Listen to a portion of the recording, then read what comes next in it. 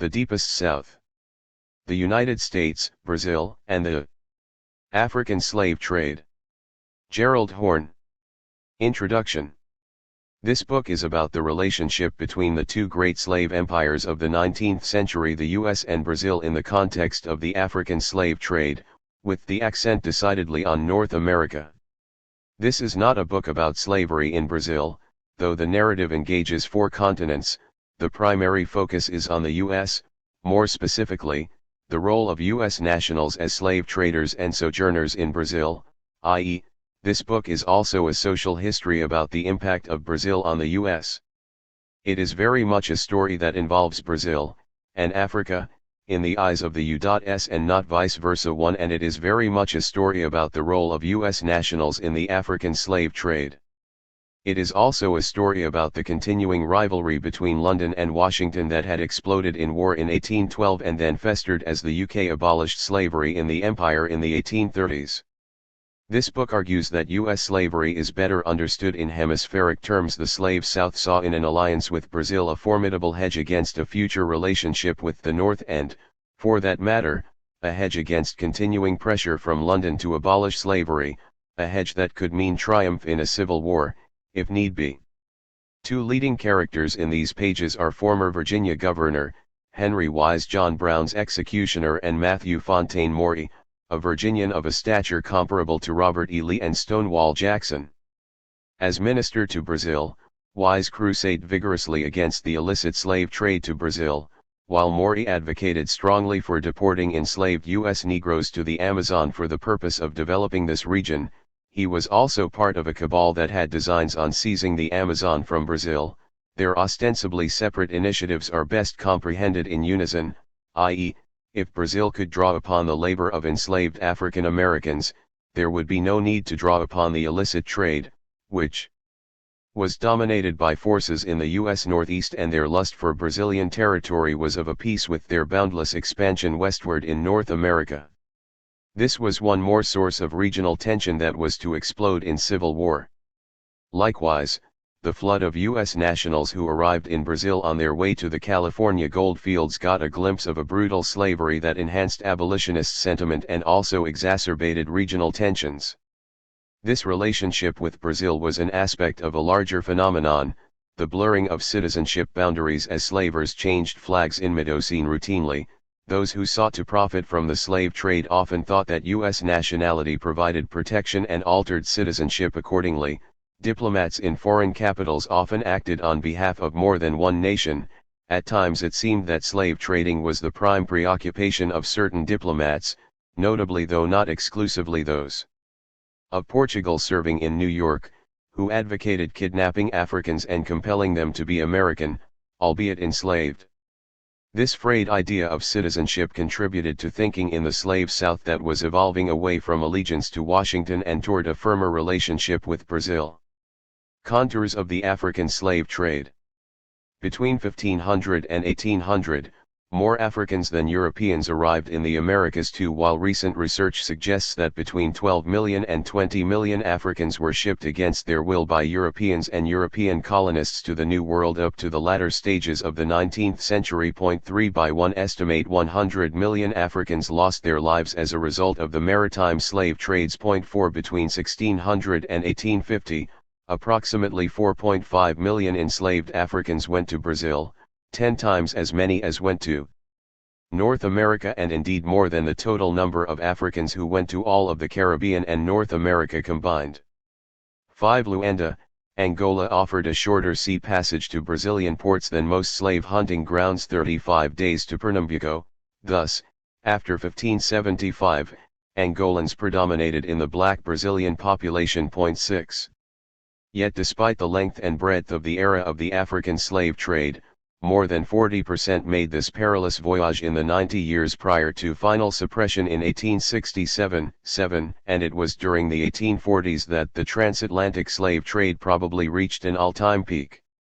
Brazil imported well over 1 million slaves, half of them illegally, during the first half of the 19th century, compared with an estimated 3 million slaves during the previous 300 years. 8 From 1835 to 1855 alone, 500,000 Africans were smuggled to Brazil, an essential element of what has been termed the largest forced emigration in history. 9. Hence, historians estimate the Brazilian slave population around 1,820 to be 2 million, i.e., two-thirds of the country's total population. 10. In the following decades, U.S. nationals played a key role in skewing further the population of Brazil with their avid smuggling of the enslaved and allowing their flag to be deployed for the same function. In a sense this was appropriate since by 1825, according to Robert Fogel and Stanley N. German, these two nations contained 67% of the total enslaved population in the Americas. 11. Thus, to gain a fuller understanding of American slavery, we must examine the U.S. and Brazil tie, particularly since the latter nation provided succor for slavery in the former. As W.E.B. Du Bois observed, the American slave trade, i.e., that of the Western Hemisphere during its busiest and most profitable stage, came to be carried on principally by United States capital, in United States ships, officered by United States citizens, and under the United States flag. 12. More precisely, as this illicit business rose in the 1840s, enslaved Africans were transported disproportionately on ships made and/or registered in the U.S. and flying the U.S. flag, and, as time passed, increasingly these ships carried U.S. crews and were financed by U.S. capital. 13. The stars and stripes began to appear regularly in the foreign slave trade when it was introduced into the Cuban trade following the signing of the Comprehensive Anglo-Spanish Treaty of 1835. From 1838 there were reports of its appearance in the Brazilian trade, and its use increased rapidly during the years 1840 to 51. Despite federal laws prohibiting the participation of U.S. citizens and U.S. vessels in the slave trade, U.S. built ships left Baltimore, New York, Providence, Boston, Salem, and other New England ports for Brazil, where they were either sold to U.S. nationals acting as front men for slave dealers or sold directly to dealers. Moreover, a great many of the slave traders, Portuguese, Brazilians, and others, who chose to seek a safe alternative to the Portuguese flag, found it in the Stars and Stripes. 14. The provision of vessels was critical, as this industry was major in the U.S., and the staunch refusal of the U.S. to allow its flagged ships to be searched by the Royal Navy of London was similarly important. As time passed, and particularly as the Civil War approached, these U.S. nationals' role became even more prominent in this business. 15. This Brazilian slave trade as a whole was more profitable than that of any other national slave trade. It was a veritable El Dorado. 16. During the pivotal 1840s, there were probably more slaves traded at the Valongo market in Rio de Janeiro than all the New Orleans markets put together. 17. Yet, the importance of this African slave trade to Brazil has not been sufficiently recognized in the nation that was one of its principal beneficiaries, the U.S. Not least, this historical amnesia elides the profound point that this odious commerce constituted a sort of unsuspected and, very often, deliberately concealed genocide. 18. Contributing to the sad fact that the African population declined significantly as a proportion of the world's population between 1700 and 1900. A decline that can be attributed in large part to the effects of slavery and the slave trade. 19. This occurred as simultaneously much of the wealth of the major nations of Europe and North America was built on the labor and suffering of millions of Africans. 20. Deport U.S. Negroes to Brazil? Those in the U.S. in the 19th century who advocated on behalf of an African slave trade that was illegal represented the most disunionist and pro-slavery faction of secessionists. Indeed, a significant percentage of secessionists in the Lower South actively promoted or sympathized with the slave trade cause on the eve of disunion. This trend lay at the forefront of slavery expansionism and Southern nationalism. 21. These notorious fire-eaters placed Brazil near the center of their dream of a transcontinental empire of slavery. 22. Particularly in the 1850s, when it seemed that slavery was encountering a roadblock in its westward expansion. 23. Thus, lamented the key abolitionist, William Lloyd Garrison, in 1854, Brother Wendell Phillips was right, the future seems to unfold a vast slave empire united with Brazil, and darkening the whole West. 24 That very same year a group of men with grandiose ideas created the Knights of the Golden Circle, who plotted to realize Garrison's worst nightmare, forging a great slave empire that blanketed the hemisphere. 25 The most articulate and influential advocate of a Brazil strategy was the celebrated Virginian, Matthew Fontaine Maury, a renowned scientist and powerful Confederate, who ranks in the state's annals alongside Robert E. Lee. He saw the Amazon famously as the safety valve of the Union and envisioned deporting U.S. Negroes, accompanied by slave masters, of course, to this still relatively underdeveloped region as an advance guard of Dixie colonialism. 26 It is easier and quicker, argued Maury, for sailing vessels from the Amazon to make the voyage to New York, than to Rio, and a vessel can make the passage quicker from New York to Rio, than she can from the Amazon to Rio. Thus, he concluded, it would be wise to transfer the slaves of the Mississippi Valley to the valley of the Amazon, an analysis that was taken quite seriously at the time in the Brazilian Foreign Ministry, as Maury's provocative words were translated and discussed. 27 In a carefully worded response, replete with loopholes and ambiguities, a classic non-denial denial. U.S. Secretary of State William Marcy assured his Brazilian counterpart that he should not take seriously certain newspaper articles which created the impression on the mind of Brazilians that a steamer of the United States is in the Amazon. 28 Maury was among many in the U.S. who cast a ravenous eye on Brazilian territory. There was a continuity of interest among those who wanted to seize land in South America and those who wanted to ship enslaved Africans from the U.S. to this continent, with the former accompanying the latter as this aggression was being consummated. Strikingly, as thousands of U.S. nationals traveled by ship to Rio on their way to California during the 1848-50 gold rush, a number of them scrutinized carefully the military defenses of the South American giant. 29 W. Grayson Mann, who had served recently as secretary to the U.S. minister in Brazil, urged the infamous soldier of fortune, William Walker, in mid-1857 to change his focus from seizing the minnow that was Nicaragua and turn his attention to the whale that was Brazil, claiming that he would then join Walker to help prevent the fairest portion of God's creation rotting away in the hands of a decrepit race incapable of developing its resources. 30 Mark Twain was among those in the U.S. who was fired with a longing to ascend the Amazon and tried to contrive ways to get to Para there.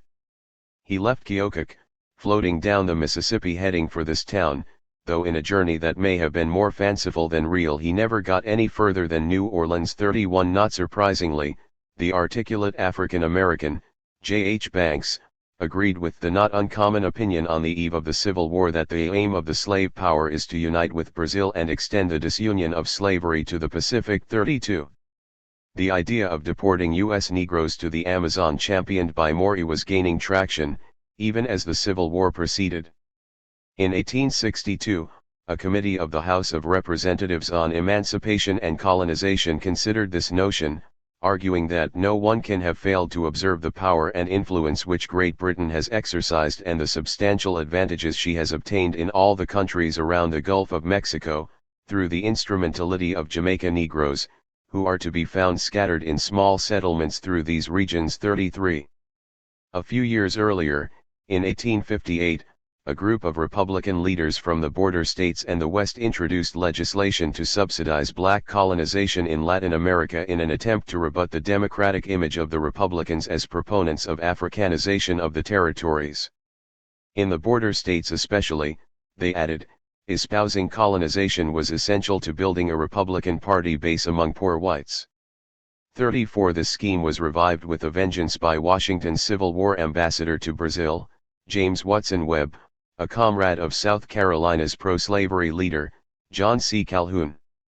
But the Brazilian Minister of Foreign Affairs, though finding Webb's plan highly interesting that deserved to be seriously pondered, rejected this mass deportation, since nothing of that sort may possibly be tried in our country, as we have a positive law which expressly interdicts the admittance of any freed Negroes within our limits. 35 Undeterred, Washington queried a number of Latin American nations within Spain's sphere of influence about accepting deported U.S. Negroes.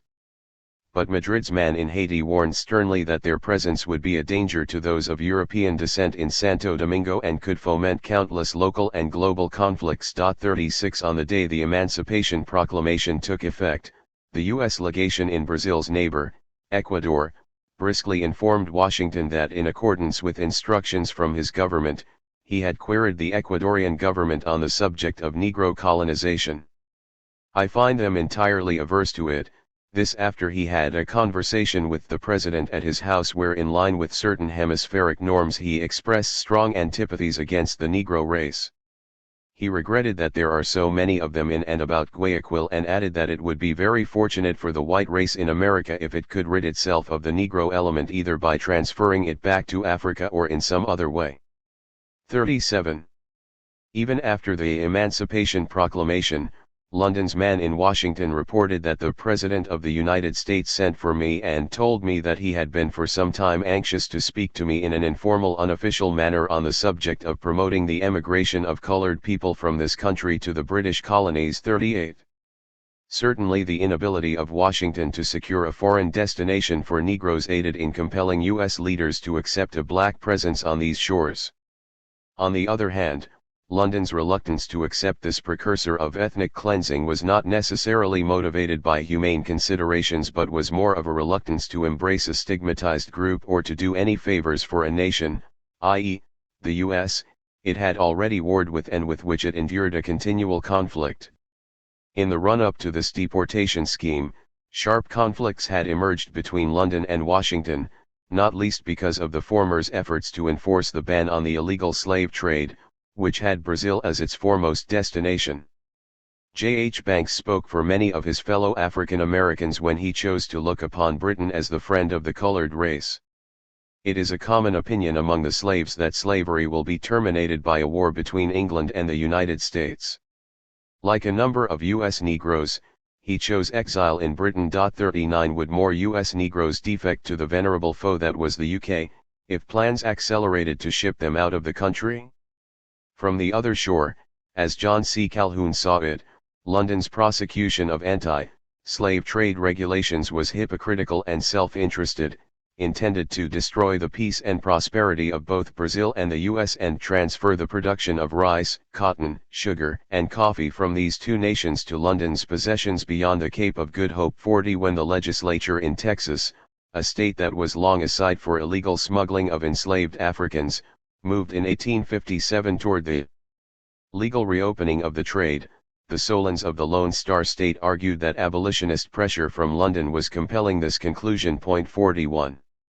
Accordingly, the U.S. Minister to Spain, Washington Irving, informed Secretary of State John C. Calhoun about conversations he had engaged in concerning prosecuting the scheme of organizing a coalition between the French and Spanish colonies, Brazil, and the southern parts of the United States to protect themselves from the abolition intrigues and the machinations of England. 42 Washington had refused to participate in the new global abolitionist initiatives and continually refused to countenance the idea of an anti-slavery league, while steadfastly refusing to grant the British Navy authority to search suspected slavers bearing the U.S. flag, which encouraged pirates of various nationalities to hoist this banner. 43 Then, during the Crimean War, the British, who had the largest anti-slave trade force on the coast of Africa, were obliged to reduce it very materially, which was like a dream come true for U.S. slavers. 44 Consequently, as the Civil War approached,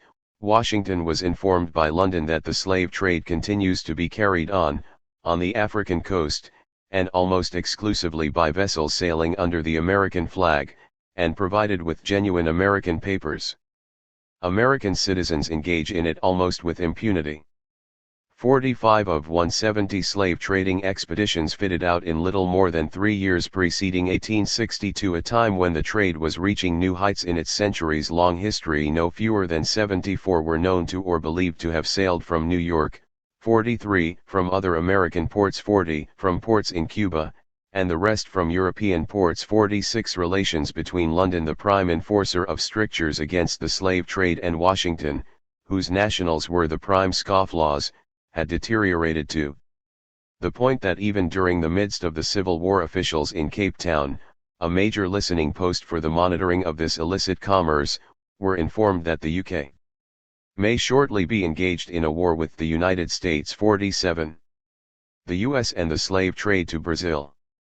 The US was the principal market for Brazilian coffee during the 1820s and early 1830s, suggesting that North Americans were a beneficiary in a major crop of an economy driven by slave labor. 48 It was not surprising when in early 1826 the president of Baltimore's Chamber of Commerce spoke warmly of the great magnitude of our commerce with the rich and extensive empire of Brazil and with the provinces of Rio de la Plata. This region was absorbing a larger proportion of the produce of our country than any other branch of our South American trade. 49 As the flag followed commerce and vice versa, the U.S. legation in Brazil often was studded with self-interested businessmen. William Wright of Maryland, whose family was prominent in Brazil's economy, also represented the U.S. in this giant nation. His connections to the slave trade caused some abolitionists to fret that such diplomats would be less than aggressive in enforcing the bar against this evil commerce. 50 Manuel Pinto de Fonseca of Rio de Janeiro, a major figure in the unlawful slave trade, had business connections with the U.S. firm of Maxwell, Wright & Co., also located in Rio de Janeiro, which, of course, was the prize jewel of the Wright family of Maryland. This company facilitated the financing of U.S. slavers by Brazilian entrepreneurs and the sale of newly imported Africans to plantations. Wright & Company was the largest U.S. merchant firm in Rio de Janeiro from the 1820s through the 1840s and also had extensive interests in Cuba, the West Indies, and Europe. 51.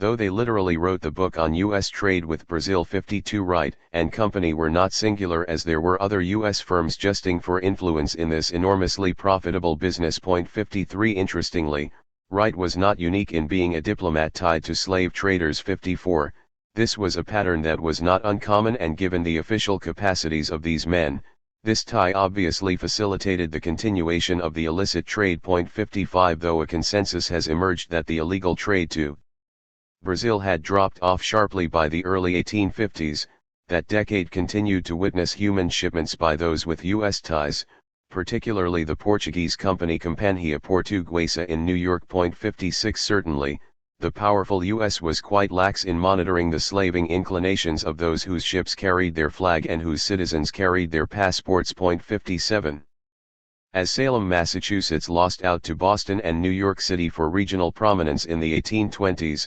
it pushed into new markets, particularly in East Africa, where some American vessels were engaged in the slave trade, buying the slaves at Mozambique principally and transporting them to Brazil and South America. 58 There was an overwhelming predominance of American influence in Zanzibar during the latter half of the 19th century, as slave sales increased in prominence. 59 U.S. influence in East Africa had increased to the point that Britain had already shown herself desirous of thwarting American rivalry in the East and lent ready credence to rumors of a possible American annexation of Delagoa Bay, which Portugal had practically abandoned for the convenience of our U.S. whalers. 60.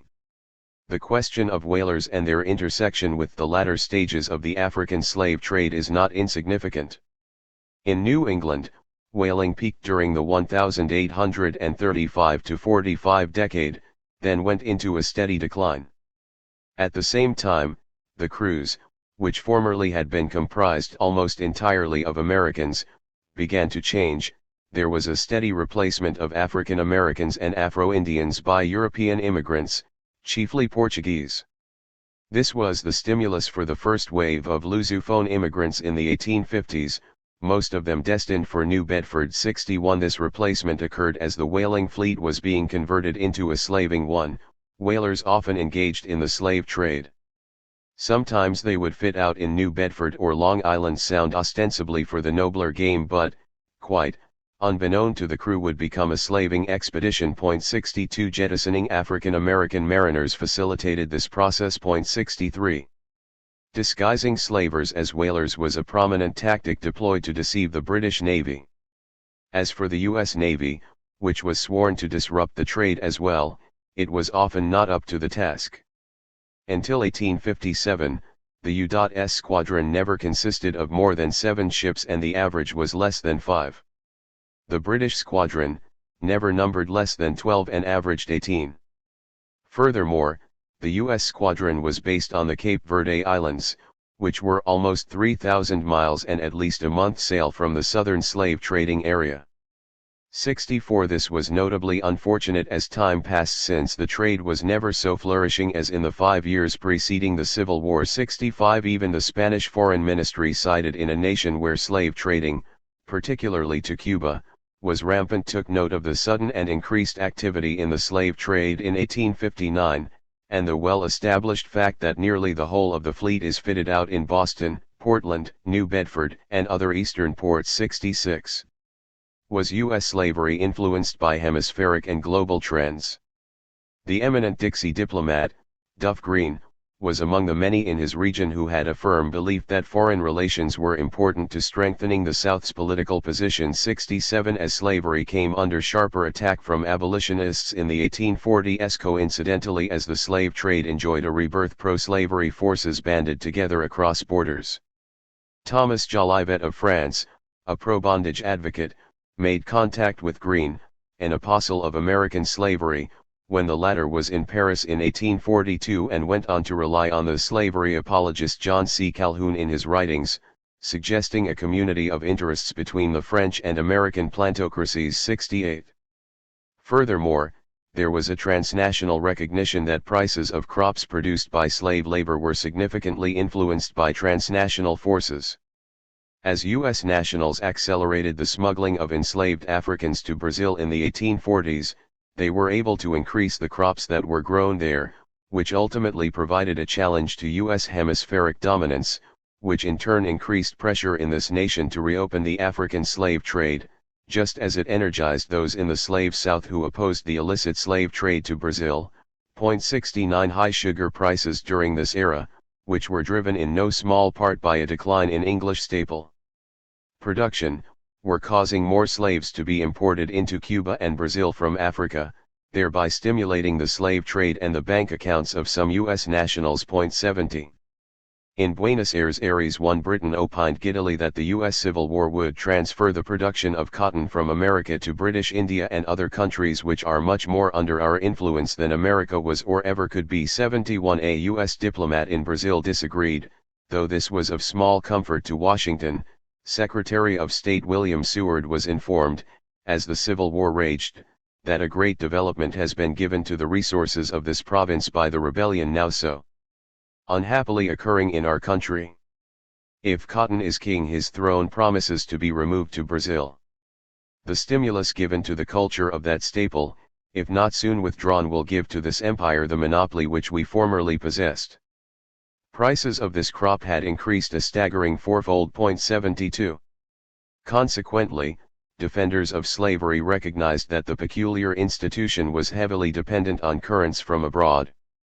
For example, Brazil's legation in Washington analyzed extensively Nat Turner's slave revolt in Virginia, seeking signs of whether this contagion might spread. 73 Even in faraway Buenos Aires, where slavery was hardly prominent, note was taken of this chilling revolt. 74. Likewise, a few years later the U.S. legation in Bahia, Brazil analyzed extensively a slave revolt in this province, seeking signs of whether this contagion might spread. The U.S. consul reported on a most serious insurrection of the black population. Had it not been discovered a few hours before, the consequences might have been dreadful. A U.S. merchant there spoke of the great state of alarm and fear that he would continue to have as a result, and was elated that men from the American corvette Erie, which Captain Percival had kindly lent him aid to protect his house as he did not consider himself safe. I heard that Capt. Percival has landed detachments to protect the American consul, and other merchants had offered his assistance and protection to the consuls of other nations. 75 Brazilian elites could not be indifferent to slave revolts in the U.S., just as U.S. elites could be affected by slave revolts in Brazil. 76. Just as Liberia was seen in Washington as a convenient dumping ground for free Negroes, thought to be inherently subversive of slavery, there was a similar sentiment in Brazil. 77 Similarly, Madrid monitored carefully the rebellion led by John Brown, no doubt worried about what it meant for Cuba still languishing in human bondage. 78 In short, Pro-slavery forces in the Americas recognized that the viability of the peculiar institution was deeply influenced by hemispheric and transatlantic currents. Africanization, or the fear of growing numbers of Africans in Brazil, also deeply influenced segments of U.S. opinion about the feasibility of reopening the slave trade in their own nation. The influence, as an outgrowth of their numbers, of those deemed to be black in Brazil, notably their role in the military, was also frightening to some in North America. One U.S. emissary cautioned his superiors about undue interference in the internal affairs of Brazil.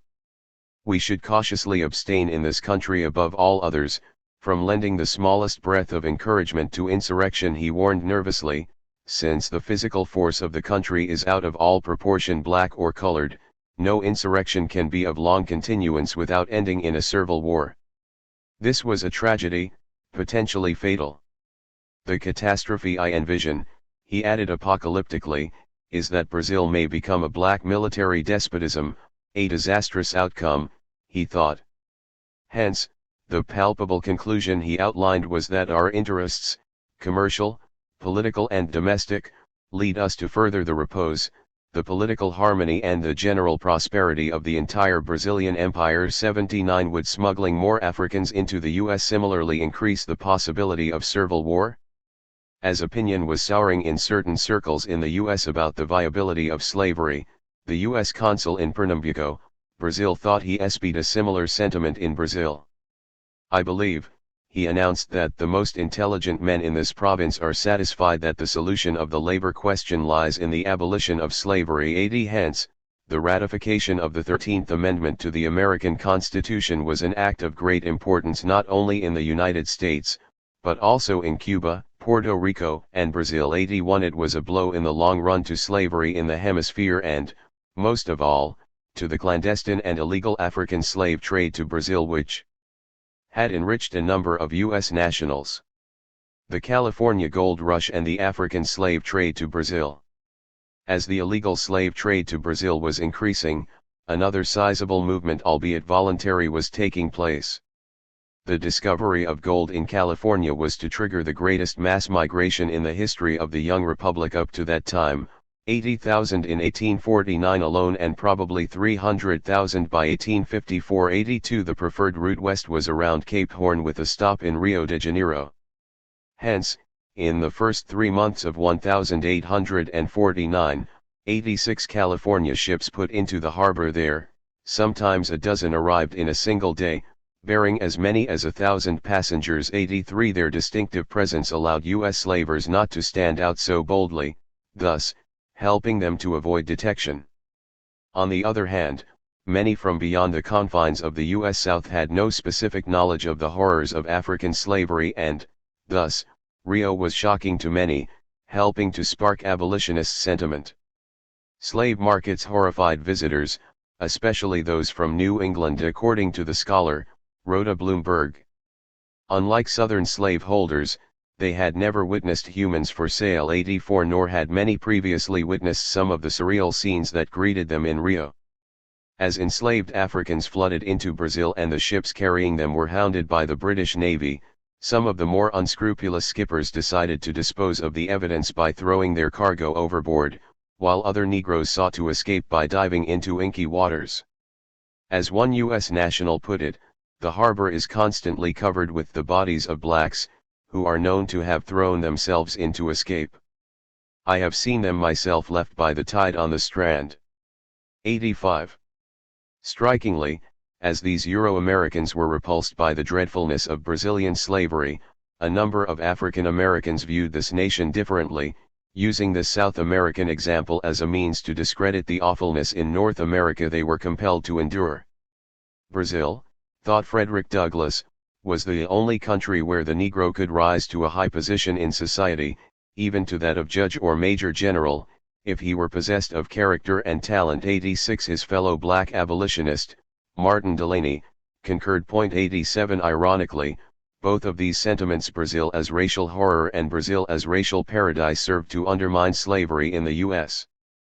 Yet neither school of thought seemed to grasp the point that the infrastructure of the illegal trade captained by U.S. nationals and serving Brazil probably had a spillover effect in the U.S., increasing the number of enslaved Africans brought to the U.S., particularly as this commerce increased as the Civil War approached, that is, as Africans were dragged across the Atlantic and Britain sought to foil their landing in Brazil.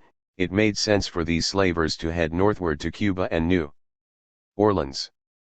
Following Du Bois, the scholar Robert Hall estimates that between 1808 and 1860 about 250,000 Africans were imported into the United States, which is probably on the high end but provides a glimpse of the dimension of the problem. 88 In 1859, the U.S. Department of Interior dispatched an agent to the southern states to investigate the extent of importation of Negroes direct from Africa. After widely conversing with a number of gentlemen of intelligence and traveling to Wilmington, North Carolina, Charleston, Florida, and elsewhere, he emerged with a mixed view, receiving credible reports of hundreds of recent imports to northern Florida. 89 British emissaries in Texas provided numerous reports over the years of enslaved Africans being smuggled into this nation, then state. 90 Certainly the momentum provided by the clandestine trade to Brazil, spearheaded by U.S. nationals, contributed mightily to the flouting of law that led to Africans being brought forcibly to North America. Just as cracking down on the sale of illicit drugs in one neighborhood often drives it into adjacent neighborhoods, something similar was happening with the illicit slave trade. Likewise, when the slave South decided to secede from the U.S., many wondered how and why they thought they could prevail against a more populous and more industrialized North, but this thinking elides the reality that the Deep South had sound cause to think that it could rely on the Deepest South, i.e., an alliance with Brazil along with its former patron, Portugal, and Spanish Cuba, and could thus prevail and ensure that slavery in the hemisphere would triumph. Confederate exiles in Brazil. After the Civil War, some U.S. nationals, particularly from Dixie, reluctant to reside under the rule of the government they had just sought to overthrow and unwilling to relinquish their fondness for slavery, migrated to Brazil, where this institution continued until 1888. In 1867, the New York Times noticed one Southern gentleman, who thinks that in Brazil he can own slaves, can do as he pleases, go where he likes, and retain his old views of the inferiority of the Negro. 91 He was among the thousands who made this journey southward, a number of whom tried to bring enslaved Africans with them. This capital flight too was noticed by a British diplomat in Puerto Rico, who was informed of a cargo of slaves shipped off the coast of Florida that had called off Vieques for the purpose of obtaining provisions in order to continue her voyage to the coast of Brazil. He moaned that this traffic may be carried on with success, a traffic which is even more barbarous than the African slave trade, from the fact that these poor Negroes of the southern states, who have received the one great benefit of the late American Civil War, should again so treacherously be driven into bondage. Like the illegal trade to Brazil and the U.S., one can only speculate about the number of erstwhile U.S. Negroes who were kidnapped and taken to Brazil after the Civil War. 92 The conclusion of this terrible war ultimately was a devastating, though, intriguingly, not necessarily a fatal 93 blow to this criminality of illicit slave trade. In sum, this book is an account of the diplomatic history of the U.S. Brazil relationship with an accent on North America in the context of the acceleration of the African slave trade. But lurking above both of these nations is Great Britain, whose intervention slowed down the attempt to bring even more enslaved Africans across the southern Atlantic.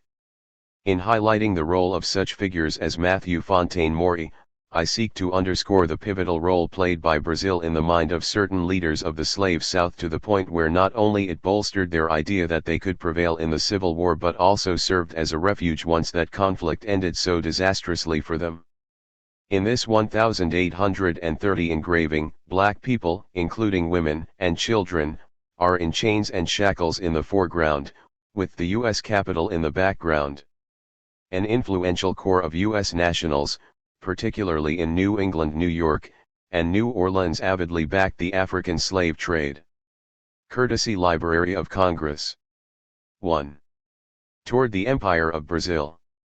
Brazil, which borders every nation in South America except Chile and Ecuador, has only a tiny portion of its territory, in the far south, in the temperate zone. Its shoreline stretches for 4,600 miles, and it is as near to Africa as to the United States, a connection which inevitably attracted nationals of the latter who were interested in perpetuating the slave trade. Point 1. This chapter will explore early connections between the U.S. and the 13 colonies, in the context of the slave trade to Brazil and before its post-1840 expansion. The slavery tie between the nation that was to become the U.S. and Brazil stretches back at least to the early 17th century, when the Dutch controlled New Netherlands, i.e., New York, and a Brazilian colony, and were transporting enslaved Africans from there to North America. Point 2. Even after the Dutch were ousted from control of Brazil and Portugal extended its domination, this collaboration on the slave trade between North and South America continued. In the early 18th century, Thomas Amory of Charleston, who traded regularly in West Africa, pointed to the ease with which he could send slaves to Brazil, for Negroes sell as well at South Carolina as at Brazil. 3. Still, northeastern merchants dominated the slave trade to Brazil. Point 4. The family of Mary Robinson Hunter, whose spouse served as a diplomat in Rio de Janeiro beginning in the 1830s, was preeminent in this commerce. Point 5. The early relationship between the North American colonists and Brazil was facilitated by the relationship between Britain and Portugal. The alliance between London and Lisbon was long-standing, a trend that was evident at the surrender at Yorktown, where the man who presented Cornwallis's sword was Charles O'Hara, the bastard son of Lord Tyrrell, English ambassador to Portugal, and his mistress, Anna, a Portuguese lady. This was reflective of the fact that many English, because of old social ties and economic trading positions, did business with and lived in both Brazil and Portugal. 6. This London-Lisbon alliance, in turn, facilitated ties between North America and Brazil. Point 7. The relationship did not cease after the Revolution, as U.S. businessmen were prominent in the slave trade to Montevideo in the late 18th century. Point 8. The young republic's continuing interest in South America was palpable. Point 9. Early on, Thomas Jefferson instructed John Jay about the prospects for the ousting of Portugal from Brazil. His opinion that the slaves will take the side of their masters seemed like self-interested wishful thinking on his part. Anticipating his fellow Virginian, Matthew Fontaine Maury, Jefferson also asserted that it is impossible not to look forward to distant times when the U.S. would cover the whole northern, if not the southern continent. 11. According to legal historian, A. Leon Higginbotham, there is much reason to believe that Thomas Jefferson was not truly troubled about the international slave trade.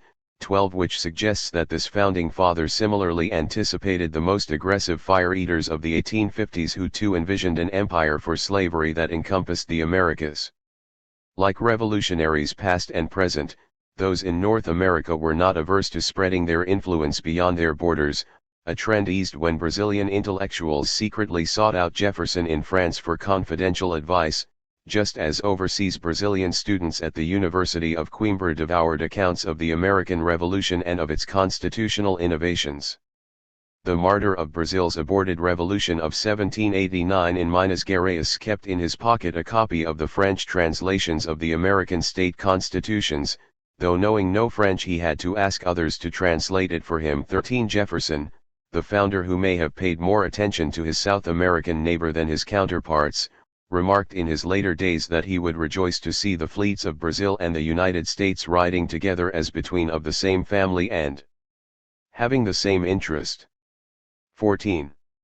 It is unclear if Jefferson, a slaveholder, had this peculiar institution in mind when he envisioned such an alliance between Brazil and the U.S., since this was the overriding characteristic held in common between these two vast nations. 15. The split in U.S. ranks on the question of the African slave trade may have assisted the proliferation of these U.S. dealers in the South American market. Though over the decades the Dutch had been supplanted by the Portuguese in Brazil, slave traders from North America remained a consistent presence in South America. Ironically, the trade in fact became more profitable after the ratification of the U.S. Constitution, given the infamous proviso that has been interpreted to suggest that this business would be curtailed after 1808. 3 years before the expiration of the clause, the demand for slaves increased so dramatically that traders were barely able to keep up with the market. Indeed, the busiest year in the history of the trade for Rhode Island slavers was 1805. Hence, From 1804 to 1807 state and federal orders to prosecute and fine slave traders were ignored at Bristol. The number of ships leaving that port for Africa soared 16. These ships were constantly visiting the fertile slave hunting ground that was Mozambique 17 and Brazil 18, where business was lucrative and varied. 19 So many Negroes were pouring into Rio de Janeiro that the idea was broached in Cape Town of purchasing slaves in Brazil and liberating them on certain conditions at the Cape. 20. Likewise, in the early 19th century, a considerable number of East African Negroes, chiefly from the Portuguese colony that was Mozambique, were among the cargoes brought to Charleston, South Carolina. 21 Just as the Portuguese colony of Angola had supplied a considerable percentage of Virginia's Negroes. 22 There was a continuity of interest in the slave trade between the U.S., on the one hand, and Portugal and its colonies in Africa and South America, in particular on the other hand. Actually, a federal law in 1794 made illegal participation of U.S. nationals in the African slave trade beyond the confines of the U.S. itself. Though like most measures of this type it was hardly enforced, it was strengthened in 1800, and in 1808 another such bill was passed. Then after the War of 1812, similar laws were passed. 23 Despite these laws, there was no cessation of the participation of U.S. nationals in the African slave trade. For these laws notwithstanding, it was estimated that thousands of Negroes per year were being brought illegally to North America by the first quarter of the 19th century. 24 With Africans being smuggled to these shores from across the Atlantic and points south, example Cuba, Jamaica, and South America. 25 Again, this estimate appears to be extravagant, though it did signal a trend that was ongoing until the end of the Civil War marked the official closure of the trade, when Africans were being traded in the hemisphere with the abandon of pork bellies in today's Chicago. This was accompanied by the kidnapping of ostensibly free Negroes north of the Mason-Dixon line, who were sold south into slavery, perhaps to the deepest south, i.e., Brazil, in what amounted to an anarchistic free market. 26 Indeed, some of the more doctrinaire of the free traders argued that no artificial barriers whatsoever should be erected against the free movement of goods, including slaves. 27 Washington was officially hostile to the African slave trade, though the African Society of London had reason to disbelieve this, and in 1816 pointed to the sudden substitution of the Spanish for the American flag on ships involved in this commerce. Thus, the slave trade, which now for the first time assumed a Spanish dress, was in reality only the trade of other nations in disguise. By 1817, the governor of Sierra Leone thought there was a greater number of vessels employed in that slave traffic than at any former period. Washington was hesitant to join efforts at suppression on the grounds of upholding sovereignty. 28 Thus, even before Britain banned slavery, it was pressuring the U.S. to bow out of the slave trade. 29 In 1817, Portugal signed a treaty that stipulated that their slave trade on the coast of Africa should entirely cease to the northward of the equator, and that it should be unlawful for her subjects to purchase or trade in slaves except to the southward of the line. Among other things, this was a virtual declaration that Angola should be a prime hunting ground for enslaved Africans. 30 In 1818, Washington was approached about cooperating with London on suppressing the slave trade, which in Article 10 of the Treaty of Ghent, 1814, this new nation had agreed to do, but in the U.S. Senate the question of an anti-slave trade treaty became entangled with the issue of domestic slavery, and the Convention of 1824 was never ratified. 31 London's aggressive approach was not embraced in Washington, nor Lisbon, with the latter taking particular umbrage since it had backed the UK repeatedly and thought it deserved better. 32 London brusquely told Secretary of State John Quincy Adams what he should have known: the United States have maintained at no time a greater number of cruisers than two, rarely more than one, and latterly, during several months together, no ship of war whatever on the African station. As late as the 14th of January 1822, it was stated, officially by the governor of Sierra Leone, that the fine rivers Núñez and Pongas were entirely under the control of renegade European and American slave traders. Adams, in turn, nixed London's proposals to rein in this outlawry, though he acknowledged the slave trade as piracy and took a swipe at Portugal as the only maritime power of Europe, which has not yet declared the African slave trade, without exception, unlawful. 33 Meanwhile, vessels out of Mobile and New Orleans were captured with scores of enslaved Africans aboard. 34 While repeated complaints were made about Galveston and Brunswick, Georgia as sieves for the smuggling of Africans. 35 Indeed, in calculating the number of Africans brought illicitly into the U.S. after 1808, one should include the significant numbers brought from territories e.g., Florida and Texas that did not fall under Washington's sway until much later. 36 Given this bent in the U.S., it was inevitable that attention would turn to what was becoming the biggest slave market of all, Brazil. Portugal was seen as a relatively weak power that controlled this huge colony and was, therefore, ripe for dislodgement. In 1817, there was an attempted filibustering effort in Brazil, that implicated U.S. nationals, which was designed to attack Brazil in an effort to shake the newly elected throne of Bragança sick to its foundation. 37 Subsequently, relations between Lisbon and Washington were harmed with the arrival of 2 American vessels clandestinely carrying weapons to those in Pernambuco, leading this revolt. Simultaneously, Baltimore gained a notorious reputation as the chief rendezvous for privateers operating in Brazilian waters against Portuguese commerce, which was worsening diplomatic and naval relations. 38 The U.S. consul in Pernambuco, Joseph Ray, confessed to John Quincy Adams in 1818 that local authorities here have since the late Revolution looked on the Americans as suspicious persons who came here for the sole purpose of aiding the patriotic cause in this country. 39 There was concern in Rio de Janeiro that Washington was seeking to take advantage of the vociferous tendencies that were fomenting various separatist revolts in their nation. This was occurring as Latin America was plunged into turmoil as nations strained to free themselves from Spanish colonialism. Though John Quincy Adams instructed his Buenos Aires counterpart that the U.S. was bound to observe between the parties an impartial neutrality, this did not stop him from coming to the U.S. in an effort to obtain a number of vessels of war for the governments of Buenos Aires and Chile. 40 Washington may have desired closer relations with BA, not least since ties with Portuguese Brazil were fraying.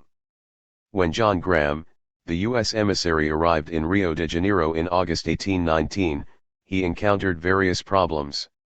After a pleasant passage of 47 days, he had difficulty in finding accommodation for his family. Finally, he met with the king, but he spoke, however, very low and in Portuguese, a language, said Graham, with which I am not as yet very little acquainted. So, he said, I spoke to him in Spanish, which may have been the least of his growing problems. For when he sought to discuss commercial intercourse with the Minister of Foreign Affairs, he was informed rather abruptly that this was not the time to talk of commercial arrangements when two countries were almost in a state of actual war, not least given the harsh measures understood to have been adopted in the ports of Brazil against some vessels of the United States and their crews, including jailing and putting them in hard labor in chains when they had committed no serious offense. 41 Rumors of filibustering expeditions from the U.S. or armed attempts at regime change could not have helped either. While Washington was still smarting since during the last war between the United States and Great Britain, Portuguese subjects were found on board captured British vessels of war. 42 U.S. Negroes, often at odds with the government that oppressed them, often were similarly critical of Lisbon. Freedom's Journal, the pioneering Negro periodical, denounced Portugal for having refused to abandon the slave trade, specifically noting Lisbon's claim to carry it on for the supply of her African islands, the Cape de Verdes, whence it is easy to take slaves to Brazil. 43 In turn, news of how blacks fared in the United States horrified Brazilians when they read travel accounts, or listened to relatives who had visited Virginia or Mississippi. 44 Their opinions may have been influenced further since slaves from the United States, Cuba, northern South America, Uruguay and Argentina had also come to live in Rio. 45 Being valuable commodities, enslaved Africans were as likely to be transported with a master from North to South America as a favored horse, and probably more so. Fleeing Napoleon, the besieged Portuguese monarch fled to Brazil, where in 1815 these nations were declared one kingdom. By 1820, he had been recalled to Europe by the outbreak of turmoil in his homeland. Taking advantage of this disorder and similar revolts erupting in Latin America as a whole, Brazil proclaimed independence in 1822, a development which was not displeasing to some in Washington who sought to weaken the influence of European powers in the hemisphere. Moreover, one important reason why the Brazilian landowners and slaveholders had given their support to an independent monarchy in Brazil was precisely because they saw independence as a means of escaping from Britain's unrelenting pressure on Portugal for the complete and immediate abolition of the slave trade, a factor also found appealing in certain pro-slavery precincts in Washington. 46 Recognition of Brazil, said the U.S. representative in Brazil, Conde Ragat, that is the consummation of such an act before any other nation would give us an influence which otherwise we never can have. Emphasis original. 47. As Brazil was surging to independence, it was undergoing a remarkable transformation in its makeup. From 1790 to the end of the legal Atlantic slave trade in 1830, Rio de Janeiro saw nearly 700,000 Africans offloaded at its port. This number represents 2/3 of all imports into Brazil during the same time period, with 80% arriving from West Central Africa alone. 48 Even at this early stage, U.S. nationals were implicated. In 1821, R.S. Long was under sentence of 5 years imprisonment in Angola. He was an American, engaged in the slave trade, under the Portuguese flag. "I understood," said the U.S. consul, James Bennett, "that he was a pilot, but now it appears that he was owner." 49. This influx of Africans to Brazil was accompanied by a dramatic price increase, as slave prices doubled between 1820 and 1850, an increase well in excess of that recorded in the United States in the same period, which ineluctably captured the attention and initiative of U.S. slavers. 50 The presence of these Africans allowed for a dramatic rise in agricultural production, as it was the slow collapse of the Saint Domingue coffee producers after 1790 and the eventual collapse of Cuban coffee production after a series of devastating hurricanes in the 1830s that finally gave Brazil undisputed mastery over New World production. 51. Ironically, 1830, which roughly marks the year when the African slave trade to Brazil was to be halted, actually marked the time when it increased spectacularly. As London saw it, one factor in this process was that slaves in Africa were incredibly cheap and wages of ship crews were likewise. Thus, factories were established on the coast of Africa and the slave trade greatly increased under cover of a pretended colonization for Montevideo. 52 In a pattern that was to occur repeatedly, one Rafael Antonio de Carvalho, a Portuguese, acting as American vice consul at Mozambique, was a prominent slave dealer. It was reported that the bays of Sofala, Macumbo, and Fernando Veloso were much frequented by American whalers. In last July there were as many as 5 in the Bay of Macumbo, while scarcely any British vessel touches at these ports. Though Lisbon was leery about losing Mozambique, just as it had lost Brazil, this sprawling region was in fact supplied with every necessity by slavers from Rio de Janeiro, Cuba, and occasionally by Americans, while not a single merchant vessel went from the mother country to the province of Mozambique in the whole year of 1838-53. By picking on Lisbon, the U.S. had selected, perhaps, the weakest of the major colonial powers. More than this, their erstwhile patron and frequent rival London had its navy mostly in West Africa to monitor slave trade depredations, which meant that East Africa was a wide-open backdoor. By the 1830s, the U.S. had already set up a practical monopoly in this region and were extremely jealous of their position. 54 An elongated triangular trade emerged that linked East Africa with Brazil and the U.S., particularly Salem, Massachusetts. 55 In fact, it was reported, when the untutored African heard the United States, or New York, or Boston mentioned, he thought it some small port in Salem, or so the Salemites averred. Not surprisingly, one of the more commodious dining rooms in the famed Hawthorne Hotel in Salem was named the Zanzibar Room, homage to the infamous slave entrepot. 56. U.S. nationals purchased vessels, then would rent them to Brazilian and Portuguese slave traders in Brazil. They in turn used these ships, protected by the United States flag and manned by U.S. crews, for the round-trip voyages to Africa. Shipbuilders in eastern ports, including Beverly and Salem, constructed vessels especially for the Brazil-Africa trade. 57 Zanzibar long had developed a well-merited reputation as a chief site for the African slave trade, and from September 1832 to May 1834 of the 41 vessels recorded as arriving there were 7 from England, and 1 each from France and Spain, while 32 were American. 58 writing from Rio de Janeiro, one Salem merchant observed, "Many vessels are leaving daily for the coast of Africa for slaves. The business is increasing very rapidly. The American schooner Carolina has been sold, for a slaver without doubt. She is a clipper built from 80 to 90 tons and several years old." 59. The resultant economic growth in Brazil attracted visitors from the U.S., a trend that was to reach its apex during the California Gold Rush. But even before Brazilian independence, North American visitors were arriving in the deepest South, and in a trend that was to occur repeatedly, were not overly impressed by what they saw.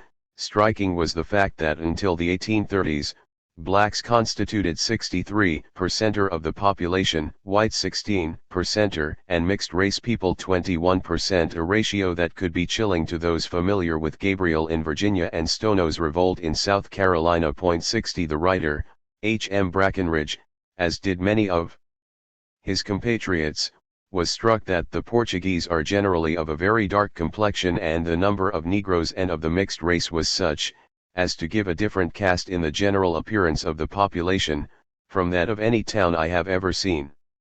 Writing in 1820, again like many others, this New Orleans resident was taken by the sight of slaves pulling carts like horses and making unimaginable sounds, all screaming in the same style, producing a general effect, of which I can convey no idea. 61.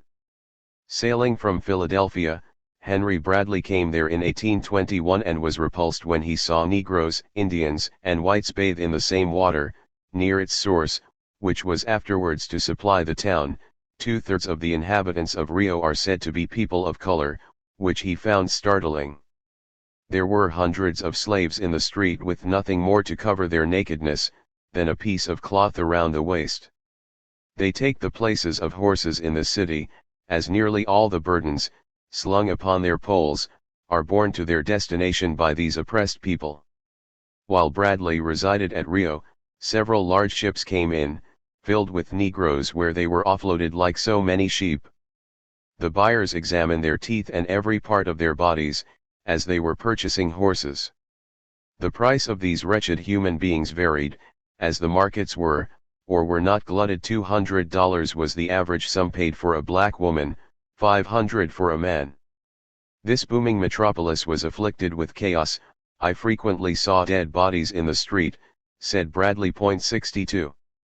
Like most U.S. visitors, Bradley was struck by the ubiquity of African slavery, though he was not as incensed as others about Lusophone culture, which often was viewed as a hotbed of great miscegenationists and a sink of Catholic biases. Indeed, the alleged absence of racial prejudice in Brazil and of a color line struck every American visitor with wonder. 63. Still, the message that was increasingly transmitted to the U.S. about Brazil was that it was booming, fueled by enslaved Africans. 64. A message that was bound to attract the attention of legions of slave dealers and a growing number of abolitionists. As a result of British pressure, by 1830, Brazil was being compelled to bar the legal slave trade, and slave dealers saw the time leading up to this year as an opportunity to deluge Rio de Janeiro with Africans. "The black population has latterly enormously increased," wrote Thomas Bennett, arriving after Bradley's departure. "As the period approached for the total abolition of the slave trade, capital has been everywhere embarked in the purchase of Negroes.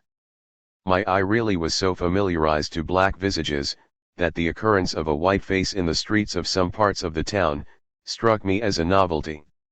He found this trend alarming, though he was struck by the improved implements of every kind which they use, the machinery they set in motion, the expertness in manual dexterity at which they arrive, and the abridgment of labor which they effect were lessons of the greatest value. 65.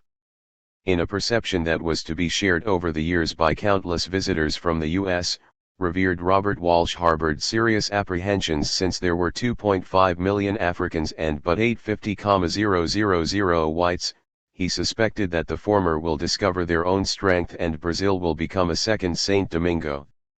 This is particularly the case at Bahia and Pernambuco, where almost all the Negroes are brought from the same part of Africa, though at Rio the case is different. The Negro population consists of 8 or 9 different castes, having no common language and actuated by no sympathetic tie, and this animosity the whites cherish and endeavor to keep alive.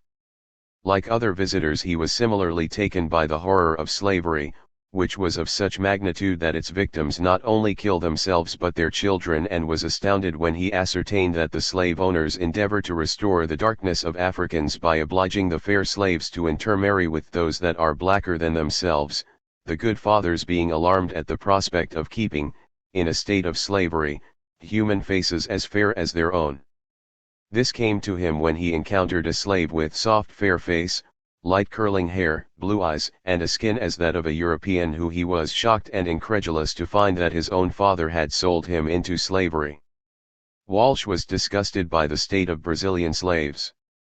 The state in which they appear is revolting to humanity. Entirely naked, with the exception of a covering of dirty rags tied about their waists. Their skins, from constant exposure to the weather, had become hard, crusty and seamed, resembling the coarse black covering of some beast, or like that of an elephant. Their foreheads retiring, having exactly the head and legs of the baboon tribe. Even the horses and mules who were seen in the same streets were pampered, spirited and richly caparisoned, enjoying a state far superior to the Negroes. However, in a pattern that was to be repeated, this disgust translated into abolitionism. Instead, he offered that the first impression of all this on my mind, was to shake the conviction I had always felt, of the wrong and hardship inflicted on our black fellow creatures, and they were only in that state which God and nature had assigned them, that they were the lowest grade of human existence. However, after more sober reflection he came, therefore, to the irresistible conclusion in my mind, that color was an accident affecting the surface of a man and having no more to do with his qualities than his clothes. Reverend Robert Walsh also thought slave labor handcuffed Brazil, though a number of his contemporaries hotly disagreed. The wealth of Rio is vested in this property, and slaves form the income and support of a vast number of individuals, who hire them out, as people in Europe do horses and mules. This is one great cause, that prevents the adoption of machinery. 66. Even in the southernmost cone of the continent, apprehension was mounting about the growing presence of Africans in the hemisphere.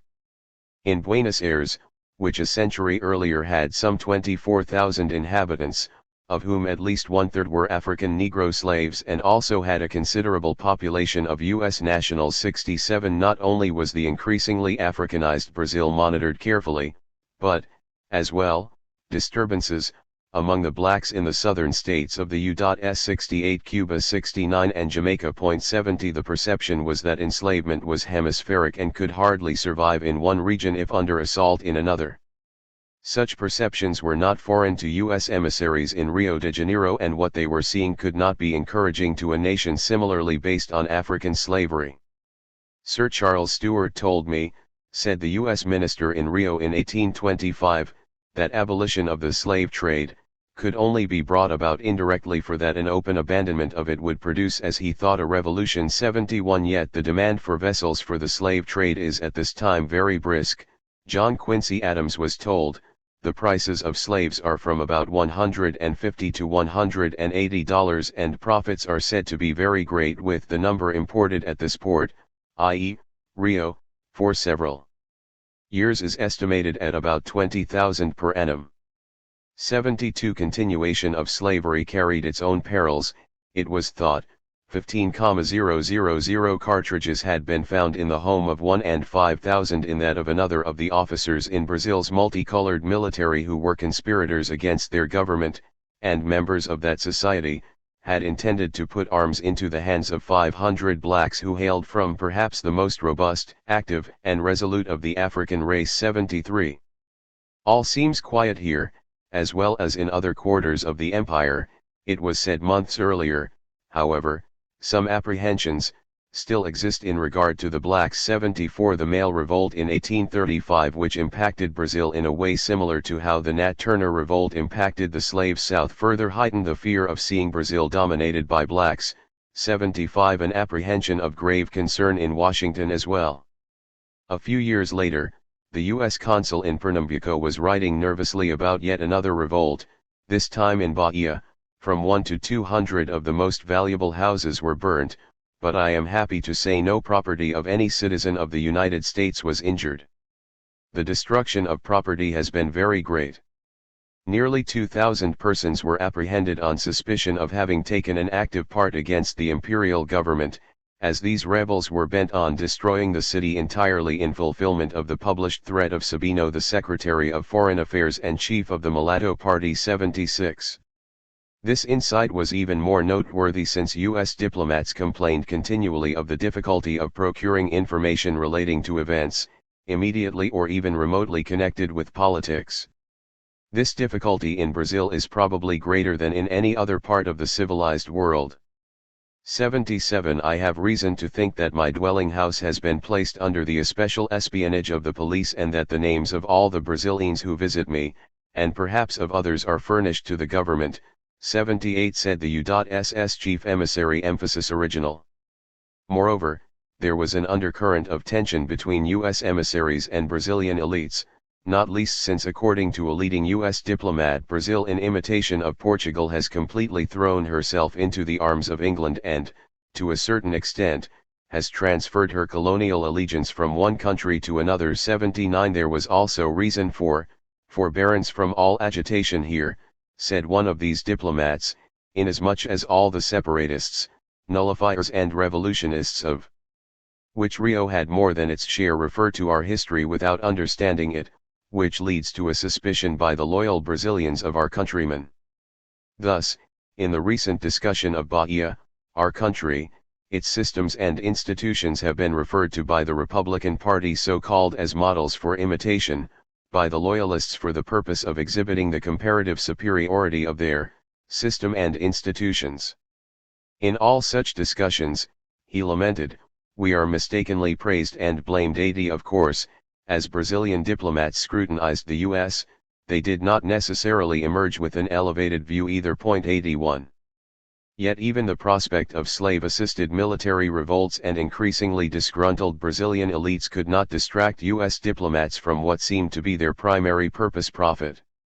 Chief among these was William Wright of Maryland, scion of a fabulously wealthy merchant house that just happened to have major interests in the slave trade and the crops they produced.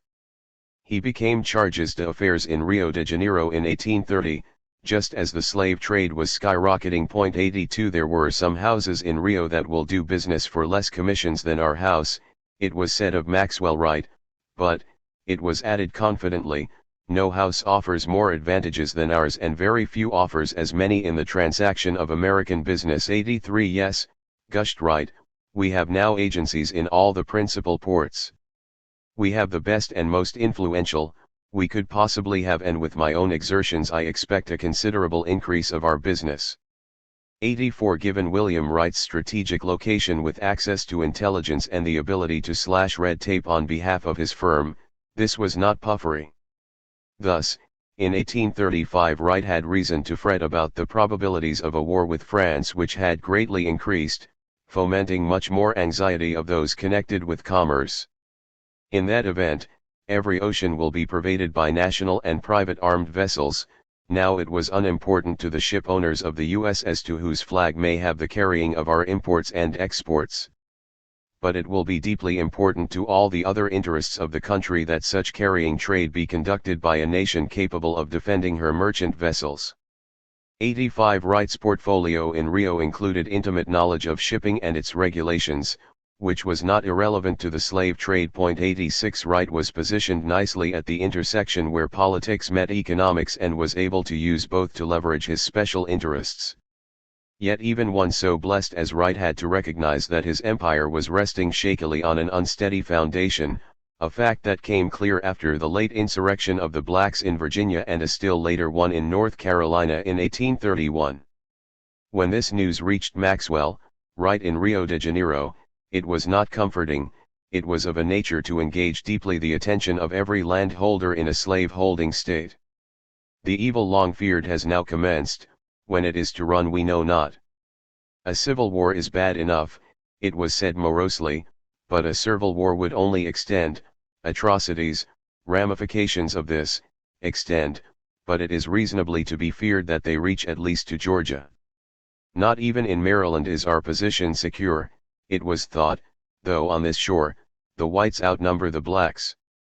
The firm had hard questions to answer. Is it to affect tremendously the value of all real property in the state?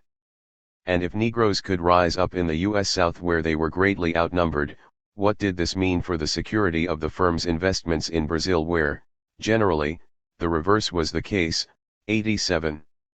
As if that were not sufficient bad news, Maxwell, Wright had to contend with commercial difficulties in the U.S. engendered by the Panic of 1837, which seemed to get worse and worse. If possible, failure of large houses would be occurring daily in New York and New Orleans, some in Boston. The message to Rio was do not take any new risks for the present. 88. Yet if Maxwell, Wright could have espied the activities of one of its competitors, it would have encouraged them, perhaps, to become more deeply involved in the African slave trade. Messrs. Farnham and Fry of Salem, Massachusetts had ships sailing from New York where these gentlemen were engaged in commerce under the firm of P.J. Farnham & Co. They controlled a factory, or storehouse, for some years past on the African coast at a place called Ambrise, about 60 miles north of Angola, and have had vessels engaged in trade there.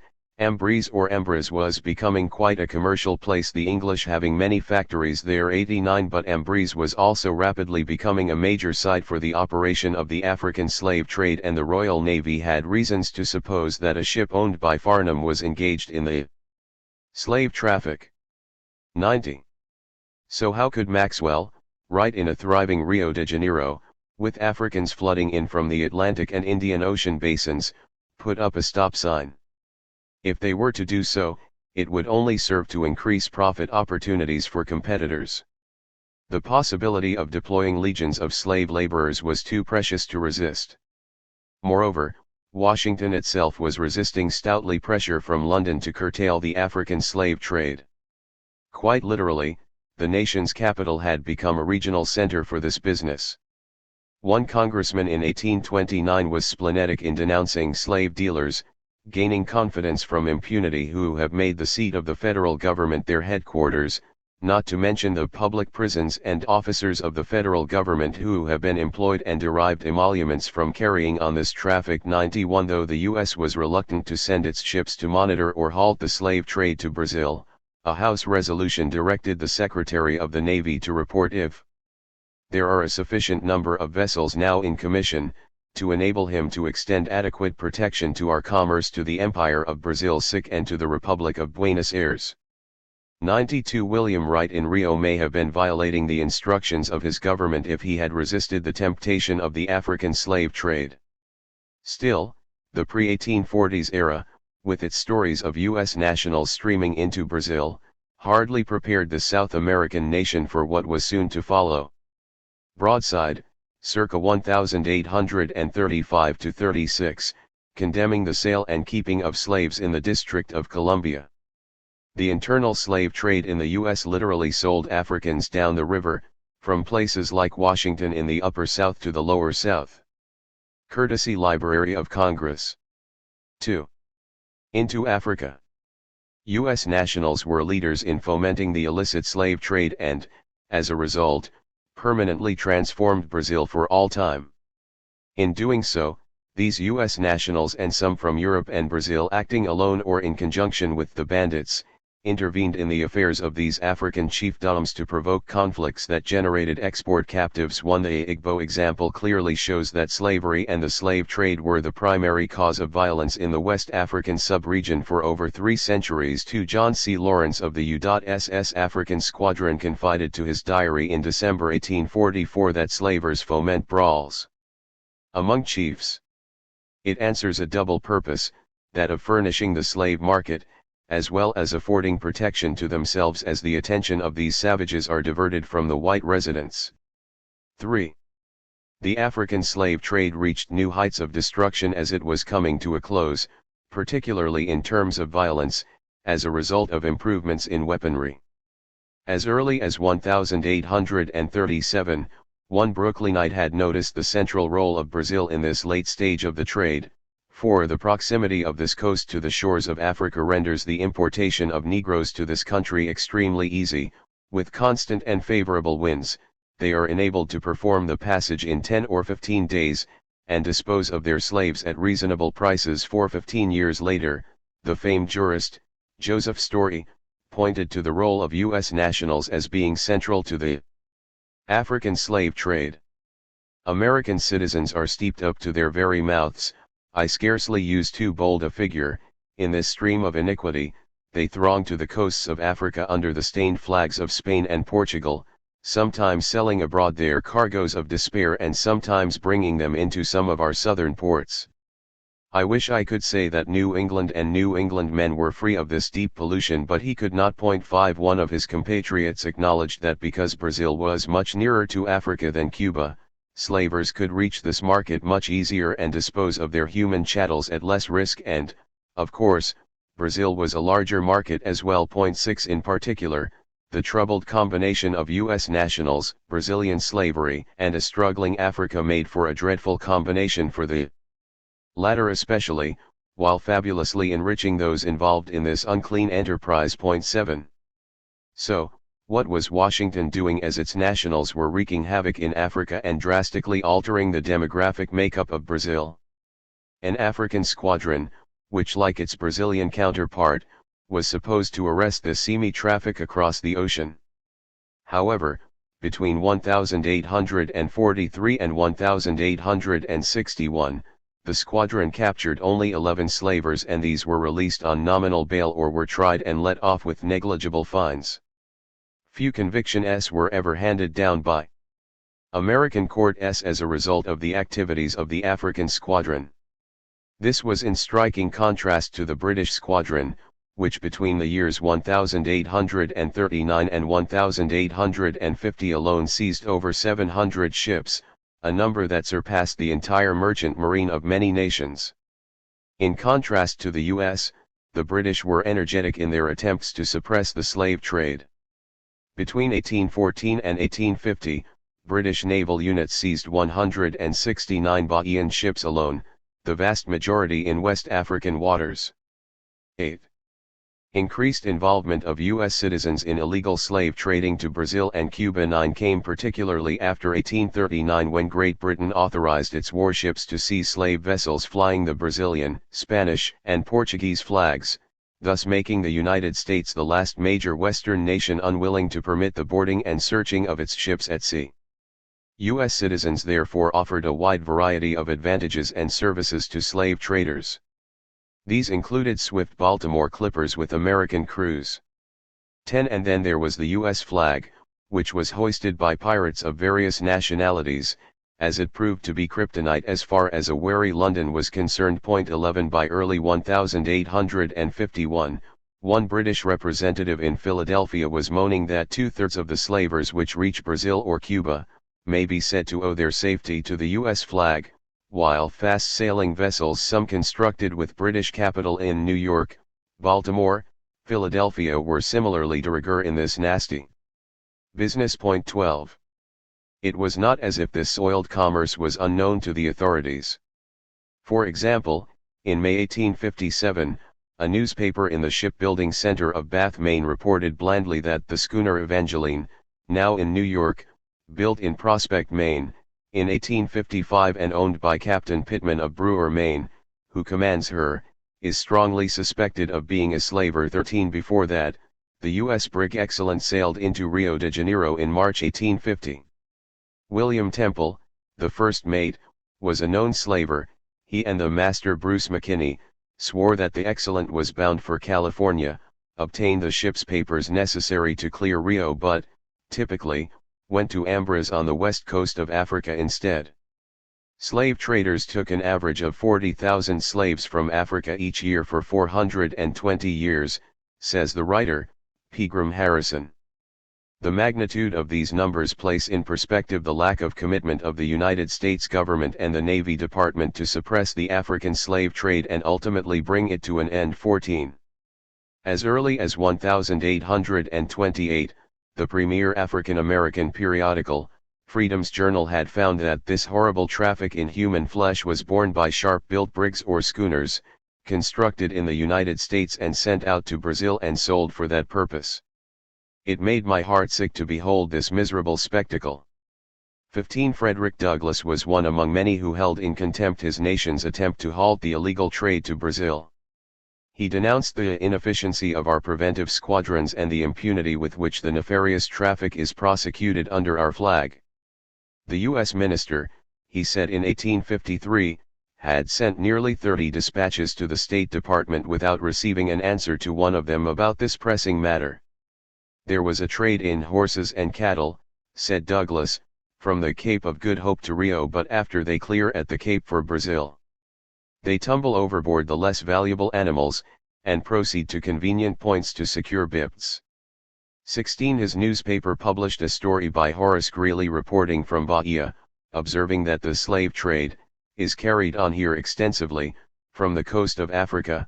We hear, said the New York-based writer, that the Baltimorean-built pilot boat Henry Clay is now gone on her 11th voyage to the coast of Africa for slaves. In 4 years she has been owned here, and that she made in that time over $300,000 for her owners.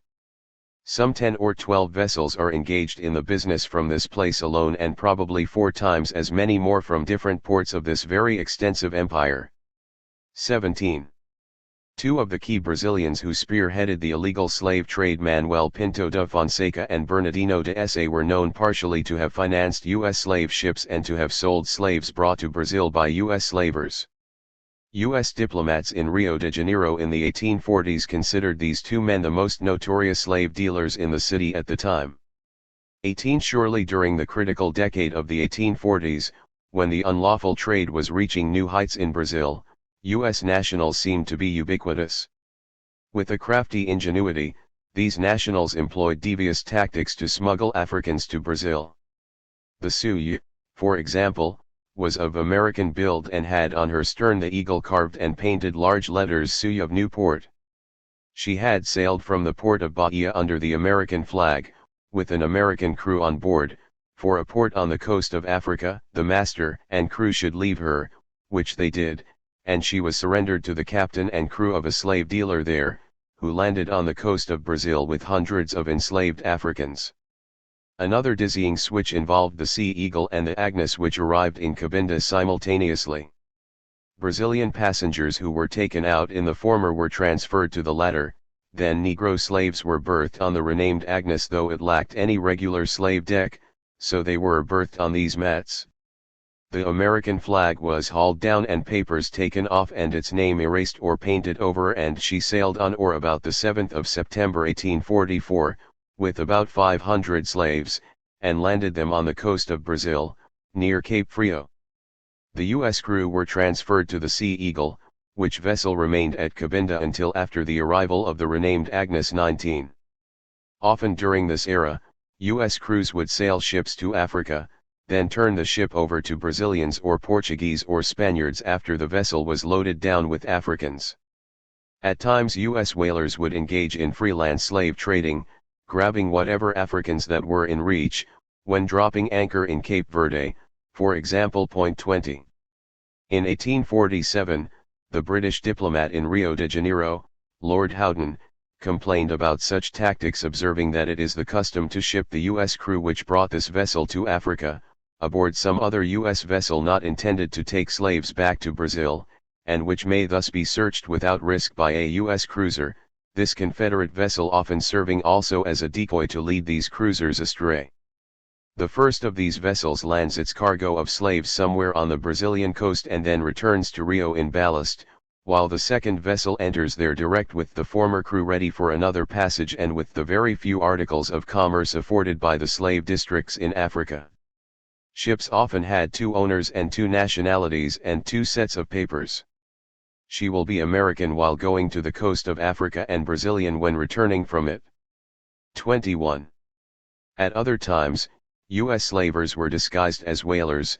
On one occasion in 1849 in conjunction with Manuel Pinto da Fonseca, a New Bedford-based vessel brought 1,150 Negroes emphasis original in various voyages to Brazil. In the event of falling in with an American cruiser, she would hoist the Brazilian flag if an English cruiser, the American flag and thus avoid capture. The captain hailed from Dartmouth near New Bedford. 22 As the Civil War approached, Britain took note of the U.S. ship Atlantic, another slaver disguised as a whaler. Naturalized U.S. citizens from New Bedford of Portuguese origin were the owners. Their firm was Abranches, Almeida & Co. It was suspected, she would proceed to the Mozambique Channel, though it next turned up in the Bahamas as the America, where it was wrecked in an attempt to send Africans to Cuba. 23. It was hard for legitimate commerce to compete with the banned trade. One commander of the African squadron complained that in Luanda, Angola, wealth and prosperity were dependent on the slave trade. In 1848, the amount of goods entered for the legal trade amounted to about $90,000, and at the same time, there were smuggled goods for the purposes of the slave trade, amounting to the sum of $800,000. 24. The authorities complained constantly about the deviousness of the slavers. As the leading Washington official, Abel P. Upshur, put it, their cunning was astonishing. They were constantly devising new disguises and schemes of deception, by which he may elude detection and escape the consequences of his crimes. They take especial care to put on the appearance of honest traders, and to be always prepared as if engaged in pursuits of lawful commerce. They paid sailors more than, say, whalers, or the merchant marine. Upshur, however, conceded that his country did not regard the success of their efforts as their paramount interest nor as their paramount duty, which was as explanatory of the success of these slavers as their craftiness. 25. This guile was aided immeasurably by natural factors. Pursuit of slavers could only occur 8 out of 24 hours, somewhere between dawn and 2 p.m. Darkness thwarted all efforts at capture. The culprits were fully aware that cruisers would not commence chase after mid-afternoon. Thus, the remaining 16 hours belonged to them. 26 Some U.S. vessels in West Africa would light a triangular fire lit on a height, 2 fires apart at the base and 1 on the top of the hill, forming the triangle. The meaning was slaves are ready with canoes on beach. A number of flashes, of which 6 were counted, indicated the number 600 slaves. The slavers' signal on arrival at night on the date appointed for shipping, consists of a triangular blue, white and green light hoisted in the rigging. There are numerous distant signals for communicating with the offing. 27. By dint of such measures, Africans were pouring into Brazil in the 1840s, often transported on ships bearing U.S. flags. Things had gotten so bad that the U.S. missionary, the Reverend J. Leighton Wilson, who was posted to Gabon during this time, lost hope that this traffic in human beings would ever end. The opinion has long been entertained by many sincere friends of Africa, he said despairingly, that so long as the demand for slaves in Brazil is so great, it will be impossible to break up the slave trade by any forcible measures. The only solution he could conjure up was a radical free trade in Africans. The most certain and effectual way of breaking it up, i.e., the slave trade, will be to let the Brazilians have unlimited access to the coast of Africa, and so glut their own markets that slaves will become comparatively useless. 28. For a while, it seemed that the Reverend Wilson's musing was becoming reality. A member of the Royal Navy discovered to his dismay that slaves were sold on the coast of Africa in 1847 for a mere song. An old musket was considered too much, while in the Brazils they realized £50 apiece. Hence, Owing to the great demand for slaves in the Brazils, the speculators are fitting out large steamers capable, it is said, of carrying 3,000 slaves. These vessels are armed, and 2 only have as yet been captured, concluded Lieutenant Forbes in 1849. Slave merchants employ boats to a distance of 40 out at sea, to watch the cruisers, and, incredible as it may appear, yet it is no less a fact, that one of Britain's ships was actually reported to that distance daily by whale boats. 29 The number of these slave depots on the coast between the Isle Sherbro and Gabon said John C. Lawrence of the U.S. African Squadron in 1844, is really incredible when we consider how well it is scoured by vessels of war. Rather brazenly, there was not the least concealment made. 30. Understandably, there was considerable focus on Angola, the chief Portuguese colony in West Africa, which was a fertile source of enslaved Africans for Brazil. 31 British and, at times, U.S. vessels sailed southward to monitor this vast land, along with the adjoining region of Cabinda and the mouth of the Congo River. But often ignored was Portugal's colony in East Africa, Mozambique, which increasingly was being raided for slaves as the attention of the anti-bondage authorities was directed westward. Scholar, Abdul Sharif, attests that the transatlantic slave trade from Mozambique to Brazil revived after the shift of the Portuguese court to Rio de Janeiro, and especially in the 1820s when up to 16,000 slaves were exported in a single year. 32 We have little knowledge of the details respecting the slave trade on the eastern coast of Africa. U.S. Secretary of State, Daniel Webster, was informed in 1842, the field of operations to carry on the slave trade is so extensive, the profits so great and the obstacles in the path so many, so various, so difficult to scrutinize that the authorities complained that they were at a loss when the slavers turned eastward. 33 5 years later, a British emissary in South Africa was complaining that the slave trade has recently increased on the east side of the coast. Some of the speculations of that nature which were carried on the west coast of Africa have been transferred to the Mozambique Channel, allowing vessels, almost all of which go to Rio de Janeiro, escape without capture. 34 In 1848, London's man in Rio, James Hudson, conceded that at no period during the history of the Brazilian slave trade have so many dealers left Brazil as of late for Africa to purchase slaves, at no time have so many vessels been employed in this traffic. So, where were the vessels obtaining enslaved Africans? The larger share of orders for slaves, he said, has been sent to the Mozambique coast, because the Rio slave traders have learned that that part of Africa is less guarded than the western coast. 35 Characteristically, the vessels arrived in Mozambique with American colors, under which they remain until the slave cargo is prepared and other arrangements for receiving the same completed. When all is ready, the American colors are hauled down and Brazilian colors or none at all were displayed. 36 Facilitating East Africa's path toward becoming a major preserve for the hunting of Africans, was the fact that the governors of Ibo and Quilomane were notoriously engaged in aiding and assisting in the traffic, and further it was more than suspected that the Governor-General of Mozambique is himself in collusion with slave dealers, and that he has received large sums of money on several occasions for contriving at the dereliction of duty on the part of his subordinates. 37. One of the most infamous episodes that implicated Eastern Africa was only exposed when the slaver in question landed in Brazil and was detained. The man who became Pedro Paris was born of full-blooded native African parents somewhere on the eastern coast of Africa in about 1833. When he was about 10 years old, a terrible uproar arose in the night, and as his father stepped out of the hut to learn the cause, he was struck down. The terrified family scattered, attempting to escape as best they could in the confusion and darkness. But Paris was taken.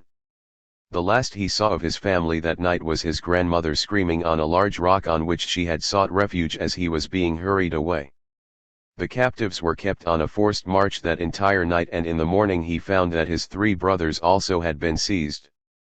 He never saw or heard of the rest of his family again, however.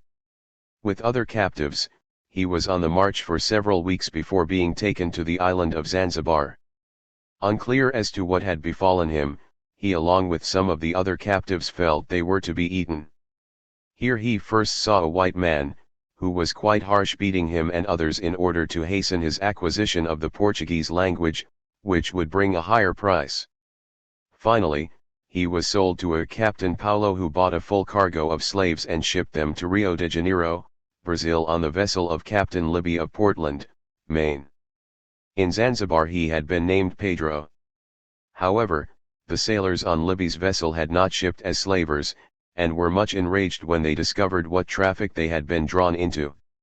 Hence, in Rio the U.S. consul discovered what had happened, and the captors and Pedro were taken to Portland by an American warship then at Rio under charge of slaving, where they were indicted.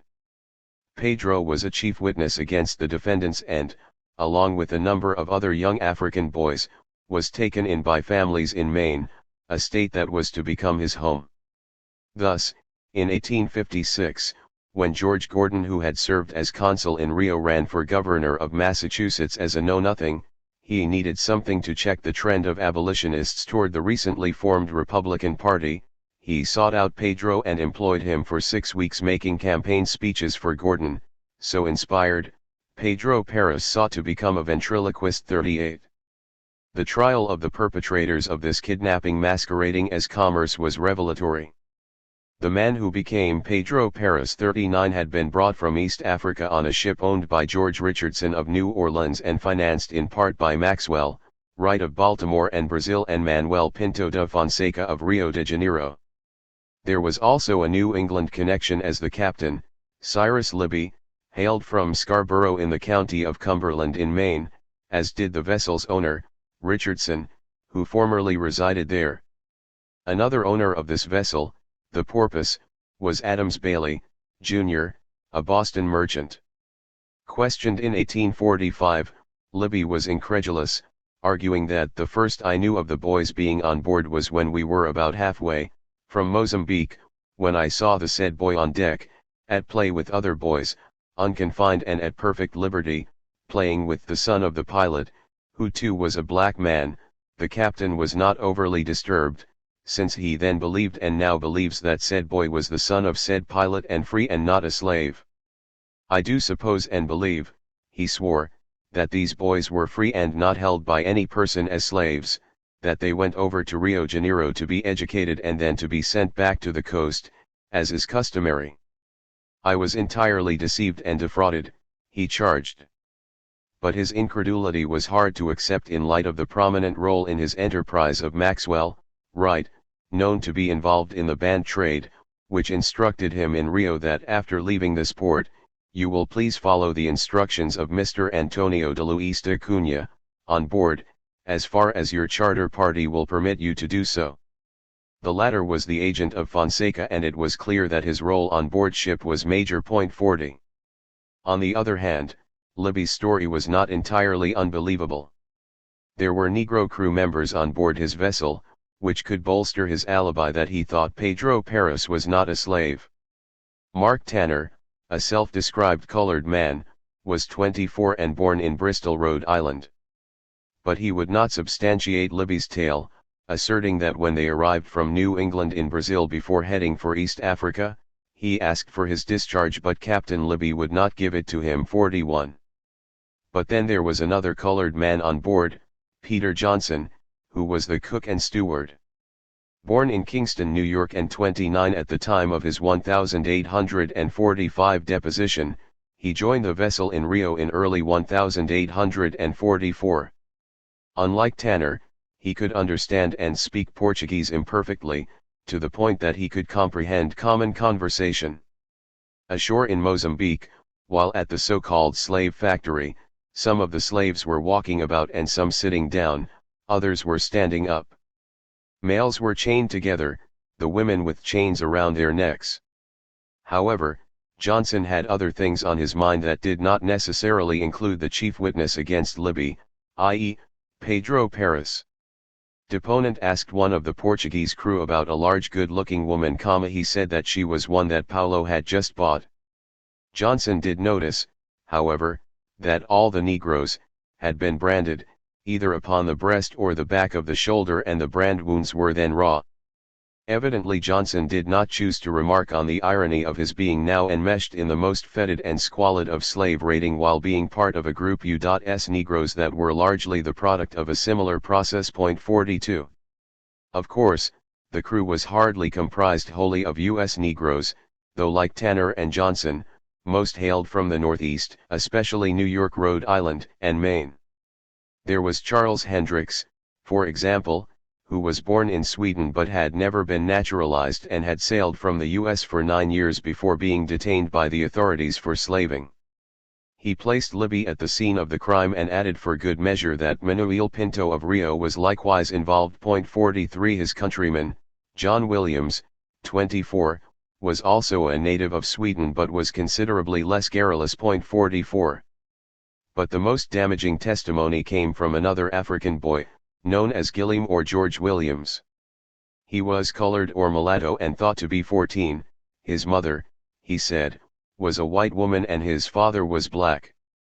Born near Inhambane in Mozambique, he was sold and wound up on the Porpoise where the crew threatened us at sea that if we did not do everything well we should be flogged on shore at Rio. Many of his relatives were murdered in the process of capturing him, including his father and mother, but still he did not want to go but was compelled. Captain Libby named him George Williams and took him on a journey from Eastern Africa to São Tomé, then to Cabinda and from there to Brazil. A crew member threatened to sell him all the while, though Libby himself never called him his slave. He witnessed the buying of slaves in Mozambique. Like Paris, George Williams was inclined to return to Africa, but he added poignantly, "I'm afraid of being made a slave again. I would rather go in this very ship," speaking of the U.S. naval vessel that was to take him to New England to testify against Libby, to the United States. 45. Pedro Paris also did not help Libby's case. He was told after being captured and enslaved that when any person should ask me, to answer that I was free. I was branded on the breast to sanctify this reality. Like George Williams, he too expressed a fervent wish to be a free man and go to the United States. 46. The whole experience of the trials, Captain Libby cried out, will not fall short of $2,500. This would involve stripping him of every farthing he had on earth and even taking, said the sympathetic reporter, the old homestead from his aged and widowed mother, and this was not to mention the accompanying 10 seamen, government witnesses who were confined in jail. 47. Unfortunately, many Africans did not have the kind of happy ending endured by Pedro Paris, rescued and sent to a new life in the U.S. Such was the fate of another U.S.-flagged slaver, the Kentucky, which in 1845 also found itself in Mozambique with 500 potential African slaves aboard. Resisting the fate that awaited them, these Africans rose upon the officer and crew, a majority of the men, all of whom were in irons, got their irons off, broke through the bulkhead in the females' department. The captain armed the crew with cutlasses and got all the muskets and pistols and loaded them, and crew were firing down amongst the slaves for half an hour or more. In about half an hour they were subdued. Retaliating, some of the rebels were then hung, as a rope was put around their necks, and they were drawn up to the yardarm clear of the sail. This did not kill them, but only choked or strangled them. They were then shot in the breast and the bodies thrown overboard, while the legs of about a dozen were chopped off. When the feet fell on deck, they were picked up by the Brazilian crew and thrown overboard, irons and all. When the woman was hung up and shot, the ball did not take effect, and she was thrown overboard living, and was seen to struggle some time in the water before she sunk. Then they brought up and flogged about 20 men and 6 women in a fashion described as very severe, to the point where the floggers got tired. The flesh of some of them where they were flogged, putrefied and came off as the Africans writhed in the most intense agony. They were a shocking, a horrible sight during the whole passage, said an eyewitness, a member of the crew. Unsurprisingly, there was no disturbance on board after this on the part of the survivors, mostly Negroes, from 9 or 10 up to 30 years. This ship, the Kentucky, was seen as a companion of the Porpoise. 48. The horrible conditions that characterized slave ships sheds light on the level of African resistance. A British emissary in Bahia, a presumed destination for those to be held in bondage, inferentially indicated why when he observed that it appears incredible, but it is nevertheless a fact that a ship's longboat manned by 3 persons and measuring 24 feet extreme length, 7 feet breadth and only 3 feet 9 inches depth, has arrived here from the coast of Africa, in which 50 miserable children had actually been stowed and 35 conducted hither, 15 having died on the passage. It is more than probable, he concluded sadly, that every soul on board would have perished for want of water and provisions, had they not been relieved by a merchant vessel when reduced to the last extremity. 49 This trade was extraordinarily cruel. A British representative observed that for many years he had the habit of asking the different enslaved Africans with whom I have conversed the circumstances under which they were brought, and they, with scarcely any exception, state that they were kidnapped or taken in what they call their wars. Many were brought from the continent's interior, marching 1, 2, or 3 months to the coast. 50. Many Africans did not take kindly to the presence of ships flying the U.S. flag in their vicinity. The U.S. brig Mary Adeline discovered this to its dismay. In the summer of 1852, this vessel was nearing the Shark Point, in the river Congo, when suddenly it was attacked by the natives. These savages were coming down the river in great numbers for the purpose of plundering my vessel, said the master of this vessel. Many of them were armed with muskets, about 1,500 of them in this category with weapons, including spears and cutlasses.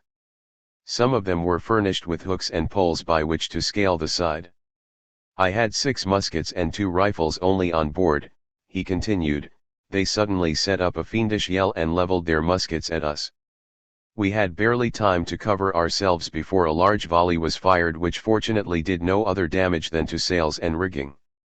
Riding to the rescue was a British ship that ultimately prevailed, yet, the savages with great cunning took advantage of this and again approached in greater numbers than before for another combined attack. I fired a charge of grape into them, he recalled, and fortunately killed and wounded a considerable number, which had the desired effect of inducing them to retreat. Still, but for the serendipitous arrival of a British vessel, not one who was on board of my vessel, he assured, would ever have been heard of again. 51 Yes, confirmed the commander of the intervening vessel from Britain, we defended your vessel from the murderous attack of at least 3,000 natives, reminding him that this part of the river Congo was always attended with great risk. 52. As this incident and the perilous voyage of Pedro Perez suggests, there was a considerable traffic in Africans traversing the Atlantic westward and northward. In 1836, the abolitionist David Ruggles was among a group involved in an attempt to rescue slaves from a Brazilian ship docked in New York. 53. Muhammagardo Bakwikwa was kidnapped in Africa, brought to Brazil as a slave, then transported to New York City. In Manhattan, at the dock at the foot of Roosevelt Street, on the East River, local abolitionists, organized loosely as the New York Vigilance Society, approached the ship, initiating a legal tug-of-war over the fate of Bakwikwa. He managed to escape bondage, but by the latter half of 1853, it seems that Bakwikwa was increasingly disillusioned with United States society. I did not like to stay in this country, he said. 54. Born in Central Africa, Bakwikwa, a Muslim, was the slaver's nightmare, proudly proclaiming in 1854 that he was stirring up the colored population and agitating for the abolition of slavery all over the world. What had led him to this revolutionary posture was his experience, enticed to drink an intoxicating beverage in Africa, before being taken prisoner and taken to Pernambuco. He was forced into a form of alien worship. We all had to kneel before them, i.e., slave owners, whilst worshipping, he said. My master held a whip in his hand, and those who showed signs of inattention or drowsiness were immediately brought to consciousness by a smart application of the whip. This mostly fell to the lot of the female slave. Taken to Rio de Janeiro, he was almost sold to a colored man. I merely mention this fact, said Bakwikwa, to illustrate that slave-holding is generated in power, and that the colored man would as soon enslave his fellow man as the white man, had he the power. He worked on a ship and reinforced there was what we all had learned, i.e., that at New York there was no slavery, that it was a free country, where he finally attained a form of freedom. 55.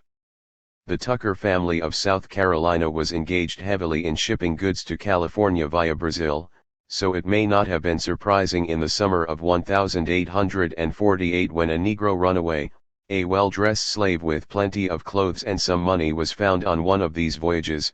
The captain's first impulse was to turn back, in hopes of finding some vessel bound to Carolina or Georgia to put him on board, but decided to continue.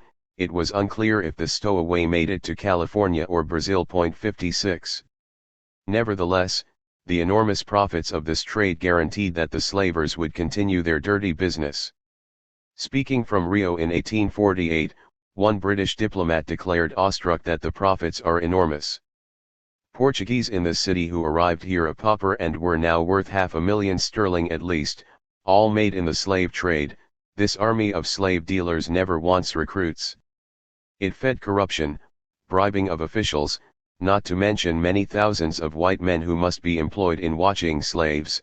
The more valuable labor of a certain number of whites must be abstracted from the service of the country, providing further basis for the potent idea that the African slave trade was suffocating Brazil in the long term. 57. Yet attempts to seize Africans for slavery continued. In the late spring of 1847, the Royal Navy, which concentrated mostly in Western Africa, found the time to send 4 boats up the river Angazasik in Mozambique to take or destroy such vessels as may be there found, engaged in the traffic and commerce of slaves. Their intelligence was timely and actionable, for on the approach of their vessels, a slave brig was set on fire by the persons on board the Lucy Penniman. An American bark was also at anchor here. On the officer boarding her, the remaining, she having lost a boat's crew a few days before, crew came forward and stated that they had been illegally employed in the slave trade against their will. 58. Another time the British were not as lucky, for as they approached the slaver in the waters of Eastern Africa, they were fired upon by a number of persons from the bushes, which were not more than 30 yards off. The captain claimed the protection of the American flag, while the crew had come forward to ask our protection, they being in fear of their lives. 59. Even Lisbon, lax in the best of times, was becoming concerned about the increasing encroachments of U.S. slavers in what they deemed to be their territory. Cases proliferated of U.S.-flagged vessels not having cleared from Rio de Janeiro for any certain and definite port on the eastern or western coast of Portuguese Africa, and suspected of being involved in the contraband trade and in the illicit traffic in slaves. 60. Washington's representative in Lisbon was displeased with Portugal's displeasure. Her crew and passengers were thrown into prison, said J.B. Clay, U.S. charges d'affaires in Lisbon, referring to U.S. nationals, and remained some 11 months incarcerated, where her captain and first mate died, as is believed, from starvation. This was an outrage. No nation has a right, he said accusingly, to seize and condemn them if they be taken on the high seas, although brimful of slaves from neck to kelson, save their own. The general law of nations does not condemn the slave trade, he insisted.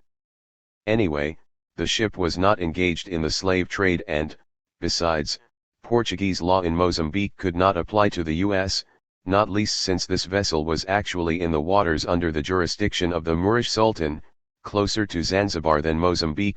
61. Black female slaves in Brazil, circa 1830s, from various ethnic groups, reflecting different styles of dress and adornment. U.S. slave dealers ventured not only to Western Africa but also to eastern areas such as Mozambique. Courtesy Library of Congress.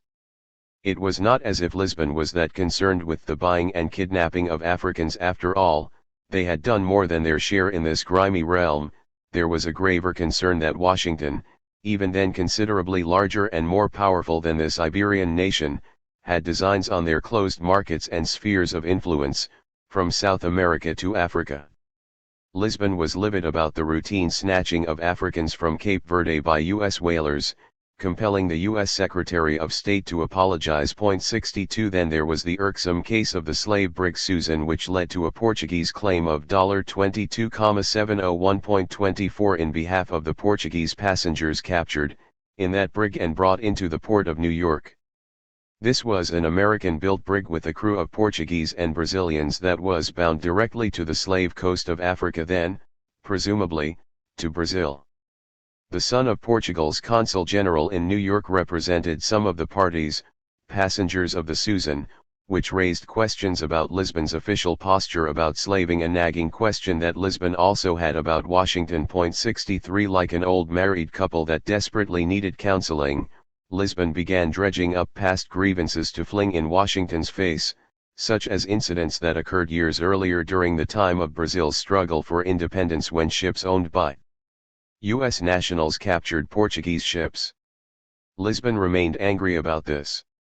In so many words, Washington replied that this was too bad. 64. In a sense this was a phony conflict, for on the larger question of the criminal slave trade, Lisbon may have been more unenthusiastic than Washington in seeing this enterprise end. 65 In 1847, as the raids in Portuguese East Africa increased tremendously, London complained that the Portuguese government had instructed the Governor-General of Mozambique to revoke the permission which he had granted Her Majesty's ships employed in the Mozambique Channel in order to act against that slave traffic. Since great facilities exist towards carrying on the slave trade on the east coast of Africa, this would give great encouragement to the slave trade. 66 The Mixed Commission at the Cape of Good Hope, which was designed by London to crack down on this unlawful commerce, should have been overworked in the late 1840s if Portugal had desired to cooperate in seizing slavers. Instead, it was found that no case has been brought before them for adjudication during the year ending December 31, 1848, and that no Negroes have been emancipated by decree of this mixed commission since its establishment. 67 Typically, in 1851, when Francisco dos Santos Tavares was a prisoner of the mixed commission court, apparently on charges of slave trading, this Lusophone national managed to escape, as he deceived the mixed commission as to the departure of the said Tavares in the American vessel Sacramento. 68. It was left to the South African press to ascertain that it was evident that a flourishing slave trade is now being carried on in this quarter, not directly from Delagoa Bay or Inhambane East Africa but chiefly from points on the coast, between the Portuguese settlements and undoubtedly with the connivance of the authorities there. Cape Corrientes, between Delagoa Bay and Inhambane, is the chief seat of the trade, and there was not a sign of an English cruiser upon the whole northeast coast. 69. But what about U.S. cruisers? The record is mixed. Basically there were some conscientious U.S. Navy men operating within the confines of a fatally flawed policy. For example, in 1850, George Stoner of the Brazil Squadron told the Secretary of the Navy, "I have uniformly used every means in my power to obtain information about the slave trade, but the British minister in Rio said that the authorities of the United States in Brazil have not continued to exert the same degree of vigilance as before, though he thought this was entirely destitute of foundation of truth. No," he insisted, "the problem actually was the want of small steamers and sailing vessels capable of overhauling at sea and of pursuing slavers, not to mention the numerous smaller ports slavers could draw upon. Vessels suitable to operate against them have been withdrawn from the station and not replaced, notwithstanding my repeated representations to the department. This led to prostitution of our flag." 70. William Graham, Secretary of the Navy, comrade of Matthew Maury and fan of his plans for the Amazon, did not demur, though Stoner had to realize, Graham thought, that there were other issues beyond chasing down slavers.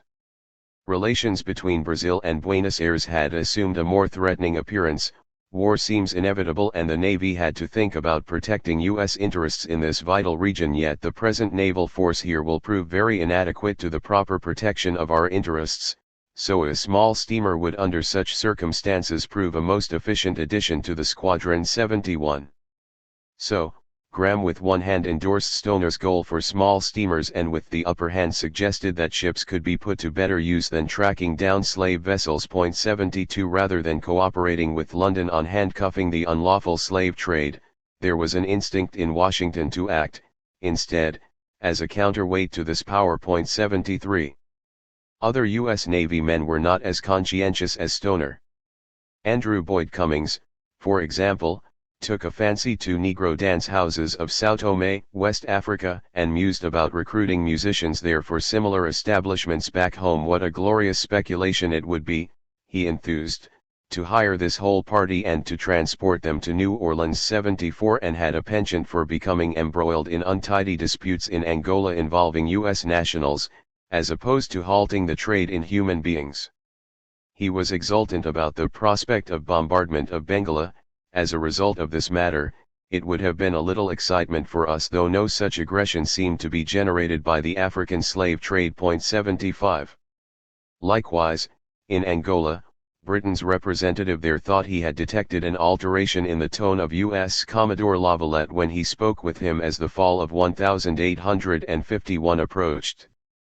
On the subject of the slave trade and the prevalent feeling in the United States respecting it, it was indicated that this would be their U.S. last appearance in this latitude and that the squadron was to be withdrawn, trusting to other measures such as colonization and the establishment of a line of steamers between the United States and Liberia for the accomplishment of the desired end.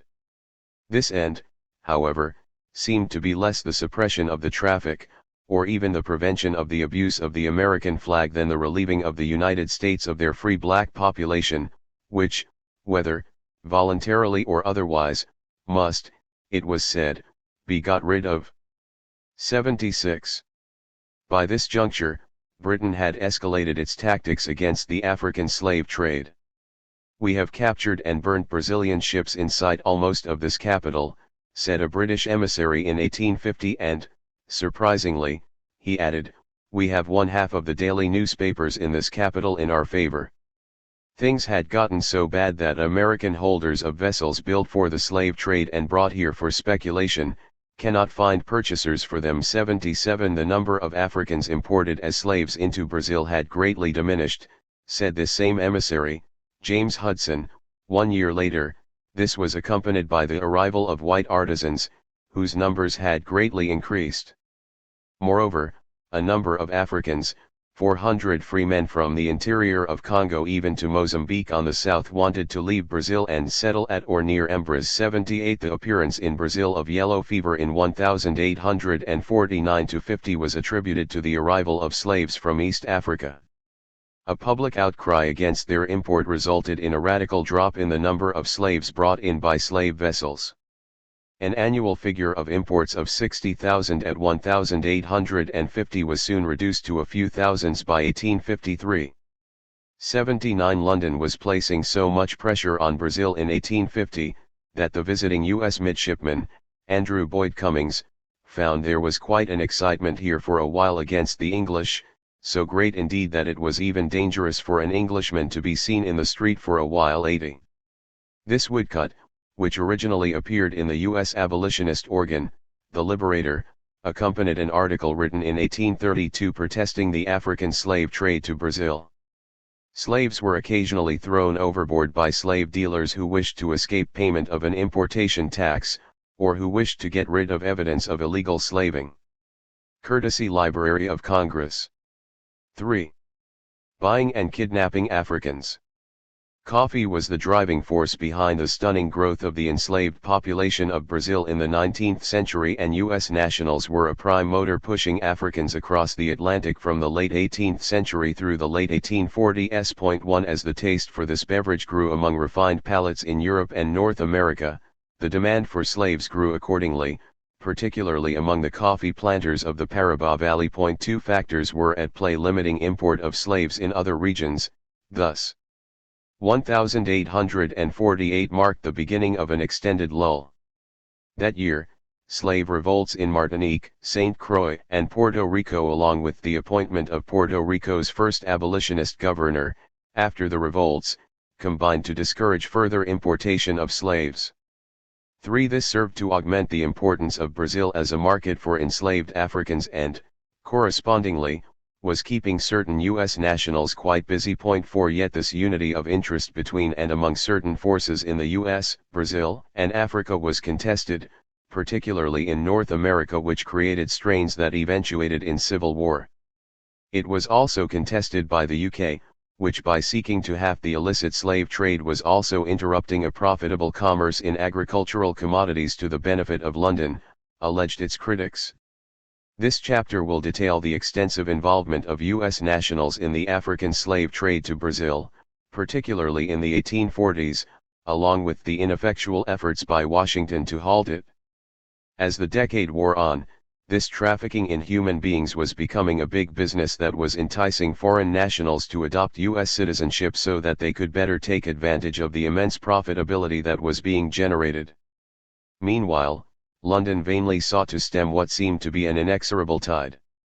One British emissary had received authentic information that upwards of 20,000 slaves had been surreptitiously landed in the Brazilian territories within the last 4 months of the year 1842 alone, and this was just the beginning of a decade-long trend. 5 Some U.S. nationals were smuggling Africans to Brazil to produce coffee that was then exported in substantial amounts to the U.S. Ships in turn would return to Rio de Janeiro with finished goods, also lumber and candles. This was a virtuous circle for some and a nightmare for others, principally Africans. 6.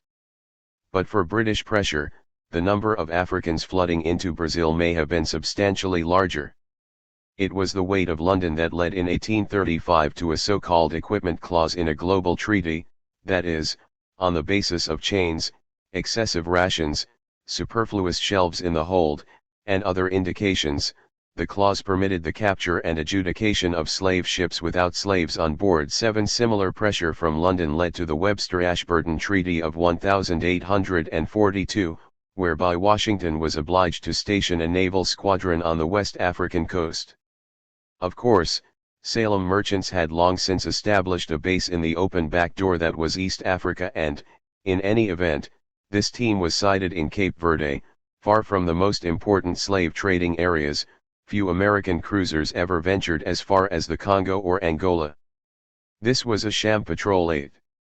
Furthermore, those actually caught in the act had little to worry about. Of 96 prosecutions between 1839 and 1862 executed under the pretext of the Slave Trade Acts, only 12.5%, returned guilty verdicts where the convicted slaver was given a judicial punishment. Of 95 slave ships seized for suspected engagement in the slave trade between 1837 and 1862, in only 56, 58.9%, cases were the craft condemned, found guilty, and the master forced to face some sort of adjudication. U.S. courts and the U.S. Navy were notoriously soft on the international slave trade. 9. London was not the only force pushing for the end of this horrible traffic. In 1839, the Massachusetts Senate pressed the U.S. Congress to adopt more stringent measures against this business, not least since the ships carrying these human cargoes were almost all of U.S. construction, it was reported. Stricter laws were needed since the several acts of Congress were, if not actually a mere dead letter, at any rate, almost entirely ineffectual. Several years have elapsed since a single armed ship of the United States, with instructions to cruise for and capture such vessels, have ever been known to have made even a transient visit to the western coast of Africa. 10. Yet even these paltry efforts inflamed certain elements among the slave-holding elite in the U.S. John C. Calhoun exerted a decisive influence over the foreign policy of the United States for 40 years. His son was married to the daughter of Duff Green, another power at Foggy Bottom, which magnified the influence of both families. 11 Calhoun, a renowned son of the South Carolina slaveholder class, had long thought that Brazil was a most important section of our sick continent, in the condition of which everyone, who looks to the future, must take a lively interest, and he was not happy when London began to lean on the U.S., compelling this nation to do something about its slave pirates. 12 Next to the United States, considered the powerful politician, Brazil is the most wealthy, the greatest, and most firmly established of all the American powers. Between her and us there is a strict identity of interest on almost all subjects, without conflict, or even competition, on scarcely one. Calhoun thought that to destroy slavery in either would facilitate its destruction in the other. Hence our mutual interest in resisting London's interference with the relation in either country. He advocated a staunch and strict international solidarity with Brazil, not least since this was in the self-interest of the slave South. To be sure, his defense of Brazil was mostly on the basis of slavery, more so than the slave trade, but in context this often amounted to a distinction without a difference. 13. Calhoun also felt that the defense of slavery and the slave trade would forestall something akin to a race war. If London prevailed, we must look not to Jamaica but to Saint Domingo for an example. The change would be followed by unforgiving hate between the two races and end in a bloody and deadly struggle between them for the superiority. One or the other would have to be subjugated. It would be calamitous beyond description. The fates of the US, Brazil, and Cuba were linked inextricably as a result, for a setback in one could lead to catastrophes in the others. 14. Calhoun repeatedly referred to these three nations as if they were one unit. 15. As he saw it, London's pressure on both Brazil and the US was just part of an elaborate plot to maintain its preeminence by undermining its rivals. London was contemplating force, and this blow would first be struck at the US, Brazil, and other slave-holding countries, and the reason was obvious, i.e., to give her a monopoly of the great staples they produce, and through them, a monopoly of the trade of the world. Since its abolitionist measures of the 1830s, London could not compete with slave labor and, thus, was compelled to extinguish human bondage altogether, or so thought Calhoun. 16. Let England succeed with Brazil with its anti-bondage pressure, and next she will coerce emancipation in Cuba, then the U.S., thought the Dixie diplomat, Duff Green. Their ideological counter-offensive should raise the banner of free trade, even then the trump card of economic arguments. 17. Now is the time, Green exhorted, to make common cause with Brazil and Cuba, the other recipient of human contraband. He instructed Secretary of State Abel P. Upshur that the position which England has assumed toward Brazil was conclusive argument why the United States and Brazil should act together against England. 18. Simple survival was at stake, since Brazil and the slave South were producing cotton, sugar, and other staples cheaper than the British West Indian colonies, which impelled the UK to destroy both. 19. Green was not content with issuing spirited exhortations, as he lobbied vigorously against global treaties against the slave trade, particularly in France where his influence was greatest, and invoked Brazil as the reason. 20. He was outraged by London's effort in pushing the so-called Quintuple Treaty of 1841, designed to hamper the illicit trade, and went further to urge Abel P. Upshur to prepare for war with Britain, and pressed President Tyler to whip up public sentiment similarly. 21. The U.S. legation in Rio de Janeiro echoed these claims, arguing that London's representatives there were what would be termed in the United States abolitionists, then a hated term which, it was said, has made the very name of an Englishman odious to the people of this country. 22. White Southerners were not the only U.S. nationals opposed to London's efforts to halt slave traffic between Africa and Brazil. Lewis Cass of the State Department was a Michigander, and he too took exception to these multilateral treaties cooked up in London, though his motivation was less sympathy for bondage than concern about sovereignty in the face of the entreaties of a former colonizer. 23. Or so he suggested. Meanwhile, U.S. ships were inundating Brazil, some engaged in ordinary trade, some of which was of strategic importance to North America, and many others depositing enslaved Africans on the shore, while others were being sold for this same illegal purpose. The United States trade with Rio de Janeiro is considerable, concluded one analyst in 1838. At that juncture, goods from Richmond exceeded those from New York by a factor of 4 and actually doubled that from Lisbon. Similarly, goods from Richmond far exceeded those from Baltimore and Boston. Of course, if profits from the illegal slave trade had been factored in along with questionable transfers of vessels, trade with the northern U.S. would have been much more substantial. 24. Margaret Lockhart Davis, writing from Pernambuco, was happy to tell her dear father in 1843 that we have had a number of Salem men here within a few months. It makes it very pleasant for us to see people from our own native spot. 25. Similarly satisfying was her residence, about 2.5 miles from the city, a delightful spot surrounded by pleasant fields with an English family side of us. 26. In 1849, Chaplain Conway of Massachusetts had only been in Bahia for 30 days before concluding that this was the worst place that I have seen, in all my going to Brazil's sick. One reason was clear. They say that there is sick 20 Negroes to one white person, and there has arrived since I have been here 2 or 3. Cargoes of Negroes from the coast of Africa. 27. The torrent of Africans streaming into Brazil was hard to ignore, which could make the reverie of a Miss Davis less pleasant if they were ever moved to revolt. This human flood captured the attention of Reverend Pascoe G. Hill, who had spent almost 2 months in Mozambique before arriving in Rio de Janeiro in the early 1840s. I attended one of the slave auctions, he wrote morosely, speaking of this boomtown. There were about 25 of both sexes, seated on benches behind a long table, which as each in turn ascended to be better viewed by the bidders, a sullenness of look seemed to express their feeling of degradation in being thus put up to sale. 28.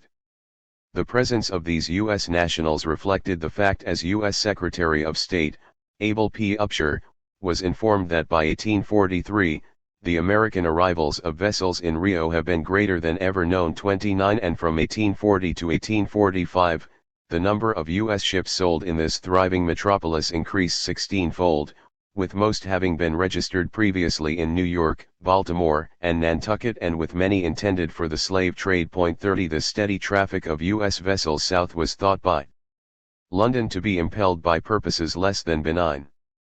Concern was raised about the practice, adopted by the United States consul at Rio de Janeiro, of granting sea letters to American vessels, which, as was clearly pointed out, affords such great facilities to the operations of slave traders. 31.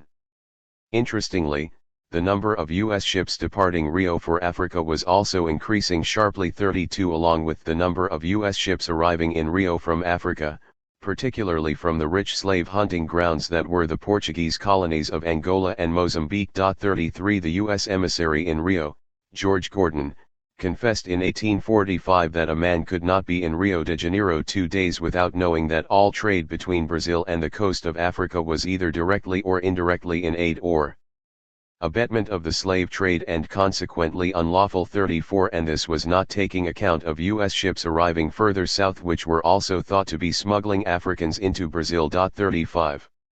The very construction of ships in itself was bringing handsome profits to the U.S. Hundreds of persons were required to construct and prepare a vessel for a voyage to the African coast, including countless numbers of carpenters, chandlers, coopers, spar makers, and sail makers. The U.S. became the world leader in the construction and use of fast-sailing vessels in the illicit slave trade. Baltimore shipyards led the United States in construction of fast-sailing vessels for the international slave trade, while the true masters of the construction of slave trading craft were located in the most northern state in New England, Maine. Shipbuilders in this latter state constructed more vessels for use in the international slave trade than did Chesapeake shipyards. U.S. nationals earned enormous profits from the sale of both new and used U.S. craft to slave traders. Thus, in June 1845, a Brazilian slave trader offered Samuel Sickdoing, captain of the U.S. merchant ship Leader from Boston, $9,000 for the craft. Another slave trader in Rio de Janeiro offered him $12,000 to sell the Leader into the slave trade. James Potter of Providence offered to sell his 407-ton Panther to the Brazilian Manuel Fonseca in Rio de Janeiro for $25,000. In 1843 the U.S. brig Agnes sailed to Rio de Janeiro, and a British broker named Mr. Vetman chartered the craft to the notorious Brazilian slave trader Fonseca. Numerous such transactions occurred. 36. The open and notorious involvement of those from the U.S. North in the African slave trade, though the most vigorous defense of enslavement itself emerged from those from the South, like Calhoun and Greene, made it difficult for the international community to make crucial distinctions between these two regions, which complicated further Washington's attempt to bar secession. An Irish member of the British Parliament summarized the feelings of many when he said that it was notorious that the real traffickers in the flesh and blood of their fellow men were citizens of the northern states. It was in Yankee ships, floated by Yankee capital, commanded by Yankee skippers, sailing forth on their abominable errand with the connivance of bribed Yankee authorities, that this work of the devil was carried on. 37. It was understandable that such heated remarks would be made in London, for British diplomats were carefully scrutinizing the role of U.S. nationals in the African slave trade, and they were displeased with what they saw. Their consul in Rio de Janeiro, Robert Hesketh, observed in 1847 that American vessels adapted for the slave trade are continually brought to this port and sold to the slave traders, which was why the influx of African slaves was so great during the latter part of 1846 that it occasioned a glut in the market. In fact, every succeeding year more plainly shows than at Rio de Janeiro and its vicinity, the headquarters of Brazilian slave trade are established. The city was one large slave market. This was skewing the economy, since the agricultural class continues its ruinous system of paying more for slave labor than the net produce of their crops can bear. 38 His colleague, J.J.C. Westwood, was of like mind, asserting that the U.S. flag affords in every way the greatest protection of the slave trade, with record numbers of Africans arriving, which led to a decline in the price. As the planters are seldom able to pay ready money, slave dealers supply them with slaves to work their estates at much higher rates, at 1, 2, and even 4 years' credit, taking as security for ultimate payment, mortgages on the estates, and in this manner the slave traders hold the agricultural proprietary body at their mercy and under their control, which was also enriching mortgage holders, who often were U.S. nationals or tied to them. 39. Some U.S. diplomats in Rio de Janeiro knew that their countrymen were spearheading this bloody trade in the 1840s when it was escalating. "I regret to say this," exclaimed David Todd, "but it is a fact not to be disguised or denied, that the slave trade is almost entirely carried on under our flag, in American-built vessels, sold to slave traders here, chartered for the coast of Africa, and there sold, or sold here, delivered on the coast. The entire trade carried on in American vessels between Brazil and Africa, is directly or indirectly connected with the slave traffic. 40. There was a U.S. naval squadron patrolling off the coast of Brazil, but it was a maritime version of the Keystone Cops, totally ineffectual, racked with problems of various sorts. Hence, the proportion of slaves landed in Brazil in vessels which were or had been or were pretending to be American rose steadily during the late 40s from 20% in 1848, itself a remarkable figure, to almost 50% in 1850. 41. Indeed, it seems certain that the volume of slave trade to Brazil, Cuba, and the United States was far greater during the period of the anti-slavery squadron than before 1807. 42. A typical event occurred when Midshipman Edward Henshaw was admitted on the sick report of this ship with mental derangement and threatening violence to himself and to those about him. It was recommended that he be sent back home because of his feeble health. 43. His colleague, Midshipman Edward Hopkins, wanted to return home on the first vessel and needed sufficient funds to pay to settle my debts honorably. The amount was nearly 4 months' pay, say $150.00. 44. An emblematic maritime roustabout, Hopkins was accused of using personal violence against those around him and other forms of conduct that were outrageous. 45. He was not alone. There was, for example, a seaman of the name of Thomas Williams, a notorious thief and in other respects a man of infamous character. His commanding officer refused to take him back and wanted to return him to the U.S. or discharge him. 46. One time, according to the U.S. minister in Rio, a boatload of Africans arrived in Liberia on a Navy ship led by a captain so unfit for duty from drunkenness he was hardly coherent. There was no proper authority exercised to prevent the hungry and thirsty wretches from eating the raw beef and beans on board. Thus for several days there was nothing cooked for them and they were totally neglected. No less than about 150 died in the course of about 14 days.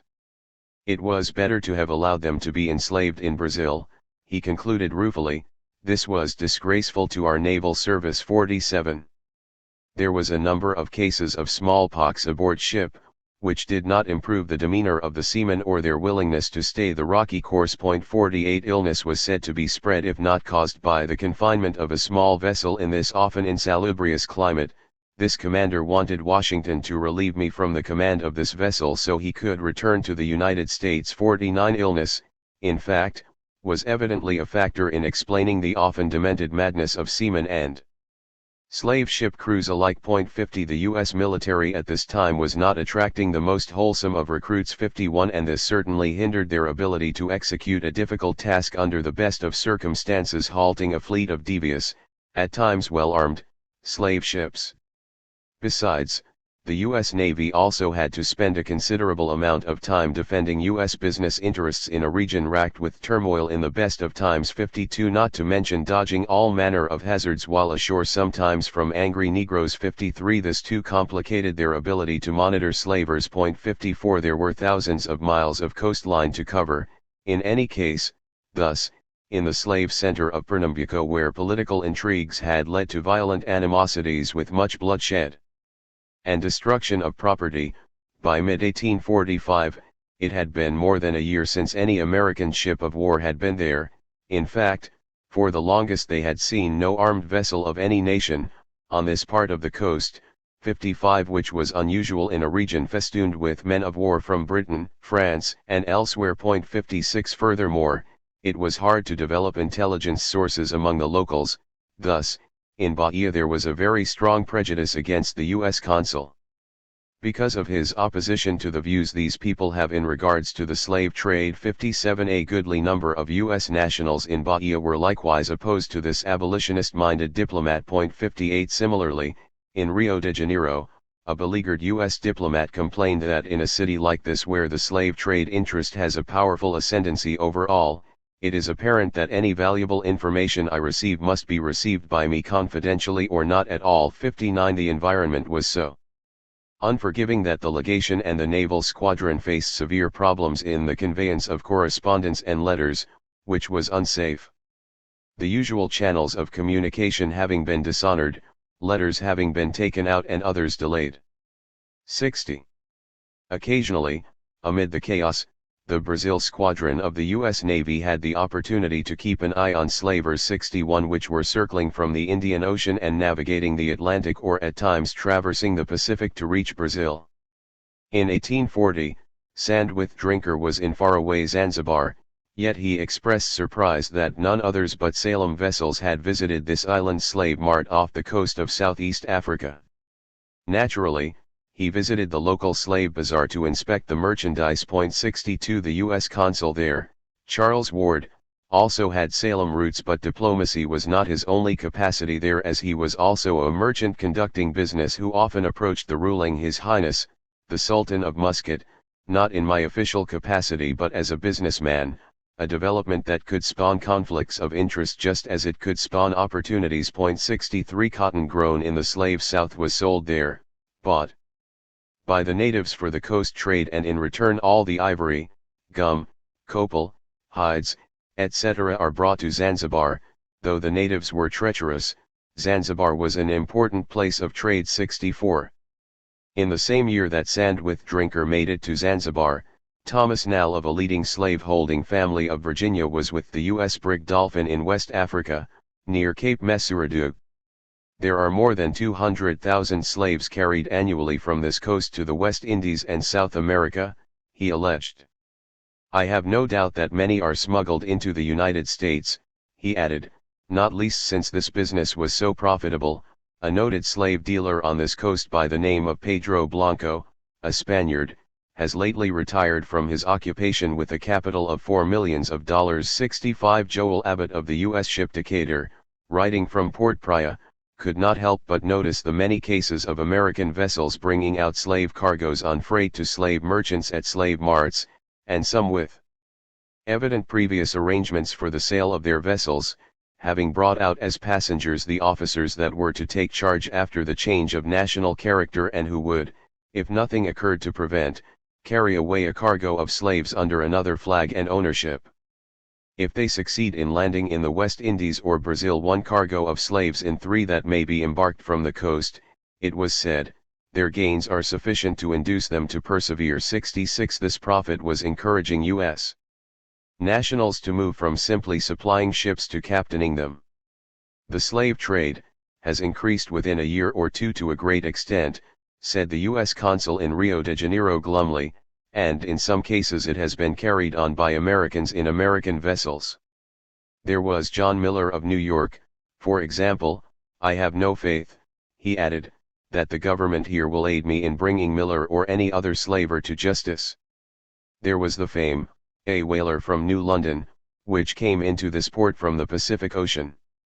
The consul afterwards learned that this ship landed over 700 slaves to the eastward of Cape Frio and had cleared about $40,000 by the voyage.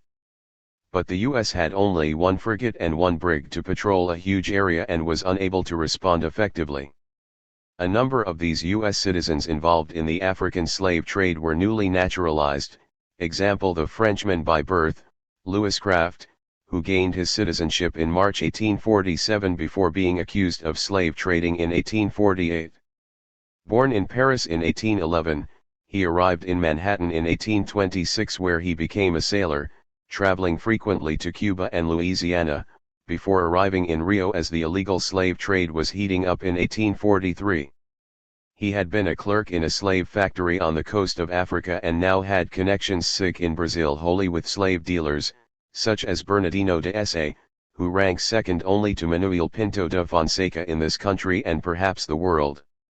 His travels were dizzying, going from Havana to New Orleans and back routinely and from Havana to Cape de Verde, thence to Sierra Leone, thence to Maxumbia, thence to Longo, thence to Cabinda, thence to Ambras, thence to Londa, thence back to Ambras then to Brazil. 67. As Britain cracked down, slave trading became more and more a big business, a transnational business, in fact, that demanded heavy travel with large firms owning fleets of vessels and secretly condoned by their governments.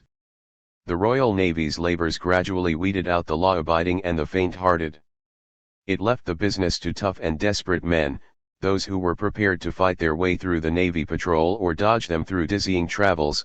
These were ne'er-do-wells, thugs, and impoverished multinationals. 68. Yet, with all their ministrations, the Royal Navy, limited in its right to board and search ships flying the Stars and Stripes, often seemed like a besieged team of firefighters in a town beset by expert arsonists. A very great portion of the slave trade, particularly from Cabinda, is now carried on under the protection of the American flag, with impunity. It was said in 1845.69, where were these enslaved Africans arriving? At no period, said London, has the Brazilian slave trade been so extensively carried on as it is at the present moment in Rio de Janeiro itself. 70. While United States vessels and crew have of late been made subservient to the purposes of the Brazilian slave dealers. 71. Moreover, even Spanish ships and vessels of other nations were sailing out of U.S. ports because of the extreme laxity in enforcing laws against the trade. 72. And, perhaps inevitably, there was a spillover of this commerce into North America itself. 73. A process facilitated by, example, the formation of a secret society in Galveston for the express purpose of upholding slavery and putting down its opponents, led by chiefs of slave trading transactions. 74. Also in 1845, nefarious practices of American vessels were denounced by one British official.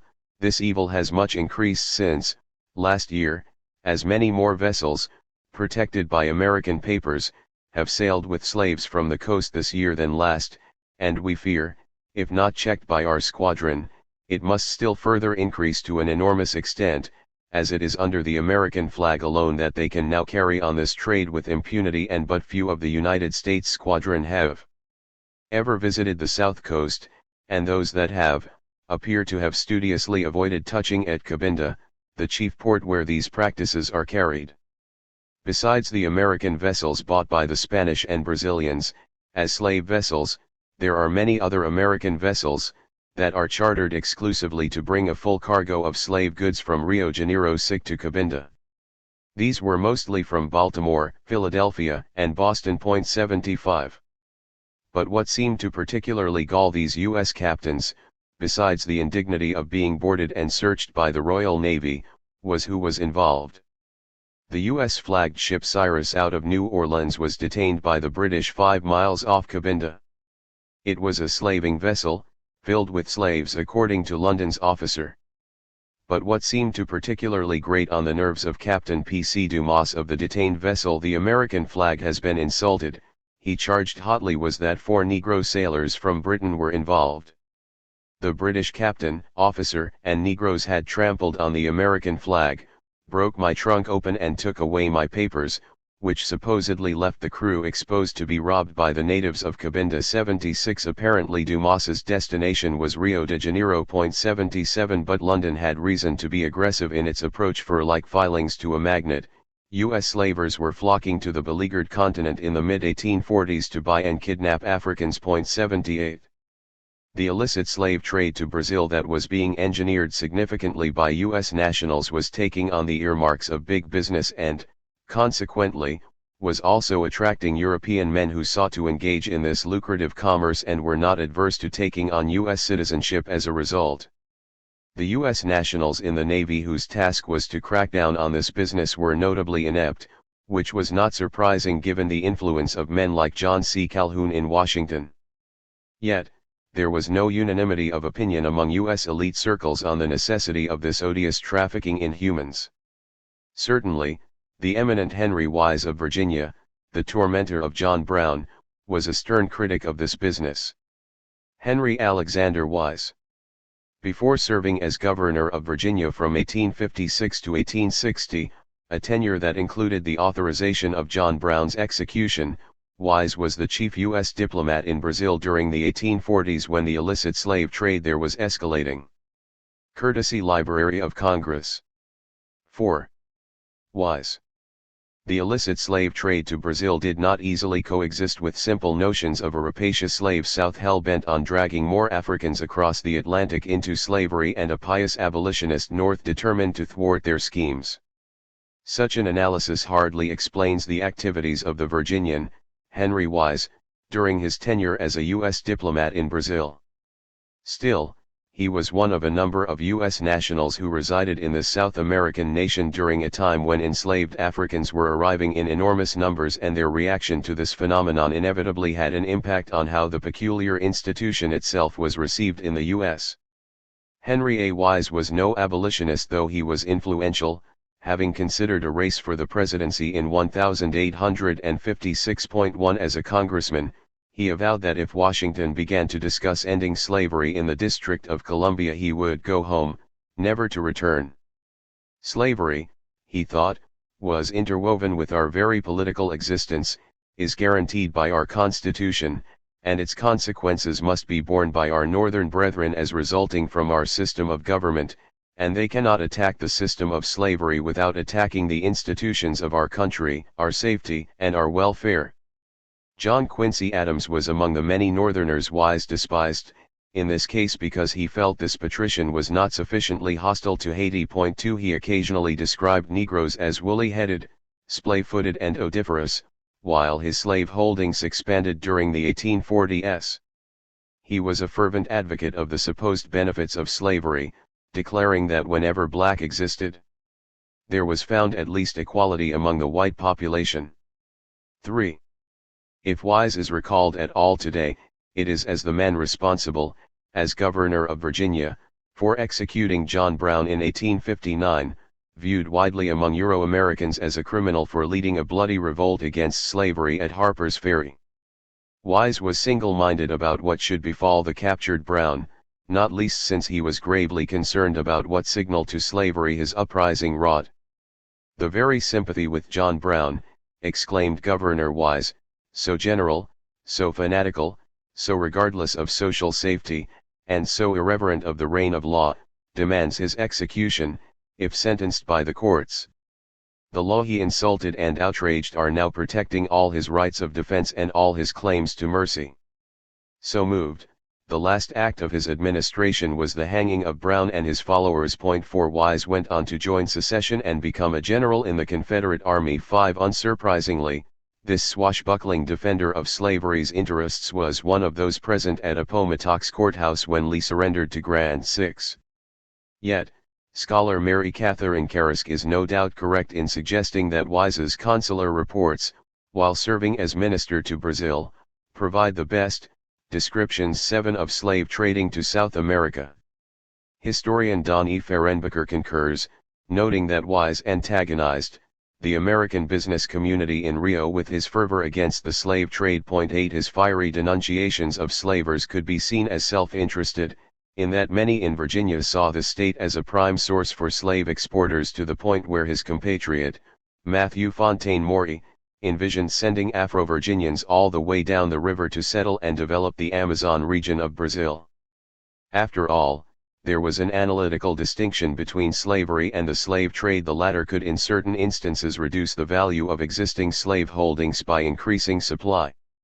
It was Wise who deemed abolitionism to be sedition and agreed with placing abolitionists in a position of embarrassment, from which they cannot easily escape. 9. It was Wise who, in campaigning for James Buchanan in his race for the presidency, chortled that in Virginia we now get $1,000 for a sound slave, and we would then have gotten from $3,000 to $5,000 for an operative in the gold mines of California.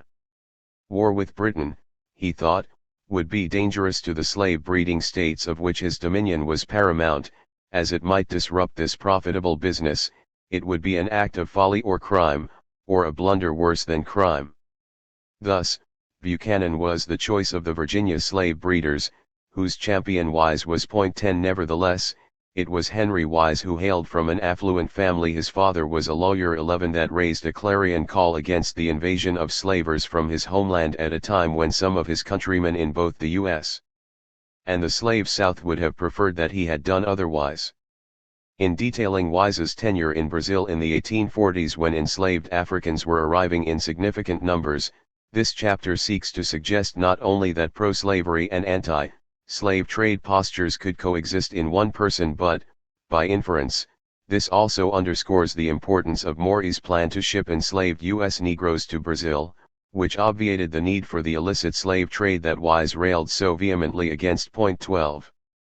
Wise took particular umbrage at London's pressure on the illicit slave trade, assuming perhaps correctly that it was a short step from there to objecting to slavery itself. Moreover, Wise's attempt to deflect anger about the slave trade to London and the wider U.S. concern that increasing the number of Africans in Brazil could reproduce a Haiti except on a much wider scale also points to how transatlantic and hemispheric concerns influenced the discourse on slavery and the slave trade in the U.S. Wise's recall from Brazil reflected a hardening of the posture of the slave South, which theretofore had tolerated anti-slave trade views that created openings, it came to be seen, for abolitionist views. In this sense, the end of Wise's quixotic and flailing tenure in Brazil represented yet another step toward civil war. Wise was not an intimidating physical presence. He was remarkably lean, 5'11" and a mere 130 pounds, and was originally fair-skinned, but probably because of exposure to the piercing sun rays during Virginia summers became progressively swarthy. His hair was a light auburn and when young, almost flaxen, which he generally wore long and behind his ears. His head was large with great depth between the temples, his forehead low but broad and his eyes large, grey and deep-set, arched by a heavy and remarkably expressive brown. His nose was large and prominent, his mouth capacious, his lips rather thick, his jaws lank and florid, his chin broad and prominent with a furrow from the center downwards. He possessed manly and defiant features that were accentuated by the fact that he was an excessive chewer of tobacco. Though he never smoked and rarely drank anything of an alcoholic character, he was remarkably abstemious. As he grew older he had begun to stoop a little, and since upon the whole he was not a handsome man, this latter characteristic became more pronounced during his dotage. Politically, besides being a leading Confederate, in the antebellum era he was fiercely opposed to the Know-Nothing Party. He was more qualified than most for his post in Brazil, since he read French and understood a smattering of Spanish but, typically, no Portuguese. 13. He was also feisty. At one point Richmond friends of his were suffering great anxiety for a day or two on your account, occasioned by rumors of differences between yourself and another gentleman which might possibly end in a duel. 14. Politically, he was also well connected, although when his name was sent to the United States Senate in 1842 for the mission to France, a Whig Senate rejected him. He obtained a congressional seat nonetheless in 1843, then it was discovered that the health of the frail Wise was giving away rapidly from the constant excitement of about 10 years. Consequently, his friends sent his name again to the Senate for the Court of Rio Janeiro. He was approved this time, and in May 1844 sailed southward and did not return until October 1847. It turned out that he found just about all the excitement he needed in monitoring and combating the incursion of U.S. slavers. 15. Wise, who was one of President Tyler's best friends, apparently was not instructed at all about the African slave trade in Brazil before departing. And even though he was a stern critic of this business, he did not call on Congress for more severe legislation. Instead, and in tune with prevailing mores, he blamed the British for their share in the traffic and reiterated Calhoun's accusation that London's apprenticeship system imposed on freed slaves, along with Africans heading for slavery but captured on the open seas, was nothing but a perpetuation of the slave trade in another form. Still, despite his towing the ideological line, his patron, John C. Calhoun of the fire-eating state of South Carolina, was highly dissatisfied with the minister's reports from Rio de Janeiro, though Wise had been instrumental in making him Secretary of State. Yet, since Wise was a major player in Virginia and national politics and could become important in the race for the presidency in 1848, Calhoun recommended to the new administration that Wise be maintained as minister to Brazil. 16. This was not as difficult a decision for the White House as it may appear, since Wise did stress, quite fashionably, hostility to London stopping and detaining U.S. ships. Great Britain had no right to exercise any authority in this sphere, he thought, and sought at least verbally to stress Brazil's supposed partiality to the U.S., which was apparent and no less manifest in their distrust of Great Britain. 17. Nevertheless, one of his initial maneuvers was seeking to break the long-standing link between serving as a U.S. diplomat while engaging in slave trading. He pushed the revocation of the appointment of a Brazilian citizen named Sudo as vice consul of the U.S. at Victoria for the province of Espírito Santo, since this man, it seems, is a very prince of slave dealers and has actually been using his pretended office under the U-State for the purpose of aiding and abetting the slave trade. 18. His colleague in Brazil, George Gordon, a Massachusetts politician, reflected this Bayergianal approach when he pursued slavers with equal vigor, finding their manner of prosecuting the slave trade upon the coast of Africa truly astonishing, particularly in regard to the connection of American citizens therewith, and the use and prostitution of the American flag in furtherance thereof. 19. But this repetitively expressed anger aside, the Wise-led legation in Rio de Janeiro stressed with similar repetition, interference by Great Britain, not only with this subject of the slave trade but also with the more sensitive issue of domestic slavery in the U-States. London's crusade ineluctably had led it to consider the spillover of this global business into the U.S. itself, which impelled it to look at what was thought to be the major prop of this commerce, i.e., slavery in the U.S. But for Wise this was our most delicate of domestic institutions, the most sensitive to foreign intrusion. Now what can this mean? He asked Calhoun imploringly. Why was the British consul in Mobile saying, "There is no known party of abolition emphasis original"? Was this a permissible function of a British legation in the U.S.? 20. This was outrageous, he thought. They pry into the treatment of the slaves by their private owners, into the food and raiment, into the disposition of masters to manumit them emphasis original. Ought this to be suffered, he asked, at a time when insurrection and massacre are set on foot in the neighboring island of Cuba, not to mention Brazil, where the contagion could also spread? Thoughtfully, Wise attached a letter from the British Foreign Office asking pointed questions about slavery in the U.S. itself, including the sensitive inquiry of details about imports of slaves from Africa itself. 21.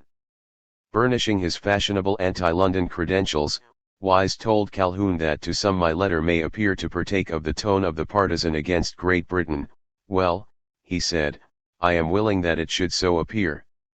As for a U.S. national detained by the British for involvement in the trade, Wise was fully convinced that the case was one of great outrage upon the flag and commerce of the U-States, in any and every aspect in which it can be viewed.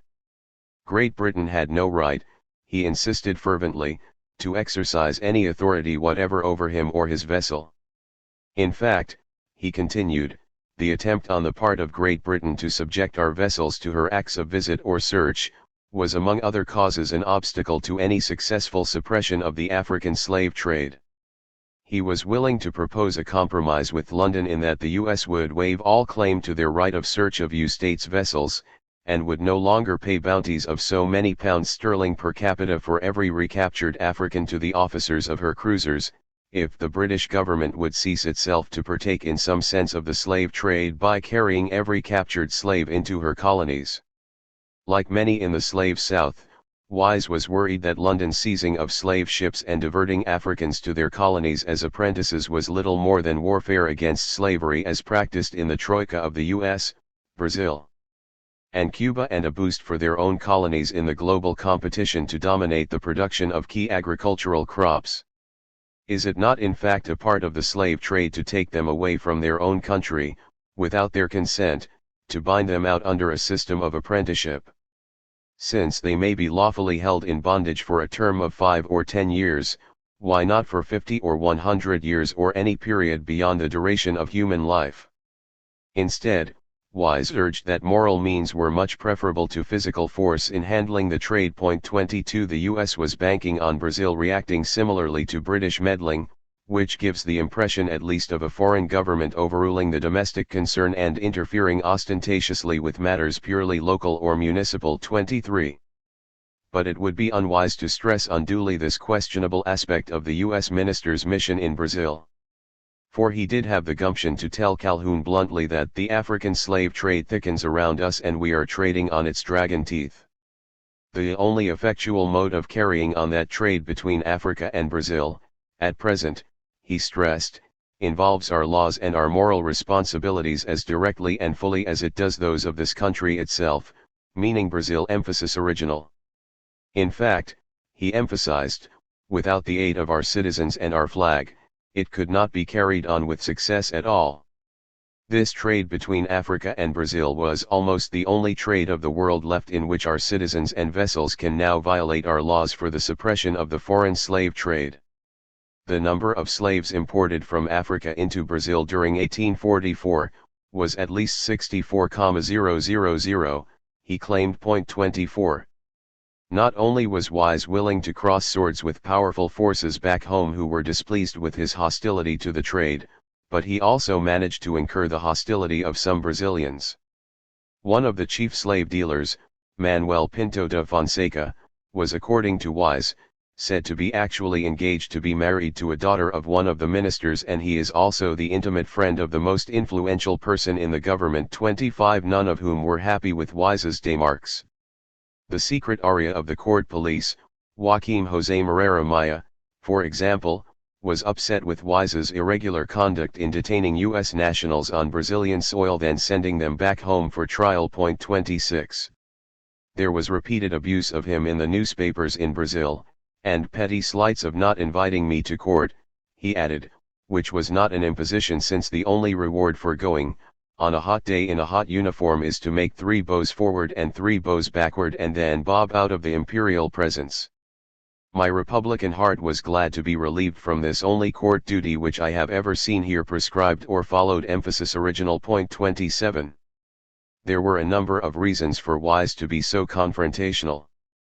His critics thought that Virginians generally had a material basis for their self-righteousness about the trade, given the state's own role as an exporter of Africans. Flooding the hemisphere with Africans, particularly when they were growing crops that could be equally grown in the slave South, example sugar in Louisiana, could drive down the price of African sales and, perhaps, crop sales also in the U.S. itself. There was also concern that Brazil could become a second Haiti, only bigger and more dangerous, if the number of Africans there increased, and this could have potentially devastating impact on the long-term viability of the slave South.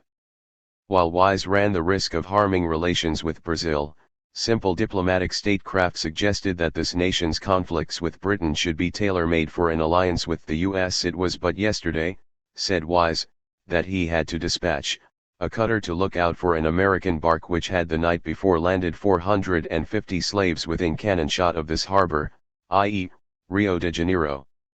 The minister and councilors of state and senators and delegates in the legislative chambers were undoubtedly engaged in this bold, horrid traffic, and the principal capitalists involved were the owners of the newspapers, in this city 28, and they were hardly pleased with his opposition to this dirty business. In the sunset of his life, Wise recalled ruefully that almost everyone, excluding the emperor, and a few honorable men, was interested in the trade. Cabinet ministers, judges, and minor authorities of every kind were guilty of participation or connivance, and he had disturbed the hornet's nest with his angry lobbying against slavers. He soon became the most unpopular man in Rio de Janeiro, and every possible annoyance was received by him from both government and people, and finally the government ceased all diplomatic relations with him. President Polk would not relieve him, but the isolated Wise was obliged to leave his post nonetheless. 29. Yet this bearing of fangs in Brazil hardly compared to the hostility that Wise faced back home. "I know very well," he admitted, "the very strong representations from certain parties against me. These were the slave trade vessel owners of the northern cities. I have exposed their abominable traffic here and have severely shocked its profits if not its conscience. Out of 22 vessels of our merchant marine engaged in the African trade between the coast and Brazil since 1845, he charged, but 4 hail south of Philadelphia, and these were from Baltimore. The Agnes, which was sold on the coast and brought over about 600 slaves, was owned by a Quaker of Delaware who would not even eat slave sugar, while the owner of the Herschel, a vessel which has made several trips to the coast under the charter party of notorious slave traders here, is also an owner of an abolition newspaper in Bangor, Maine. His name is Dow. In public I am told he rebuked his captain for engaging in such a charter, and in private told him to do so again, as it was very profitable. He is the owner of the Amelia, and gave instructions to charter her also lately for the coast." As Wise saw it, history was repeating itself.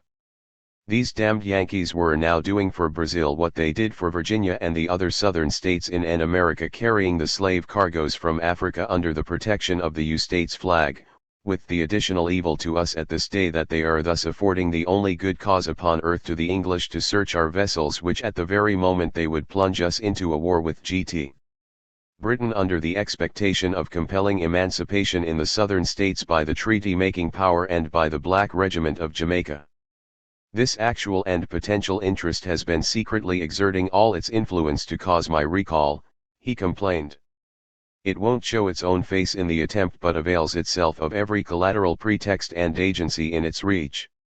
The miserable ex-consul here, George Gordon, a Massachusetts member of the party he despised, the Know-Nothings, was induced by his neighbors and friends in Boston and by the hope that a quarrel with me would be acceptable to President Polk, and also with the powerful prince of slave dealers in Rio, Manuel Pinto de Fonseca, and his company, to forward a regular budget of slander against Wise to Washington. He got many of the merchant captains, I am told, to sign affidavits that I was bent on destroying all American trade to Africa," he asserted, "and he sent on a mass of such matter and its proof, of which I have never yet read. The vessel owners and vessel captains desirous to engage in the African trade and their friends were conspirators against me," said Wise. "They find a number no doubt in the U-States who are my foes of old, and they find more who desire the place I hold, and these united, and their friends, make a pretty formidable host. Can it be expected that these," he asked rhetorically, "will release their combinations and efforts against me?" He felt grateful to President Polk for his magnanimity toward me personally, thought Wise, but was otherwise convinced that northern pro-slave trade antagonists were after his scalp. 30. This was something of an overstatement.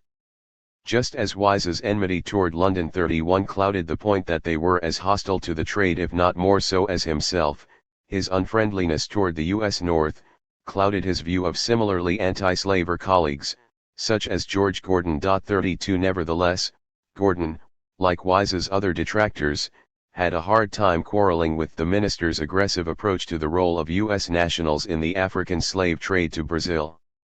It had grown so bold and so bad, Wise declared shortly after arriving in Rio, as no longer to wear a mask even to those who reside here, and was unblushingly carried on by our citizens under our flag. However, he did decry Gordon's approach as the crying injustice of punishing the poor ignorant officers and crews of merchant ships for high misdemeanors and felonies, when the shipowners in the United States, and their American consignees, factors, and agents abroad are left almost entirely untouched by penalties. Emphasis original. 33 The latter were disproportionately from the U.S. North, he thought. Why were they attracted to this inhuman business? Wise thought he knew. The profit of the slave trade, then, may be put down safely at from 600 to 1,200%, he offered. This accounts for the enormous prices they pay for vessels and their charters to the coast, and for the risks which they can afford to dare in the traffic.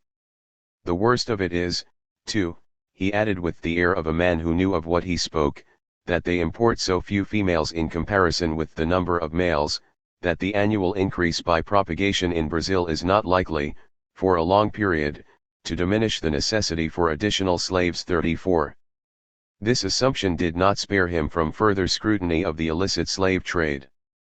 Wise was pushed to ask rhetorically of the powerful Baltimore, Rio de Janeiro firm, Maxwell, Wright & Co., which was suspected of collaborating with slavers, why an American slaveholder, manifests such extraordinary zeal in this subject? The only answer I shall deign to give is, that the fact of my being a slaveholder is itself a pledge and guarantee that I am no fanatic. Emphasis original. Repeatedly he averred that I find the same old interest at work here, and now, to fasten American slavery on Brazil, which, in our early history, fastened its condition of a slave state on Virginia.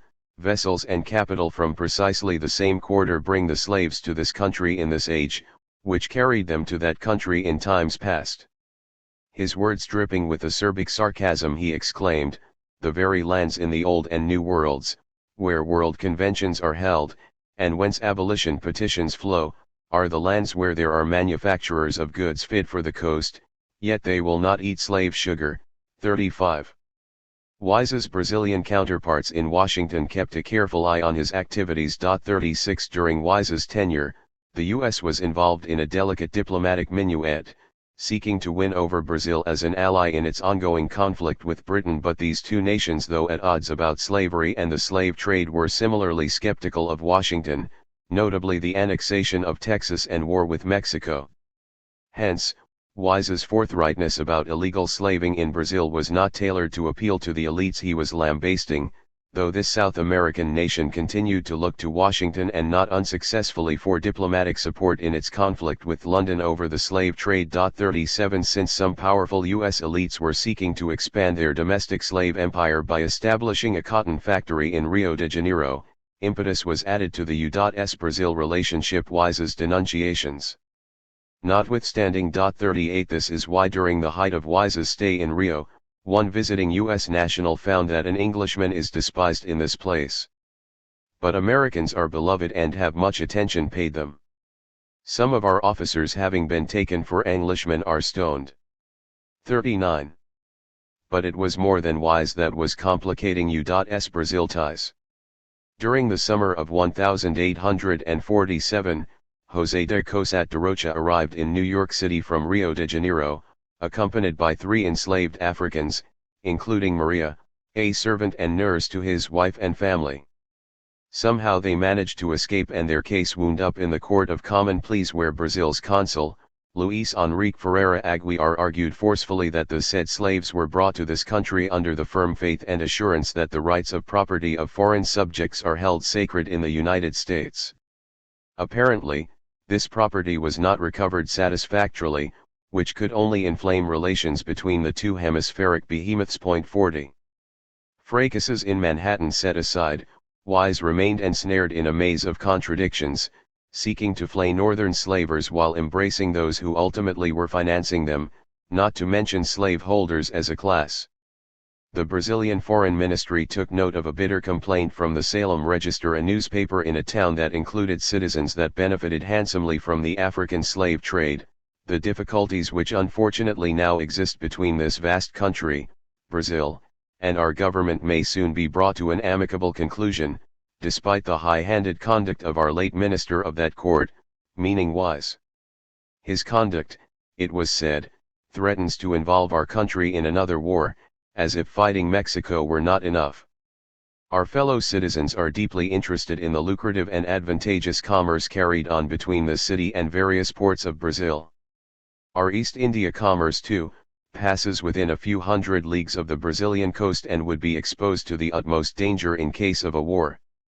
Wise should be reined in, it was thought, as the Brazilian court has already recalled its minister and the public feeling throughout that country is decidedly against that and would need but little fanning to break into a flame in which the lives and fortunes of many of our fellow countrymen would be consumed. 41 documents relative to Mr. Wise's difficulty with the Brazilian government were published, from which it appears that Mr. Lisboa, the Brazilian minister at Washington, called at the Department of State and requested the recall of Mr. Wise. The emperor had determined he should never again be invited to court. It was expected that Washington would acquiesce, being reluctant to confront Brazil while it was fighting Mexico. 42. The days of the besieged Wise were numbered. He complained to William Wright of Maxwell, Wright, that his greatest annoyance was the African slave trade, which had become outrageous under the U-States flag to the disgrace of our nation. I was confident, he told him, for whatever reason, you would approve of my motives and action in suppressing this nefarious traffic. It is impossible, he added, to carry on what is called the lawful trade to Africa from Brazil without becoming involved more or less in the reputation if not in the actual guilt of the unlawful traffic between these two countries, which was an implicit rebuke of Wright's firm emphasis original.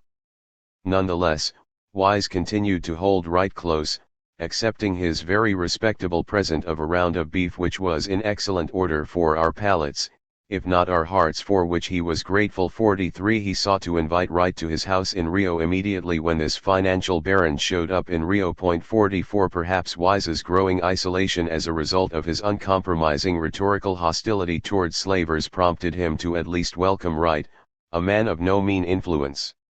Or, quite possibly, his inflammatory diplomatic messages aside, the opposition to the African slave trade by Wise, the slave owner, could not transcend the rhetorical. Rio was not like home, Wise told Wright, yet he had met so much kindness from every American and from all, in fact, especially from your nephew, that I am conditioned to remain here a few years, if permitted to do so, though the climate was rather enervating and somewhat insidious, I think. 45. Enervating was another way to describe Wise's recurrent condition in Rio de Janeiro's often unwholesome climate. Wright was told by a colleague that when I arrived here yesterday in Rio I found Mr. Wise much worse than I expected. He complained of soreness in his side and was very restless. He asked me to remain all night as he feared he might be attacked with sudden spasms, which I of course did. He suffered much pain during the night. 46. The state of my health will not permit me to be with you, Wise told colleagues in Brazil. For the last 2 or 3 days my system has been quite disordered. I have been compelled to resort to copious doses of medicine. 47. Perhaps because of his difficulty in adjusting to Rio's climate and the concomitant political isolation he suffered, Wise, though a rhetorical lion in opposing slavers, was the main man in charge when slavers were streaming into Brazil and unloading their human cargoes. Certainly his outspokenness was not shared universally among Washington's power elite, which no doubt reduced his effectiveness. When the Department of State was queried by Wright during the height of Wise's tenure in 1845 about the questionable practice of U.S. nationals selling their ships in Rio, which were then promptly dispatched to pick up enslaved Africans on a strained and stressed continent, the response was something less than ringing in condemnation. 48. Yet, how could it be otherwise given the political situation in the U.S., where some Northerners were profiting from the slave trade while many Southerners were reluctant to tamper with this commerce for fear that it might compromise their jealously held peculiar institution? The fact that Wright had been posted to Rio de Janeiro was suggestive of Washington's true feelings about fighting the trade, as his firm had been implicated in this business. His long residence at Rio de Janeiro and the experience necessarily acquired in the performance of your office there, recommended him to both business and government, Wright was informed. 49. Maxwell, Wright was a transnational firm with major interests along the eastern seaboard of the U.S., not to mention trading in all major capitals, including Antwerp, Amsterdam, Malta, Naples, Venice, Stockholm, Hamburg, Bombay, and the continent of Africa, especially Brazil's major slave labor products, sugar and coffee. 50 This firm was engaged in very large quantities of commodities in Brazil, while Wright for a while was a well-respected diplomat. 51 But one thing Wright did have in common with Wise was conflict with elites in Rio de Janeiro. He too was obliged to carp about having been removed from the consulate of the United States in Rio by request of the Brazilian government, though he had filled that job for 6 years. His problem was not with slavers but the alleged many acts of injustice having been practiced upon our commerce, in the ports of this empire, and, said Wright, it was my duty to complain. 52 Washington, thus, had to annul his commission though his conduct was perfectly satisfactory to our government. 53 Wright still remained central to Maxwell, Wright's business in Brazil and was angling for escalating his presence as Wise was arriving. His nephew sought to remind him of Rio's privations and disagreeables to which a residence here subjects a family, and recollect only the more agreeable occurrences of your time. But the firm was attracted to the handsome profits that only a slave labor economy could supply. I do not know how it is, said Robert Wright, that having made as you have done a great deal of money in this country, you have so little to show for it. You were spending too much money and now needed more. 54 He had a point, for at that time a fellow Baltimorean, Joshua Cohen, was profiting nicely from various commercial dealings in Brazil, particularly the importation of sugar. 55 William Hunter was, like Wright, a U.S. diplomat in Brazil whose family was implicated in the slave trade. His spouse Mary Robinson Hunter, unlike Wise, arrived in Brazil with mild sympathies toward slaves, but in the hothouse environment that was Rio de Janeiro, she was transformed, albeit in a manner unlike Wise's rhetorical crusade against the slave trade. Born in New York City to a wealthy landowning family that had made a small fortune in the African slave trade, she married the scion of an equally prominent Rhode Island family that also had profited from this vile business. In 1834, her spouse William, a lawyer who was to become a U.S. Senator, accepted a diplomatic post in Brazil where both resided until 1848. In the beginning of her stay abroad, Mary sympathized with the plight of slaves in Brazil, but as time passed and her difficulties in managing her other household servants increased, she had a change of heart regarding their treatment and on occasion whipped them and slapped them, something she previously deplored. Mary's initial compassion toward slaves, however, was also tempered by her fear of them, for the 1830s in Brazil were rife with slave insurrections, and given the large numbers of slaves in Rio de Janeiro, Mary dreaded a slave revolt and feared its consequences for the white population. 56 Over and over again in her lengthy stay in Rio, which ended in 1848, she expressed concern about being left home alone with her household servants, and she avoided going shopping in Rio because she disliked being jostled in the streets by Negroes. Her fears were comprehensible. In 1841, she recounted how a female slave had mingled some poisonous root, which is known only to the blacks, in some chamomile tea her master had ordered her to make for him. He found out somehow, then got some thumbscrews to make her confess. She apparently did so and implicated others in the plot, and they were all severely whipped for 3 days in succession, and they are now about selling the girl. Then a Brazilian merchant was murdered by his cook on his return from the theater, which made her shudder. He very imprudently bought his black, knowing him to be a bad one, because he was a good cook, but the slave was angry with his master, it is said, for making him go out on Sundays and holidays, and retaliated. He had long been watching an opportunity of revenge. Appropriately, the night was dark and rainy when he struck. He had sent the footman up to the house for an umbrella for his spouse to walk up the hill. While she sat in the carriage, the black came out of the stable, passed the 2 sons and ran a knife into his master, who just said, "He has murdered me," and fell dead.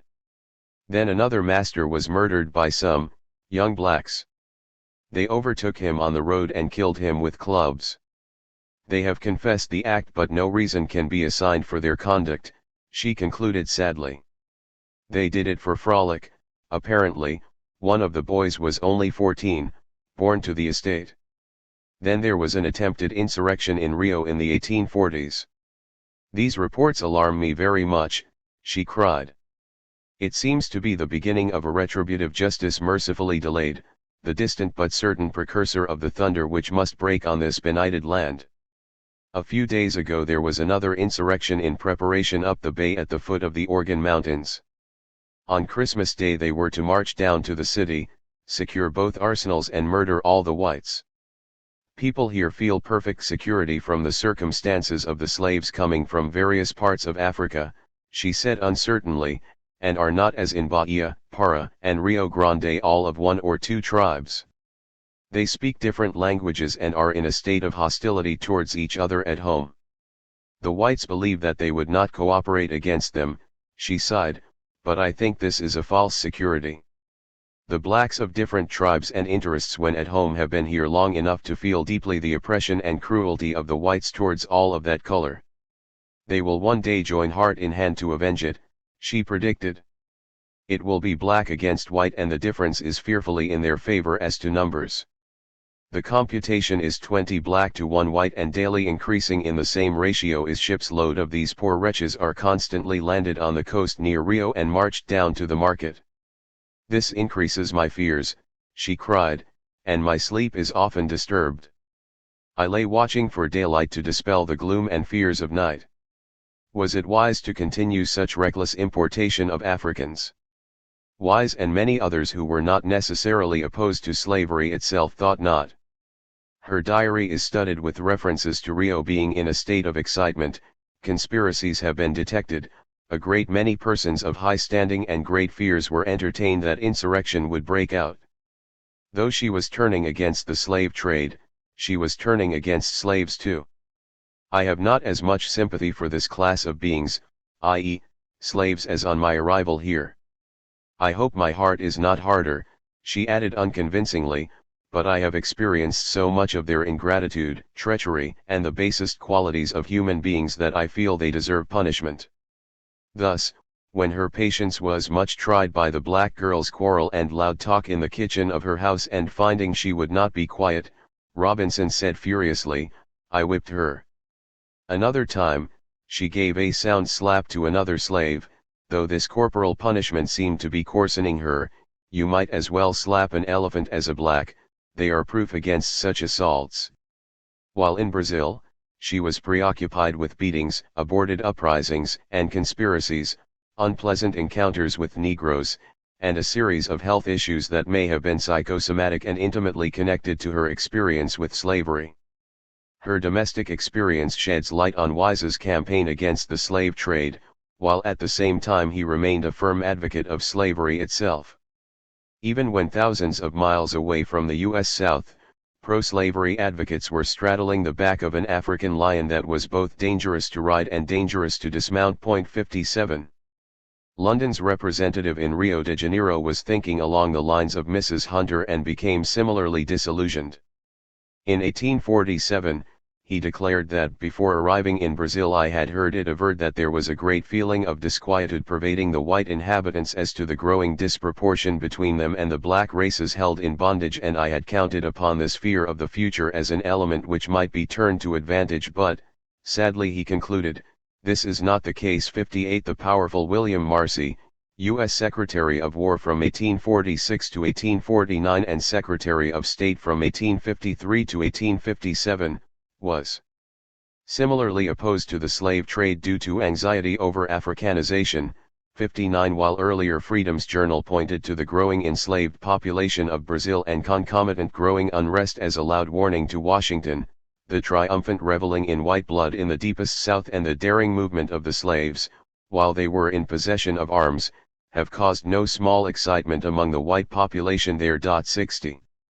This tangled web produced similarly contradictory responses from Washington. In March 1845, John C. Calhoun told Wise's comrade, future U.S. President, James Buchanan, I express the hope that Mr. Henry Wise may be continued at Brazil. I am sure one better qualified cannot be selected to take his place. 61. But, evidently, As the significance of Wise's campaign became clear, Calhoun changed his tune. "I fear with you," he told Thomas G. Clemson, then in Brussels, "that Wise is pursuing an injudicious course in reference to the slave trade. My instructions to him were full and pointed on the necessity of preserving the most friendly relations with Brazil in every respect. It would be greatly to be regretted, if he has taken any step, calculated to have a contrary effect." 62 Wise was running afoul of a powerful faction in Dixie, who clamored for reopening the African slave trade not only in Brazil but also in the U.S. itself.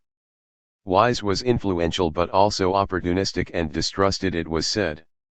DeBow in Louisiana, Wigfall in Texas, Yancey in Alabama, Ruffin in Virginia and Governor John H. Adams and Maxcy Gregg in South Carolina noisily threw in with the idea of Leonidas W. Spratt, who proposed reopening the African slave trade.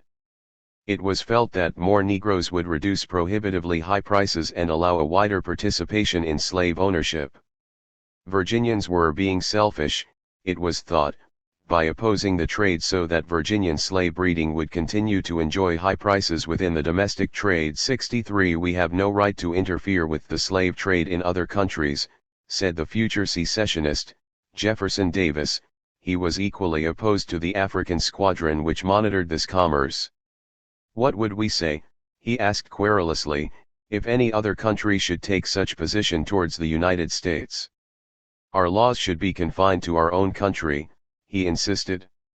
"That ships of American construction will probably be found in the slave trade," received no objection from him. 64. On the other hand, African Americans were not as sympathetic to Wise as might have been imagined. "He was a Virginia brigadier sick, and foolish besides," said Frederick Douglass at a time when Wise was clashing with slave dealers. 65 of you not universally shared. 66. Despite his connections at the highest levels, Wise was becoming a liability. The business of chief interest before the cabinet today, President James K. Polk noted in early 1847, were our relations with Brazil, which from those of amity had recently been disturbed by an unfortunate occurrence at Rio de Janeiro. A riot had taken place among some Americans on shore. 67 Instructively and disturbingly, though the U.S. was then enmeshed in a war of aggression against Mexico that would result in the seizing of a quarter of that nation's territory, President Polk was expending valuable time soothing the frazzled nerves of another southern neighbor who feared Washington's territorial designs. Wright clashed with Brazil on financial matters, just as Wise had clashes with this nation about the African slave trade, though the two were intertwined. For there were various American claims that Brazil refused to pay, which made Wise's complaints even more hard to swallow.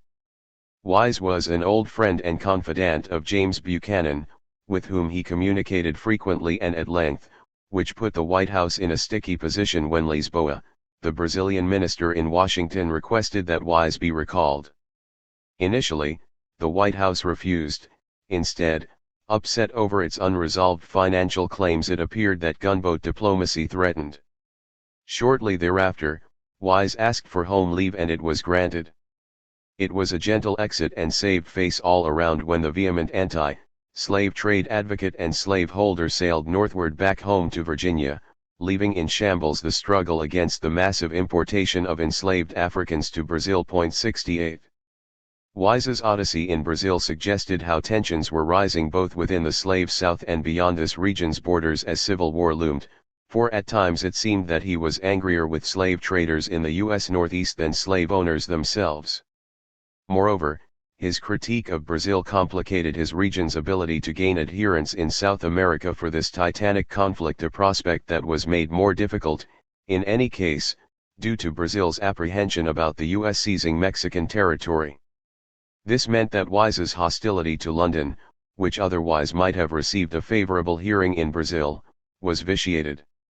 Brazil had further reason for nervousness about U.S. policies when the California gold rush led to the arrival on their shores of tens of thousands of visitors from their North American neighbor. 5. Crisis. Charlotte Gardner of Nantucket was one of many U.S. nationals who made her way by ship to California from the eastern U.S. around Cape Horn with a stop in Brazil. Whiling away the weeks on board, she began reading the bestseller, Uncle Tom's Cabin. Speaking of the effect of reading Uncle Tom's Cabin, she confided to her diary in 1852 a story that recounts a similar circumstance which occurred, i.e., a lady whose nervous temperament was so highly excited by the perusal of that now fashionable production gave birth to two young babies of fine physical conformation but whose skin was of the color prevailing in the dominion of the King of Congo. Investigations established the pleasing fact that there had not been a color-ed person seen in that quarter of the country for 3 years previously. Though she was deeply interested in slavery and Africa, it is unclear if her approaching a site known to be in the process of being swamped with enslaved Africans particularly from Congo influenced her fevered accounts. She did note mordantly that yesterday we passed near a vessel which we supposed was a slaver from Rio de Janeiro. She did not show her colors. A few years earlier, the U.S. naval officer, Captain William H. Parker, arrived in Rio. One of our midshipmen, an oldster, told me that the slaves were brought into Rio, but they could not be seen in consequence of their being painted air color, which of course rendered them invisible. He said that the slaves were landed and taken to a pond outside the city, and the air-colored paint being washed off, they became visible. 2. Though Brazil was thousands of miles away from the U.S., the nature of travel by ship meant that Rio de Janeiro was a necessary stop in the journey from the U.S. Northeast to California, just as Dallas is a necessary stop in flying today from Raleigh to San Francisco. This meant that thousands of U.S. nationals were regularly arriving in Brazil, well on its way to becoming the most formidable slave society on the planet. For many who had never seen this peculiar institution up close, Brazil stirred abolitionist sentiments that contributed to rising national tensions. For others, it reinforced the idea of the normalcy of slavery, thus calcifying existing biases. And for others like Gardner and Parker it stirred imaginative fantasies that reflected a terrible crisis induced by slavery and the African slave trade. There is no precise agreement on the number of U.S. nationals who arrived by sea to California during the Gold Rush, which was ignited in the late 1840s just as the illicit slave trade was booming. 3 For the period from April to the end of the year 1849, tabulations run as high as 91,000, as low as 30,000, and of this number, about 20,000 evidently took the Horne route, and roughly 70% of these were Americans. Just as it is highly possible that there was more altering of nationalities in the antebellum era than today between U.S. Negroes and Afro-Brazilians, e.g., the transition of Pedro Paris from African to Afro-Brazilian to African-American, it is a historical paradox that 150 years ago Cape Horn was less remote than it is today. 17,000 miles of ocean, more or less roll between New England, Cape Horn, and California, and this protracted journey was traversed not in hours in a supersonic jet but in weeks on a listing vessel with a stop in Brazil. 4. There was a great change in Rio after the gold rush. Last year, said one U.S. observer, the American vessels of war were put down after all others English, French, Sardinian, Danish, Belgian, Austrian, everything was put down before our vasos de guerra or vessels of war, but now, all that is changed, we are the favorites, the great people of the moment, he said. 5. Many of these U.S. nationals had had no direct personal experience with the quotidian horrors of slavery. 6 Brazil, as a result, became a cracked mirror by which many interpreted the rising controversy over bondage in their homeland, often invigorating or engendering abolitionist sentiments. 7 Or hardening pro-slavery feelings or fears about the implications of racial ratios favoring Africans. 8. Certainly, the critical role played on U.S. vessels by African Americans was not conducive to enlightenment for some of these southward-bound visitors. 9 Sailing from Boston to California via Brazil, John Dutchow watched as one of the colored waiters in the cabin, named Dennis, struck one of the other waiters and the captain put him in irons a short time. 10 A Negro is not to be trusted, was the moral drawn by one Euro-American sojourner after his encounter on board Ship 11 while sailing from Boston to San Francisco around Cape Horn. One national became more sensitive to matters of color. 12.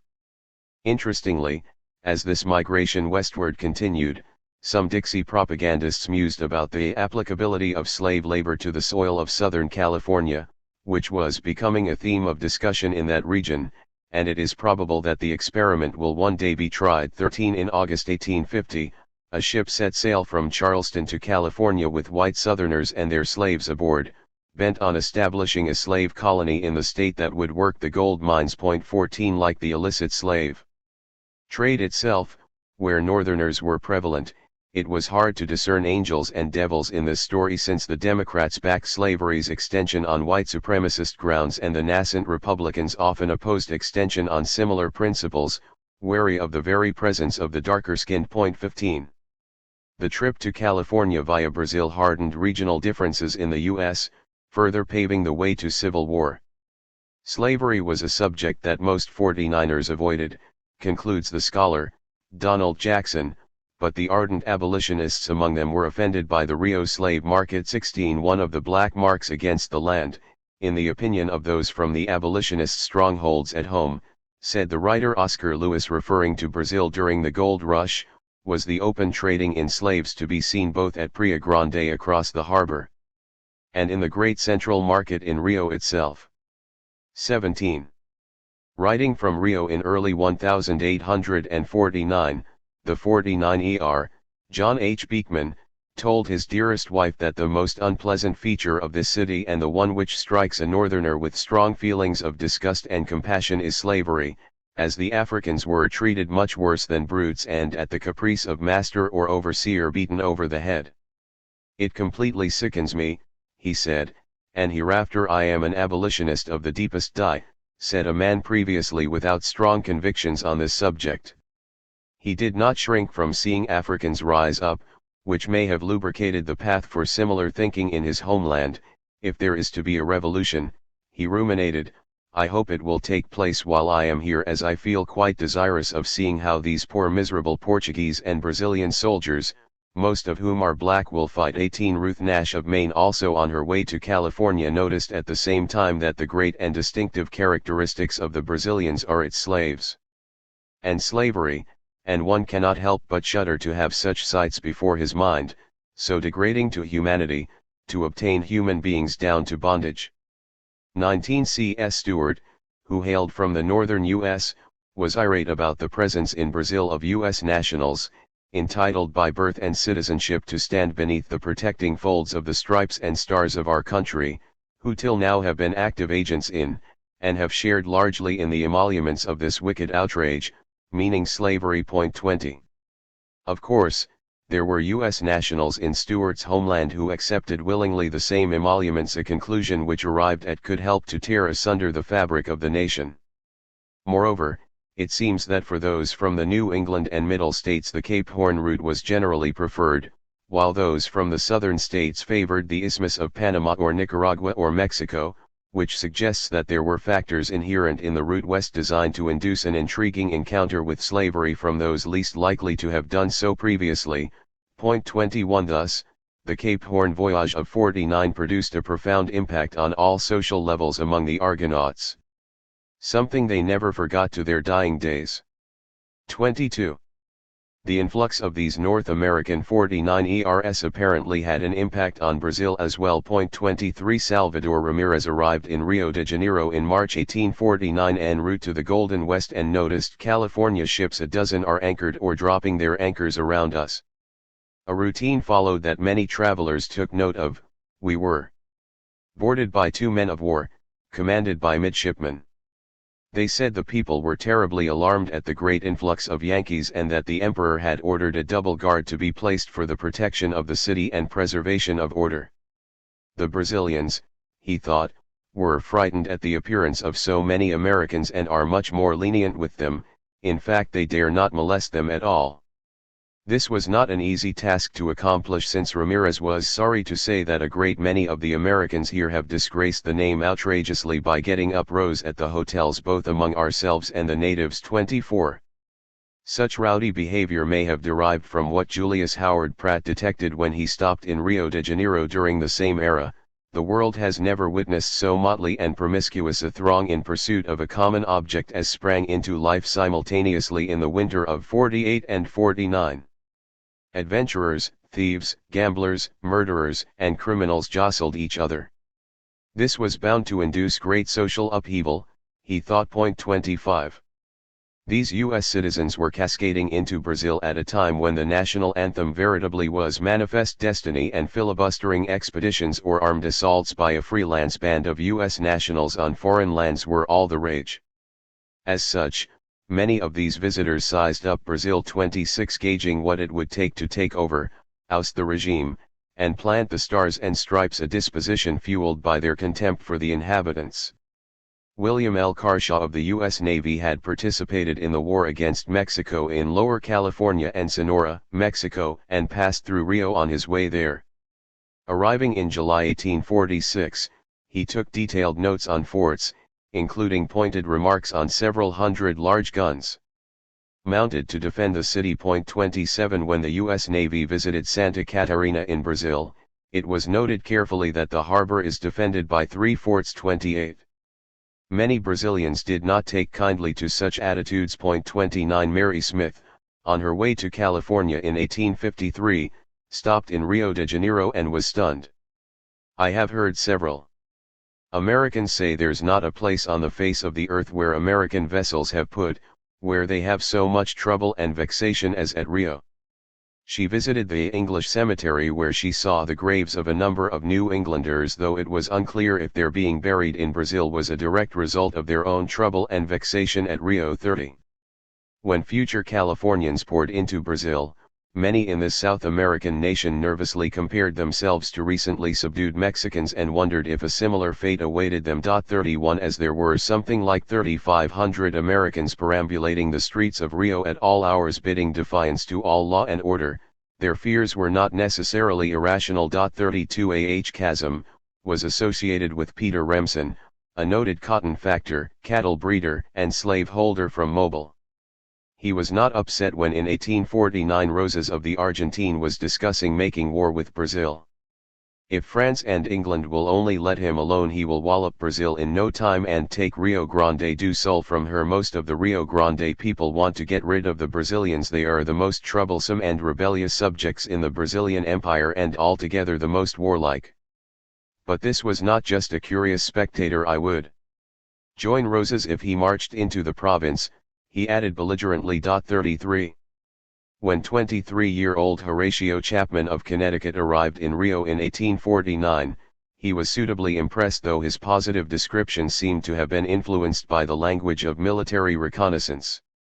It was a fine bay, he thought, surrounded on all sides, except at the entrance by rocks and higher hills, and it was thus strongly fortified by nature as well as by art. Had it been in the hands of the government of the United States, he added, it would have been almost impregnable to any other nation.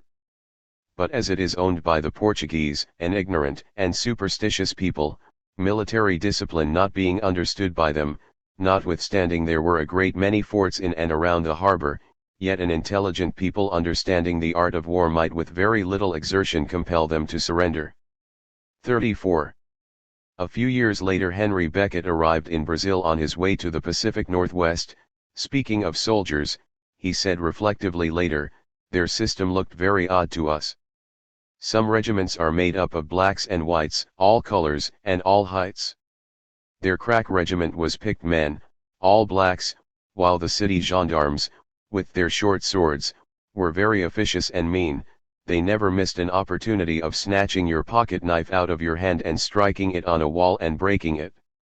Their annoyance and the natural prejudice of Americans with any colored race put in official position over them, brought on quite a number of collisions, our boys generally coming out best. 35. There is so many California vessels arrived here lately that the Brazilians are frightened, said Joseph Hamilton of South Carolina in March 1849. They think they are going to annex Brazil to the U.S. and have posted 3 times the regular guards all over the place. 36. There are enough Yankees in port now to take the fort, city, and adjacent country and drive every yellow-skinned Braziliano into the mountains, thought the visiting Edward Brown in December 1849.37. All the defense that Rio can boast of for the present, thought Roger Conant traveling via Rio to the territory of Washington after the gold rush, is a miserable fort, which a Yankee gunboat could batter down in an hour. 38 After noting that some of his fellow U.S. nationals in Rio, sorry to say, had performed acts that would not be permitted in their own country, one unnamed visitor who spent 25 days there, observed that the city is protected by armed police night and day, but they do not give the appearance of being very formidable antagonists. Some of his countrymen were told to disperse by these police, yet even though the former were unarmed, they drew up in the order of a charge of cavalry, and all being ready the word charge was given, and all dashed into the midst of the soldiers, dispersing them in every direction. 39. The complexions of these police and soldiers and those they were sworn to protect seemed to influence how they were perceived by these U.S. visitors and how much force they thought it would take to oust the regime. 40 George Coggeshall was in Rio in 1837 buying coffee bound for New Orleans, and concluded quickly that it cannot be expected that such Negro men will fight, except by compulsion. If their army is as badly organized as their navy, I should think they would make but a feeble resistance in defending their metropolis against any powerful maritime nation. Now he held no prejudice against them, but found Brazilians generally so deeply imbued with ignorance and superstition, and so firmly wedded to obsolete religious mummeries, that it will take a great many years to transform them to a great people. 41 Thomas Williams of Boston arrived in Rio in 1849 and noticed the standing army, which was the greatest sight of all, as they were actually slaves, though they looked tolerable sick. Well, but they seemed to me as though 500 of Yankees could whip the whole of them, since they don't seem to have that life or spirit that the Americans have, he thought. This lack of spirit was unsurprising, since they get no pay, nothing, and poor living and the worst treatment. They were nearly all blacks, though now and then an officer with tolerable light complexion, but not real white, for the white people do nothing at all. 42 Another visitor in 1849 noticed that in the city and at every village in its vicinity can be found a standing army, mostly all blacks commanded by whites or half-breeds, rather weak appearing army on the whole. 43. W.S.W. Ruskenberger in 1848 found the standing army of Brazil to be so small as scarcely to merit the name, while the navy is not effective, and there is no prospect of improvement. 44 One anonymous U.S. visitor noted that soldiers in Rio were all colors from white to black, all young men and some mere boys. They do not appear to be well disciplined, to the point where a troop of Yankees would make sad havoc among them. 45. A number of these sojourners thought there were inherent reasons that explained why Brazil was supposedly substandard when compared to the U.S. 46 Thomas Eubank observed that on the Iberian Peninsula Moorish customs are inherited with Moorish blood and traceable in their colonies, example Brazil. This made for traits decidedly Oriental and peculiarly Asiatic, especially in their tools and processes. The first tool I recognized at once, he said, was Roman and Egyptian, and certainly not on a par with what he knew at home. 47 The people are inferior to the Americans, opined Milton Stevens in May 1849, they are very small in size and swarthy. 48 One visitor in 1849 averred that the whites are rather dark complexion, sick, and amalgamating with the Negroes make a population of divers sick colors and lesser stock. 49 C.S. Stewart was repulsed by the fearfully mongrel aspect of much of the population, claiming to be white. The almost unlimited extent of mixed blood was horrid, he thought, and cannot fail to be revolting. 50. John Calbreth noticed that you cannot find a white man doing any kind of work, and I do believe if it was not for the Yankees and English the race would run out. 51 Rather astonished, James Orton was dumbfounded to discover that it is generally considered bad taste in Brazil to boast purity of descent. 52 James Lamouros Pangburn arrived in Rio in April 1849 and was horrified at the sight of the great number of Negroes that everywhere met me. These, to one accustomed to civilized life, are truly objects of disgust, and I am told compose 2/3 of the population. 53 Mary Smith, a New Englander en route to California, was similarly horrified at what she saw. The lower class are real Africans, she said. No one ever need be frightened at homely ugly looking faces at home. They don't know what an ugly face is. Positively I would not think possible for any human being to look as ugly as some of the boatmen and slaves here. The idea of remaining 3 months, it is very unpleasant. Emphasis original. 54. At the same time, the presence of armed soldiers of darker complexion seemed to send a frisson of apprehension coursing through the veins of some of these visitors, as if once again they were witnessing a Haiti magnified or the rise of a darker power or a glimpse of their own futures, none of which were viewed as being particularly appetizing. John Stone arrived in Rio during the rush westward for gold. He found the place disgusting and filthy while many of the Negroes who make up the chief population live in a state of nature and nudity. But what was noticeably striking, he thought, was the military display in this great Brazilian capital, which inspired much dread, the soldiery being made up of coal-black Negroes, who at their country's solemn call were ready to risk their lives, their fortunes, and their sacred honor. And a contact with whom would fill with dismay and horror, all persons with delicate olfactories. Worse, these men who were armed with muskets and gleaming bayonets acted to drive any white people who innocently saunter by, from the sidewalks into the muddy streets by rude assault and at the point of bayonet 55. When Samuel Upham visited the Emperor's Church during the Gold Rush era, he was stunned. As I crossed the threshold, he recalled later, the first object that met my eye was one of the Emperor's guards, whose complexion was a shade lighter than the ace of spades, with a musket at his shoulder and stationed near the altar as worshippers of all ages, complexions, and conditions were kneeling about the church. 56 Lm Schaffer was part of the 1849 gold rush and stopped in Rio in May and was stunned similarly. 57. These guests from the US at times tested the limits of tolerance of their hosts, leading to confrontations with which US nationals were not accustomed, spats with armed African men. In 1846, sailors from the USS Saratoga were on leave in Rio and, typically, were rather inebriated and creating a noise in the streets, when they were violently assaulted by the police of that city, who rushed them with drawn swords and detained them forcibly. Minister Henry Wise informed the authorities that if they were not released, he would open the batteries of the U.S. frigate Columbia on the town.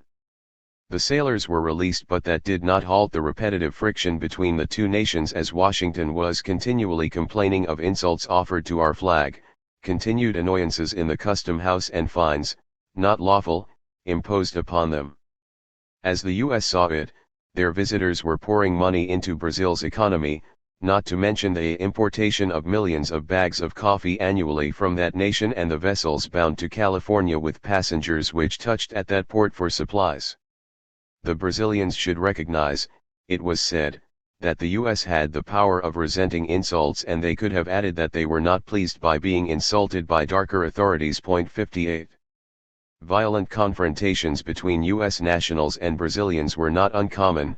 In 1849, two of the former were murdered after a particularly brutal encounter in Santa Catarina, Brazil. 59. On another occasion in Rio, two U.S. nationals were slain, whereupon the Argonauts armed themselves and drove all the Brazilian soldiers into the mountains and took possession of the place. 60. Passing through Rio in 1850, John R. McPhalen spoke of the famed Sugar Loaf Mountain, where it is said, a daring Californian got access to its summit and placed there the American flag, with a telescope, he added. 61.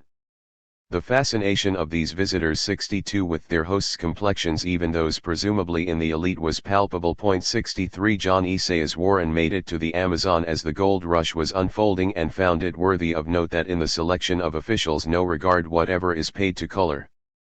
The president himself was a woolly-headed mulatto, and, not only that, but he was reputed to be the son of a padre, and as the padres are excluded from matrimony by the statutes, his genealogy certainly cannot be of the most honorable character. 64. Richard Morton of Virginia was not as dispassionate about this same phenomenon. This morning I breakfasted with a black man, he said a few years after the gold rush's height. It was no uncommon thing for a free black man to be invited to the table with white persons, he added, but I had hoped never to make one of the number, but this morning one as black as the ace of spades sat opposite me at the table. He was not happy about this. I felt really mean. I could not object, however, without offense to my very kind host. Gratitude and politeness both bade me endure it.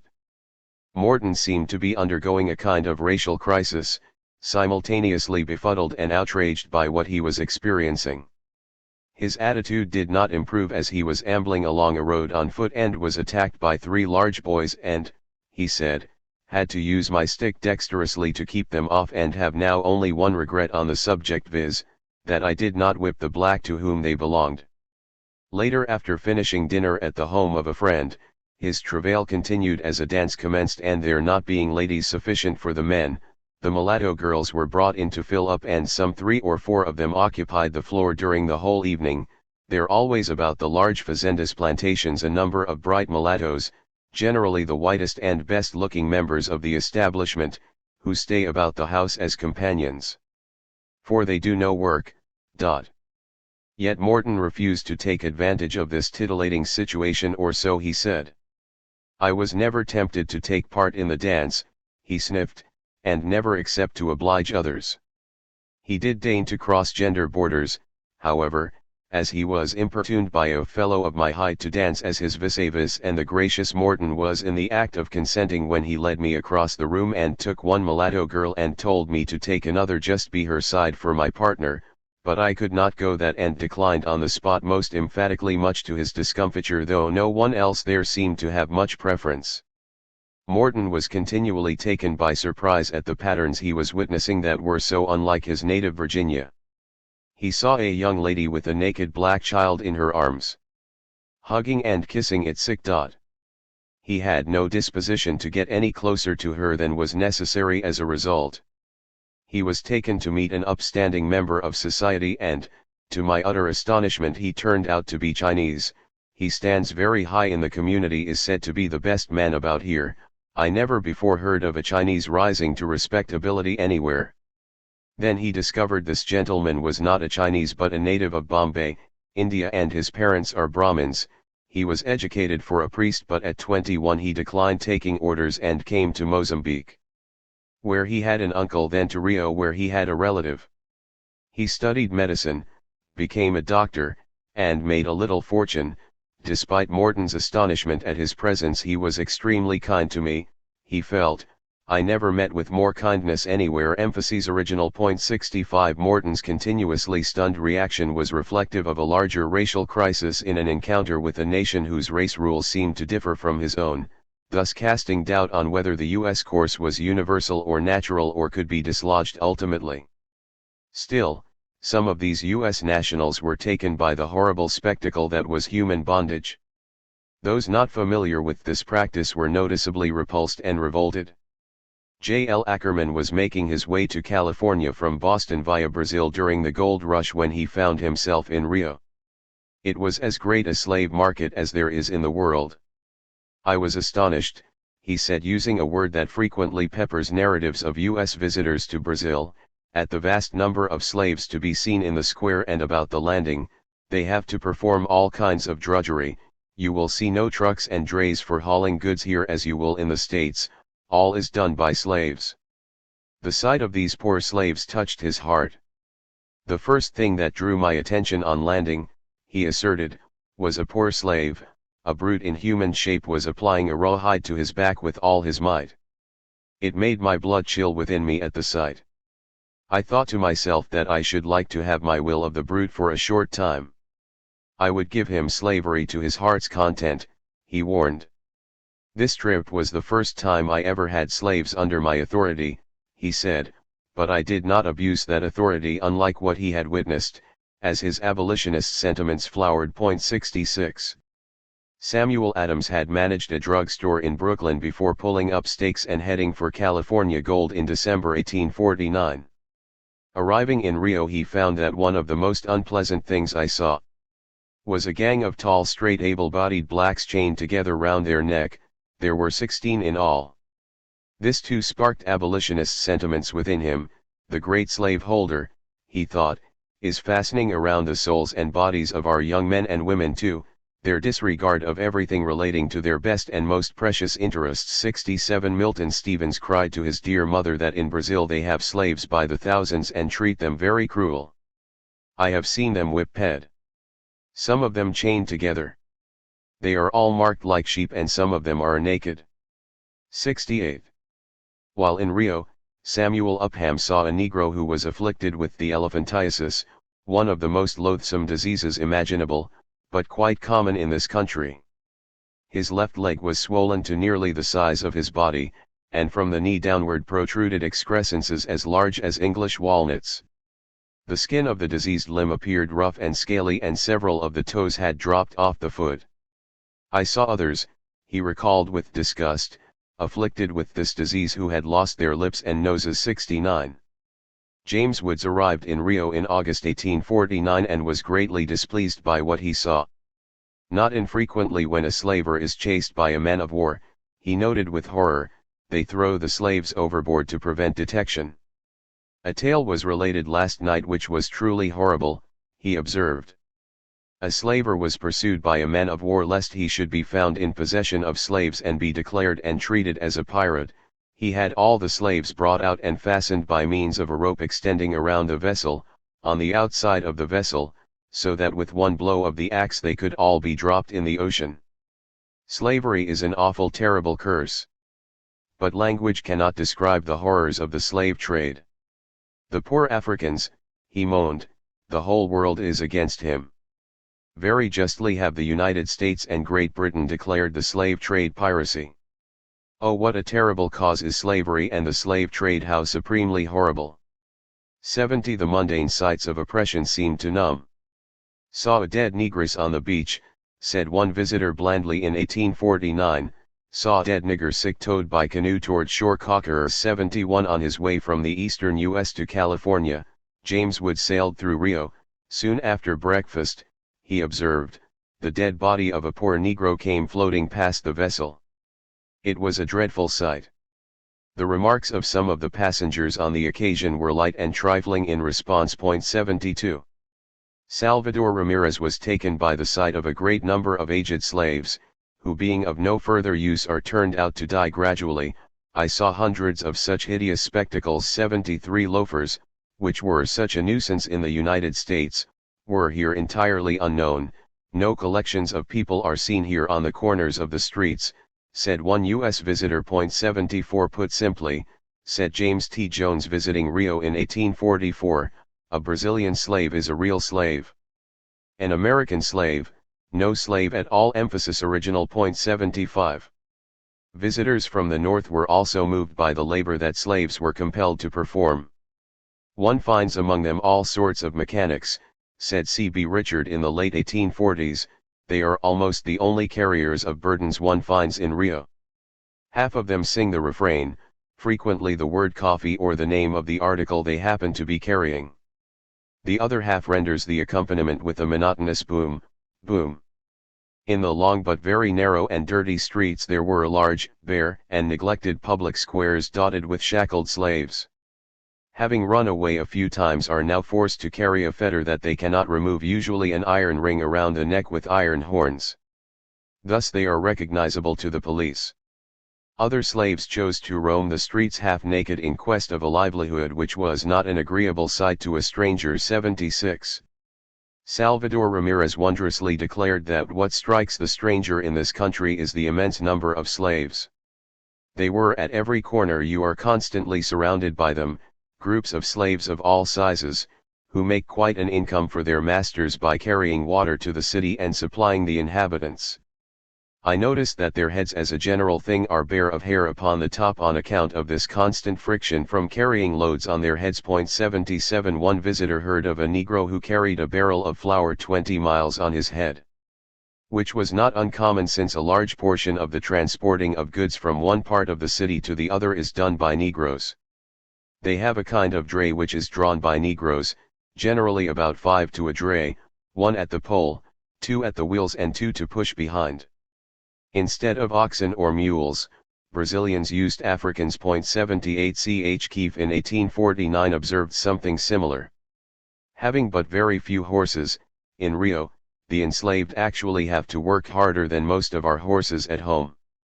I have seen them go in squads of 20 or 30 with all the furniture of a house on their heads, some with tables, others with sofas and chairs, on a kind of dog trot, singing 2 or 3 words which one sings and the rest join in a chorus of Yam Yat or Wol War or something similar. 79.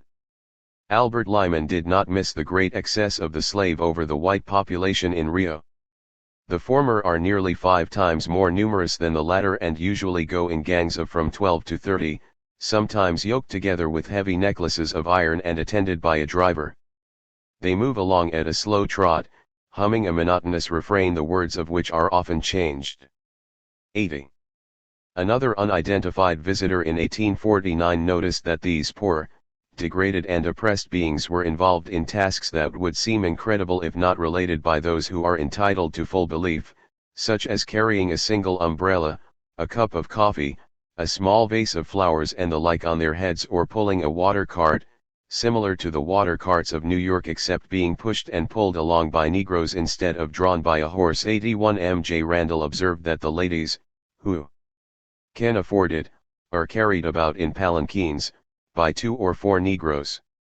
82. Visiting Rio in 1858, the Virginian, Richard Morton, found that it was not appropriate for Euro-Brazilians to carry any bundle, no matter how small, in your hand, through the streets. You must have a black to carry it for you. Emphasis original point. 83. On his way to California from Boston, Thomas Williams arrived in Rio in 1849 and immediately observed that the boatmen were all black and they were a ragged set of beings. The most they had on was a coarse piece of cloth around their loins without hats or shoes or anything in the shape of a garment, for it appears that the whites do no labor at all, which was disgraceful as the Negroes are their cattle to do all labor. He visited a slaughterhouse and found it disgusting that no white man was to be seen at any kind of labor, while the Africans were a sight, blood running down the faces and over the shoulders and back to their heels. Of all such sights this was the most filthy. Dumbfounded, he wrote, I have seen a slave with 3 bags of coffee on his head at one time and close at his heels. Another with a barrel of flour on his head. There were no privies in the houses, and in his hotel, he was shown to a room and in a few minutes a slave entered with a tub and actually stayed in the room while he eased himself, then carted the night's oil away. The poor slave dare not murmur nor complain, or the lash is laid on his back which is always bare. Slavery, he concluded, was the curse of curses, and, thus, said Williams, I was happy to leave Rio with all its beauties and splendor. 84.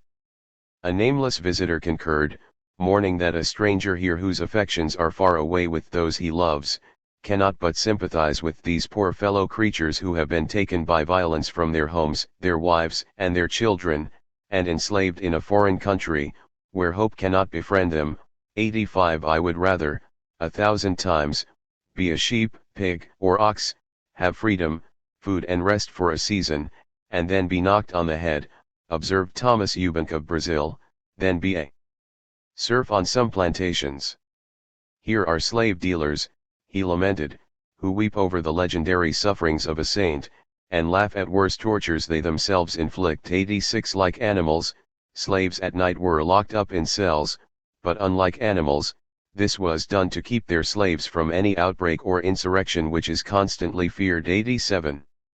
Of course, there were other U.S. nationals, including non-Virginians, who were not angered by the slavery they saw but, instead, quickly adjusted to it. 88. There was a famous Captain Cathcart, who was well known to Americans calling at Santa Catarina, Brazil. He was an American whaling captain who, upon returning to Nantucket after a long voyage, learned that his wife had been unfaithful during his absence. He divorced her and immediately set sail. At a stop in Santa Catarina he fell in love with the daughter of the local governor, sold his ship and cargo, which did not belong to him, and set himself up as a plantation owner and rather rapidly gained a great ascendancy over the simple people there. He owned a large plantation and several Negro slaves. 89. Typical of that time was the fact that Cathcart for a while acted as a U.S. diplomat there. 90. But whether budding abolitionists or flame-throwing advocates of bondage, U.S. travelers in Brazil were generally unenthusiastic about this nation. Godey's Lady book, published in Philadelphia, was not known to have a significant Negro readership, yet, their correspondent, just back from Petropolis, where the emperor has a palace, was at one of that region's very poor hotels. At one of these I was staying recently, it was said, when there arrived a family, consisting of a young gentleman with his wife's sister, a young lady of 16 years of age, a black nurse, and a baby. They all occupied the same bedroom. And this not from necessity. These were highly respectable people, of the best families of the place. This fact speaks volumes, it was concluded triumphantly. Emphasis original point 91. A more miserable dirty place I never saw, said Daniel S. Hayden, who stopped there on his way from Maine to California.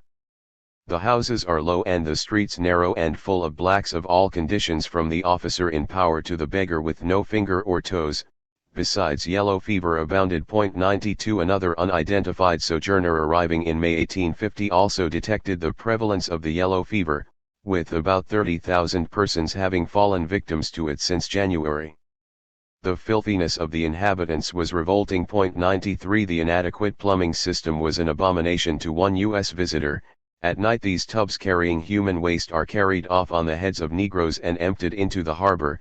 This is done after 9 o'clock at night, at which time the streets are filled with Negroes, with these tubs on their heads, which creates often a very unpleasant odor. 94. Ruth Nash of Maine declared that Rio was a very filthy city, with streets being narrow and dirty. The gutters are in the middle of the street where a stream of water runs which emits a very disagreeable smell. There were dead bodies laid out in the greenhouse. Those of the poorer classes and slaves are thrown into a trench where they are sprinkled with lime, placing one layer on another until the trench is filled. The crowded state of the place of internment sick is evident from the numbers of skulls and bones laying about, some still with the flesh adhering to them. 95. U.S. visitors often tended to view Brazil as a sewer of iniquity and corruption, a situation that some also tied to enslavement. A married man is excusable so far from home, said one U.S. husband in search of prostitutes in the deepest South, and the prices were reasonable in Rio. One wrote a poem to the slave girl at Rio, drooling about her bosom, swelling outlines to her dark and lustrous eye, and then came his penultimate admission, I should I knew see naught on earth so beautiful again, before adding tellingly, but 'twas no use to figure in setting up a whale, for she's the blackest nigger that I saw out of jail. Also driven to verse, another would-be Whitman spoke of where rivers of liquor are flowing, where each step in the street dark damsels we meet, tempting us to buy their bananas to bio.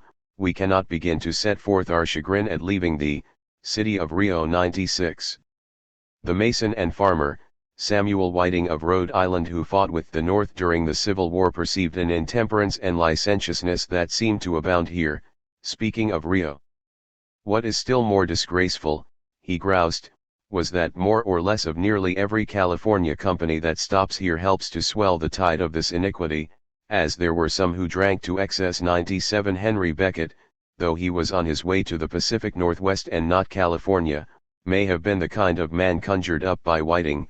Approaching Brazil he rhapsodized, since in viewing Rio from the sea it makes one think of the Elysian fields of a Mohammedan paradise with the beautiful girls, which, they say, were made to tempt the youth and torment the men. 98. Thomas Williams of Boston found some very handsome black women in Brazil, adding, but for their color they would be very handsome and as good looking as most women, but it makes every heart sick to see their degradation, but it is and likely to remain. 99. Albert Lyman saw Negro women lounging about the fountain near where we landed, chattering away in a strange gibberish like monkeys. 100. Thomas Eubank observed that in Brazil neither age nor sex is free from iron shackles. I met this morning a very handsome Mozambique girl with a double-pronged collar on, she could not have been over 16. 101. Richard Morton of Virginia, after being in Brazil for over a month, bewailed that the only pretty Brazilian woman he had yet seen was his host's wife, and she was white too. Emphasis original. I have for 2 months been in a country, he complained, where there are scarcely any pretty women. 102. Levi Holden was in Brazil a few years earlier and did not see any pretty women. They had the sallow complexions of Indians without the healthy glow in the cheeks and lips, these latter being of a leaden and healthy hue. 103. The ladies here, as a general rule, were very dark, said one Philadelphia-based periodical, and very ugly. In no part of the world can so much ugliness and so few good looks be met. Nowhere does the female sex possess so little attraction. This supposed trait was tied to morals since at a very early age, sometimes at 12 years old, she is married and conversation, of course, these ladies have none. What can they talk about? 104. Father and daughter, brother and sister dwell together as man and wife, among both higher and lower classes, thus the moral desolation which pervades the whole country, concluded 1 Virginian.105. Most of these visitors were men and their reactions to Brazilian women were striking. But their reactions may have been skewed because another feature of Brazilian society, as Reverend L. J. Hall put it, was the exclusion of females from the public gaze. 106 J.D.B. Stillman concurred, declaring there is no animation in Brazil, no social sound, no voice of mirth, one reason being woman is a slave. She is illiterate and suspected. Women are not allowed to frequent the streets, day or night. He did not see any females, except those that are blacks. 107 This too may have pushed these numerous visitors in a perverted cycle of revulsion and attraction into the bosom-swelling outlines of poor African women. Slavers preferred men to women, in any event, then according to one U.S. visitor discouraged their slaves from having children, as they can get them from Africa with less expense than they can raise them at home.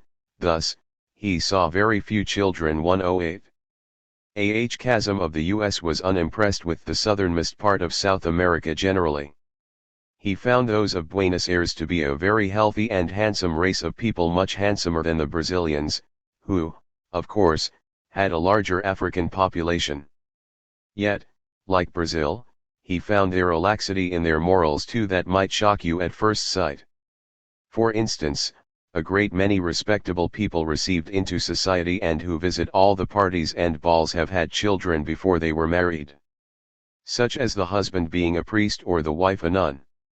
He struggled toward moral relativism. It is impossible to do justice to judge one nation by any standard of conventional morals that belong to another nation, but still he had much to object to among his hemispheric neighbors. 109.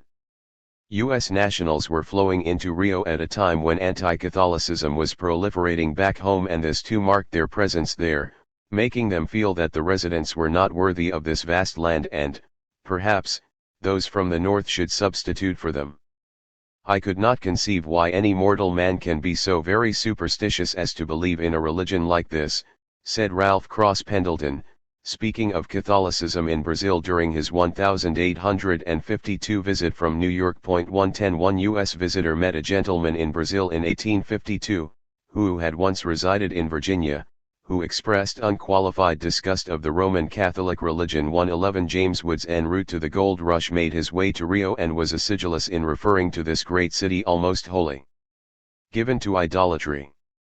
112 others thought that this religion was a profound cofactor in the subordination of enslaved Africans. A custom is observed here, and I am told in well-regulated families in Brazil, which, said C.S. Stewart in 1856, were it anything more an unmeaning form would be interesting. It is the asking of a blessing from the master every morning and every evening at the close of the day's work by all the slaves, of both sexes and of every age. The slaves as they present themselves merely exclaiming, in all manner of intonations of voice and in every mood of humor, Jesus Christ. While the master, be he talking or laughing, eating or drinking, or in whatever way employed, without any interruption and seemingly without any regard to the import of the salutation, as abruptly replies, Siempre. Sick forever. 113.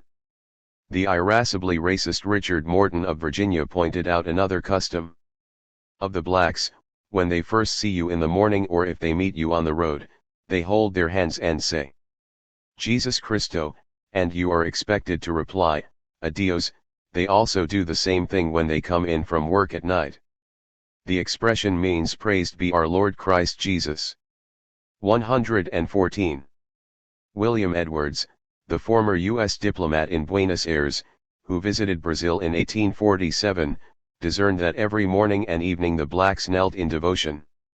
Upon certain evenings all of them, and some of the neighbors, would come together and for an hour chant the Portuguese hymn in wild tones, but very pleasing. A lamp was constantly kept burning in this chapel. Similar customs obtained nationally, and by many of the planters the blacks are trained up rigidly to the performance of these observances. 115.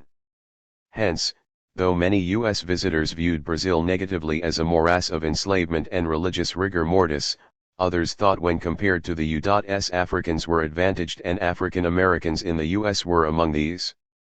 Frederick Douglass frequently evoked the example of Brazil repeatedly to indict U.S. slavery. Indeed, said his paper, The North Star in 1848, in many countries, where multitudes of Africans and their descendants have been long held slaves, no prejudice against color has ever existed. This is the case in Turkey, Brazil, and Parisa. In Brazil there are more than 2 million of slaves. Yet some of the highest offices of state are filled by black men. Hundreds of Roman Catholic clergy are black and colored men. These minister to congregations made up indiscriminately of blacks and whites. 116. If the colored man can rise from degradation to respectability in Brazil, said Douglass in 1858, with the same treatment he can rise here. If he can be esteemed as a man by the Portuguese, he can be so esteemed by Anglo-Saxons and Celts. 117. Take slavery as it existed in Cuba or in the Brazils sick, or anywhere else, said Douglass later, it was nowhere so destructive of all the rights of humanity as slavery in the United States. 118. In a perverse way, Richard Morton of Virginia made an argument that dovetailed with Douglass's, otherwise his diametric opposite. As a general thing, he said with emphasis, one of our southern blacks does more work than 2 blacks in Brazil, I am competent to gauge. Brazilian slaves cannot compare at all with those of VA. Sick except the blacks who work the coffee. 119. Accidentally, Morton here also touched on a reason why slavery hampered the development of the productive forces in Brazil, as the proliferation of enslaved Africans, often rebellious, hindered the economy. The mechanics here are mostly slaves, said Samuel Upham. A Yankee mechanic would perform as much labor in one day as 2 slaves in the same length of time. 120. Brazilians, thought John Beekman, were slow of belief and seem rather inclined to risk their capital and credit in the slave trade to the coast of Africa than send their vessels to the El Dorado of America. Every merchant here is either directly or indirectly engaged in slave traffic at which their government winks. 121. On the other hand, Thomas Eubank argued that here in Brazil are many wealthy people of color. I have passed black ladies in silk and jewelry, with male slaves in livery behind them. Several have white husbands. Even Brazilian slaves seemed advantaged. I have now seen slaves working as carpenters, masons, pavers, printers, sign and ornament painters, carriage and cabinet makers, fabricators of military ornaments, lamp makers, silversmiths, jewelers, and lithographers, while some write Arabic fluently and are vastly superior to most of their masters. 122. The slaves in this city, said Samuel Upham speaking of Rio, appear to be well treated and seem happy. I asked several if they would like to return to Africa. Their reply was, me no like to go back to Africa among the nigger thieves. Free Negroes were thought relatively advantaged compared to their counterparts, not to mention slaves in the hemisphere, not least since there in Rio they wear shoes, the slaves invariably go barefooted. 123. Yet, whether one were an abolitionist like Douglass or opposed to same, like Morton, Brazil was evoked readily as a basis for either argument.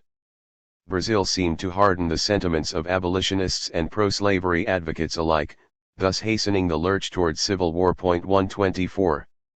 Ironically, the images transmitted about Brazil in the mid-19th century by U.S. visitors may have been more graphic, numerous, and important than any images rendered since by similar sojourners.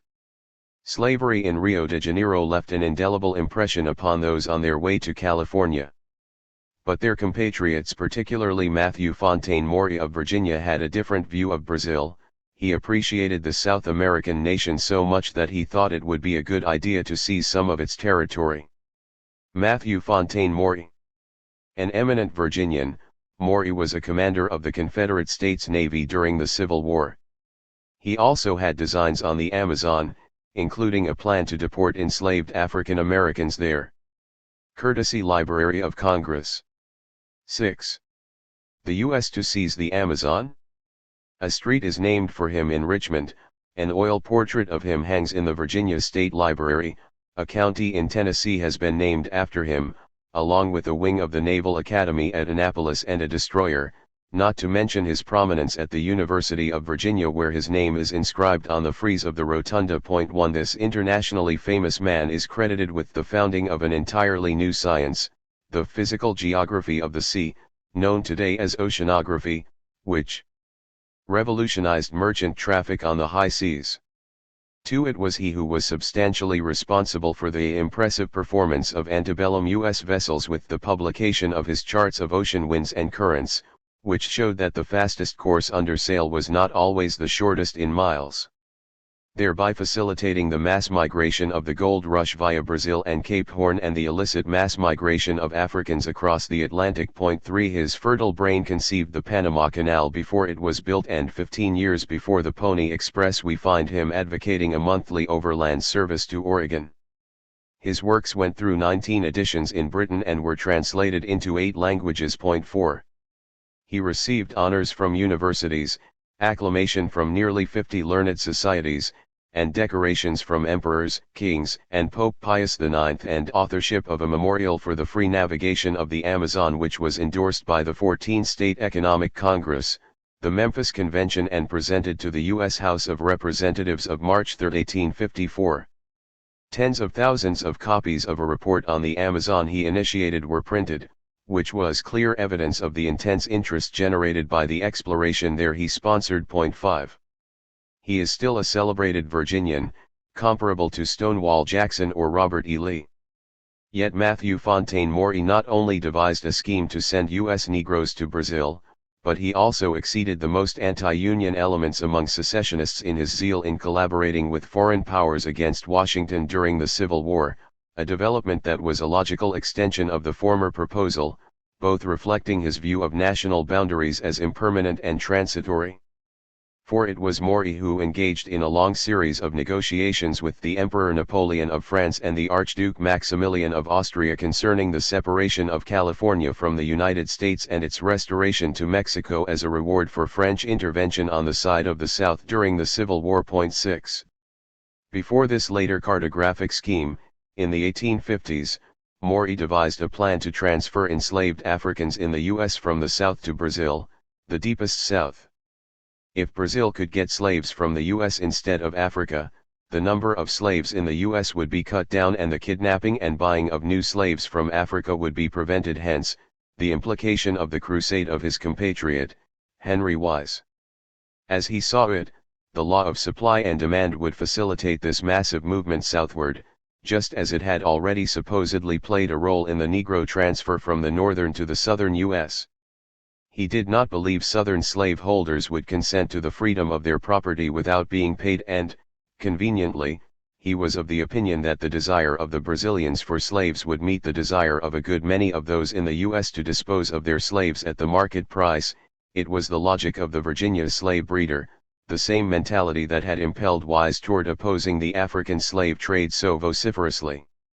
Ultimately, this cleansing of the U.S. South of Africans would serve to, at least, reduce slavery and the number of Negroes in that nation, just as it would increase it in Brazil. 7. Maury, who was lame as a result of a severe fall from a stagecoach in 1839, which disqualified him for further active service on land or sea, then turned his fecund and mobile intellect to the seas, devising schemes that placed Brazil in the bullseye. 8. Sending U.S. Negroes elsewhere was an idea that was not unique to Maury, as this notion was often seen as complementary to emancipation. There was talk in the 1840s about settling U.S. Negroes in British Guiana, on the northern coast of South America, close to Brazil. 9. Nor was Maury unique in having designs on the Amazon, as this region was potentially one of the richest of the globe. The entire river system drained areas of some 1,722,000 square miles, or over twice the estimated drainage region of the Mississippi and its tributaries. 10. Monroe Edwards of Texas was in and out of Rio de Janeiro in the 1830s, once listening carefully as he was told that because the prices of colonial produce were unusually high and that regulates the demand for slaves. The prices will stimulate the planters to enlarge their cultivations extensively. They cannot do this without an increase of slaves, and I should not be surprised if the next year saw 70,000 wool heads taken from the coast. He and his friend then repaired to the U.S. consul to get papers to facilitate their going to Africa on business. They were worried but found the consul remarkably indifferent to everything. Slave trading was nothing new for Edwards, as he had been active in supplying his nation, Texas, and, in the process, had become a rich man, one of the richest in Texas. He considered establishing an enterprise in the Amazon, far enough in the interior to be beyond the supervision of any active authority. These distant plains, though hidden from the eye of nations and beyond the immediate observation of the effeminate power of the Brazilian government, were nevertheless within a step of the great high roads of the world. As he saw it, if he could get 1,000 men together there, no South American state could bring sufficient force together to dislodge us 11. Nevertheless, as a self-confessed forger and swindler, Edwards's words have to be viewed cautiously, if not suspiciously. Yet there is little doubt that there were U.S. nationals with grand plans for the Amazon, licit and illicit. This is why in 1856 plenipotentiaries representing many South American nations signed a treaty of union at Santiago that among other things sought to define filibustering, which was seen as piracy, and pledged mutual aid against invasions, and invited all other Latin states to join the alliance. 12. It appeared that as early as the 1830s, U.S. business was doing a better job of penetrating the Amazon than their French and British competitors. 13. Symptomatic were the plans of the U.S. businessman, Peter Remsen. A cotton factor and cattle breeder from Mobile, he represented a trend that seemed to be growing as the antebellum era was coming to an end, a kind of slave imperialism, whereby Southern entrepreneurs were exporting capital and seeking to continue the existence of human bondage. In 1847, he was involved in planning to operate a steamboat on the river Amazon. 14. High of forehead with blue eyes, an oval face, sandy hair, and short of build, an unimposing 5'7" tall. 15. Remsen had imposing plans, nevertheless, for this vast largely unexplored region. He was not alone. Even then there was an American society in the principal town of that area, Para, that was deemed rather more sociable and friendly with one another than they are at Rio, perhaps because there is less fashion, less show, and less pretense among them. Moreover, on this raw frontier this place does not contain over 12,000 inhabitants. Rents were uncommonly low. Servants, i.e., enslaved Africans, can be purchased low, say from $200 to $250, and hired for $3 or $4 a month. 16. Yet amid such favorable conditions for U.S. nationals in Brazil, there were significant concerns. As some saw it, London, the ubiquitous foe, displayed more energy and resolution in protecting the rights of British subjects than their U.S. counterparts. By playing upon the fears of the Brazilians, although they heartily detest her, Great Britain gets all her claims paid promptly, whilst we, who get nothing from them but interminable delay and evasions. For more than 20 years this entreaty and patience had been unable to accomplish anything, and a decent respect for our national rights of honor demands that other measures should now be tried. What was needed was authorization to demand immediate settlement, backed by 10 or a dozen vessels of war ready to blockade Rio, would accomplish more in 24 hours than our pacific and affectionate diplomacy has accomplished in as many years. 17. U.S. business interests, pressuring the U.S. government to engage in gunboat diplomacy on their behalf, was not just limited to the Amazon. During the same period, the same issue arose at Pernambuco, as the commanding officer of the USS Bainbridge was told about political intrigues and violent animosities that could lead to much bloodshed and destruction of property. Concern was raised about the impact on lives or even the property of our fellow countrymen, and an urgent request was made for this ship to pay a visit. As it is now more than a year since any American ship of war has been here, this would no doubt have a very salutary influence at present, particularly as no armed vessel of any nation is on this part of the coast. 18. Yet even in more developed Pernambuco, pressure was building for the influx of more enslaved Africans. Pernambuco has a population of perhaps 125,000, said the U.S. consul, Walter Stapp. This exceedingly high price of living has necessarily produced an equally high demand for labor in all departments of Pernambuco life. I am informed by the most respectable merchants in Pernambuco that the price of living here is as great in, almost, any other commercial port in the world. Like the Amazon region, the climate here was also fearfully destructive, and of the foreigners who have located here in the last few years, more than 75% have perished. Emphasis original, to the point when friends part, for an hour, they shake hands with a warmth that is almost tearful, for they know not that they shall meet again in life. 19 Were not Africans the only humans who could withstand this withering environment? Bahia was little different, with U.S. nationals proliferating as the illicit slave trade escalated. Bahia is the only town in Brazil in which there exists an American cemetery. Belonging to citizens of the United States, Secretary of State Daniel Webster was informed. 20 When visiting Bahia in 1841, the South Carolinian John J. Pringle observed that there were very few Americans in Bahia but a great deal of English society. Of the three major groups there, whites, mulattoes, and blacks, he was happy to note that the whites have now the supremacy, though he seemed to be concerned with the rapid influx of Africans and what this might mean for the racial balance.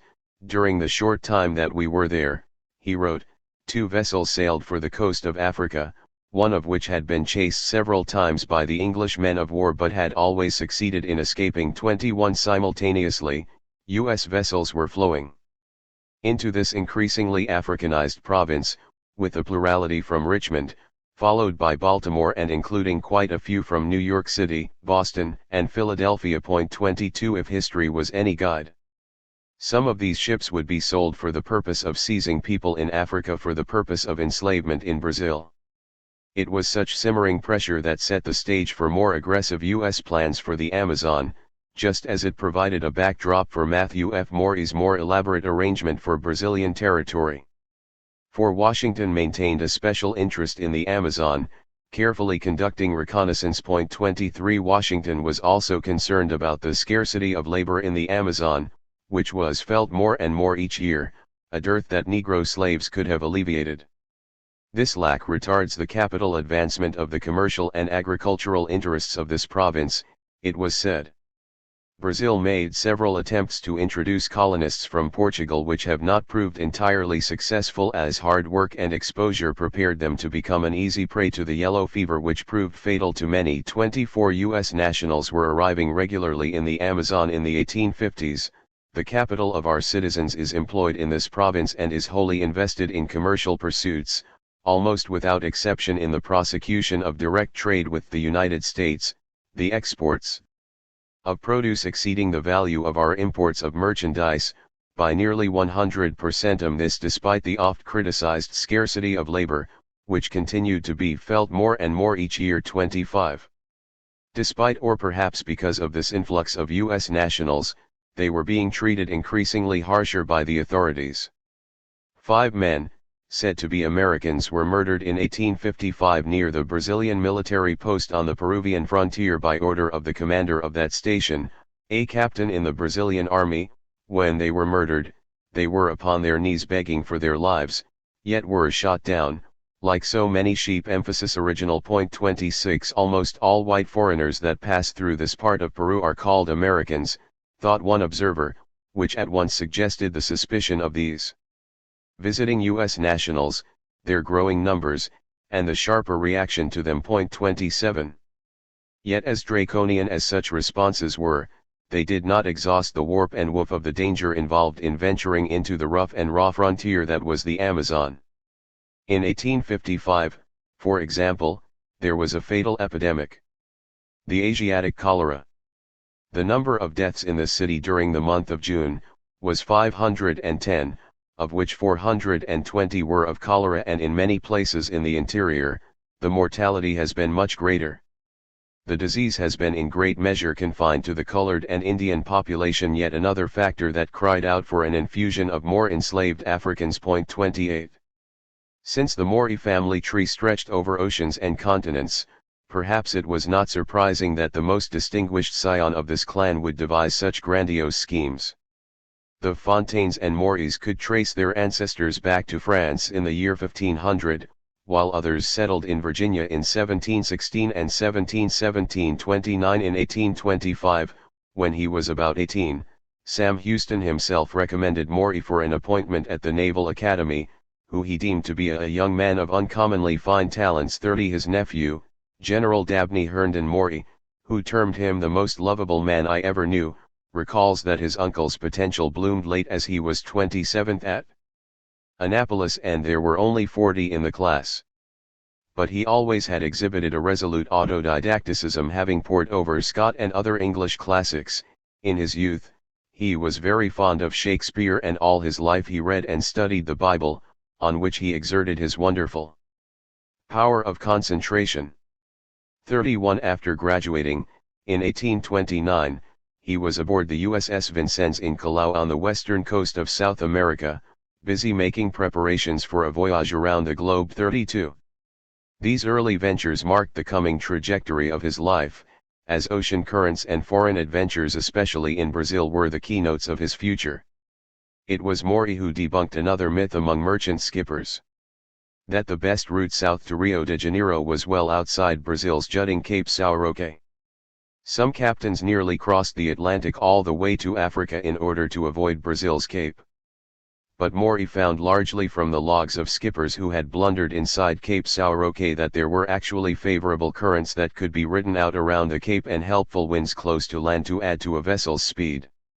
As a result, the age of the American clipper ship had begun, cutting the time in half to Brazil, i.e., Baltimore to Rio, in 38 days, 17 days faster than the usual time.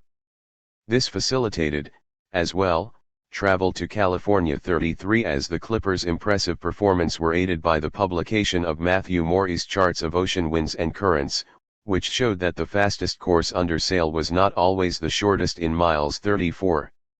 It was in 1850 that he zeroed in on Brazil, noting that vessels traveling under canvas from the mouth of the Amazon to Europe, to Rio, to Africa, or around either of the capes, must stand north, and pass not far from the West Indies.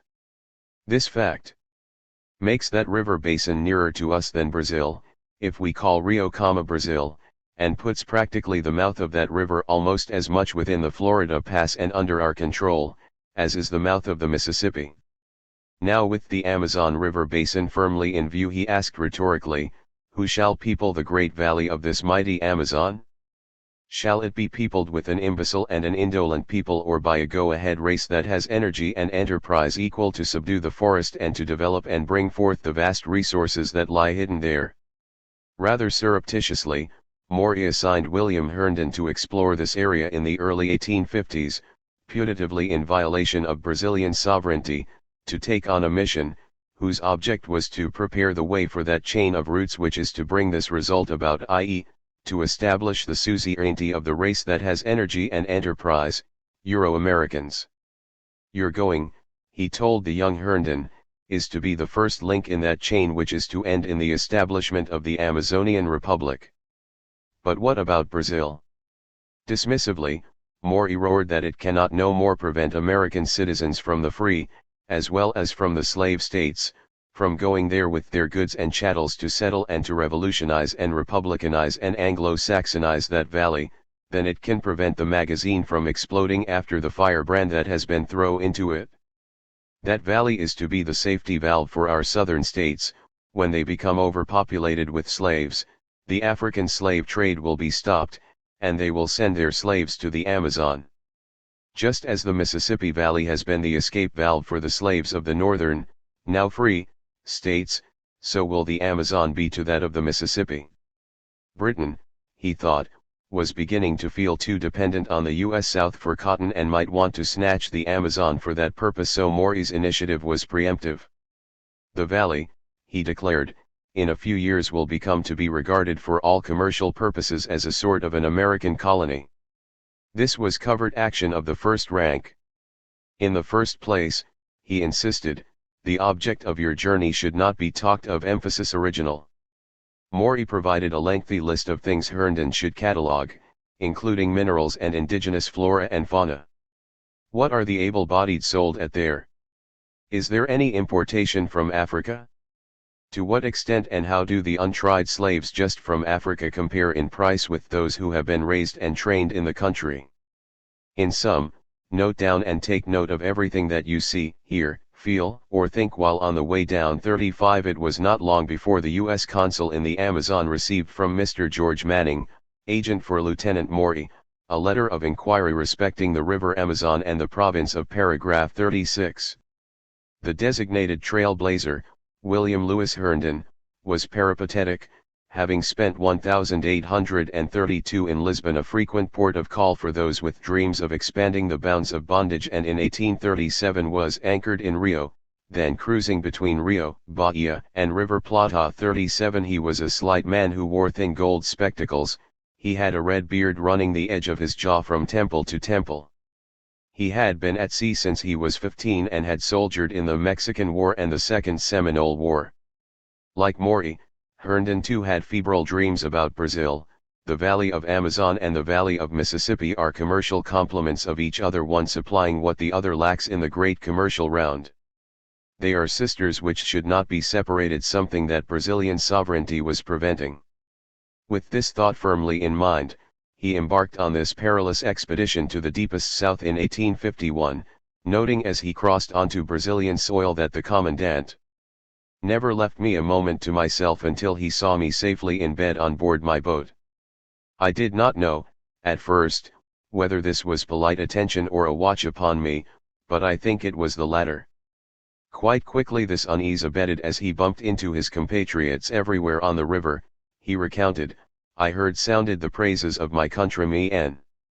A bit optimistically he opined, I presume that the Brazilian government would impose no obstacles to the settlement of this country by any of the citizens of the United States who would choose to go there and carry their slaves, and I know that the thinking people on the Amazon would be glad to see them.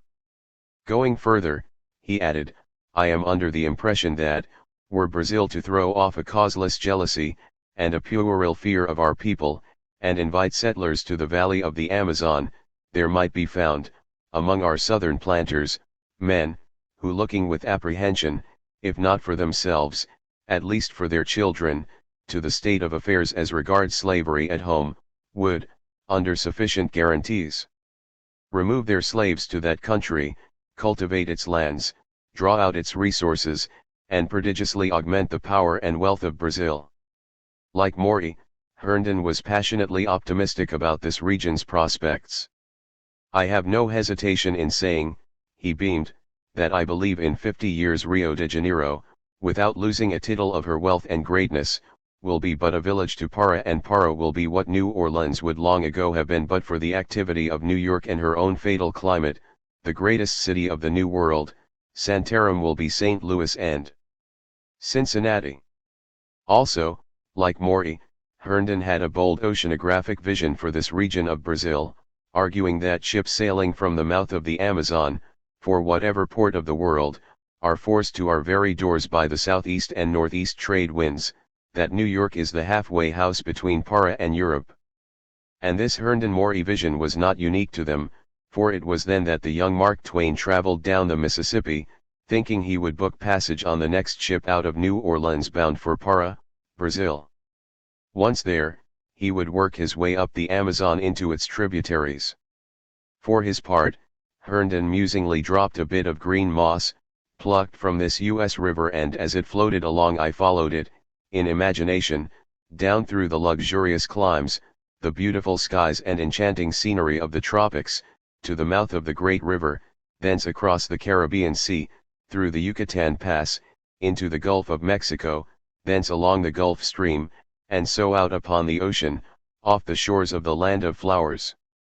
Herndon's enchanting analysis captured the imagination of a nation then imbued with the messianic revelation of manifest destiny. Herndon turned their attention southward toward the largest prize of all, a prize that made seizing Cuba seem trivial by comparison. Herndon's report sold 10,000 copies in its first run. 3 months later, another 20,000 were sold and the book became an international bestseller. 38. Written in April 1850, Herndon, who happened to be Maury's brother-in-law, spoke dramatically of the universal Yankee nation that was destined to blanket the hemisphere. The purpose of Herndon's mission was to prepare the way for that chain of events, which is to end in the establishment of the Amazonian Republic. Once Brazil permitted U.S. nationals to navigate the river, American settlers from the free and slave states would follow inevitably. The Amazon would serve both as a safety valve for excess southern slaves as well as a rich source of cotton for England. Repetitively, Herndon's patron emphasized that the valley of the Amazon was but a commercial appendage of the Mississippi, closely connected to it by prevailing currents and winds. According to Maury, a tree cut at the headwaters of the Missouri River and another cut at the headwaters of the Amazon would meet in the Straits of Florida if each was allowed to float freely. The Amazon and Mississippi River basins, then, comprised part of a vast undeveloped commercial empire which could be dominated by southern ports, such as New Orleans and Norfolk. In a climate, he believed, congenial to cotton, rice, tobacco, and sugar cultivation, Maury expected Southerners to settle, transplant their institutions, move their slaves, and become a virtual colony of the Mississippi Valley. 39. But what if Brazil was unwilling to accede to the aggressive overtures of its more populous neighbor? Britain was not a passive witness either as the scheme was unfolding, and their man in Washington heard that Maury's response was, "We mean to have a fight with her," meaning a Brazil unwilling to capitulate. As John Crampton saw it, there will be one feature in regard to the Amazon which will ensure the popularity of any move in that direction in a great part of the Union, I mean the South. There will be no objection to the Southerners proceeding to that part of the world with their property, that is, their Negroes, as there was in regard to California, from which that property was excluded by Congress although the country was conquered, as they, the Southerners, said, with their blood and treasure. As much as with that of the North. They are still indignant at this prohibition, which could mean bowing to Maury's Brazilian scheme or, alternatively, heightening regional tensions in a giant step toward civil war. In any case, Brazil was at issue. 40. Reflecting this tension over Brazil were the words of the radical Southern extremist, Edmund Ruffin. He denounced the hypocrisy sick of the pretended horrors of slavery, which was supposedly actuating Northern abolitionists. Why focus on the Southern states, he wondered querulously, and not Brazil, where slavery was indeed inhuman and horrible? This led him to dangerous ground. If our secession and independence were once accomplished, he thought, and Northern politicians could no longer command votes or power by denouncing slavery, we should be nearly as safe from their anti-slavery action as are Brazil and Cuba now. 41. Just as Dixie nationalists were coming to intertwine their fate with that of Brazil and Cuba, this prospect was also dawning on others. As the Maury-Herndon project was gaining traction, Congressman David Wilmot observed that slavery looks forward with exulting confidence to the revival of the foreign slave trade, and to an alliance offensive and defensive with Brazil for the protection and aggrandizement of slavery and to enable it to defy the public opinion and power of the world. 42. The recently founded newspaper, The New York Times, took careful note of the words of a counterpart journal in South Carolina which called on its readers to follow the true policy, i.e., to look to Brazil as the next great slave power. Instead of courting England, we should look to Brazil. Emphasis original. The time will come when a treaty of commerce and alliance with Brazil will give us the control over the Gulf of Mexico and its border countries, together with the islands, and the consequence of this will place African slavery beyond the reach of fanaticism, at home or abroad. These two great slave powers now hold more undeveloped territory than any other two governments, and they ought to guard and strengthen their mutual interests by acting together in strict harmony and concert. 43. The Brazilian Foreign Ministry paid close attention to these plots for which it had not been consulted on its territory. It obtained and translated a copy of Maury's message to William Graham, U.S. Secretary of the Navy, and could not have been pleased. The Amazon, rhapsodized Maury, was in a country that sends its waters from South America into the Caribbean Sea and was the grandest and most magnificent watershed in the world. The Mississippi and its tributaries have been called inland seas. The Amazon is an inland ocean. The Gulf Stream as it gathers strength to force itself through Florida. Sweeps by the mouth of the Amazon as it does by the delta of the Mississippi. From a commercial point of view, the whole of South America is but a peninsula pendant from the north and as dependent upon North America as peninsulas usually are upon the main. Were the navigation of the Amazon open to our citizens, much of Ecuador, most of Peru and nearly all of Bolivia might be supplied with articles of American growth and manufacture through it instead of around Cape Horn, and then on the backs of donkeys across the Cordilleras and the Puna, up the Andes and down again. The silver mines of Peru and Bolivia would probably soon receive a new impulse. Their produce would flow down the Amazon along the great equatorial and Gulf Stream currents to our very doors and so assist to balance the stream of gold which we are to expect and almost to fear from California. The Amazon region, thought Morey, was a prize waiting to be developed, and this idea repeatedly was linked to the companion notion of U.S. bondage. Is the time yet to come when the United States are too overpeopled with the black race? And if so, when shall an outlet be found for them? In the valley of the Amazon. 44. The Brazilian press also got wind of Morey's plans. It was feared, said one journalist from Rio de Janeiro, that the U-States will hasten to arrange for the navigation of some of the tributaries of the Amazon and thus judge themselves authorized to enter the Amazon from within, as its journals of New York and New Orleans already propose. We have been careless on this matter and must now hurry about it, it was said with anxiety.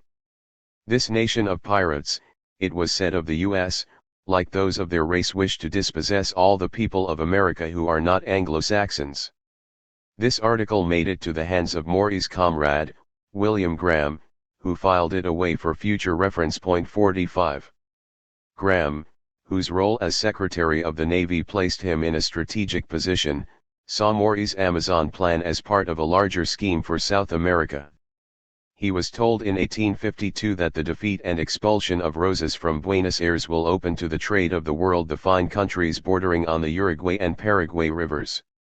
Our government ought to be among the first to take advantage of that opening.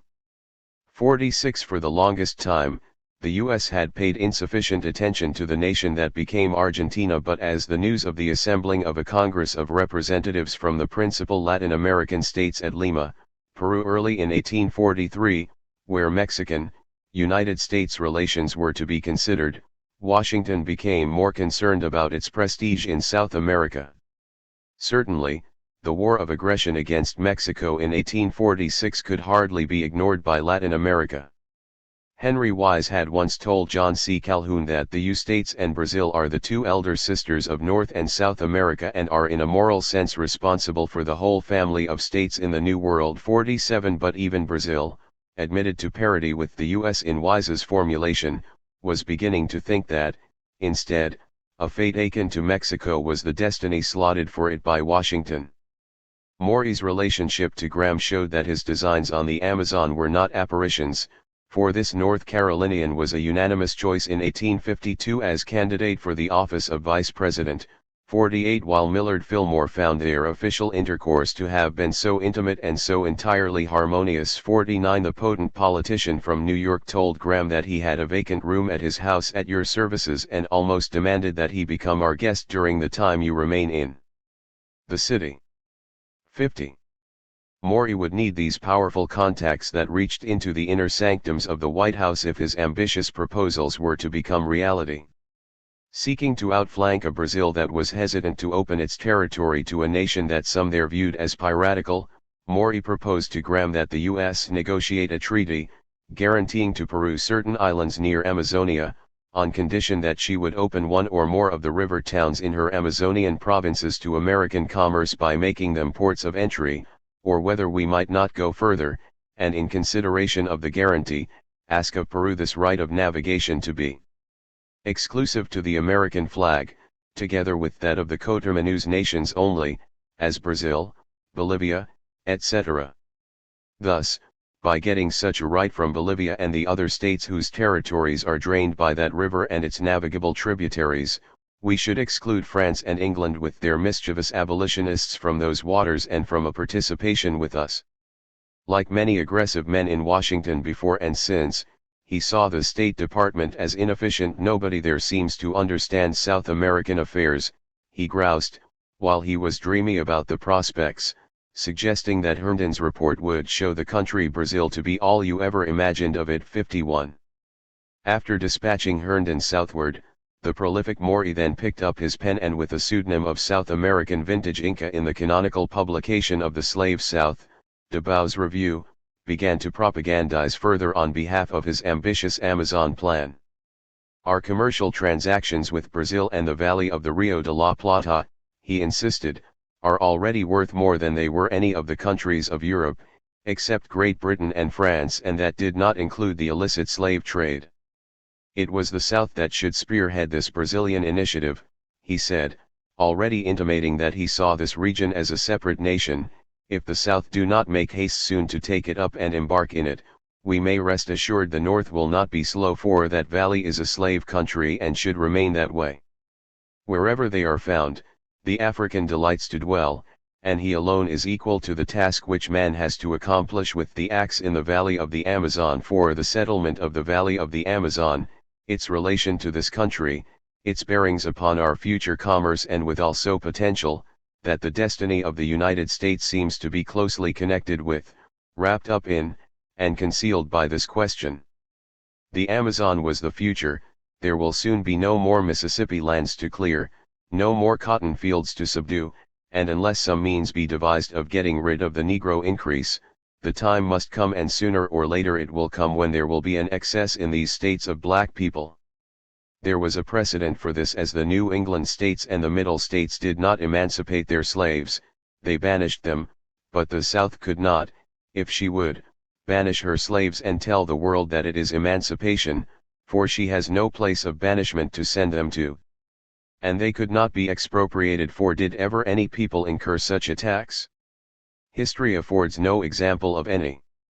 Unless some means of relief be devised, some channel afforded by which the South can, when the time comes, get rid of the excess of her slave population, that she will be ultimately found, with regard to this institution, in the predicament of those with the wolf by the ears, too dangerous to hold on any longer, and equally dangerous to let it go. For sooner or later, come it will, and come it must, when the two races will join in the death struggle for the mastery. The valley of the Amazon is the way, in this view, it is the safety valve of the Union. It is slave territory and a wilderness. The idea was the entire suppression of the African slave trade with Brazil, following wise by a substitution of a slave emigration from the United States. 52. We are nearer to the Amazon, or rather to the mouth of it, than any other nation, said Maury. China wants to trade with us, but Japan stands by the wayside and shuts herself up and out of the world. She is not in the fellowship of nations, and we send a fleet there to remind her that she cannot be of the world and live out of it at one and the same time. Brazil should get the same treatment, he thought. For the 5 Spanish-American republics want to trade up and down the Amazon, but Brazil, worse than Japan on the wayside, stands right in the doorway and says, "Nay, I will neither use the Amazon myself nor permit others to use it." Emphasis original. This was little more than a state of war. This was their policy. Brazil and her rulers have had the Amazon for 300 years, and the first practical step towards subduing it and developing its resources, has yet to be taken. This was the question of the day. The problem of the age is that of the free navigation of the Amazon and the settlement of the Atlantic slopes of South America. 53. The time will come, he predicted, when the free navigation of the Amazon will be considered by the people of this country as second in importance, by reason of its conservative effects, to the acquisition of Louisiana, if it be second at all. Emphasis original. 54. This explosive message was taken directly to the halls of Congress. 55. Maury also addressed directly the commanding North Carolinian, William Graham. When the states of the Union were all on the waters of the Atlantic, he said in October 1850, we had a seafront of only 2,000 miles. But now, our ocean front is more than double that. The expansion into California and the fact that getting there from the east often led to Cape Horn, inevitably made the U.S. vision more capacious. Then, the shortest way from state to state was within our own borders and by inland channels of communication. Now, it is through foreign countries, and by a double sea voyage. This meant the Navy must be challenged or we shall fail properly to provide for the common defense of the Pacific coasts. But on the west coast of the U.S. there were no shipyards, public or private, no timber sheds stored with timber, no railroads to fetch it from the forest, and no mechanics, except at exorbitant rates to build them. Consequently, a considerable increase of the Navy is called for on account of our acquisitions and the settlement of our people on the Pacific coast. Like slavers who looked to whalers, Maury did the same but to the Navy, looking to 10,000 American seamen employed in the whaling business to join this U.S. force, along with the merchant sailors 56. He also spread this message to Brazil. Now for the last 2 years I have been urging upon the government to make a treaty with Brazil, he said in 1851, and to remind her in that treaty that we are her best customers for coffee, that nearly all she produces is consumed in the United States, where it is admitted duty-free, and of course the consumption is largely increased thereby. There was a condition, however. I have urged that we should say to Brazil in that treaty, stop the African slave trade, or we will put a duty on that coffee, and thus lessen the demand for the fruits of slave labor. This did not mean stop slavery, however. For the people of Amazonia will have slaves. They are very near to the coast of Africa, and if they cannot get them in one they will in another. The alternative is, shall Amazonia be supplied with this class from the United States or from Africa?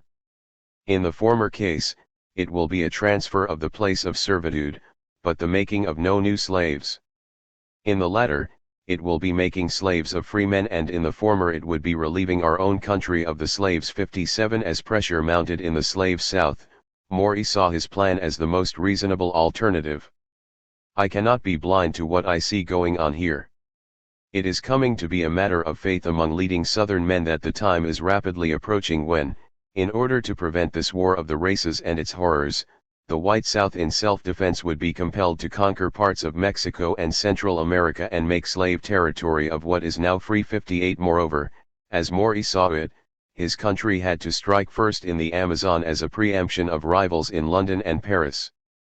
The U.S. had to exclude France and England, with their mischievous abolitionists, from those waters, i.e., the Amazon River. 59.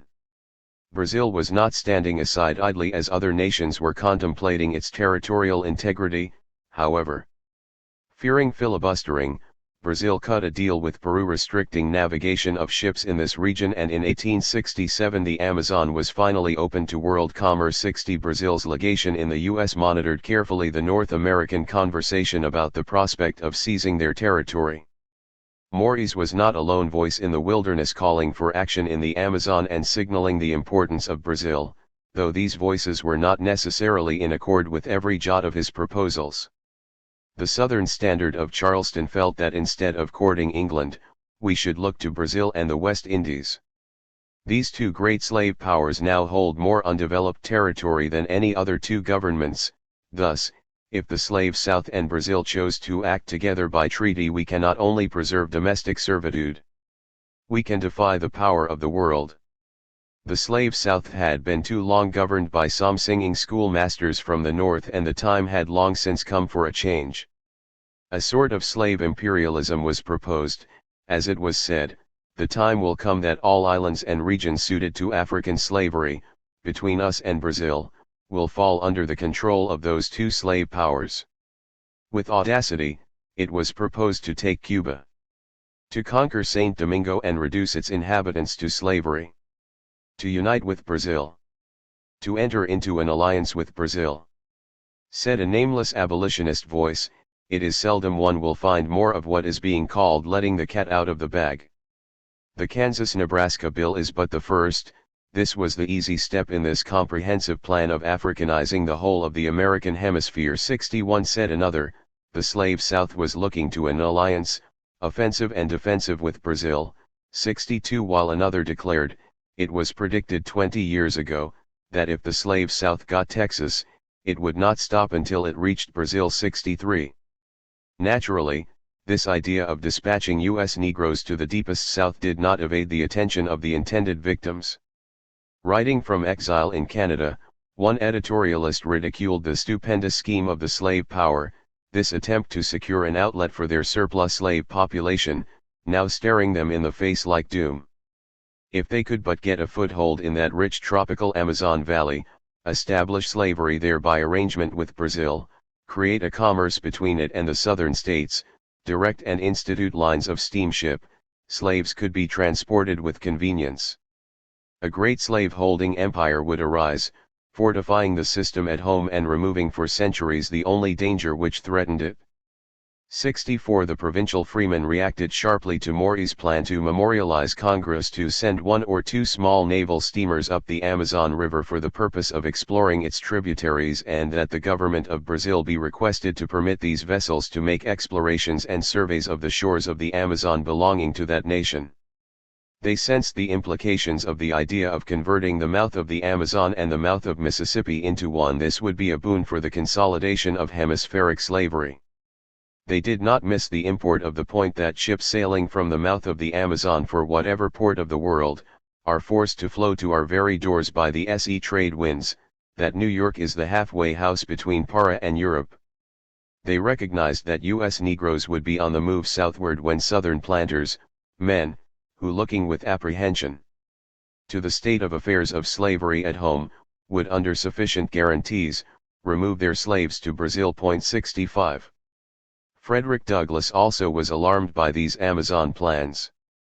"We noticed with no small interest," he said, "the published accounts of the large expeditions which the last season sailed out of New York, to explore this father of rivers and its borders, which were initiated by the capitalists of our metropolis, along with other large expeditions which lately sailed from San Francisco to Peru and Ecuador. It was stated publicly that unsuccessful efforts have been made to engage Brazil in a treaty with the United States for the protection and propagation of slavery on the continent. As Douglass saw it, there was more to fear from filibustering in Brazil, more so than Cuba, the U.S.'s immediate neighbor. 66. On the other hand, because of the rather benign view of Brazil taken by a number of U.S. Negroes, there were other voices that echoed Maury's sentiments about sending this group southward not for slavery but for freedom. "I am neither a northern agitating abolitionist nor an ebony line colonizationist. I am a let-alonist," said a man identified as Chr. Riemlin, but compared to the U.S., he saw Brazil as the promised land. Looking ahead, he foresaw a time 100 years hence after the abolition of the slave trade when there will be 100 millions of white people within the United States. How proportionally small will then the black population be compared to the white? What to do? Well, there was in America a country, a climate, and a soil, on which the Negro may yet be free and great, and this was South America, on the Amazon River, the Orinoco, which was but half the distance from Africa that Europe is the United States. South America may become to the Negro what North America is to the European, a freer field for his higher development. Brazil, he thought, may yet accept similar offers to those made by the Negro King of Dahomey in 1796 to Portugal, which were, to bring about a Negro emigration on a large scale, and with it to colonize and overrun the greater part of eastern South America. Since Brazil had banned the slave trade, it will soon feel the effects of the stoppage of its annual supply of population, and then it will be in the proper humor to try the new experiment. 67. Despite the sunny optimism, these sentiments may have been misplaced, because Brazilian elites for good reason and bad were not necessarily open to an influx into their nation of U.S. Negroes. Certainly, Matthew Maury had a more ramified network of contacts in the Lusophone world than virtually any African American. He was in particular close touch with William Figueiredo, Portugal's longtime representative in the U.S., who was suspected of involvement in facilitating the slave trade.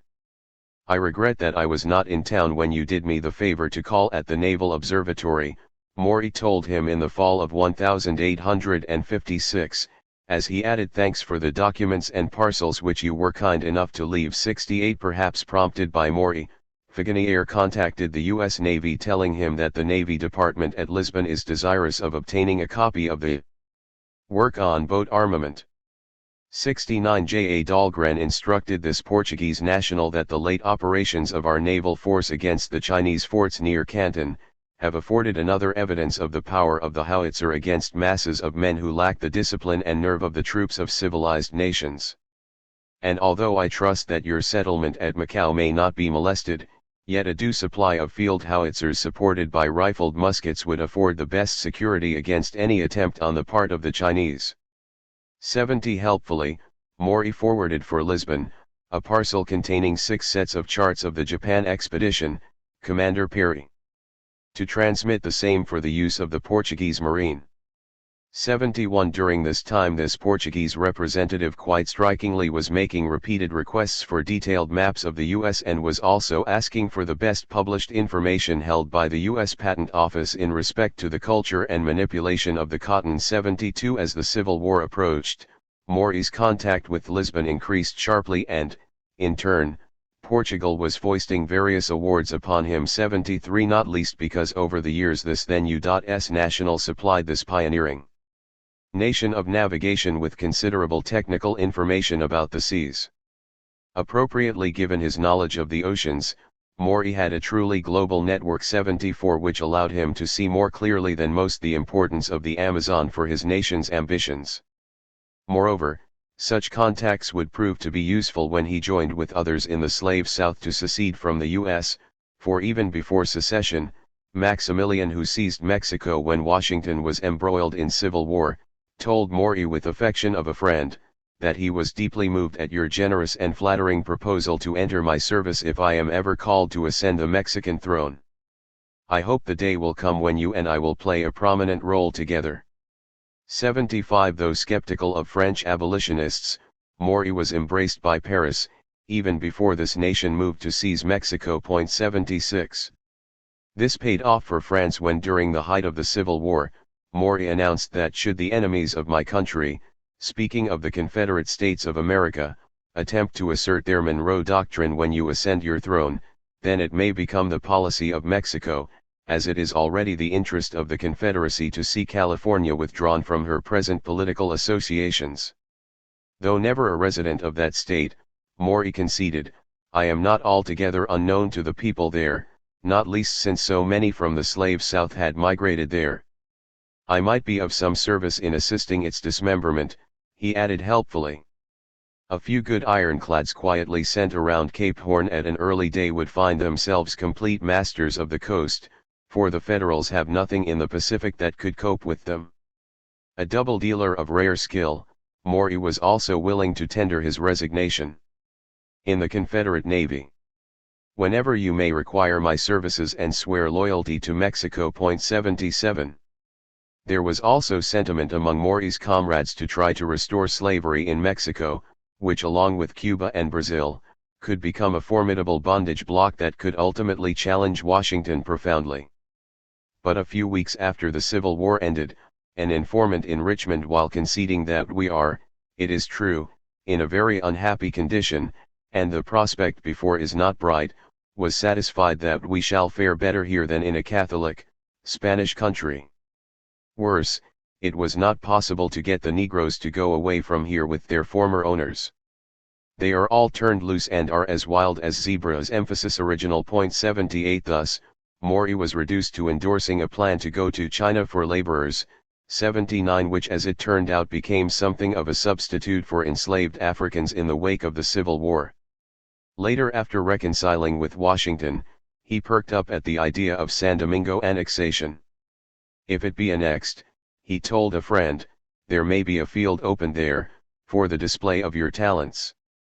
The best of mahogany comes thence, and in the olden times the coffee and sugar planters there did splendidly, and since emancipation everything has gone to ruin. 80. Maury, who had a more spacious vision than his comrades from the slave South, a vision that incorporated Brazil, was a die-hard Confederate. He was one of the last Southerners to despair of the ultimate issue of the rebellion, which he hoped to see protracted over a dozen or more years. 81 Again, though Maury was emblematic, he was not unique. an organization familiarly known as the Knights of the Golden Circle was bound under an ironclad oath to uphold the interest of the Southern Confederacy at any cost and was said to have numbered 100,000 men. 82 Another Virginian, Edward Bryan, had proclaimed that he would like to see slavery cover the entire area from Norfolk to Rio de Janeiro. 83 And at that juncture, the slave South would be following Maury's scheme and exporting Negroes to the Amazon and feasting on the profits. Maury's bold schemes were indicative of an era when citizenship was blurred and territories were being seized promiscuously. Most of all, it was a period when huge profits were to be made from buying and selling Africans. However, the official ban of the African slave trade, a ban which many Virginians supported, did create an artificial blockage in the market. But what if this were to change? 7. Making the slave trade legal? "It is truly lamentable," said Abraham Lincoln just before his election as president, "that Great Britain and the United States should be obliged to spend such a vast amount of blood and treasure for the suppression of the African slave trade." His words reflected a deepening reality. The trade to Brazil had slowed down considerably, not least because of external pressure from London, but, perhaps as a result of this pressure in or about Rio de Janeiro, as Lincoln's victorious election approached, just one British cruiser went on a slave trade patrol off the coast of Cuba in 1861 too.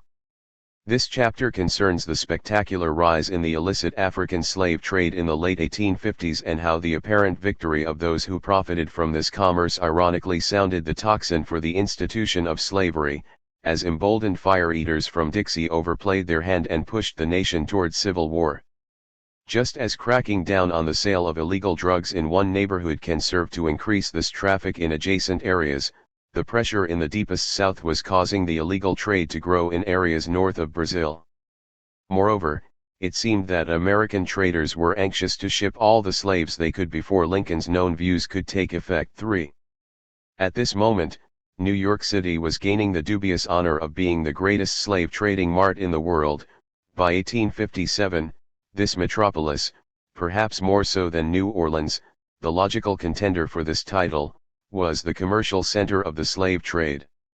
During the months from January 1859 to August 1860, it was conservatively estimated, close to 100 vessels left the city for the slave trade.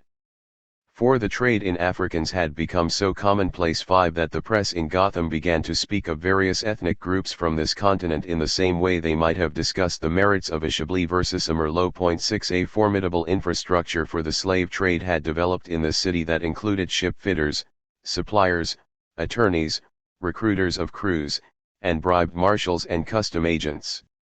One longtime federal judge in New York, Samuel Rossiter Betts, later lauded as the father of U.S. maritime law, set a standard of proof so high that slave trade convictions were rare and severe punishment even rarer. 7. This infrastructure also meant that it was a simpler matter to bring slaves to the U.S. itself. 8. This brought the ugliness of the African slave trade that much closer to U.S. shores, thereby exacerbating tensions and not just between North and South but, as well, between the upper South of Wise's Virginia, which remained hostile to the trade, and the lower South. In addition, the prices of enslaved Africans were cheaper in Brazil than in the U.S., which was a further incentive to take the risk of bringing them to the slave South, where prices were higher. 9. In fact, as the pivotal decade of the 1850s was drawing to a close, the price of enslaved Africans was rising, giving more incentive to smugglers to tempt fate. One domestic trader's books revealed that prices rose in 1855 generally from $450 to $810 and a few years later by considerably more. 10 Yet, as one reporter noted during this same period, slaves of 10 to 12 years of age up to an adult can be bought on the Congo River at $25 or $30 per head and landed in New Orleans or Texas for $30 more, making the cost $60. But call it $111. The profits were too handsome to ignore easily. Thus, in the Deep South the African slave trade cause was increasingly put forward as part and parcel of the Southern nationalist agenda. Some Texas county conventions of the Democratic Party passed resolutions in favor of the slave trade, and Horne R. Rummels, a secessionist and advocate of the African slave trade, defeated Sam Houston in the gubernatorial elections 12 in the spring of 1857. The incendiary Southern nationalist, Edmund Ruffin, argued that reopening the slave trade was obviously impossible so long as the present union with the northern states lasts, which pointed to secession. All the southern states suffer greatly from the scarcity and high price of labor, he complained, yet they could obtain no supply from abroad. Ruffin, who kept a close eye on such matters, also noticed when a first cousin of President James K. Polk, Leonidas Spratt, became an ardent champion of the slave trade, having presented to the Montgomery Commercial Convention of 1858 a series of resolutions calling for a reopening of the African slave trade. 13. J.D.B. DeBow of New Orleans was elected president of the African Labor Supply Association, organized at Vicksburg months after Spratt's initiative, with the stated aim of reopening the trade. 14 We must have Africans, DeBow insisted with passion. 15 In January 1859, influential South Carolina Congressman, William Porcher Miles, added his voice to those of James DeBow and the fire-eating Southerner, William L. Yancey, in calling for a repeal of federal laws that prohibited the African slave trade. 16. There was something in the air. The filibuster, William Walker, a Southerner who happened to be in Europe during the failed revolutions of 1848, had his eyes on hemispheric expansion intended not only to re-establish slavery, but to revive the African slave trade. Slaves would not be carried to Central America from the southern states, because the demand for Negroes in the lower South was already greater than the supply. 17 Walker, who ruled briefly in Nicaragua, was said by a comrade to have been an advocate of this idea to an extreme degree, and believed in it with the same zeal and fervor that a Christian believes in the truth of the Christian religion. 18 Sober voices were thinking and debating the previously unthinkable. The attorney, Robert Harper, was worried about the presence in his country of more millions of wild Africans, yet he conceded that reopening the trade now had a degree of importance which no longer admits of its being treated with silence or contempt. Yes, it would heavily profit the Northeast due to their kidnapping propensities, but Brazil, a feeble state, showed that imports could occur despite the discouragements and harassments of a British squadron. 19. Harper had a point. The 1850s crackdown by London on the illegal trade to Brazil impelled those in the U.S. who benefited from this commerce to look elsewhere for profit, which was exacerbating tension in the hemisphere and elsewhere. One journal linked the fate of the U.S. with Russia and Turkey. As a result. 20 Spain, a slave-trading scofflaw of U.S. dimensions, began to worry that the enthusiasm for bondage in Cuba's northern neighbor was becoming so intense that Madrid would have to worry about further filibustering escapades in its Caribbean territories. 21 Their consul in Galveston, long a hotbed of slave smuggling, worried that this town was one of the most active centers of permanent conspiracy against Cuba. 22 The apotheosis of the illegal slave trade to Brazil came in the 1850s when a severe crackdown there allied with rising prices in the U.S. to create enormous pressure to reopen the African slave trade and, barring that, facilitating a torrent of smuggled slaves. While slavery was the prime cause of the Civil War, a closely allied factor was tension arising from the slave trade. Rather defensively, one pro-slavery ideologue in the U.S., after noting that a very extensive commerce exists at this time and has long existed between our northern ports and the Empire of Brazil, and the most amicable relations are maintained, notwithstanding the prevalence of slavery in the latter, yet, he wondered waspishly, we hear of no abductions of slaves from Brazil by the pious philanthropists of the North. This was just more hypocrisy, it was said. The Amazon was owned by both Brazil and Peru, and the harmony between the governments of those countries is not disturbed by this fact, so why couldn't an independent slave South share the Ohio and Mississippi rivers with the U.S.?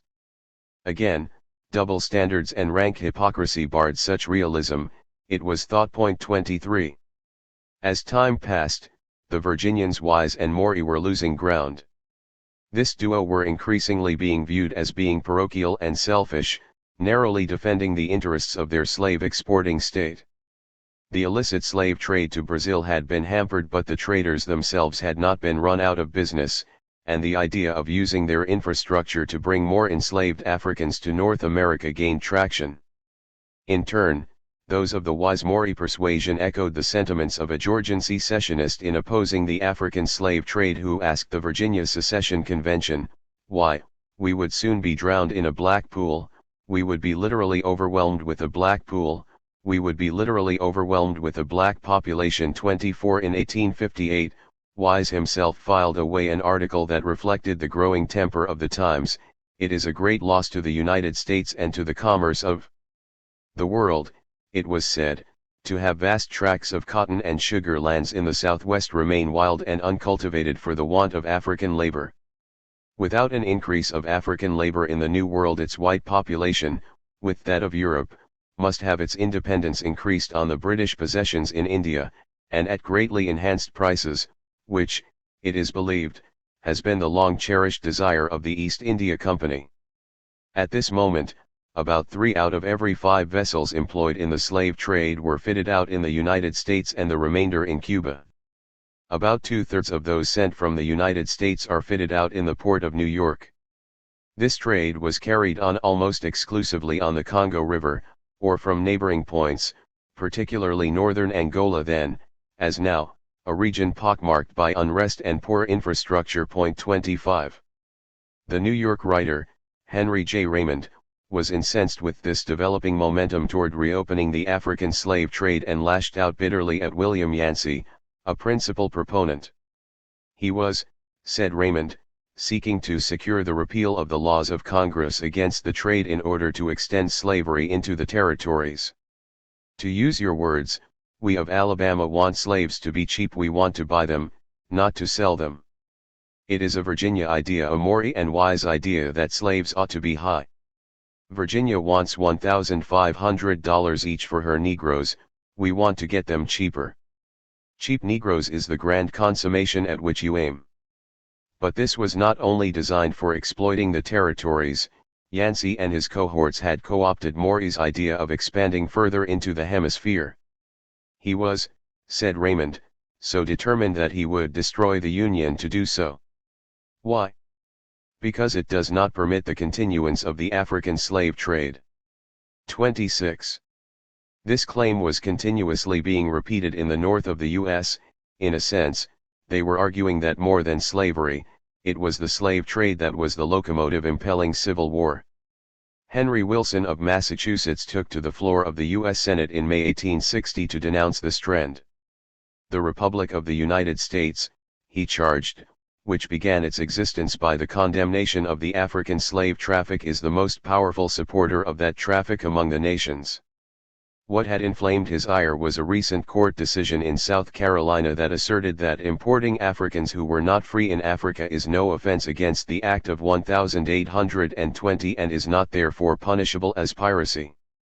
This was a loophole through which could be driven vessel after vessel filled to the brim with enslaved Africans, in a manner that mimicked what occurred in Brazil in the 1840s with, most likely, some of the same U.S. nationals who were active there pushing this development.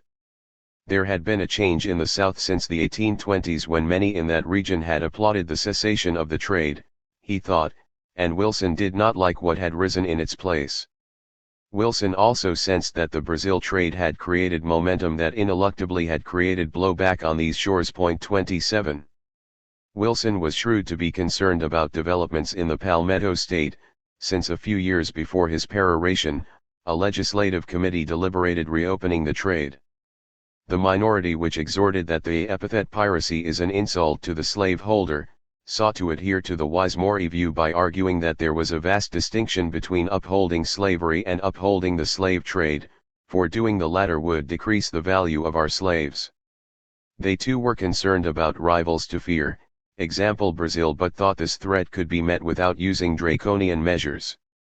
They dismissed the notion that reopening the trade was for the advantage of the poor non-slaveholder, and the hint that the opposition to it springs from a determination on the part of slaveholders to prevent the participation of their poor fellow citizens, and to maintain a species of slave aristocracy. This was dangerous reasoning, since, a la Brazil, increasing the number of Negroes could make this community more rebellious. Perceptibly it was added that there was a universal opinion abroad, that we retain our authority through the ignorance of our slaves as to their real strength, an advantage that could be compromised if the numbers of enslaved increased dramatically. 28.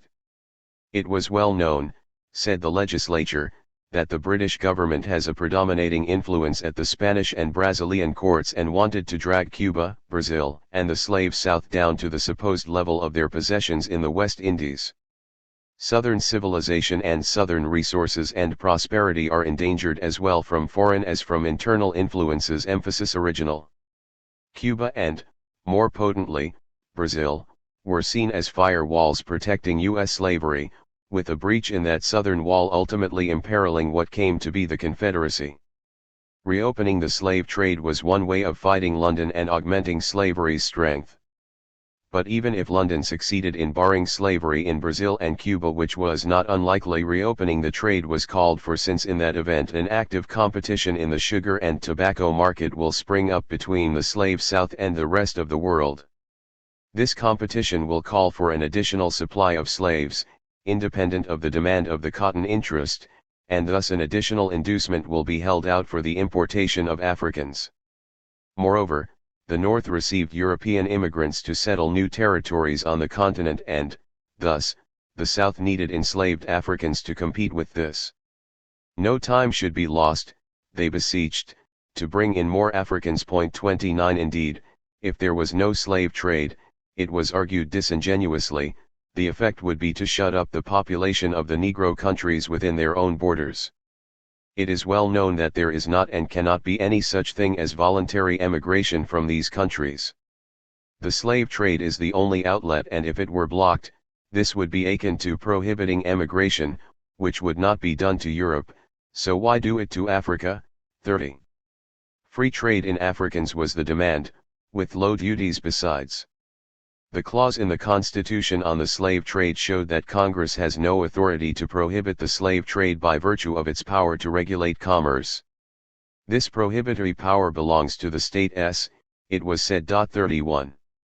Further south in Savannah, which had been the initial port of entry for a considerable number of enslaved Africans, stories were proliferating in the press featuring citizens assembling to urge Congress to repeal all laws interdicting the importation of Africans. 32. This occurred as the Georgia Senate debated a bill to strike out a clause in the Constitution barring importation of slaves from abroad. 33. While the Southern Commercial Convention passed a resolution in favor of repeal of federal laws barring the trade. 34. Of course, the press in this deep South city covered the fact that the trade on the coast of Africa was flourishing. 35. Not least due to dozens of vessels owned by U.S. nationals and the goodly number of vessels embarking from New York City. 36. Locally, John Dubignon was found not guilty after being charged with landing enslaved Africans on Jekyll Island. 37.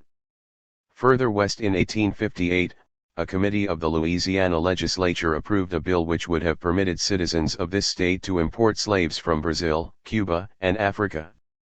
In a sense, this was simply ratifying practice, since for almost 2 decades after the Louisiana Purchase, slave smuggling was carried on to such an extent that it was almost common. 38. This idea of reopening the slave trade was linked, as in Louisiana, with the development of other markets, particularly Brazil. This stood to reason, as the dream of exploiting the Amazon with its seemingly impenetrable jungle seemed ideal for slave labor and a potential rich field of investment besides. For example, the Southern Standard of Charleston, South Carolina counseled that if the slave South and Brazil sought to act together by treaty, we can not only preserve domestic servitude, but we can defy the power of the world. We can open up the African slave emigration again. Emphasis original. 39. Further west still, in Texas, the legislature ordered the printing of 10,000 copies of John Henry Brown's report favoring the slave trade, while Sam Houston termed the Democrats a slave trade party. Senator Stephen Douglas claimed in 1859 that 15,000 Africans had been imported of late, while newspapers of that era carried thinly veiled ads for newly acquired Africans. 40. That same crucial year, 1859, the Republican Association of Washington charged flatly that the African slave trade with the United States is now actually reopened. The current information of the day leaves no room to doubt that cargoes of slaves are being landed from time to time, in the Gulf states, and that preparations are being made to enter upon the traffic in good earnest and upon a large scale. Capital enough, ships enough, and seamen enough can be found in New York City alone, to supply to the Gulf states 100,000 Negroes annually. 41. Denizens of Manhattan had noticed this development, since among them resided some of the major actors in the illegal slave trade. Portugal's representative in the city, who was suspected of being immersed in this unclean commerce, was briefed about this by a local abolitionist. "I think I can throw some light upon the questioning which you put to me," said R. W. Russell, "namely, why have not some of the principal parties really engaged in this country in carrying on the prohibited trade been detected and punished? And, why instead, had the local authorities continued to persist in insinuating that the Consul General of Portugal is engaged in the illegal traffic? Why was this occurring when sailors could be hired with impunity in New York for this business? There is now a strong party in the South in favor of legalizing the importation of slaves from Africa, so that Texas and other states may be able to get an abundant supply of laborers at low prices, instead of having to pay high prices to Virginia and the other slave-raising states. It was perfectly clear that no effectual obstruction to the foreign slave trade can be raised by any efforts in the city of New York, under the existing laws. Here, it was proclaimed, the capital can be found for the trade and the sailors, agents, etc. to carry it on. Russell thought the present prosecutor in Manhattan to be a pro-slavery man, who deflected attention from this fact by targeting foreigners exclusively, as it would have been impolitic for him to attack Native American firms. Emphasis original. On the one hand, the prosecutor really believed from what he had heard that the Consul General was engaged in the foreign slave trade, along with a number of other Brazilians and Portuguese. Yet the focus on these foreigners gave a wide berth for U.S. nationals to encroach upon their markets. 42. On the other hand, the blurring of citizenship boundaries between the U.S. and Portugal meant that it was becoming increasingly difficult to make meaningful distinctions between the two nations. 43. Still, the authorities in Manhattan had good reason to be suspicious of some of the Portuguese nationals among them, for though some had thought that by 1856 the African slave trade to Brazil had been extinguished, that year witnessed the revolting picture of the slaves 370 in number attempted to be introduced into Brazil on board of the schooner Mary E. Smith of New Orleans, captured at the port of St. Matthias in the province of Espiritu Santo. 44. With Vincent Crotonic, an Austrian by birth but a naturalized citizen of the United States, at the helm, he had years of service as chief officer in one of the Brazilian steam packets running along the coast, and, thus, was familiar with the porous coastline. The Mary E. Smith was fitted out for the slave trade in Boston, went direct to Africa, took her cargo of slaves, and was captured by the Brazilian government. Among the papers found on board were several original letters of Manuel Basilio de Cunha Reis, a partner of Figuinier, Reis & Co., of New York, which disclosed the fact of his one-third ownership of the vessel and of his having given her dispatch from Boston. 45. Soon William Figuinier, Portugal's consul general in New York, still protesting his innocence, was suspended by his government, as he was under suspicion due to his dealing with those engaged in the traffic. 46. It was not only Portuguese in New York who were involved in this grubby activity, but there were also New Yorkers in Portugal who were similarly implicated. Nicholas Pike, the U.S. consul in Oporto, reported in 1857 his suspicions that many persons engaged in this illegal slave trade are connected with merchants doing business in the city. An American vessel left New York in May 1856 with logwood, about 40 tons, and a crew of 6 men, all suspicious characters. It was the intention of the consignee to place her in the slave trade. There were many parties, naturalized Portuguese citizens and others residing in the United States, who are said to be concerned in this vessel. I have been informed that she is really owned by Barboza, merchant, doing business in New York City, and this gentleman is in partnership with persons in the city of Oporto, while some of the crew confessed that they had resided a long time in the state of Louisiana. 47. Commander Charles Wise of the Royal Navy had more than an inkling about what all this meant. He was stationed near Cabinda, off the coast of Angola, and in the summer of 1858 was observing a dizzying number of slavers bearing the U.S. flag sailing within his purview.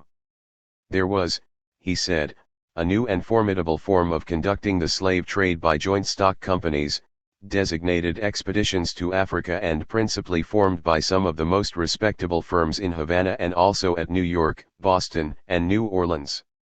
Again, playing on blurred citizenship boundaries, the agent procures naturalized citizens to act as captains of the intended slavers, then procures a crew, generally composed of foreigners, while the vessel too is cleared as bona fide American. On board were cargoes of rum and muskets that were to be exchanged for Africans. Vessels proceeding to the Bites division for slaves are generally consigned to one or other of the veteran slave dealers formerly engaged in the Brazilian trade, and on the south coast they are consigned in a similar manner. There they deployed every exertion to put our cruisers on the wrong track. The position or change of each vessel is telegraphed along the coast, and in the neighborhood of cruisers fires are invariably lit upon the shore, the smoke of which, as a warning of danger, is observable about 14 miles at sea. Yet, more than slick tactics, it was the migration of Wall Street tactics that was energizing the slave trade, since joint stock speculations engaging in the slave trade can never experience a loss. The greater the number of vessels dispatched for slaves, the greater the chance of success, for if 2 vessels out of 12 escape with slaves, the proceeds will pay the expenses of the remaining 10 and still leave an immense profit, since if 2 vessels out of 12 belonging to a company escape with cargoes of 600 each, the profit realized will amount to about £189,200. Thus, in 1857, 31 vessels proceeded to the west coast of Africa for slaves, capable of conveying 19,200 Negroes, and 19 were captured, while 11 or more than one-third escaped with 7,400 slaves. The profit must have been immense. About 1,400%. This was rending further the fabric of an already distressed continent, as slave hunts by the people of the King of Dahomey against the inhabitants of Abeokuta and vice versa, have of late been common occurrences. The King of Dahomey demands from $60 to $170 each for his slaves. The consequence is, the majority of slavers proceed to the headquarters of the slave trade, the South Coast, where Africans were cheaper. And, yes, he concluded wearily, the slave trade is entirely conducted under the American flag. 48. Back home, some were increasingly enraged by what U.S. nationals were helping to engender. Without exception, said one concerned writer in the Pro-Slavery Debau's Review, every diplomatist, every speaker in Parliament, every declaimer at the hustings, every contributor to the numerous journals, concurs in attributing the present lamentable condition of the African slave trade to the inadequacy of our law, the negligence or imbecility of the American government and its officials, or to the persevering activity of our people in opposition to and despite the professed wishes of that government. 49. London in turn was pressuring Washington, which was serving to foment abolitionist sentiment generally, which was impelling the nation toward sharper regional conflict. Meanwhile, reports continued to proliferate about enslaved Africans flowing into the slave South as the Civil War approached. 50. Some of these recaptured Africans were halted on the high seas and taken to Liberia, which witnessed a great and unprecedented influx of these wild heathen from various tribes. 51. Some of these nude and emaciated creatures made it all the way to New York City. A number of our recaptures, it was said, have wandered away under the idea of returning to their own country. One man hung himself in a fit of mental despondency and some 40 have died. 52. Still, they kept coming, notably to Key West. 53. 3 slave ships captured lately, and 1,700 recaptured Africans are now at Key West, said Fire Eater Edmund Ruffin in June 186054 and other desolate parts of Florida. 55. In 1858, Howell Cobb, Secretary of the Treasury, ascertain that a slaver with a cargo of Africans will attempt to land the same very soon on the southwest coast of Louisiana or on the Texas coast, most probably the latter. 56 Cobb was suspicious when Messrs. E. Lappet & Co., merchants of Charleston, South Carolina, sought to clear the American ship Richard Cobden for the coasts of Africa for the purpose of taking on board African emigrants. This was a ruse, he thought. 57. Others were arriving in Manhattan. 58. A number of very sprightly young lads arrived in New York City in full health and spirits. They could soon be taught enough of the English language to become valuable, it was thought, and could be sent to a local orphanage. 59. The U.S. vessel, San Jacinto, off the coast of Angola in the fall of 1860 captured a cargo of 750 Africans and have sent her crew to Norfolk, Virginia for adjudication. This slaver, the Bonito, had been cleared in New York on the 16th of July last. The chief mate is Robert Johnson alias Robinson, and the second mate an American from Portsmouth, N.H. named Nathaniel Currier, alias Farrell, alias Bell. In addition, there were a number of Spanish surnamed individuals in the slaver's crew. 60. Like other Africans captured on the high seas, these were unfortunate creatures who committed suicide, and neither persuasion nor force could make them take food. 2 died of disease, 1 fell down the hatch and broke his neck, and 1 died in the harbor. Thus, by the time they reached Monrovia, this immense and overwhelming influx of naked and homeless savages of 750 had been reduced to 617.61. Encouraging to U.S. slavers was the reluctance of U.S. juries to convict them for violating the law. Such was the case of the ship Echo. This trial, says historian Ronald Takeke, showed that African slave traders would not be punished in the South.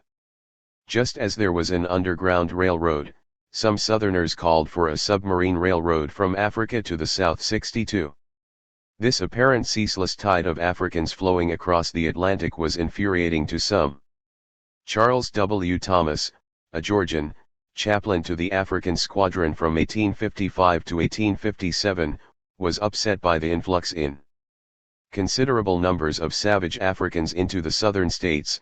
Its continuation would be dangerous to the institutions of these states, and in portions of them dangerous to the existence of the white race, and the blame rested squarely on the shoulders of reckless speculators, fitted out at New York and Boston. 63.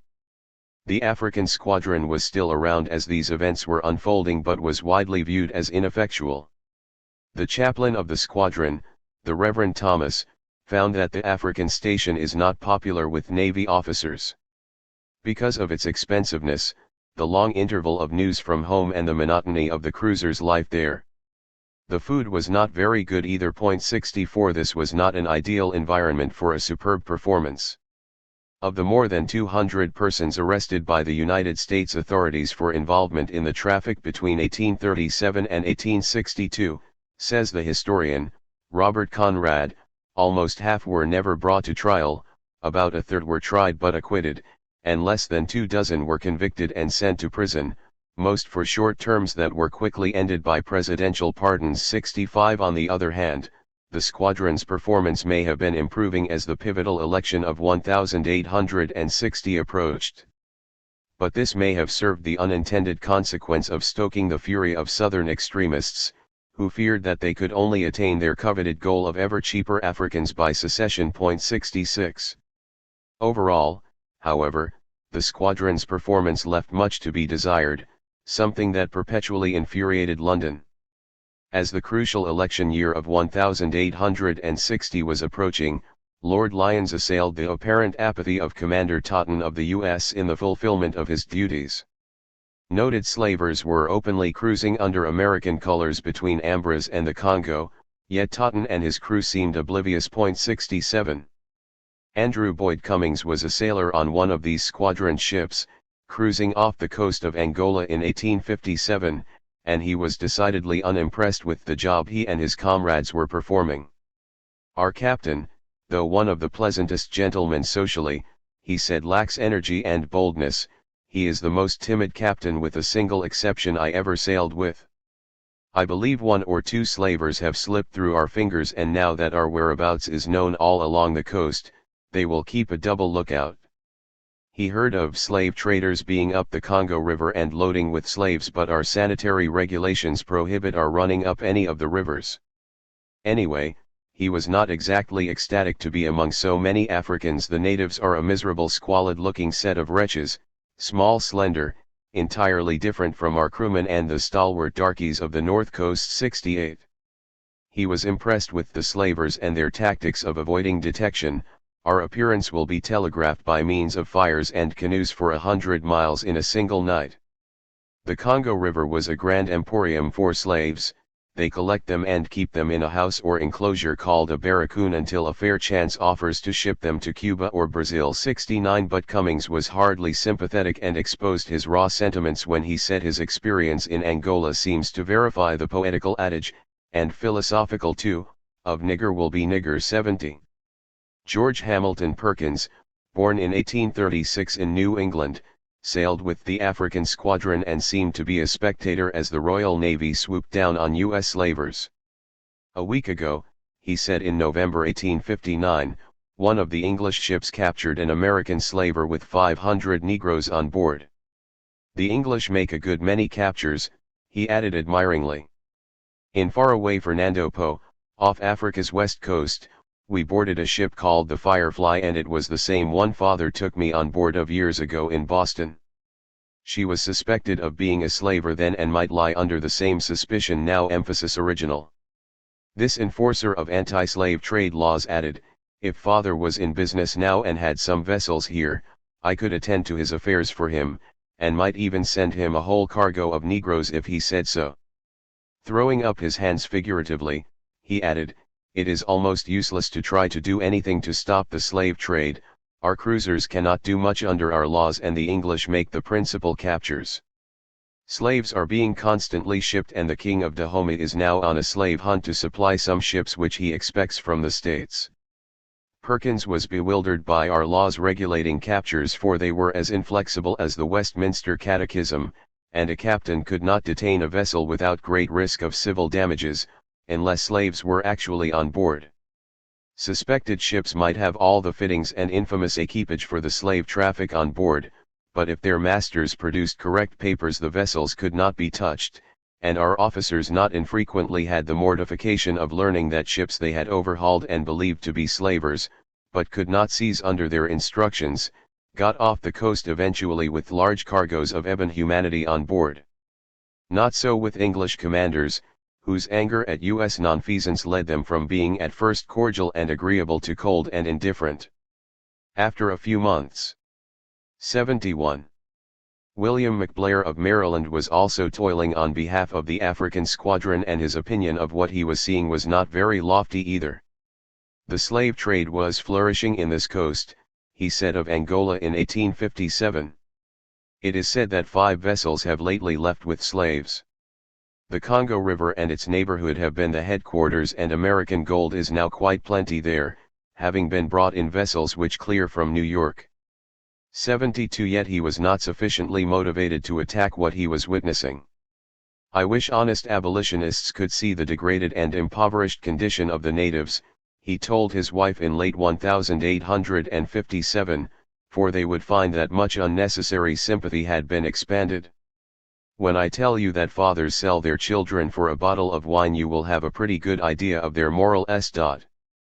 And, he added, it is supposed that if the season proves as dry as the 2 last, that the people will be suffering famine to such an extent that they will be flocking to the coast as they have on a former occasion, requesting to be carried to some other country where they could get something to eat, since provisions of every kind are now very scarce, and although we are daily in sight of the coast, we have to live upon salt. It is impossible to get an egg at any price. He observed Yankee traders in Luanda, including a noted slave trader. 73. The beleaguered McBlair reported officially that I cannot impress too strongly upon the government the inability of the present squadron of sailing vessels to carry out their views, and urge the employment of steamers for that purpose. At that point in the fall of 1857, on the eastern bank of the Congo River, an American bark was in the neighborhood expecting a load of slaves. This was one among several American vessels, one a very fine clipper from New Orleans, all set to carry off slaves 74. Her Majesty's consul in this same Angolan city, Edmund Gabriel, observed in 1859 that the traffic under the flag of the United States was prosecuted to an amazing extent and with greater impunity than ever. One of his countrymen, an English commodore, declared in 1857 that the many instances of American slavers leaving ports in the United States fully fitted for the slave trade was increasing. New Orleans, being a seaport of slaving celebrity, may be expected to take a leading hand in such expeditions, he offered, but I cannot help feeling surprised that New York should be, this year, one of the greatest slave trading ports. 75. U.S. nationals may have been returning to their wicked ways of slaving in part because traditional trade seemed to be slowing down in the 1850s in key regions of West Africa. 76 The Kimball family of the U.S. Northeast had done quite well over the years in this area, trading in rum, tobacco, ground nuts, and the like. But as early as 1853, their agent writing from Lagos was disconsolate, asserting where I shall go next is uncertain. I thought some of going to St. Thomas and from there to Gabon, but what I have on board won't pay for the trouble. Times are not so good in the Bight as I expected. 77 As time passed, things did not seem to improve. There is nothing doing at this place, it was reported in 1855, referring to Lagos, though trade in oils continued. 78 The goods that were advancing in price were often seen as complements to the slave trade. Thus, writing from the Gold Coast, Kimball's agent spoke glowingly of the extraordinary advances in the price of gunpowder, which article is now selling here at 22 cents per pound. The price of rum is also advancing. 79 By 1856, he was sorry to say that he had sold all of this explosive item. 80 Yet by 1859, there were still sour complaints emanating from the Gold Coast that times are still dull. Markets are overstocked. Tobacco unsold. There is some 20 American vessels, that have thrown their cargoes into the market on credit, and like all the rest will have to wait some time for their pay. Times cannot be much worse. This agent tried to buck himself up. I have always had fair luck before, and I am not quite discouraged yet, but harsh reality was hard to overcome with bright sentiments. 81 Weeks later there were further complaints that the trade about Accra is spoiled for some time as an act of late war between government and bushniggers. Though this conflict was not said to be tied to the proliferation of gunpowder for which the Kimballs were so responsible. 82. Further down the coast in Angola, yet another U.S. Northeast family was not celebrating either. Trade is very dull, Robert Brookhouse was told in the spring of 1856.83 in 1859, he was informed that his agent near Bengala had been very ill for the last 2 months and, besides, was not very fluent in Portuguese, which might explain why trade was at a standstill. 84 Intriguingly, though business was so poor 85 in Angola, there did appear to be a demand for the provision of U.S. flags. 86 With the extremely skeptical suspecting that they may have been attached to vessels engaged in shady business. In 1856, Simon Stoddard of Salem said that in Luanda there had been considerable American produce sold here. We could have sold more. Interestingly, and perhaps alluding to the slave trade, he added, we could have sold more if we had it to sell. I am in hopes that those New York merchants that send vessels to the Congo River also for a decoy send vessels to Luanda and Bengala. 87. Though business was not booming, in Luanda, it was reported in 1858, there were 39 Portuguese firms and 2 American firms which do more business than all the others put together. There is now not a single English mercantile house, in this sprawling city, which convinced the suspicious that London's crackdown on the slave trade was part of a larger scheme to batter rivals while gaining a toehold in a growing market. 88. Across the continent, there was a virtual monopoly for the Americans for the coffee and gums of Aden, for the dates and hides of Muscat, and for the ivory of Mozambique. At the same time, the English consul in Zanzibar reported direct trade to England from that island as completely non-existent. 89 Again convincing the suspicious of London's ill motives. George Abbott of the U.S. State Department was told that there was no doubt the American flag has been violated on the south coast in the Portuguese territory by vessels purchased or chartered in Rio de Janeiro for purposes of the slave trade. This was no minor matter, since from 8 to 1,000 slaves were brought from the coast for the yearly supply of the island. All this was occurring as the American trade has been steadily increasing, and a formerly large English trade in Zanzibar was entirely stopped. 90. It is virtually impossible to disentangle what aspects of U.S. trade with Africa in the run-up to the Civil War were illicit and which were legitimate. The experience of George Howe suggests why.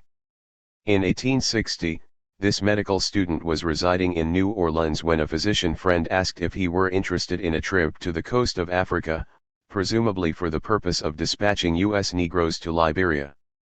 But once at sea, he discovered that he was on a slave ship with the Congo River as its destination.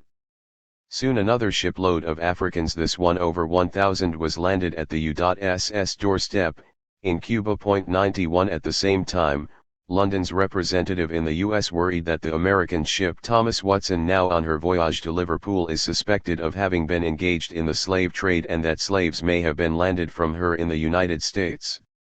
Camels from the Canary Islands were thought to have been brought to the southwest in this vessel, but, it was thought, the importation was too inconsiderable for the amount of tonnage employed and may have been used as a pretext to conceal slaves. 92. From Cape Verde came the report of the suspicious nature of a vessel arriving from New York that had Monocles concealed on board with a crew of American citizens excepting one. No doubt exists in my mind, said the British consul, that this vessel is engaged in a slave trading voyage. Her crew, with the exception of 2 persons, do not speak the English language. There is a Portuguese supercargo on board.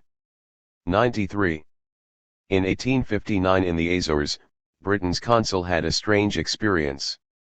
An American schooner called William arrived and made large orders for provisions and bought an anchor and chain and several spars and employed carpenters on board. The ship's captain, George D. Walker, was asked to bring his ship's register on shore, but always made some excuse. Owing money for debts run up during this brief interlude, he slipped away, though in his hurry he left his carpenter on shore, who states an oath that the real name of the vessel is the Wanderer of Savannah, and that the captain's real name is Lincoln Patton, State of Maine.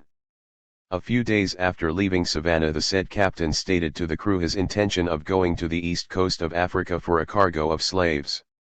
94. Early in 1861 the United States Navy captured 3 American slavers, one with as many as 900 slaves on board. On the east coast, though, it was commoner to find American slave ships sailing under Spanish colors. 95. Summing up the state of the illegal slave trade in 1859, London's Foreign Office concluded bluntly that the slave trade has increased considerably within the last 2 years and will be carried on with still greater vigor during the present summer.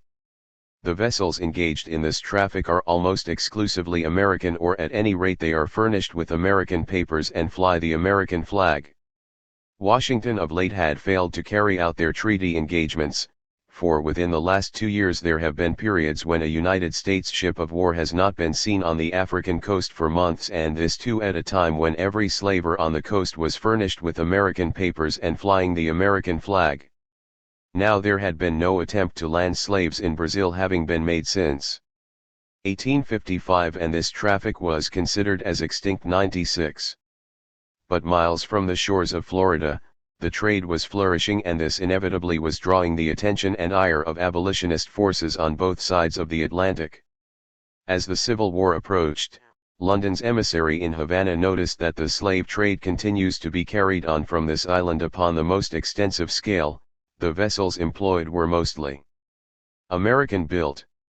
Hence, the number of Spanish ships has consequently become small that are engaged in the traffic. 97. Correspondingly, the number of U.S. ships was ballooning, with one September 1858 report from Havana listing 59 ships sailing to Africa in recent days, 50 American, 7 Spanish, 1 Peruvian and 1 Norwegian. 98.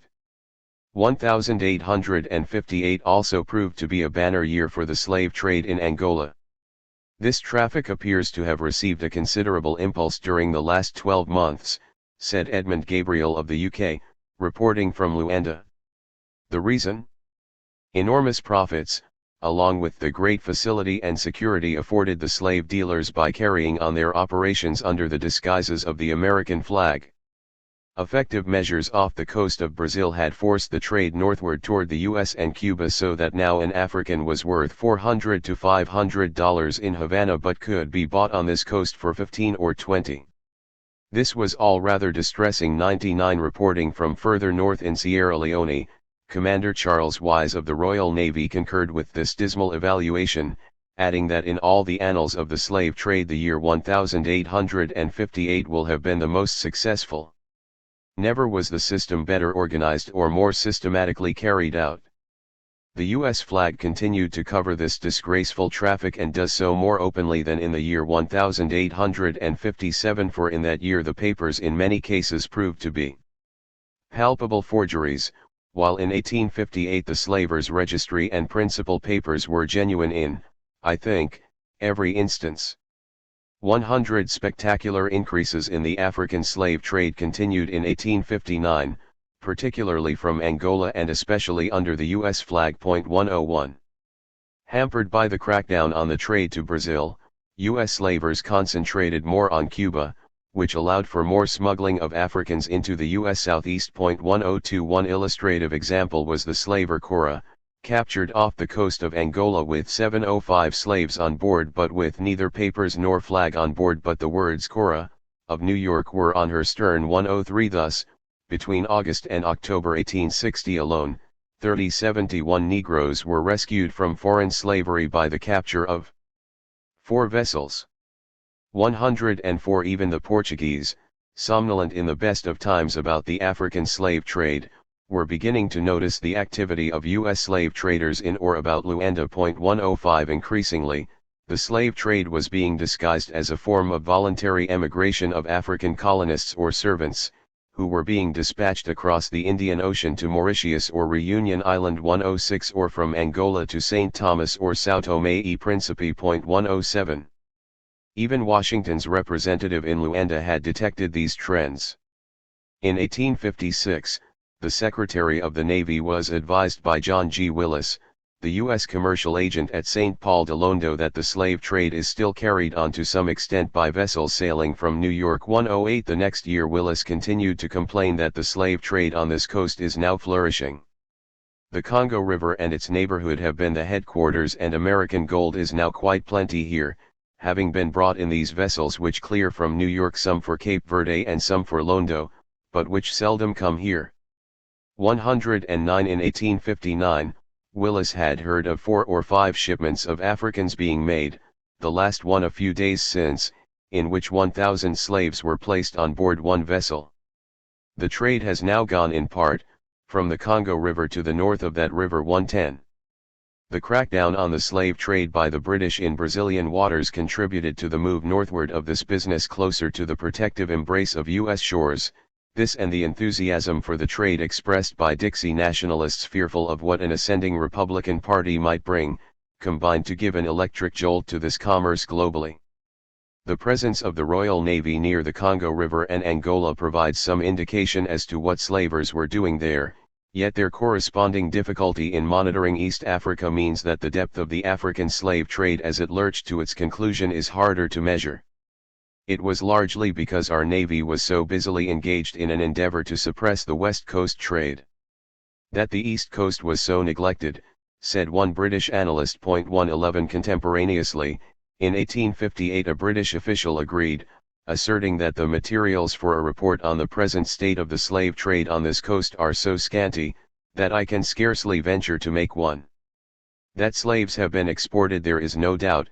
Even the late Governor-General of Mozambique had been a party to the shipment. Suggesting how and why it was difficult to comprehend the African slave trade in isolation from other forces, it was declared that the perilous state of affairs in India, the Sepoy revolt and at the Cape, prevented any adequate force being sent to Mozambique, and it has been, with slight exception, entirely unwatched. As a result, it was declared glumly, the prospect of putting down the slave trade has seldom been less encouraging. 112 It is only within the last few years, said the British consul in Zanzibar in January 1861, that the slave trade from Zanzibar has assumed such large proportions. 113 Simultaneously, another report from this East African island noted ominously that a Spanish slave agent from Cuba arrived here in an American vessel and took up his abode with notorious Spanish slave agent Buenaventura Mas, who has long been carrying on an extensive traffic in slaves in the Zanzibar dominions. 114. Shortly before that, Joseph T. Crawford, London's representative in Havana, asserted that the slave trade, which is being carried on so extensively and successfully, has been revived in Mozambique and the east coast of Africa, for an abundance of Negroes there. Their cheapness and less risk of capture meant that numerous expeditions have been fitted out and gone in that direction. Not infrequently these journeys did originate in the United States of America. There were agents from Boston and New Orleans who are engaged in completing the subscriptions for shares, which have been already in part filled up by American capitalists, as this putrid business had become an easy way to make easy profits. One of these schemes is for a ship of 900 tons to bring 2,000 slaves. Africans were to be had on the east coast of Africa for about $28 each, and even so they are paid for in goods, upon which there is at the least 100% of profit. Vessels did proceed from the United States, under American colors, to a port in Madagascar. The victims being brought over from the opposite coast of Africa in Arab vessels. At that moment, said Crawford, we have none, meaning cruisers, in these waters. 115 The U.S. was similarly deficient in East Africa. 116. In the run-up to the Civil War, U.S. slavers had flooded the zone, carpet bombing the southern coastline of Africa from Angola to Mozambique with slave ships. Charles Wise of the Royal Navy sensed this from his perch near Cabinda, where these vessels long had honeycombed. In the late spring of 1859 he was typically flummoxed. Within the last 6 months upwards of 25 slavers have sailed for the coast of Africa, only 8 of that number have been captured. What has become of the remaining 17 vessels, of which we only know 4 to have escaped, while 2 more have doubtless shipped ere this? All these vessels, with one exception, were American, and their profits were enormous. This year the number of vessels escaping will exceed all known annals of the slave trade and encourage the Americans to enter with all the energies peculiar to them, for the remainder of the present and the ensuing year of 1860. 17 Even Washington's man in Angola, John G. Willis, had noticed in late 1859 that slave trade has been remarkably active this year and many vessels have left this coast with slaves. 118. By the summer of 1859, Wise was feverishly apoplectic in his denunciation of U.S. slavers. 105 Slavers capable of conveying 71,000 slaves will arrive on the African coast in the course of the 12 months ending March 1860, he declared, and 1/4 of that number will be seized by the Royal Navy, still leaving 79 vessels, and this was exclusive of slaves shipped from the east coast of Africa. With enraged sarcasm he proclaimed, "Such is American law. The captains of slavers ridicule it. They boast openly that money does all things. Correct papers will cover almost any amount of slave trading, as the many instances of American slavers leaving ports in the United States fully fitted for the slave trade, indicated. New Orleans, being a seaport of slaving celebrity, and New York being one of the greatest slave trading ports, were clearly culpable. It was well known that Lusophone nationals and diplomats involved in such houses as that of Cunha Reis, Figonier, and Co. of New York were acquiring thousands by a successful traffic in blood, but the U.S. authorities were lethargic. They all were sacrificing to their idle gold the lives of many thousands of poor, harmless, defenseless wretches. 119. He was upset for sound reason. 120 Though top U.S. diplomat, Lewis Cass, pleaded ignorance, asserting blindly in the spring of 1860 that if there has been any recent increase in that trade or any employment of American capital in its prosecution, of which employment I have seen no proof. 121 Actually Cass was well aware that in 1858 London had retreated decisively on the right to search US-flagged vessels, a feat which the historian Andrew McLaughlin termed one of the most just and most brilliant triumphs of which to this day our diplomacy can boast. 122 But, ironically, London, which was overburdened in India, the Crimea, and elsewhere, did Washington no great favor in yielding. This may have been a Pyrrhic victory in that the accompanying emboldened conversation about taking advantage of London's yielding by reopening the slave trade to the US itself, contributed to sectional tension.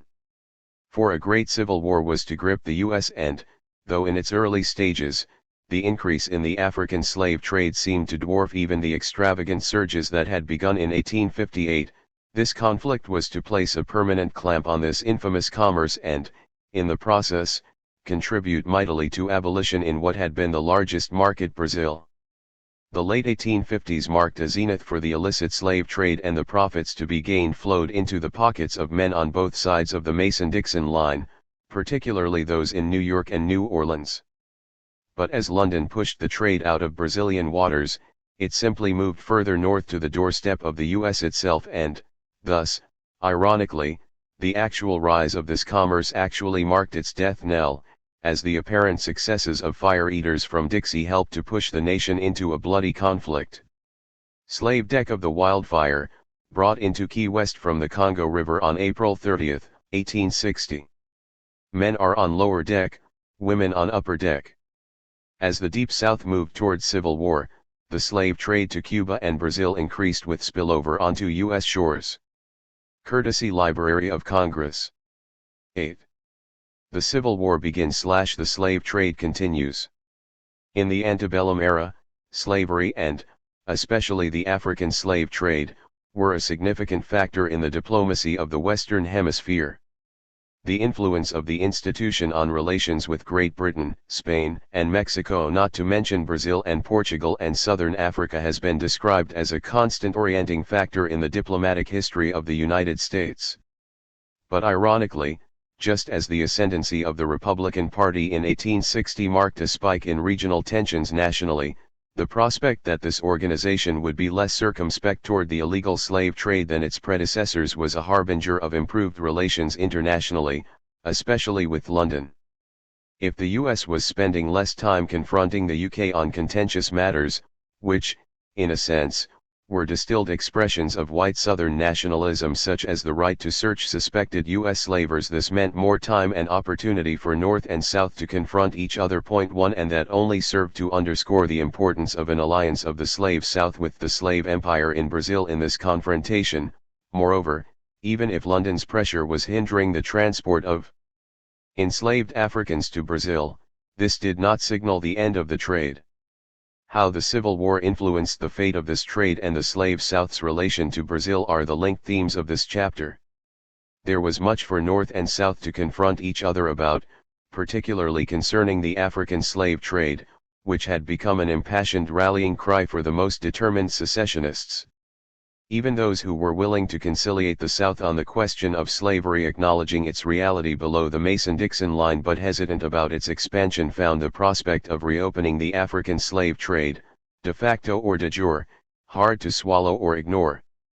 There is no doubt, concludes one analyst, that a sharp increase in slave traffic was taking place in 1859 and 1860, accompanied by a flood of rumors concerning the landing of fresh Congos along southern shorelines too, and geographically, no shoreline could have been better laid out for smuggling than the coasts of South Carolina and Georgia, as no amount of patrolling by land or sea could have stopped smuggling. 3 Concurrently, ideologues of the slave South felt that they could build a stronger, more cohesive nation if they could cut ties with the North and formalize relations with, example, Brazil. L.W. Spratt spoke for many of his fellow fire-eating white Southerners when he said bluntly that in a union of unequal races there is nothing wrong in relations of inequality. If slavery be right, there can be no wrong in the foreign, whatever there may be in the domestic slave trade. This ban against the foreign slave trade simply served to send the slave, that else might come to us, to Cuba and Brazil, and to intensify the sufferings of his transportation. They certainly do not arrest the slave trade. He concurred with the notion that the foreign slave trade will restore political power to the South, by increasing her population and congressional representation. As these fire-eaters saw it, when Washington would not yield on this bedrock point, this was little more than rank hypocrisy, worthy of secession. 4 Such unforgiving attitudes led the British writer Thomas Macaulay to conclude during the antebellum era that I do not deem it unlikely that the black population of Brazil will be free and contented within 80 or 100 years. I do not envision, however, a reasonable likelihood of similar change in the United States. 5. For its part, London was in a bind. There was pressure domestically to press for the end of the slave trade and slavery, just as there was similar pressure to make sure that Cuba did not fall into U.S. hands. The former objective pushed toward abolitionism, while ensuring that Cuba remained Spanish soil-empowered, a European nation that in many ways was more antithetical to abolitionism than the U.S. itself. 6 Simultaneously, Madrid was seeking to conspire with Washington in legitimizing objections to London's persistent demands to search potential slavers. 7 This was a difficult circle to square. In February 1859, Congressman J.B. Clary of Kentucky took to the floor of Congress to address these matters. It was Her Majesty's government and the closely linked question of slavery that was at the heart of Washington's foreign policy, and, as he saw it, this was unacceptable. Why should the U.S. be forced to maintain at vast expense on the coast of Africa, a squadron equal to about 1/7 of our whole force? Now, Mr. Clary did not like the African slave trade, and this was not because of any charitable attitudes toward Negroes but on account of the white race, and upon grounds of expediency. 8. When secession occurred and the so-called Confederate States of America, CSA, 9 were confronted with the question of what was to be done about the African slave trade, which by 1861 was reaching ever greater heights, it too found itself entangled in a morass of contradictions. Thus, weeks after the Emancipation Proclamation in 1863, CSA leader Judah Benjamin, whose Jewish origin has been stressed historically but whose Portuguese origin is more relevant to the African slave trade, given the preponderance of Portuguese Americans in this illegal commerce, contacted his representative in London about the provisions in this newly formed nation's constitution concerning the African slave trade. Congress shall also have power to prohibit the introduction of any slaves from any state not a member of, or territory not belonging to, this confederacy. It is thus seen, said Benjamin, that while the states were willing to trust Congress with the power to prohibit the introduction of African slaves from the United States, they were not willing to trust it with the power of prohibiting their introduction from any other quarter, including Brazil, Cuba, and Africa itself. 11 This was a loophole large enough to steer a fully armored slave ship through, and this is precisely what occurred. Yet it was not done openly, it remained shrouded, though it was hardly a secret that some of the most determined secessionists were ardent advocates of the African slave trade. Why? One reason was international public opinion and a fear that major powers would be averse to recognizing diplomatically a nation that would be so audacious as to deal in human flesh.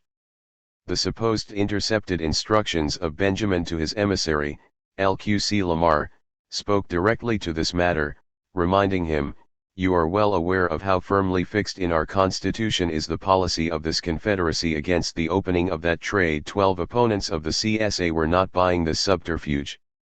Delegates to the Maryland Constitutional Convention held during the Civil War were instructed that these rebels were seeking nothing more nor less than the reopening of the African slave trade. That is what they were for, and they knew they could not have that so long as the Constitution and the laws of the United States were in force. All they wanted was to buy Negroes for $30 a head, instead of paying you $1,000 for every Negro they bought. It was just that simple. Seizing Texas was simply the first step in this plot, and here is the beautiful feature of their scheme: they did not intend to stop with the acquisition of Texas. For after that lay Tamaulipas, Chihuahua, and other Mexican states, and then moving further southward. 13. When London got its hands on the CSA provisions on slave trading, elation did not reign.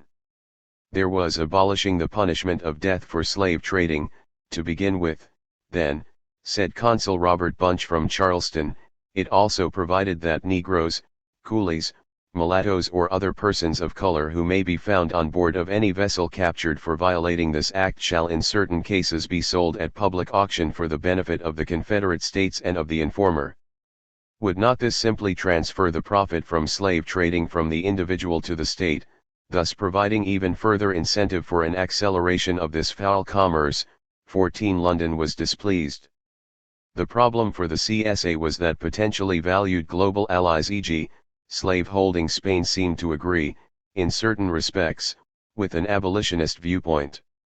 This was an abrupt turnabout, for Spaniards had found a congenial home in Charleston as early as 1816.15. There was substantial traffic, understandably, between Havana and Charleston, two of the major poles of human bondage in the hemisphere during the antebellum era. 16 When the CSA was organized, the Spanish consul in South Carolina was reminded by a rebel official of the goodwill and respect which you have created here in the discharge of your official duties. 17 Thus, when P.J. Rost of the CSA met in Madrid with Spanish Secretary of Foreign Affairs, Calderón Colontes, he was initially satisfied, being well pleased with the allusion comparing Spain's earlier struggle against Napoleon to that of the slave South against Washington. Madrid's man went on to say that on the question of right he had no doubt it is clearly with the South emphasis original. One can imagine Colontes nodding vigorously when Ross told him that Spain's interest was that North America should be possessed by two great powers who would balance each other. Spain was our natural ally and friend, Colontes was told, with similarity of institutions, ideas, and social habits. Then one can imagine Rost frowning when Colontes shifted the discussion by reminding him that the North had always been friendly, being the best customer for the sugar of Cuba, while the South was ever hostile to Spain. No private expeditions had ever sailed from northern ports for the invasion of Cuba, but invariably from those of the South, and that if the Confederate States become hereafter a strong government, their first attempt of conquest would be that island. Yes, the South would deem in its interest that a great country like Spain should continue a slave power. The two, together with Brazil, would have a monopoly of the system of labor which alone can make intertropical America.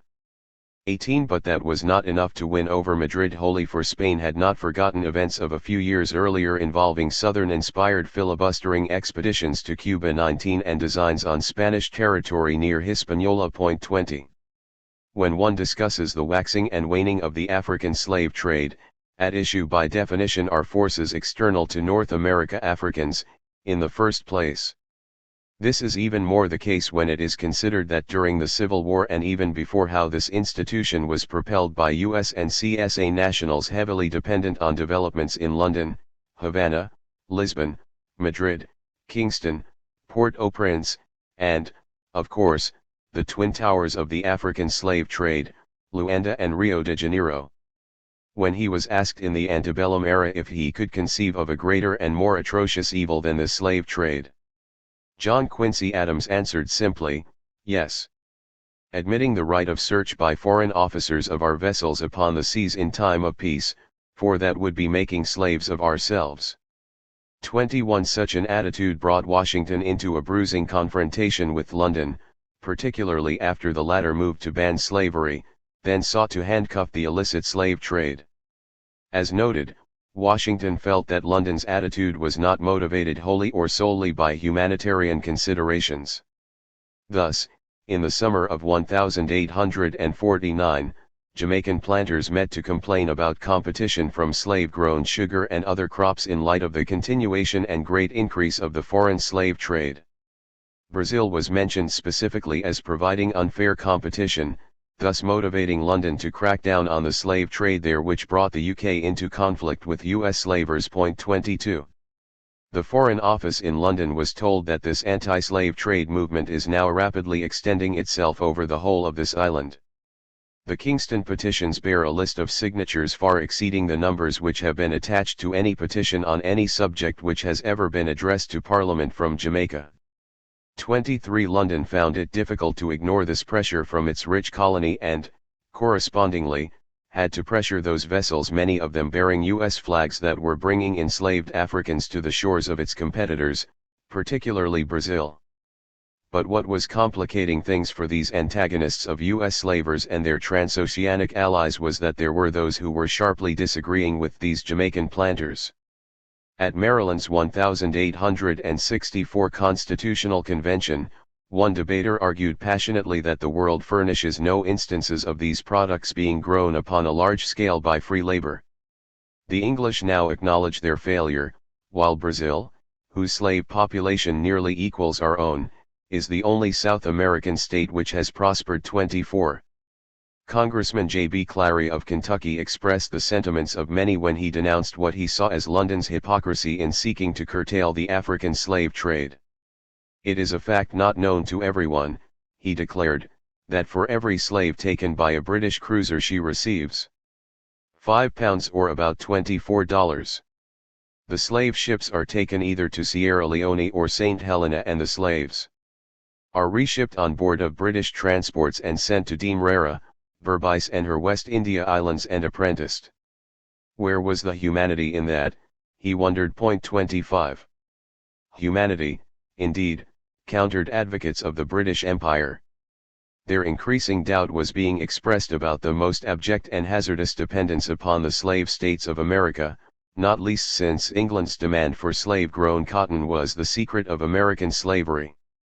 There was an alternative, however. Cotton, it was said in 1858, can be grown on the banks of the Indus, by free labor, at a less cost, and with a greater profit, than it can be in New Orleans or Mobile or Arkansas. Emphasis original.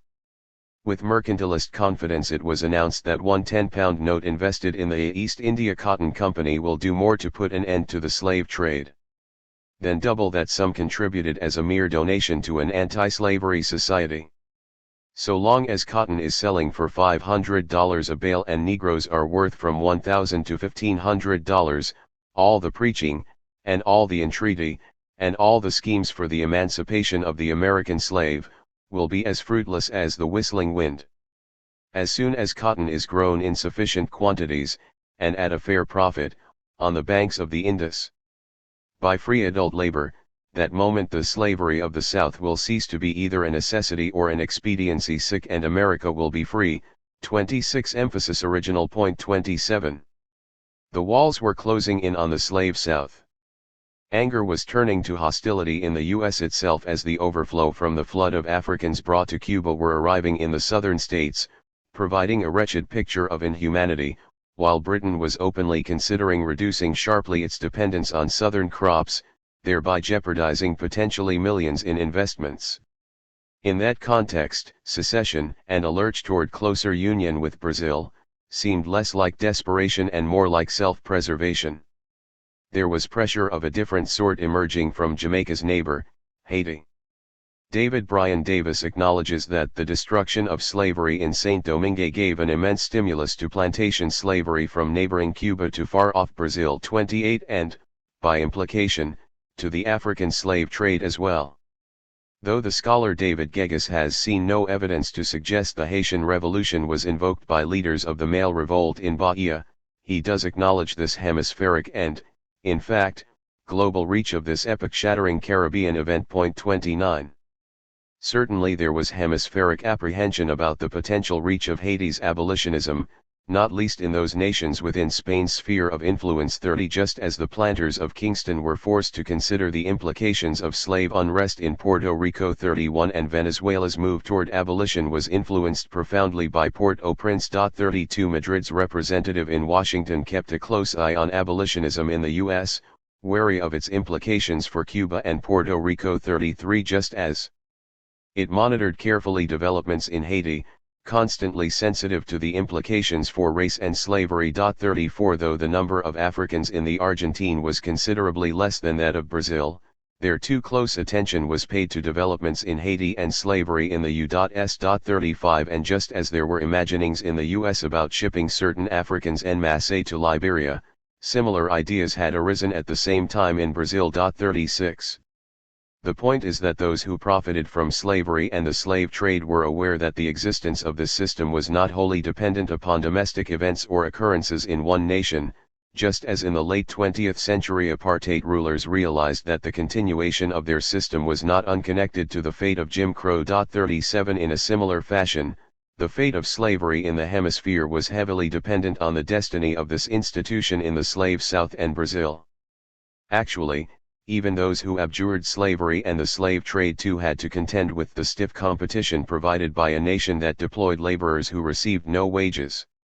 In certain precincts of the slave South, denizens realized that their collective fate was linked with that of Brazil. "We have common interests and sympathies with the people of Brazil and Cuba," said one Charleston publicist in 1847, who was worried that our relations with these slave states were threatened to be disturbed by abolitionism. Even at this early date it seemed that the U.S. South felt it held more shared aims with its hemispheric neighbors than the U.S. North, arguing repetitively, "We have common interests and sympathies with the people of Brazil and Cuba and need to make more intimate the connection between the ports of the United States in Cuba and Brazil. We afford remunerating markets for coffee, sugar, cocoa, and New Orleans, Savannah, Charleston, Norfolk, and Baltimore are much nearer to the Great West than are Philadelphia, New York, or Boston, not least since they were closer to Rio de Janeiro. The slaves and other property of Brazil and Cuba would in our harbors be secure from abolitionists and other plunderers, and that most if not all of the staples of our country can be supplied to them on as favorable terms as any others." Seemingly moving toward secession at this early date, Southern not U.S. commercial agencies at Havana and Rio de Janeiro were demanded. 38. A few years later concern was raised that when Cuba and Brazil are annexed to the U.S., the clamor in favor of continuing the traffic, which already exists in those countries, would be irresistible. Already, the slave traders have a party in Congress, and that they rank distinguished Northern senators, as well as Southern, among their leaders, which made this merger of slave empires well nigh inevitable. 39 Minimally, it seemed that the slave power was seeking an alliance, offensive and defensive, with Brazil, which could overwhelm any hemispheric abolitionist objections. 40 It was predicted 20 years ago, said one prominent mainstream newspaper in 1854, that if the slave power got Texas, it would not stop until it reached Brazil. In reaction that same year to the Kansas-Nebraska Act, Congressman Solomon Foote of Vermont, Daniel Mace of Indiana, and Reuben E. Fenton of New York signed a statement that declared this legislation was to be followed up by an alliance with Brazil and the extension of slavery in the valley of the Amazon. 41 An antebellum Southerner advocated a treaty of commerce and alliance with Brazil which would give us the control over the Gulf of Mexico and its border countries, together with the islands, and the consequence of this will place African slavery beyond the reach of fanaticism at home or abroad. These two great powers ought to guard and strengthen their mutual interests. We can not only preserve domestic servitude, but we can defy the power of the world. 42. Even before the Civil War erupted, perceptive analysts had realized that the North's evident advantages in population and industrial plants could be neutralized, if not overwhelmed, by hemispheric alliances that focused on a nation, Brazil, that was larger in territory than the U.S. and contained many more enslaved Africans. 43.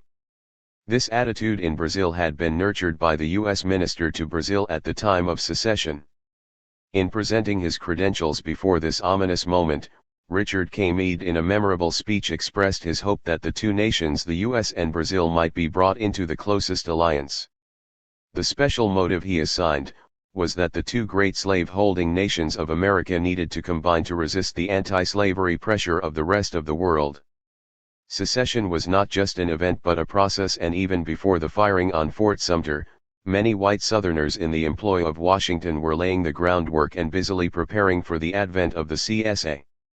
Certainly this could be said of Meade, who in his pointed remarks asked Brazilian elites what would be the influence of our extinction of slavery upon the institution in Brazil.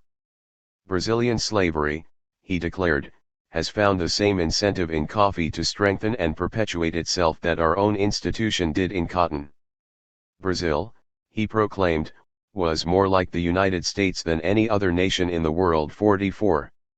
Later, R.C. Parsons of Cleveland, who arrived in Rio de Janeiro just after Meade had departed, in order to lead the U.S. diplomatic corps, blasted this doughty fire-eater from Old Virginia, whose activities seemed to reveal that a persistent effort was then made to induce Brazil, at that early day, to look forward to a time when the Great Rebellion should be consummated. Meade's son, Richard Kidder Meade, Jr., had been part of the assault on Fort Sumter, which was viewed as more than coincidence. 45 Meade, Sr. was a well-known politician of the extremist Calhoun school and as early as 1849 was openly charged on the floor of Congress with entertaining disunion sentiments and cherishing disunion projects. He was a firm advocate of a grand pro-slavery alliance with the Brazilian Empire. 46 Sending him as minister to Brazil was not just a boost to the nascent Confederacy, it revealed a stunning naivete on behalf of Washington, akin to appointing Benedict Arnold to be ambassador to the court of St. James. As late as July 1861, Meade was having discussions with the emperor while he was serving as Washington's emissary about CSA prospects. He opined that the war would perhaps last 20 years, the emperor expressed the kindest feelings of friendship toward Mr. Meade but made no remarks indicative of his views and feelings in regard to the state of our country, to which allusion had been made. 47. Meade's successor, James Watson Webb, was no abolitionist, far from it, yet even he was outraged by Meade's behavior. "This Confederate asked me in London," said Webb, "for a letter of introduction to the President, assuring me that, although a Southern man, he had faithfully discharged the whole duty to the Union. This turns out to have been a deliberate misrepresentation. For while in Rio as minister he was openly and offensively a secessionist and traitor and did all in his power to bring the government of our country into disrepute. He was not alone. Robert G. Scott, the late consul in Rio, was also an open-mouthed traitor and a loud talker." Webb's abrupt replacement of Meade put the emperor on the spot. He said he would be embarrassed in making a reply and equally embarrassed in not replying to what I said in condemnation of slavery if Webb were to refute Meade's earlier words. He begged, therefore, that I would not insist upon the exercise of the right to reply publicly. It would relieve the emperor of all difficulty in regard to the question of slavery, and which is already making itself felt in the phases of party here, suggesting how conflict in the U.S. was rippling outward. 48. Still, this contemplation of Brazil was a matter for all sides. At the 1864 Constitutional Convention in Maryland, which was rocked with debate about what emancipation might entail, one delegate sought to reassure with copious references to the Brazilian experience and how this nation exemplified what the dark-skinned could accomplish. 49 Abolitionists argued that even Brazil with her 4 million sick slave gives the freeborn colored man and the emancipated slave equal privileges with others, and opens to him every avenue to wealth and fame. 50 While in July 1860, this same nation was viewed as a negative example by an advocate of human bondage. This nation's alleged predilection toward amalgamation means that if an insurrection occurred, the whites will be sure to suffer from the savage rapacity of the mixed races, especially those who have African blood in them. Aversion to hybridity, then, is the safeguard of the people.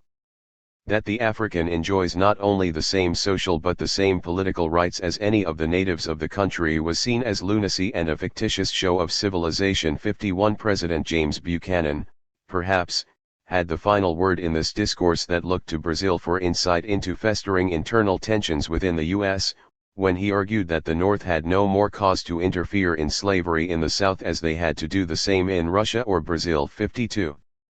In mid-1860, London thought that little had changed since the mid-1850s in Brazil, in that there were not only no cases, but even no suspicions of slaving. 53 But it was not as if a wave of abolitionism had washed over South America. Instead, the Civil War heightened fears in the hemisphere about slavery's fate.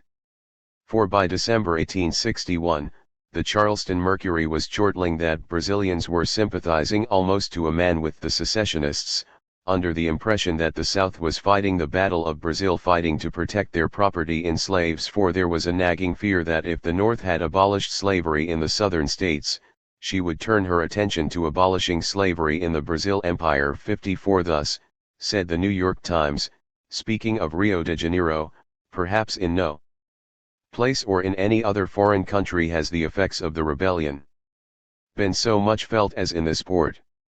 55 Indeed, said this periodical in words thought sufficiently worthy to be retained by the Brazilian Foreign Ministry, in the good years before the war we took from $22 million to $25 million worth of Brazilian products annually and sent to Brazil sometimes between $6 million and $7 million a year. 56. The South Carolinian who penned the above words of warning may have pricked up his ears if he had heard another kind of warning emanating at that moment from Brazil. A Brazilian senator was demanding the reduction of the numbers of slaves in large cities and an increase in farming areas and checking the ongoing deportation of slaves from north to south, which was mimicking similar antebellum trends in the U.S., for was it the case, gentlemen, he argued, that when some years ago in the United States the northern states abolished slavery and it remained in the southern states, the industrial interests of the southern states became entirely opposed to those of the northern? Was it not after the creation and growth of diversity of interests that the explosion took place which has not yet terminated? 57. Profit-hungry slave traders had accelerated the hunting and seizing of Africans in the run-up to the ascension to power of the Republican Party in 1860. After that, with civil war on the horizon and the allure of handsomely easy profits to be made and stashed away for the foreseeable stormy day, this foul enterprise accelerated further. The African squadron, inept in the best of times and hardly present in East Africa, in any case, had to become more concerned with CSA privateers raiding U.S. commerce or bombarding north of Baltimore. The UK remained on duty, but some British elites were not necessarily displeased with the prospect of a CSA victory that could reduce sharply the power of the behemoth that had arisen in North America. Late in 1862, for example, the U.S. consul in Pernambuco observed that the British residents on this coast, both official and private, are noted for their sympathy with the rebellious part of our people, referring to the CSA. 58 Then there was a powerful copperhead element in the U.S. Northeast that had refused to accept the demise of the African slave trade, even when rebels assaulted Fort Sumter in early 1861. As secessionists began moving relentlessly toward a conflict that many saw as giving a new birth of freedom to the African slave trade, it was reported from West Africa that out of 36 slave vessels recently detected, 29 were under the American flag alone, with 6 being Spanish, and as the U.S. squadron find there is no use in detaining vessels unless they have slaves on board, although they may be otherwise fully equipped, the difficulty in successfully checking this illegal traffic is at once apparent. The valley of the Congo River down to Luanda tended to contribute the greatest number of slaves, and American slave vessels fitted as whalers continued to be active. 59. Thus, by July 1861, the Royal Navy's reports sounded as if they could have been written in 1858. The slave trade is at present carried on almost entirely under the American ensign, it was said. The Congo is, without doubt, the center of the slave trade in this part of the coast. The value of the slave being only $25 on this part of the station, while it is $80 in the Bights. This was no doubt the reason why slave vessels generally come to the south coast. This trade reached to Luanda, though it was doubted if it took place south of there. Though a civil war ostensibly over slavery was raging, the refrain had not changed, as vessels engaged in the slave trade almost invariably fly the American flag and our cruisers are prohibited from in any way interfering with them. Of course we are to a very serious extent powerless in putting a check to the slave trade. 60. By October 1861, the words from the south coast seemed even more desperately inflamed. Britain's representatives asserted that at no period since the establishment of this commission has the traffic in slaves been carried on with greater activity or daring on this part of the coast than during the past year. Not less than 6,000 slaves have been shipped from the immediate neighborhood of the Congo during the past 5 months, with all wearing the American flag. With U.S. monitoring reduced as a result of civil war, the slave dealers in the Congo are already exulting in the impunity resulting. 61. In the early stages of the Civil War, the U.S. was seeking to detain slavers. 62, which was wise given that the enormous profits from such ventures could only buoy opponents of the Union's ultimate objectives. Yet soon London had with great regret to report the retirement from the west coast of Africa of the United States' ships of war that had been off the coast of northern Angola and at the mouth of the Congo River basin. This placed additional pressure on the already besieged Royal Navy. 63 This was a boon to slave dealers.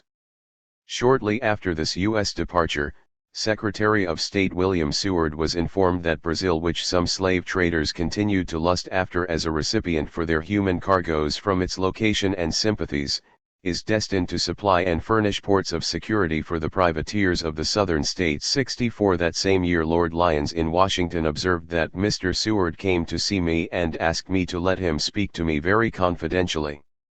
Naturally, Lyons immediately reported this conversation to London, as the Secretary of State went on to express great apprehension lest any power should recognize the Southern Confederacy. He seemed even to feel alarm lest Brazil or Peru should do so. In fact, the immediate object of his visit appeared to be to endeavor to ascertain through me whether there could be any truth in private information which had reached him that Brazil had determined already to recognize the new confederacy. Brazil, he said, might perhaps be led to do so by community of feeling on slavery. Emphasis original. 65. In a veritable response, it was not long before there was the arrival of the American bark J. Cobb in Luanda, which had been notoriously employed in the traffic in slaves between this coast and Cuba during the last 2 years. 66 Reflecting confidence that either the CSA would prevail or that North American flagged vessels were exempt from international treaty obligations or that even a Washington victory would bring no end to slavery, North American flagged slavers continued to descend on Africa even as the Civil War raged. Commodore Edmonstone of the Royal Navy reported in November 1861 that the slave trade is now, with a few exceptions, entirely carried on under the cover of the American flag. The withdrawal of the United States squadron gives additional facility to the slaver, it was said, they have nothing to dread. Now the Spanish slave trade to the Havana will be carried on under the American flag more freely and with less risk than ever. 67. Nathaniel Gordon was raised in a relatively prosperous home in Portland, Maine. It was one of the older residences in this eponymous port city, built in 1740, reflecting the stolid economy of this northern metropolis that came to benefit from the African slave trade. It was a 3-story building, one of the largest square-roofed houses of its day, and at the time it was built it was called one of the finest in the city, with 3 chimneys, an abundance of large, deep fireplaces with beautifully carved mantels of mahogany and rosewood. The finish was remarkably fine, reflecting the refinement of Gordon himself, who was a companionable boy of likable ways and much charm of personality. Even then he was considered a leader. Quick to learn, he was a keen observer and early on could hardly ignore stories of rich silks and jewels, of gold cups and vases found in the house on York Street 68. So moved, it was not long before he followed his home state's traditions and became a successful slaver with a dark reputation, a veteran of slave smuggling runs to Cuba and Brazil. In 1853, Gordon landed 500 enslaved Africans near Rio de Janeiro, then burned his ship to escape capture. 69 Early in the morning of August 8, 1860 he sailed from the Congo. 70 He had a cargo of liquor on board, along with 890 Africans, of which 172 were men, 106 were women, and the rest were boys and girls. 71 He was on his way to offload his human cargo in Cuba when he was detained. His captives were taken to Liberia and Gordon was returned to his homeland to stand trial for violating laws barring the slave trade. Gordon was indicted in New York City on October 29, 1860 on the charge of detaining Negroes with intent to make them slaves and arraigned on November 2. With force and arms in the River Congo on the coast of Africa, Gordon did piratically and feloniously, forcibly confine and detain 800 Negroes. Names unknown. Gordon had good reason to think that despite being caught with hundreds of Africans in hand, he was in a city that was congenial to his offense, so at least it was thought he pursued a strategy of delay. His lawyers moved to quash the indictment on December 24 and by June a jury was assigned. By November 30, 1861, the trial opened, but by that time opinions about slave traders had soured, even in Manhattan where they had flourished not so long ago. 72 If Gordon had been scouring the local press, he might have noticed that just before his trial commenced, the U.S. District Attorney in the city had just secured another condemnation of a vessel for fitting and with intention to proceed upon a slave voyage. 73. Anxieties were rising as the trial approached. New York, a stronghold of the African slave trade, was becoming suffused with the sentiment that this civil war and the sacrifice it entailed was being done to assist despised U.S. Negroes. Thus, as Gordon's fate was being decided, innocent Negroes were hanged to lampposts by a New York mob. 74. E. Delafield Smith, the district attorney, declared that Gordon had been in custody for a long period of time, with no apparent effort to prepare the case for trial.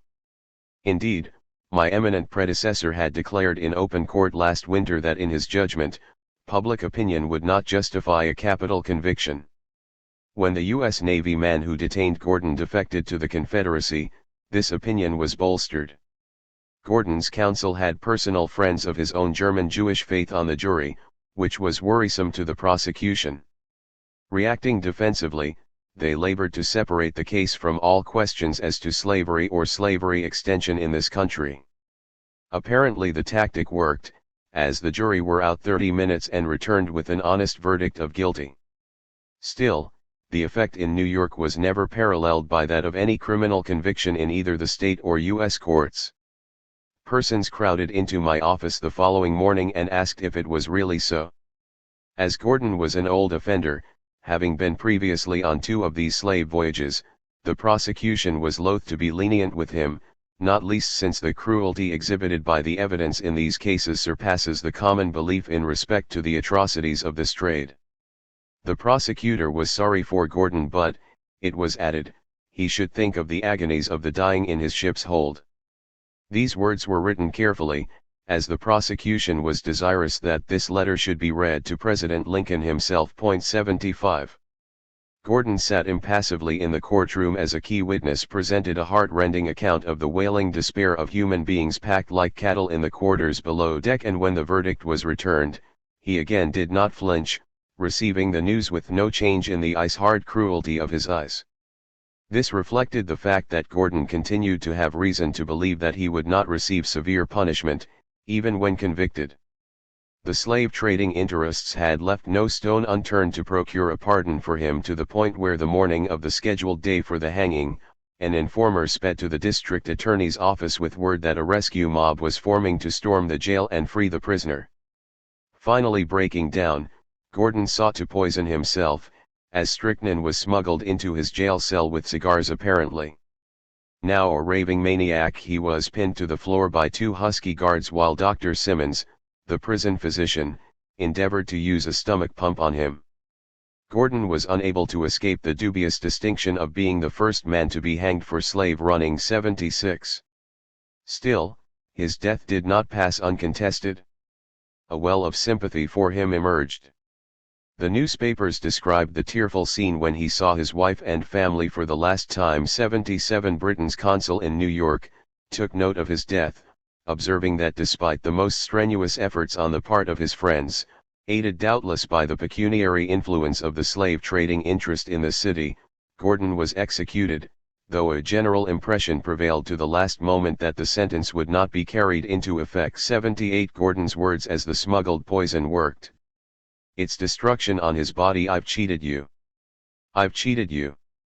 79. Stood as a compelling verbal metaphor, for though his life was taken, the life of the African slave trade survived his passing. For just as Gordon was entering the courtroom, 300 slaves had been shipped on board an American schooner at Whydah, West Africa. Several American vessels had arrived with rum and tobacco, which it was expected would all return with slaves. Most of these vessels are from Salem and Boston. The slave trade has been in such a flourishing condition for years, it was reported, and is principally carried on by Americans from the northern states. 80. The African slave trade had attained sufficient momentum that London worried that even if Gordon's execution presaged a crackdown in the U.S. Northeast, slaving interests would simply move to Liverpool. Cadiz, Barcelona, and Marseilles, just as earlier they had relocated their exports from Brazil to Cuba and points northward. 81 What may have motivated this concern was the case of a vessel fitted out in Lisbon for the slave trade that had arrived from New York. It was suspected that the detainees did intend hereafter to make Lisbon and Cadiz the base of their operations instead of New York.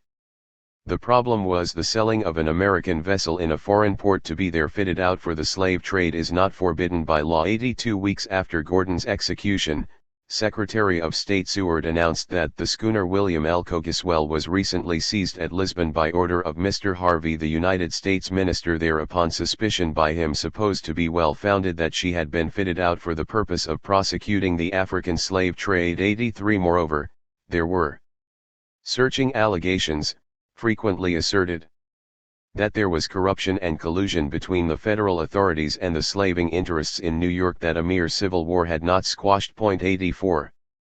Certainly there was no immediate deterrent effect attached to Gordon's incarceration, for after he was jailed, the ship Nightingale arrived in New York from the west coast of Africa, having been captured with 935 Negroes on board. The culprits included Samuel B. Haynes, Bradley Winslow, and Minthone Westervelt, the latter born in Staten Island of a well-known family, while Haynes, like Gordon, hailed from Maine. 85 Domingo Martinez, a notorious Brazilian slave dealer who resided at Wita, did not seem to be deterred by what had happened to Gordon. He was reported to carry on the slave trade extensively with Cuba and the United States.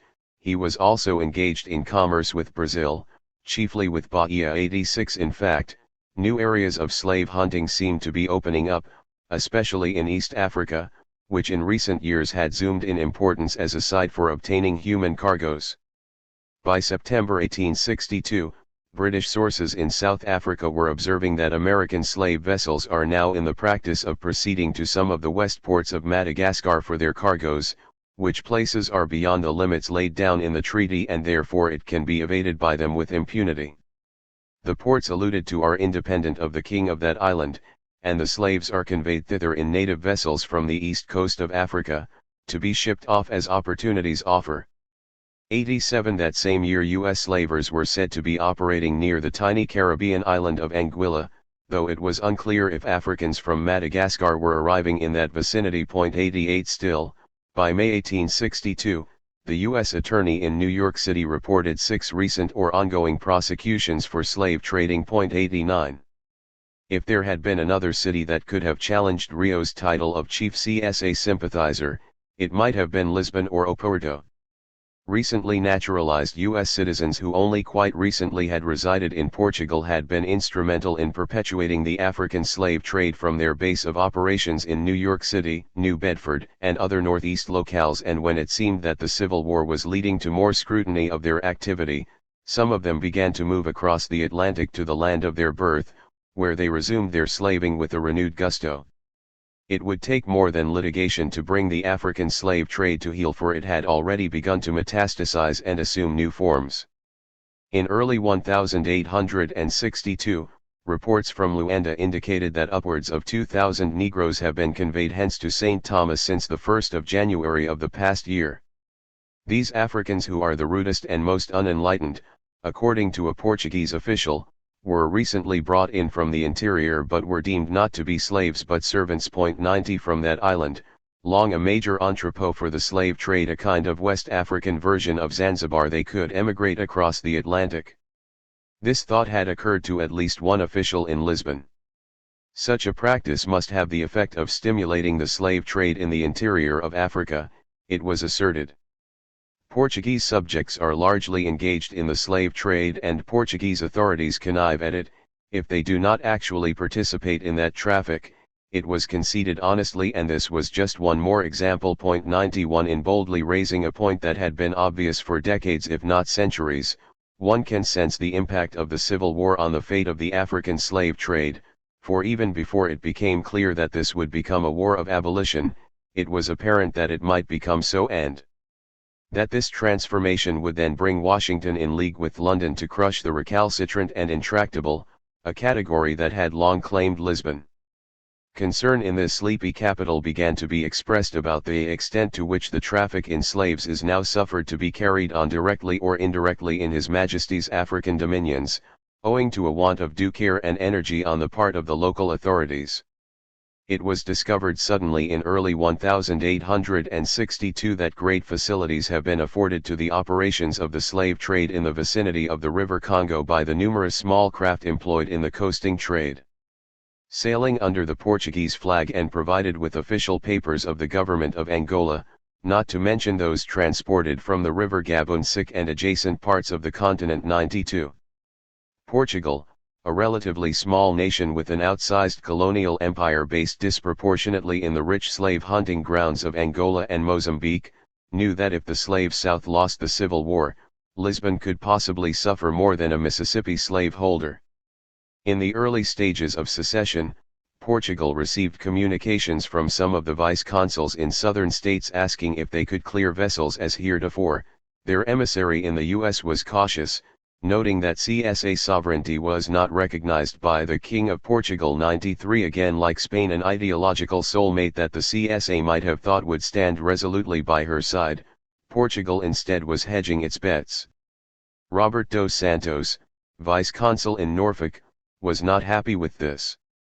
He had tried to keep neutral in the present deplorable war, he lamented in the summer of 1862, though he admitted that of course, I can't help sympathizing with the South as I was born here and as I believe that her cause is a just one. Despite this, he also admitted, I have taken no part in the war, though he had a brother who has been an officer in the Confederate Army. He felt oppressed by the U.S. authorities.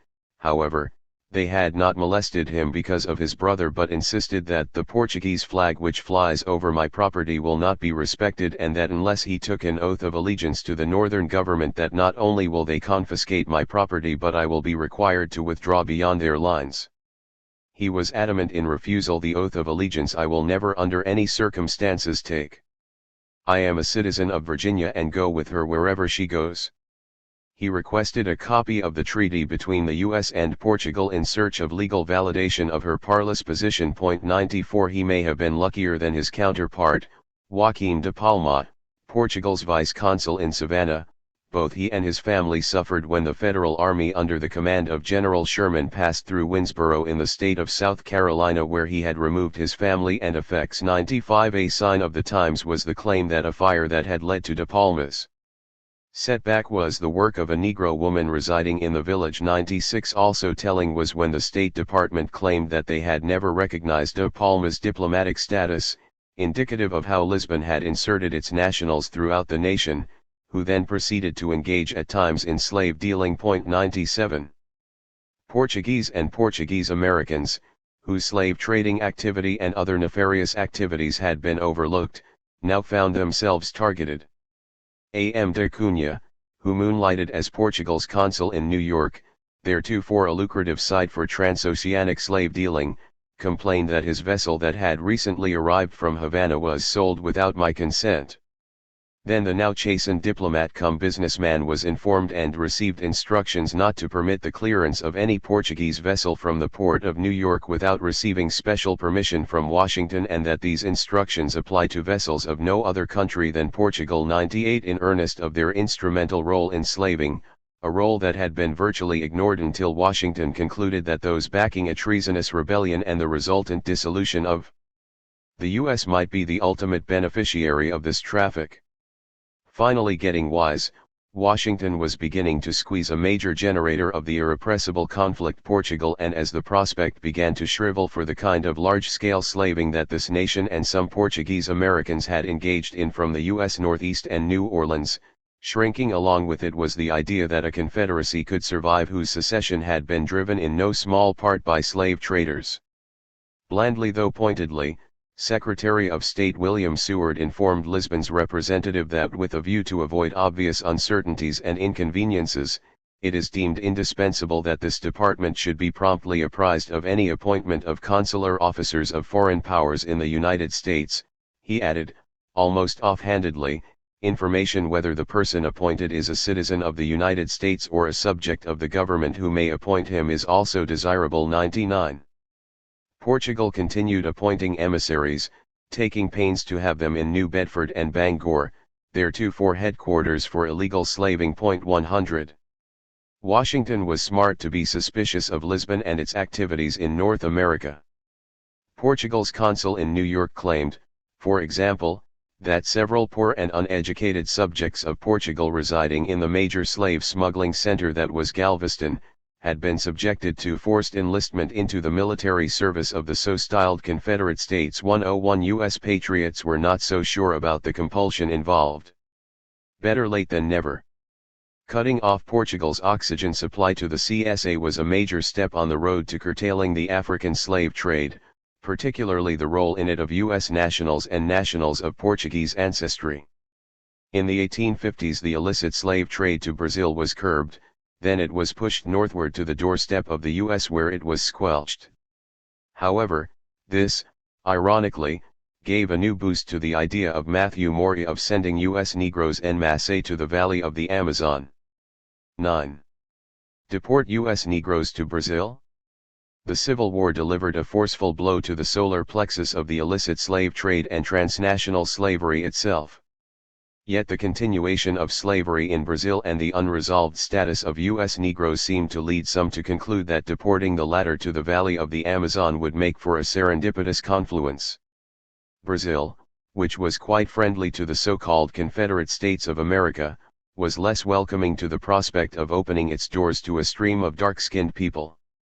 James Watson Webb, who served as U.S. Minister to Brazil during the Civil War, was no abolitionist, a point recognized by his comrades. 2 1/4 of abolitionists were fanatics, thought Webb, and 3/4 were knaves. Emphasis original. 3 The influential politician from Maine, Hannibal Hamlin, had to remind Webb during his tenure as Brazilian minister, that it was supreme nonsense to contend that property in slaves, whether in the person or the service, has any special immunity over any other property. 4. A man of action as well as words, on the evening of October 1, 1833, a group of active colonizationists and their sympathizers who thought that free Negroes would be better off in Africa met in Webb's office. Then he was the 31-year-old feisty editor of New York City's influential, pro-Whig Party Courier and Inquirer. There they planned to pose as friends of immediate abolition in the United States and invade the initial meeting of the New York City Anti-Slavery Society. That evening 1,500 showed up yelling for the blood of Arthur Tappan and William Lloyd Garrison. Webb, an ardent Episcopalian and former Army officer, was also a key figure in the October mob and the North's most vehement anti-abolitionist spokesman to support African colonization. 5 Webb was also an ardent racist, who denounced the abolitionists with full-throat fervor. In common with many other Northerners, Webb believed that abolition was more dangerous than slavery and also thought that colonization of slaves in Africa was the only practical remedy to slavery. A full-spectrum bigot, anti-Semitism also crept into Webb's crusade. Webb also concurred with Deep South leaders approving anything that Congress could do to stop the anti-slavery agitation. 6. It was Webb who, on July 4, 1834, published a list of the activities scheduled for the holiday that included an announcement that at 11, the fanatics meet at Chatham Street Chapel, to have their zeal inflamed by the doctrines of abolition and amalgamation. Webb felt he could light a match to an already smoldering hostility toward the abolitionists. He was right. A mob broke into the chapel just as abolitionist Lewis Tappan finished reading the American Anti-Slavery Society's Declaration of Sentiments to a racially mixed audience. One of the worst riots of the decade followed, lasting a total of 11 days. Mobs proceeded to break up other integrated abolitionist meetings with their menacing haunts. 7. With such a background, it should not be deemed surprising that Webb would promote enthusiastically the notion of deporting U.S. Negroes to Brazil, even as this group was sacrificing tremendously to ensure the survival of the government, Webb's government, that was seeking to dispatch them southward. The contemporary historian, Lerone Bennett, has stirred controversy by ascribing this plan to Webb's superior, the President, Abraham Lincoln. After all, Bennett suggests, in 5 major policy declarations, including 2 State of the Union addresses and the preliminary Emancipation Proclamation, the 16th President of the United States publicly and officially called for the deportation of blacks. On countless other occasions, in conferences with cronies, Democratic and Republican leaders and high government officials, he called for colonization of blacks or aggressively promoted colonization, by private and official acts. In 1862, says Bennett, largely at President Lincoln's urging, Congress appropriated $600,000, a sum desperately needed to prosecute the war in order to begin the colonization process. According to Navy Secretary Gideon Welles, almost from the commencement of this administration, the subject of deporting the colored race has been discussed. Lincoln asserted that room in South America for colonization can be obtained cheaply, and in abundance, and when numbers shall be large enough to be company and encouragement for one another, the freed people will not be so reluctant to go. The President created a black emigration department without giving it that name, to deport Negroes. The President and all members of the Cabinet, with the exception of Secretary Gideon Welles and Secretary Salmon Chase, were in favor of deportation, according to first-hand reports.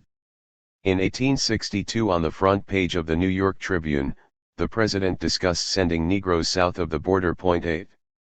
But Bennett, the historian, has paid insufficient attention to how the international situation influenced Lincoln's decision to assert the Emancipation Proclamation and compel his retreat from mass deportation of Negroes.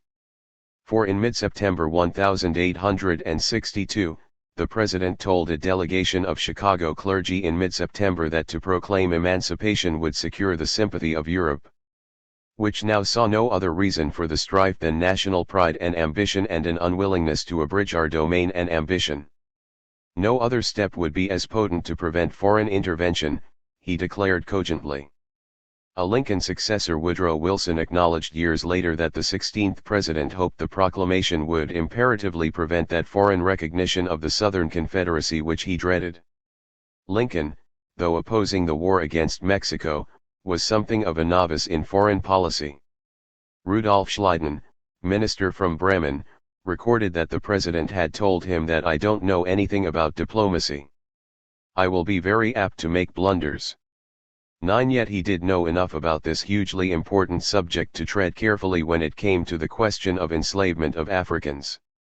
He had to be careful, for even the Brazilian Foreign Ministry had reason to believe that Louis Napoleon had a secret treaty, in 1863, either concluded or in progress, with Jefferson Davis, by which the cession of Texas is to be received as an equivalent for recognition and for substantial aid to the rebel Confederacy.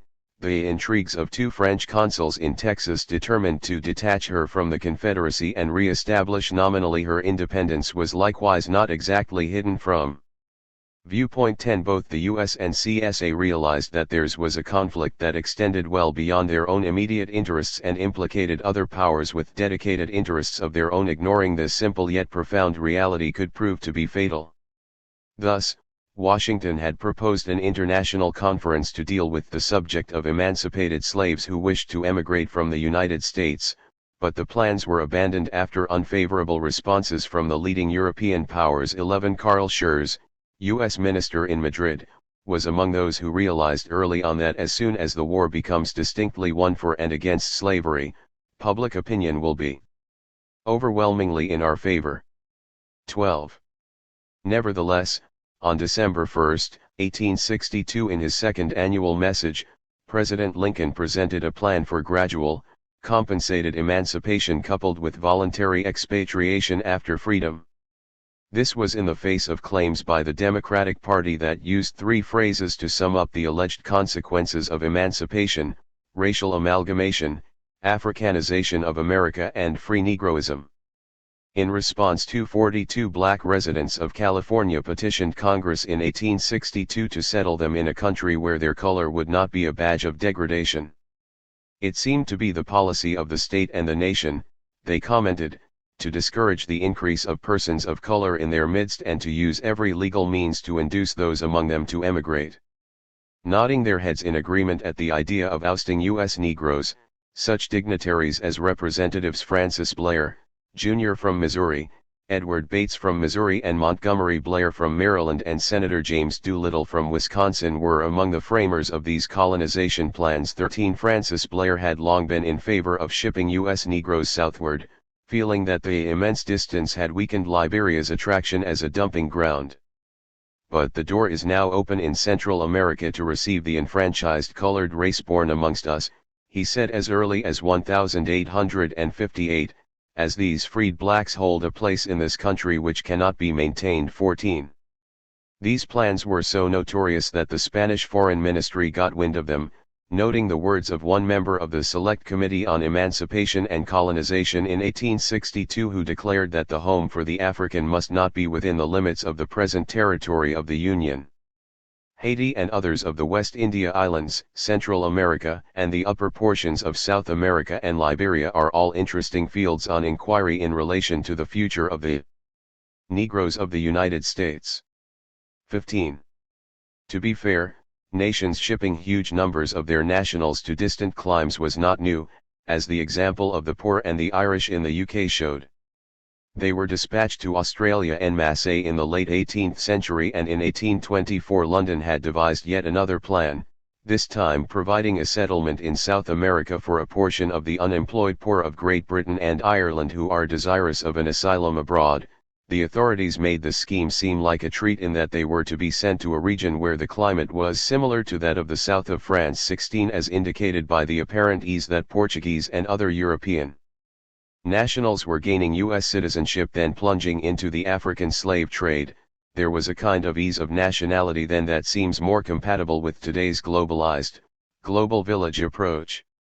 As Thomas Jefferson explained in 1793, our citizens are entirely free to divest themselves of that character by emigration, and may then become the subjects of another power. Attorney General Jeremiah Black forcefully articulated the idea in an official ruling in 1859.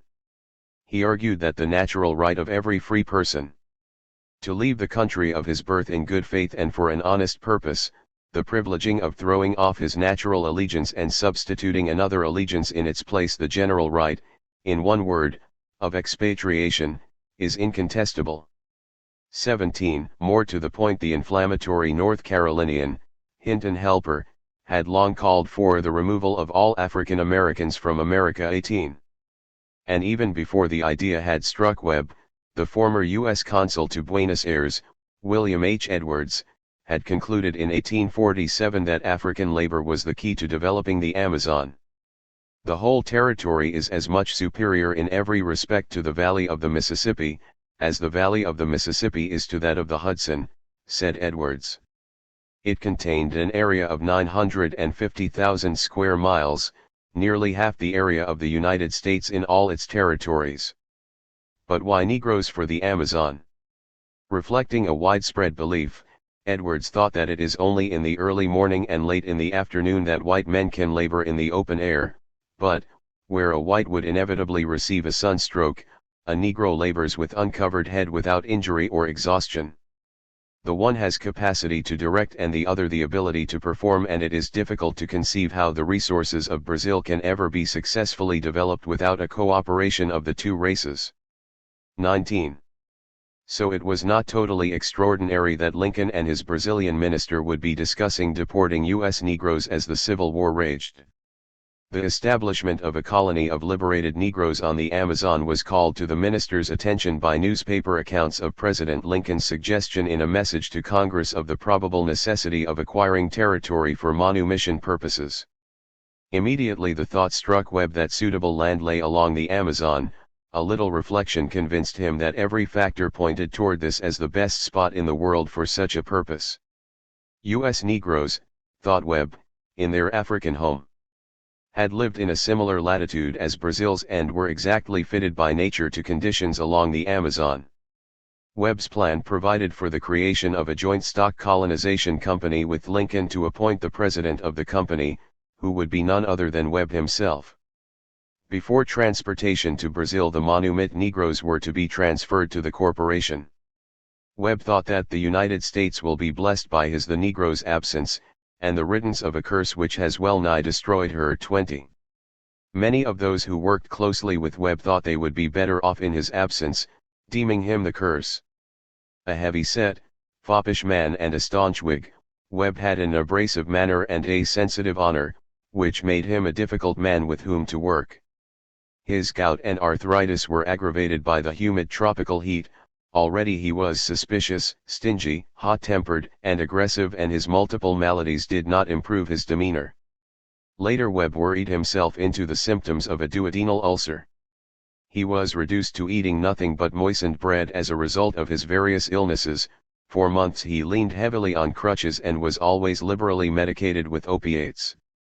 It was not easy for those of the most sunny of dispositions to stay upbeat in Rio de Janeiro, where during summer months, it seemed to rain constantly. Black mud and gray skies framed the usually picturesque mountains. He considered his appointment as little more than an opportunity to make money through his diplomatic connections. Not only did his eyes glint at the opportunity to make money off the misfortunes of U.S. Negroes, but he also had great aspirations for monopolizing Brazilian coastal trade. Perhaps it was the combination of drugs and pain that made it impossible for Webb to reason clearly and fulfill his duties expediently, for his grandiose schemes which had U.S. Negroes at the center went unrealized. 21. But it was not for lack of trying. Webb was enthusiastic about the potential logistical nightmare of removing millions of U.S. Negroes thousands of miles southward. He sought to convince Secretary of State Seward that adding U.S. Negroes to the mix in Brazil would benefit both nations. The Negroes on the opposite coast of Africa, whence Brazil was supplied, he explained, are a very superior race to the tribes further north, which furnished the slaves for the West Indies and the United States. The former were fierce, warlike, and intellectual, and seemed prone to insurrection, unlike their North American counterparts. He was not seeking to defame wholly his erstwhile darker compatriots, declaring, "I insist that 50,000 freed Negroes from the United States would be worth to Brazil more than 100,000 slaves from Africa. The United States will be blessed by his absence," he repeated, speaking of U.S. Negroes. Thus, he concluded, the northern provinces of Brazil should become the future home of the monument Negro of the United States. All the freed Negroes of the United States shall be transplanted to the region of the Amazon at the expense of the United States, and there be endowed with land gratuitously by Brazil and become citizens of Brazil. 22.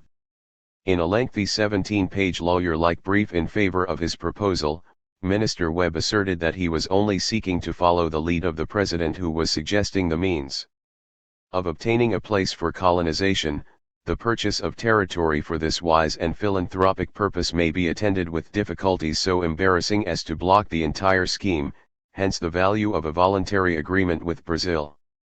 There he found a rapidly increasing value of the Negro in the province of Rio de Janeiro and all the southern provinces of the empire, while the slave population was on the decrease instead of the increase, as with us. 23. In a confidential message, the U.S. legation in Rio de Janeiro stressed further that the great want of Brazil at this day is labor. From the character of her climate and soil, black labor is preferable to white. Emphasis original. Deporting U.S. Negroes would be a boon to both nations, it was insisted.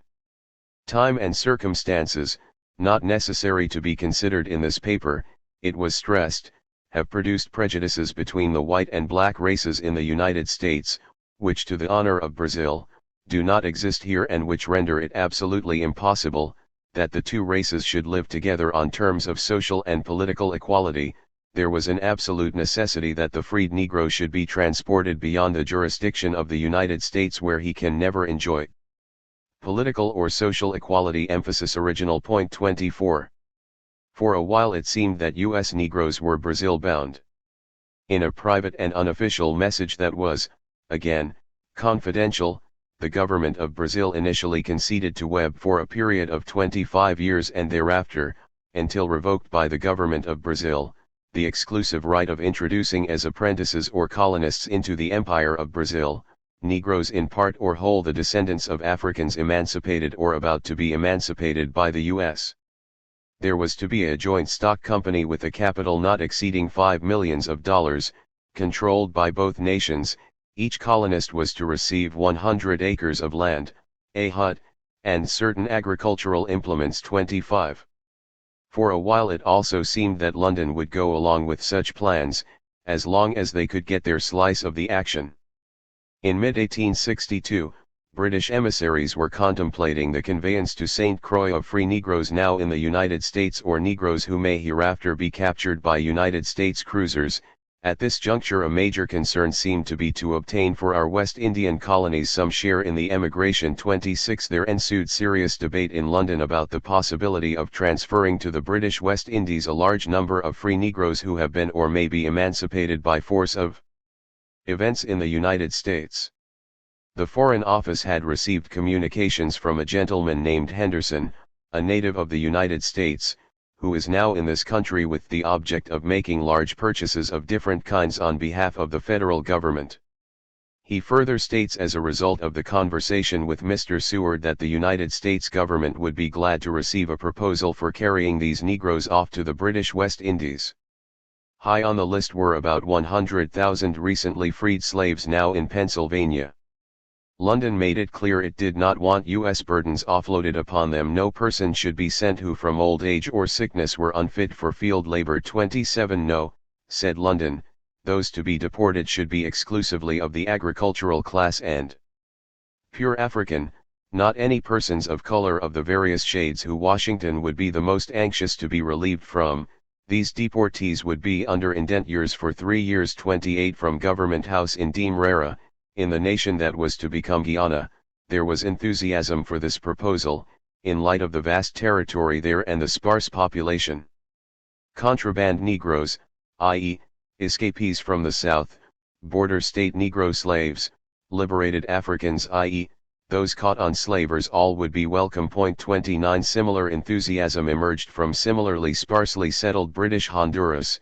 Some of the landed proprietors are very anxious to introduce colored laborers, London was informed. 30 The desperate planters there were making every exertion to obtain labor from China, India, Yucatan, indeed from almost anywhere. 31 But as time passed, it seemed that London was arriving at the conclusion that U.S. Negroes should stay put. When Lincoln suggested publicly that U.S. Negroes should be dispatched to Central America, London raised the salient point that such a move was probably in violation of the Clayton-Bulwer Treaty. 32 And seemed relieved when states in this region declined the U.S. Negroes they were offered. 33 London also interposed the objection that sending these deportees to New Granada or present-day Colombia would also violate this treaty, leading to a temporary pessimism on Seward's part, alleging that there had been so many difficulties. Interposed that he scarcely expected the deportation be carried out. 34.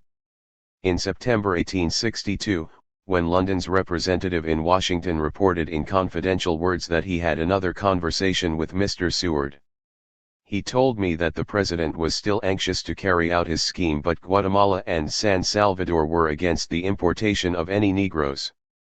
Mr. Seward expressed his conviction that the British colonies would be far better adapted than any other destination for Negro emigrants, and the French government too did not want to be excluded, as they were anxious to obtain a share of any Negro emigration, and the Danish in St. Croix remained interested too. 35 Seward remained engaged, telling London in a highly detailed proposal that the number of this class of persons, i.e., deportees, was augmenting and will continue to increase.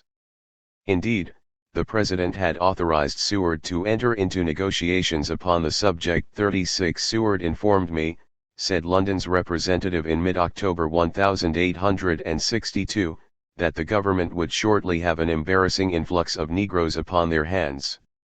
London was then suggesting as a way to foil CSA skepticism of this plan embarkation of these Negroes from the Northeast, New York, Philadelphia, Boston, not least to preclude the appearance of taking an unfriendly part against the southern states near their own borders. 37 But London continued to press difficult questions. As late as January 17, 1863, President Lincoln was asking London if they would accept deportees if they could avoid all risk of the complications which might be caused if we received Africans claimed as slaves. This could only complicate relations with the slave South. 38 Days before the Emancipation Proclamation was to take effect, Lord Lyons in Washington was reporting in a confidential message that Mr. Seward proceeded to speak at some length on the general question of the emigration of the colored population. Men, he said, of very great weight, and indeed the President himself, inclined to the opinion that the most desirable thing for both races was to separate them and to reserve North America exclusively for the whites.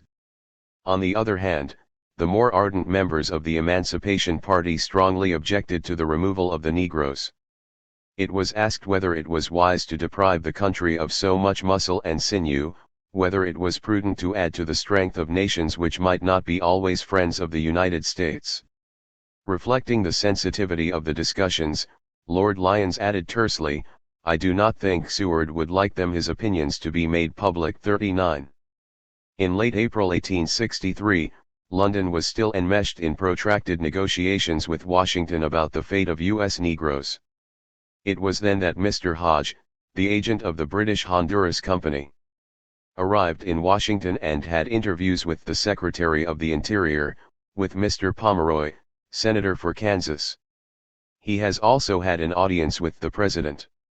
"He tells me," said Lord Lyons, "that he has met with so much encouragement and made so much progress that he hopes to be soon in a position to request me to inform the Lieutenant Governor of Honduras that the time has come for proclaiming the ports in the United States for the shipment of Negroes, under the act of the Colonial Legislature 40. But London seemed to be souring on this grand scheme, as concern grew that they were being manipulated against the interests of the CSA, which might lead to embarrassing complications. 41. From Jamaica came the suspicion that the entire scheme had originated with speculators. 42. Others thought that U.S. Negroes might wind up being a Trojan horse for Washington, while radical Republicans in the U.S. fretted that ousting Negroes would be akin to scoring an own goal. Thus, by the summer of 1863, Lord Lyons was cooling to Washington's ideas, particularly accepting contraband or escaped slaves from below the Mason-Dixon line. Serious political embarrassment might be caused at the end of the Civil War by our having taken away Negroes of their class, he insisted. London would accept free Negroes, but many of them had little desire to emigrate or were viewed suspiciously by British planters. 43. Hence, the scheme passed into stillbirth, and Lincoln was then poised to evolve to the point of accepting the continued presence of U.S. Negroes, not least since his desire to send them away was being extinguished for lack of finding a place to deposit them. For the other great power of the hemisphere, Spain, was not enthused about an influx of Negroes to their neighborhood, not least to Haiti, whose existence had been causing shudders in Madrid and Havana for decades, though their fallback position was that matters of language and culture would complicate the integration of these potential emigrants and possibly foment handcuffing problems for Port-au-Prince. The Spanish representatives in Haiti monitored carefully President Lincoln's meeting with Negroes during the height of the war, when he sought to convince them allegedly that they should leave the U.S. 44. Madrid took note of Lincoln's generous concession after several of the Spanish republics protested against the sending of such Negro colonists to their respective territories. Under these circumstances, he added magnanimously, I have declined to move any such colony to any state without first obtaining the consent of its government. 45. Likewise, Seward was sobering. Brazil and the U.S., he told Minister Webb, although very widely separated, were the principal states on this continent, and the only two which tolerate that form of human bondage, i.e., slavery. You think that you discern the finger of God pointing to the northern provinces of Brazil as the land of promise, rest, and restoration of the slaves now in the southern states of the Republic, he said, rehearsing Webb's own arguments. You ask for the President to negotiate a treaty to effect the removal of such freedmen from their present homes and their colonization in Brazil. Well, said Seward dismissively, the President cannot, without further consideration, accede to this request. In the first place, like London and Madrid, there was grave doubt if Rio de Janeiro would accept this potential Trojan horse. We have no right to assume, he said, that the Empire of Brazil would prefer an expelled caste from this country to other possible supplies of population. Then there was the resistance in Congress, not least from radical Republicans. It was unclear if assent of 2/3 of the Senate to any treaty based upon an executive decision upon these questions could now be obtained, not to mention a majority of Congress for appropriations of money to enable the President to execute the treaty. Speaking elliptically though profoundly, Seward added, "It must not be inferred that the uncertainty of the public mind which I have described is a permanent and unchangeable one. Thus, the President, while declining at the present to give you the authority you request, invites a continuance of your discussions." 46. Actually, Seward's words were reflecting the dissent arising in the Cabinet and Congress to Webb's bold initiatives. "Your Brazil scheme does not meet the approval of Chase, Sumner, et.al., Webb was informed, because they oppose colonization altogether. They say that the labor must be kept in the country and the South must use it and must have it as free labor, emphasis original." On the other hand, he was told, the President is ardently for a Central American colonization, as near at hand and more likely to take with the blacks. 47. All these subjects remain a subject of earnest but as yet very confused discussion, was Seward's frustratingly accurate response. 48. Even after Brazil nixed the idea of mass migration of U.S. Negroes, Webb believed that this hurdle could be surmounted either by the repeal of the law, limiting immigration of those of African descent, or by having the company bring in the freedmen before they were technically free. Seward unofficially approved the plan and he promised that it would be submitted to the next session of Congress. Yet even this idea of bringing U.S. Negroes to Brazil as something akin to indentured servants in itself was suggestive of how far out of favor the African slave trade had fallen. 49. But even this scheme proved to be overly optimistic and, as in Brazil, Washington found that securing a locale for millions of U.S. Negroes was more than a notion. How would racists react to the arrival of so many? Would Brazilian nationalists view this group as a Trojan horse? And what about the radical Republicans?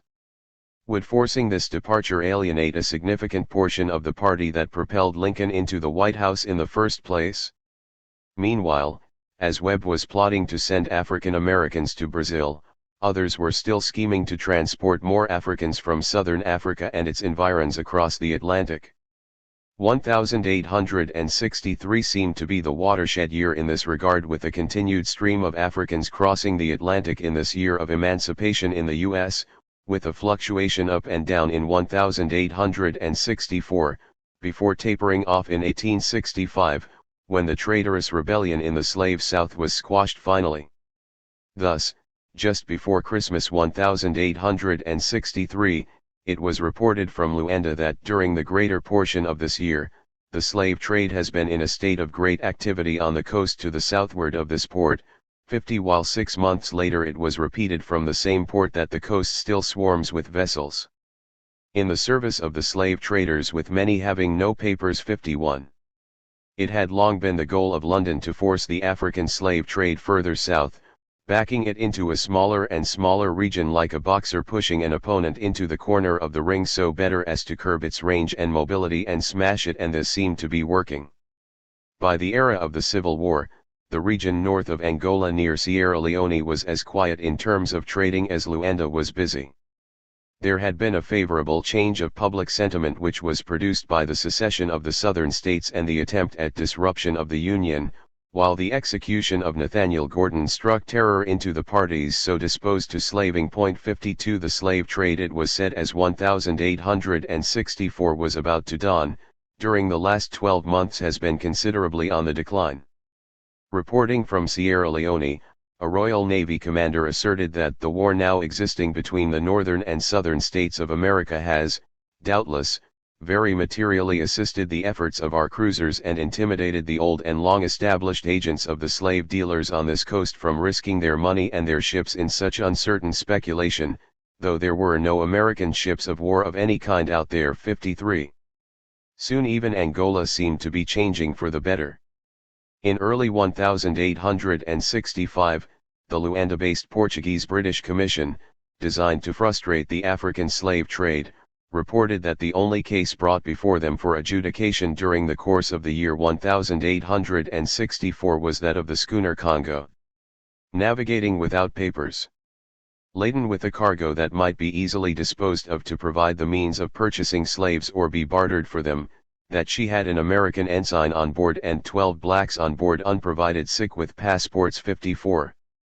As Washington began to enforce more carefully its existing laws against the African slave trade, and as the fortunes of the CSA began to deteriorate in the face of a Union army replenished with an ebony arm, and this treasonous rebellion found itself frustrated in gaining desperately needed diplomatic support in Madrid and Lisbon and London, the number of Africans crossing the Atlantic began to slow down for the first time in years. A turning point had been reached, it seems, in the decades-long, nay, centuries-long campaign to hinder successfully the African slave trade. This was reflected in the bold words of Andrew Foote, who once had sailed with the African squadron.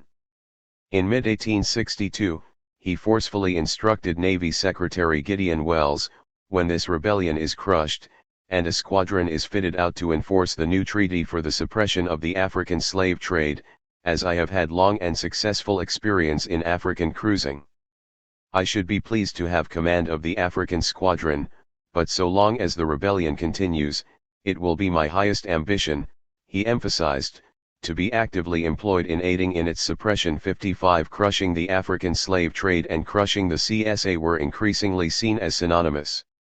Washington signaled its new earnestness when in the spring of 1862 it signed a treaty with London for the suppression of the African slave trade. Finally retreating from the claim of sovereignty, the U.S. acceded to the mutual searching of trips, and if the ship examined had shackles, bolts, or handcuffs, or hatches with open gratings, or an extraordinary quantity of rice, this would be deemed prima facie evidence that the vessel was employed in the African slave trade. 56. Indicative of Washington's evolving position on the African slave trade was the appointment of Ohioan James Monroe as consul to Rio de Janeiro in 1863. Theretofore, Brazil had been viewed as a sinecure for anti-abolitionists like Webb or outright pro-slavery elements like Henry Wise and Meade, but Monroe was made of different stuff. He became deeply involved in the anti-slavery politics of Ohio, with the famous Oberlin-Wellington rescue of 1858 and the ramifications of the Harper's Ferry raid a year later. Unlike many of his predecessors, Monroe was dedicated to the eradication of slavery and had a relationship with Frederick Douglass that was especially close. 57. But Brazilian slavery was sufficiently insidious to ensnare the most fervent abolitionist. His household in Rio relied upon the labors of hired-out servants, who were slaves. When the Monroes left to return to Oberlin permanently, Bento begged to go with them to the United States. The use of slave labor with the wages going to the slaves' owners, leaves Monroe open to criticism as a hypocrite. 58. The tortured diplomat struggled with his conscience over the position he should take regarding Brazilian slavery. 59. Webb did have a point nonetheless. There continued to be a perceived need in Brazil for African labor. As in the U.S., Africans had been moving from north to south, following the trajectory of economic trends. But with U.S. Negroes not arriving any time soon and the hampering of the forced recruitment of Angolans and Mozambicans, it is now more than 8 years since one single debarkation sick of Africans has been realized, said Brazil's Minister of Justice in 186460. More severe means arose.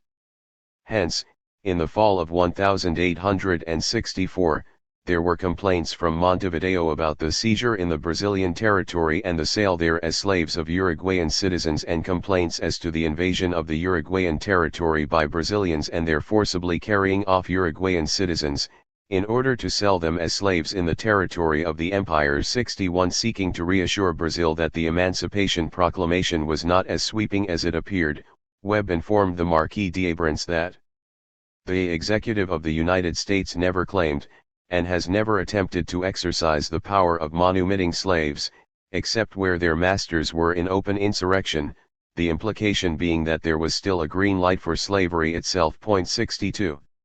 Such blatant kidnappings were driven by the effective squeeze placed on the African slave trade to Brazil and a gathering abolitionist sentiment. 63. In the South American nation itself, the slave population is decreasing, said W. D. Christie, Britain's representative in Rio de Janeiro in early 1863, there is no possibility of a revival of the Brazilian slave trade, he said with confidence, though there was no sign of effort or preparation for the abolition of slavery. 64 From Miranum came the message on September 30, 1863 that there was no renewal of the African slave trade within the limits of this vice-consulate during the whole of the quarter ending this day. 65 CSA slave trading operatives were busy, but their attention had been diverted away from Brazil. In early 1863, London's emissary in Havana spoke of F. P. Drain, who had a considerable sum of money with him and who stated that he was a citizen of the Confederate States, which was linked with a suspicious screw steamer that was fitting out for the slave trade at Isla Mujeres on the coast of Yucatan. The steamer was none other than the famous slaver Noc de Quay. 66 In September 1863, from Sierra Leone there came a report about a Netherlands bark Jane, but it was added tellingly, there can be little doubt that her Dutch nationality was merely nominal and assumed for the purposes of fraud. She was originally an American vessel and had already been known as a successful slaver under the name of the Fleet Eagle. It is most probable that her supercargo, an American, who described himself as a native of the Southern or Confederate States of America, was the real owner of the ship as well as of the cargo. 67 A few months earlier the American brig Souther, 197 tons and registered in New Orleans, sailed the day before yesterday from Cadiz, nominally for St. Thomas but in reality for the coast of Africa for slaves. This old vessel appropriately was painted black. 68 And East Africa continued to present a problem of untold dimensions. The slave trade from this side of the continent, it was said in late 1863 in reference to this vast region, is carried on to a far greater extent than is generally supposed in Europe. Pointed reference was made to the conspicuous presence of American merchants in Zanzibar where this horrible business was conducted. 69 In mid-1864, the Royal Navy captured a schooner without name, papers, or colors, fully equipped for the slave trade, near the River Congo, that was until recently employed in running cargoes of cotton between the Confederate States and Havana. The mate, who is apparently an American, states that this is the captain's first voyage in the slave trade, though the crew of 5 men are European. 70 These forays from the slave South reflected this region's desperate circumstance, for with enslaved Africans fleeing north and west and with their economies spiraling into desuetude, at this point the CSA not only needed cheap Africans, but they also needed Africans plain and simple. They and their Copperhead allies 71 sprung into action accordingly, but they were finding the going a bit tougher.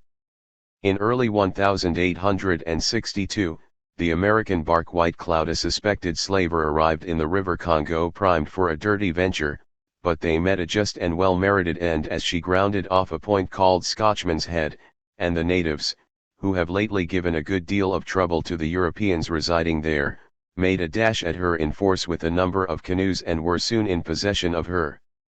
The captain and crew immediately abandoned the vessel, and, destitute of everything but the clothes they stood in, arrived at the French factory at the mouth of the river.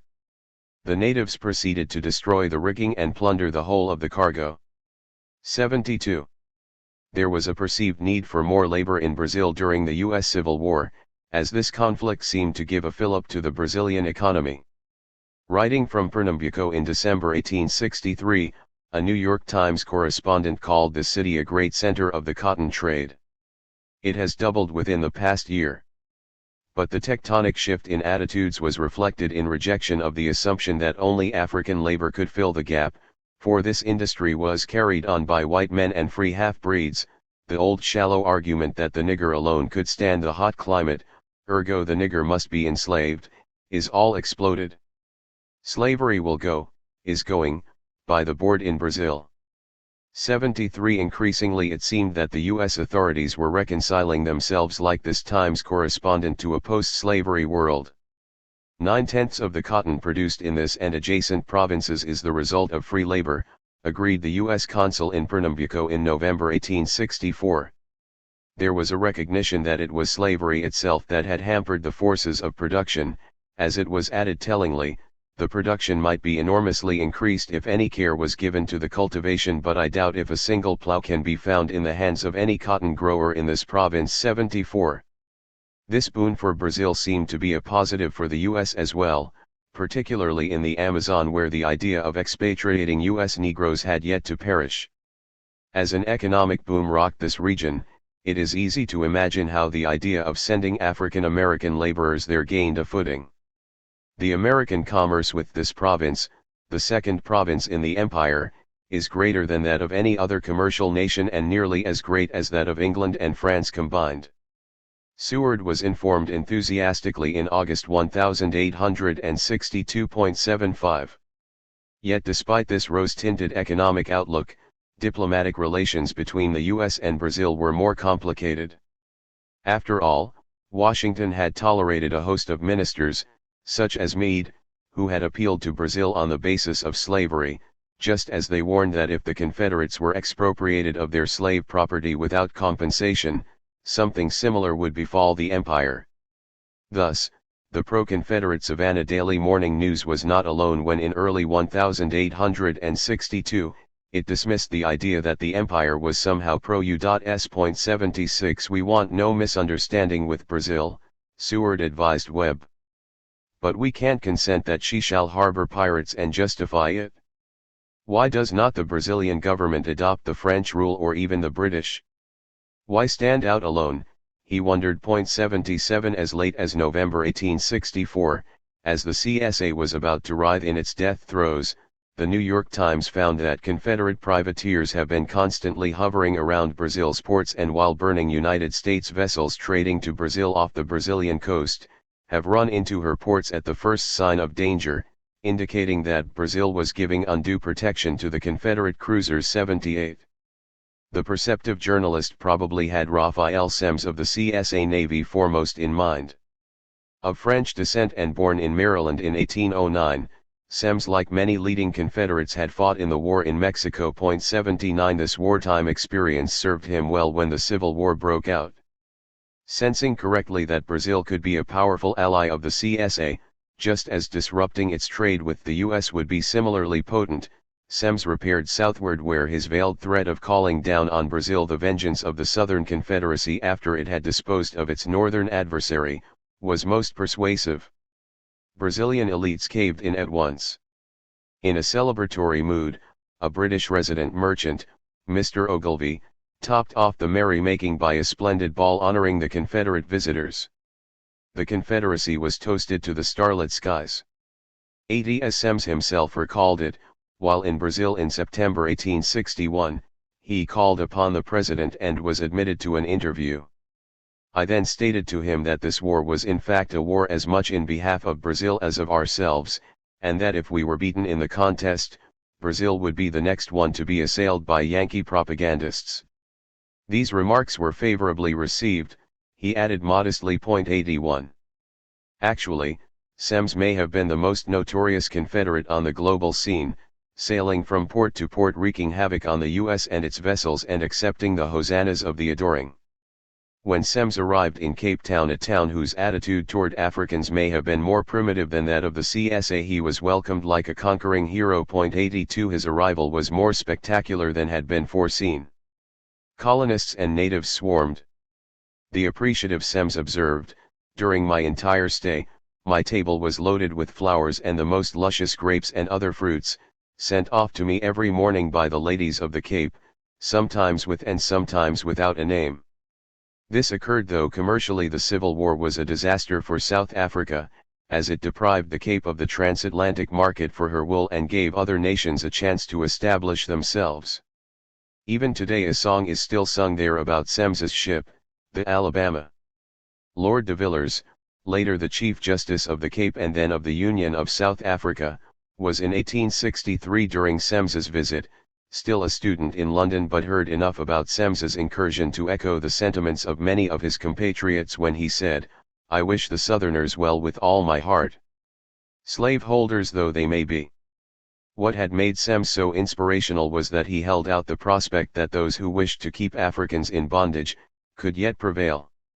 After all, during his previous raids around the Cape of Good Hope Semmes captured no fewer than 14 northern vessels, thereby providing busy times for the shipbrokers. 83 The CSA had reason to believe it could rely upon a racist international that included Brazil and South Africa to help them triumph in the war. This was unsettling to Washington, but it was partially to blame, for the U.S. had persisted in dispatching reliable slaveholders as ministers to Brazil in the antebellum era. Thus, Henry Wise was not only for some years upon the Committee of Naval Affairs, but he also had an acquaintance with naval officers resulting from that fact, and from his long residence at Rio de Janeiro, he was well positioned to provide useful intelligence to the CSA. 84 It was not only the loss of the ships but the possibility they could then be deployed in obtaining valuable capital in the form of enslaved Africans for the CSA. It was as if Semmes was bouncing between Rio de Janeiro and Cape Town, turning the South Atlantic into a Confederate lake as he raided U.S. shipping. Example: when the Tuscaloosa, a bark of 500 tons, captured by the Alabama off the coast of Brazil and was brought to Simon's Bay in South Africa. 85 The bold Semmes not only requested supplies and repairs in South Africa, but he also sought permission to land 33 prisoners. Then his reception was so rhapsodic that he stayed on longer than expected, with heavy seas given as the reason for the delay. 86 Following Semmes, more rebel ships were arriving regularly in South African waters. "No American warships have yet appeared here," said a U.S. diplomat glumly, "but they are anxiously looked for." Semmes, on the other hand, was celebrating, offered a hefty £4,000 for a ship he had captured, which could go a long way in fueling the CSA's rebellion. 87 The damage done by Raphael Semmes to the commerce of the United States amounted to $10 million. Yet despite this mayhem he inflicted on the U.S. during the course of his treasonous revolt, after the war his statue was placed prominently on Mobile's busiest thoroughfare, standing near the sea he so long loved and dominated. It was as if the racist world recognized that the arrival of Semmes was akin to a last hurrah for the African slave trade, now in its twilight, which had brought so much wealth to so few and so much misery to so many. 88 In Mexico the sardonic Semmes left a tombstone that said, "In memoriam of Abraham Lincoln, President of the late United States, who died of nigger on the brain, January 1, 1863." 89 With such a putrid attitude toward the Emancipation Proclamation, it should not be deemed overly surprising that his approach to a Brazil with more than a modicum of the darker-skinned, was hardly benevolent despite the cooperation he received at the highest levels. Yes, he found the country attractive, but Brazilian society displeased him so violently that after the war, when an emigration scheme to Brazil was moot in the Confederacy, it met with Semmes' forceful disapproval. The effete Portuguese race, he sputtered, had been engrafted sick upon a stupid, stolid Indian stock in that country. This might be a suitable field enough for the New England schoolma'am and carpetbagger, but no Southern gentleman should think of mixing his blood or casting his lot with such a race of people. 90. In his memoir Semmes also speaks of meeting a Brazilian governor. His complexion, like that of most Brazilians, was about that of a side of tanned sole leather. Even as this politician was treating him to a feast it was quite substantial. He thought the color-obsessed Semmes could not take his eyes off her ladyship, the governess. A very sprightly and not uncomely mulatto, and her two little children with rather kinky, or, perhaps, I should say curly hair. But the high-minded Semmes was a man of the world and was not at all dismayed by this discovery. His counterparts were more concerned about their mutual taste for bondage than the matter of color, so Semmes was garnished during his stay with fat turkeys and bouquets, instead of remonstrances. But the ungrateful Semmes could only think of the countenances of his hosts, who were only a better class of Portuguese, a swarthy population, the chief features of which are sombreros and garlic. He was disgusted with amalgamation in Brazil, thinking it provided a poor example for North America, as it was leading to a mongrel set of curs that would cover the whole land. He was more pleased with South Africa, where the African had met the usual fate of the savage, when he comes in contact with civilized man. He had been thrust aside and was only to be seen as a straggler and stranger in his native land. As he saw it, the inhabitants of the Cape Colony seemed to resemble our own people in their penchant for white supremacy. 91 Interestingly, On Semmes's ship the vast majority were British nationals, but there were also Frenchmen, Lascars, and other Continentals and Asians. There was even a man of color on board, slave contraband, who served as mess orderly, but to Semmes those who served him and his cause were no more than waterfront riffraff. 92. Thus it was that this racist marauder, Semmes, found himself off the coast of Brazil during the Civil War. Alongside him was John Mackintosh Cal, who fondly recalled later, "We were a week or more in Bahia, enjoying all the hospitalities of its citizens and the salubriousness of its climate." 93. These well-treated buccaneers were permitted, in the words of U.S. Consul James Monroe, to burn 3 American vessels within 3 miles of the shore.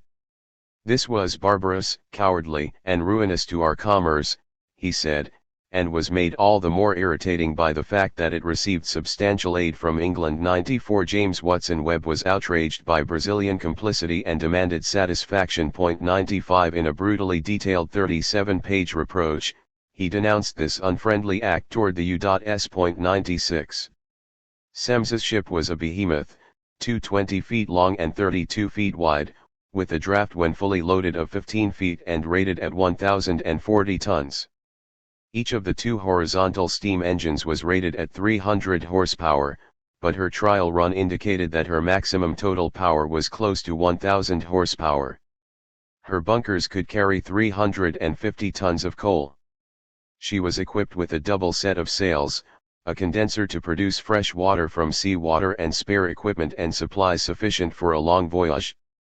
Washington could not be pleased by the fact that it was the British who were central to the construction, arming, escape and supply of this vessel, along with other Confederate raiders. Besides South Africa and the UK itself, Semmes was greeted rapturously in Jamaica, Trinidad, and other outposts of the British Empire. Thus, these raiders, example the one that destroyed U.S. shipping off the coast of Brazil, were the most serious source of continuing tension between the United States and British governments during and following the Civil War. 97. That it was a serious source of continuing tension between the U.S. and Brazil is an understatement. The U.S. consul in Bahia, Thomas Wilson, was livid when the Alabama arrived there in the spring of 1863. Semmes and co. stayed for a week and were allowed to take on coals and supplies, as if Bahia were part of the CSA. Wilson vainly urged the president of the province to bar this, but without effect. On the morning of the 13th, he told Seward, "I found that another piratical steamer called the Georgia, bearing the rebel flag, had entered this port. She called for coals and supplies and other supplies which she was allowed to take on board." Wilson renewed the protest, again to no avail. Wilson was doubly upset when an English bark attempted to furnish supplies to these pirates. 98. Bahia seemed to be adopting a form of what they termed strict neutrality that favored the CSA, as when it referred in official documents, to the states of the South of the American Confederacy and the northern states of the same confederation. Such circumlocution could be viewed as a whopping verbal blunder or a smooth pro-CSA evasion. 99. Wilson was beyond anger about this.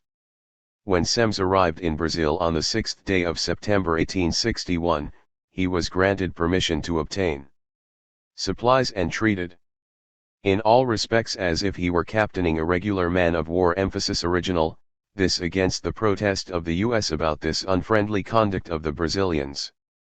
Brazil was terming the CSA a de facto government, having in the field large armies, making war upon the United States, and that the imperial government had conceded to those states the right of belligerence, in conformity with the laws of nations and the dictates of humanity. The U.S., which for the longest time had resisted collaborating with Britain against Brazil in an attempt to extirpate the African slave trade, was now facing the dire prospect of the two teaming up against Washington.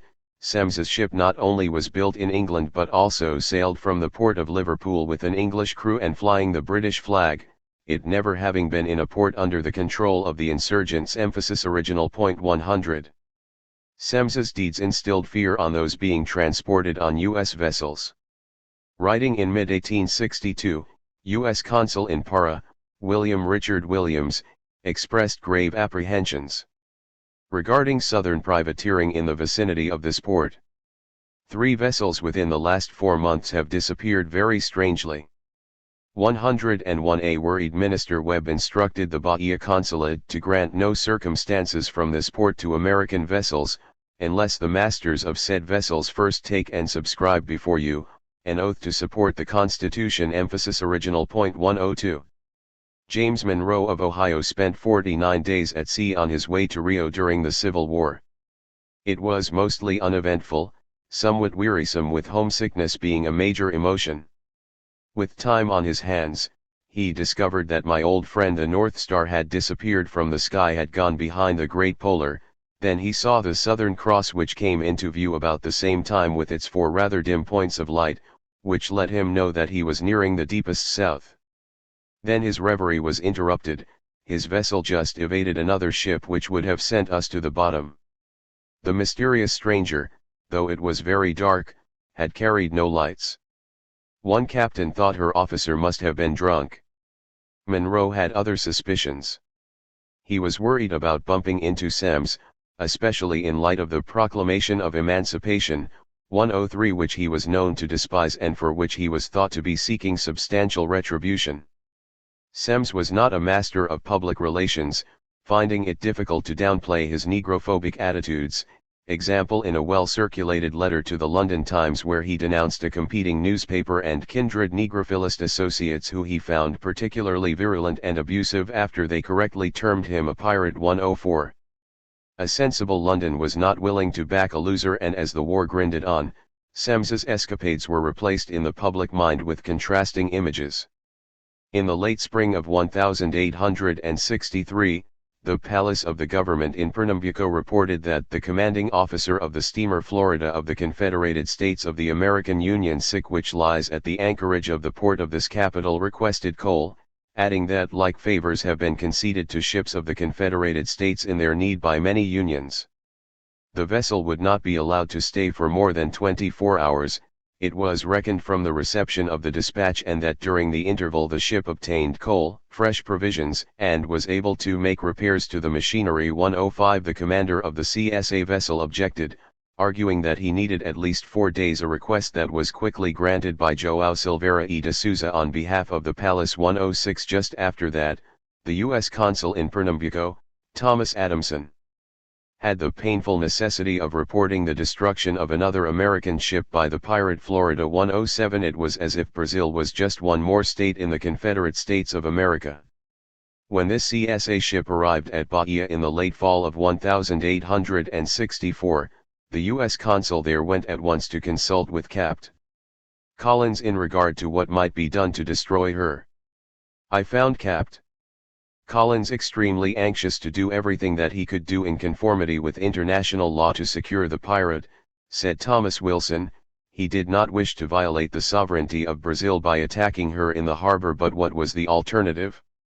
Wilson was urging Capt. Collins to sink her in port and not trust to the uncertainties of a chase at sea. He still declined. 108. But it was not long before the appropriately named Commander Napoleon Collins of the U.S. Navy abruptly changed his mind and rammed his ship squarely into the CSA cruiser Florida, accepted her surrender, and with the Brazilian fort guns ablaze and warships giving chase, towed his quarry out to sea and eventually to the United States. 109. U.S. Consul Wilson was now elated about the capture of the piratical cruiser Florida. These pirates have made the ports of Brazil a basis for obtaining supplies and repairing their machinery, and also a rendezvous where they have met their consorts and tenders, every facility for so doing having been accorded to them by the authorities of the ports which they entered, sanctioned by the imperial government.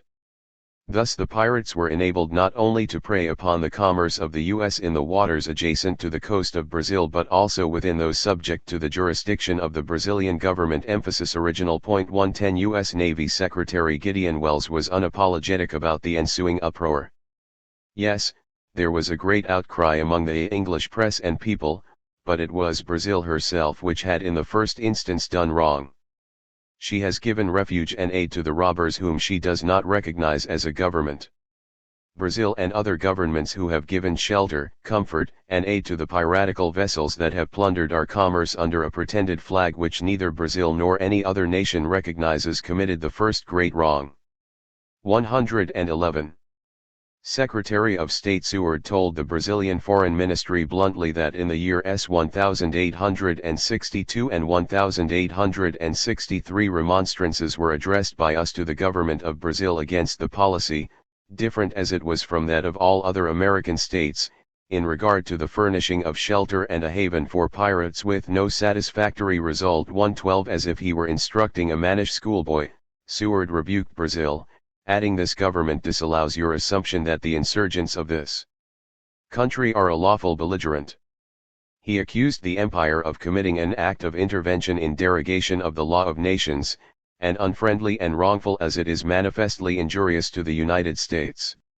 Semmes and his sort were enemies of the human race, Seward charged angrily, while the wrongs and injuries inflicted by the CSA on the U.S. with Brazil's connivance meant that the latter justly owes reparations to the United States. 113. Seward had a point.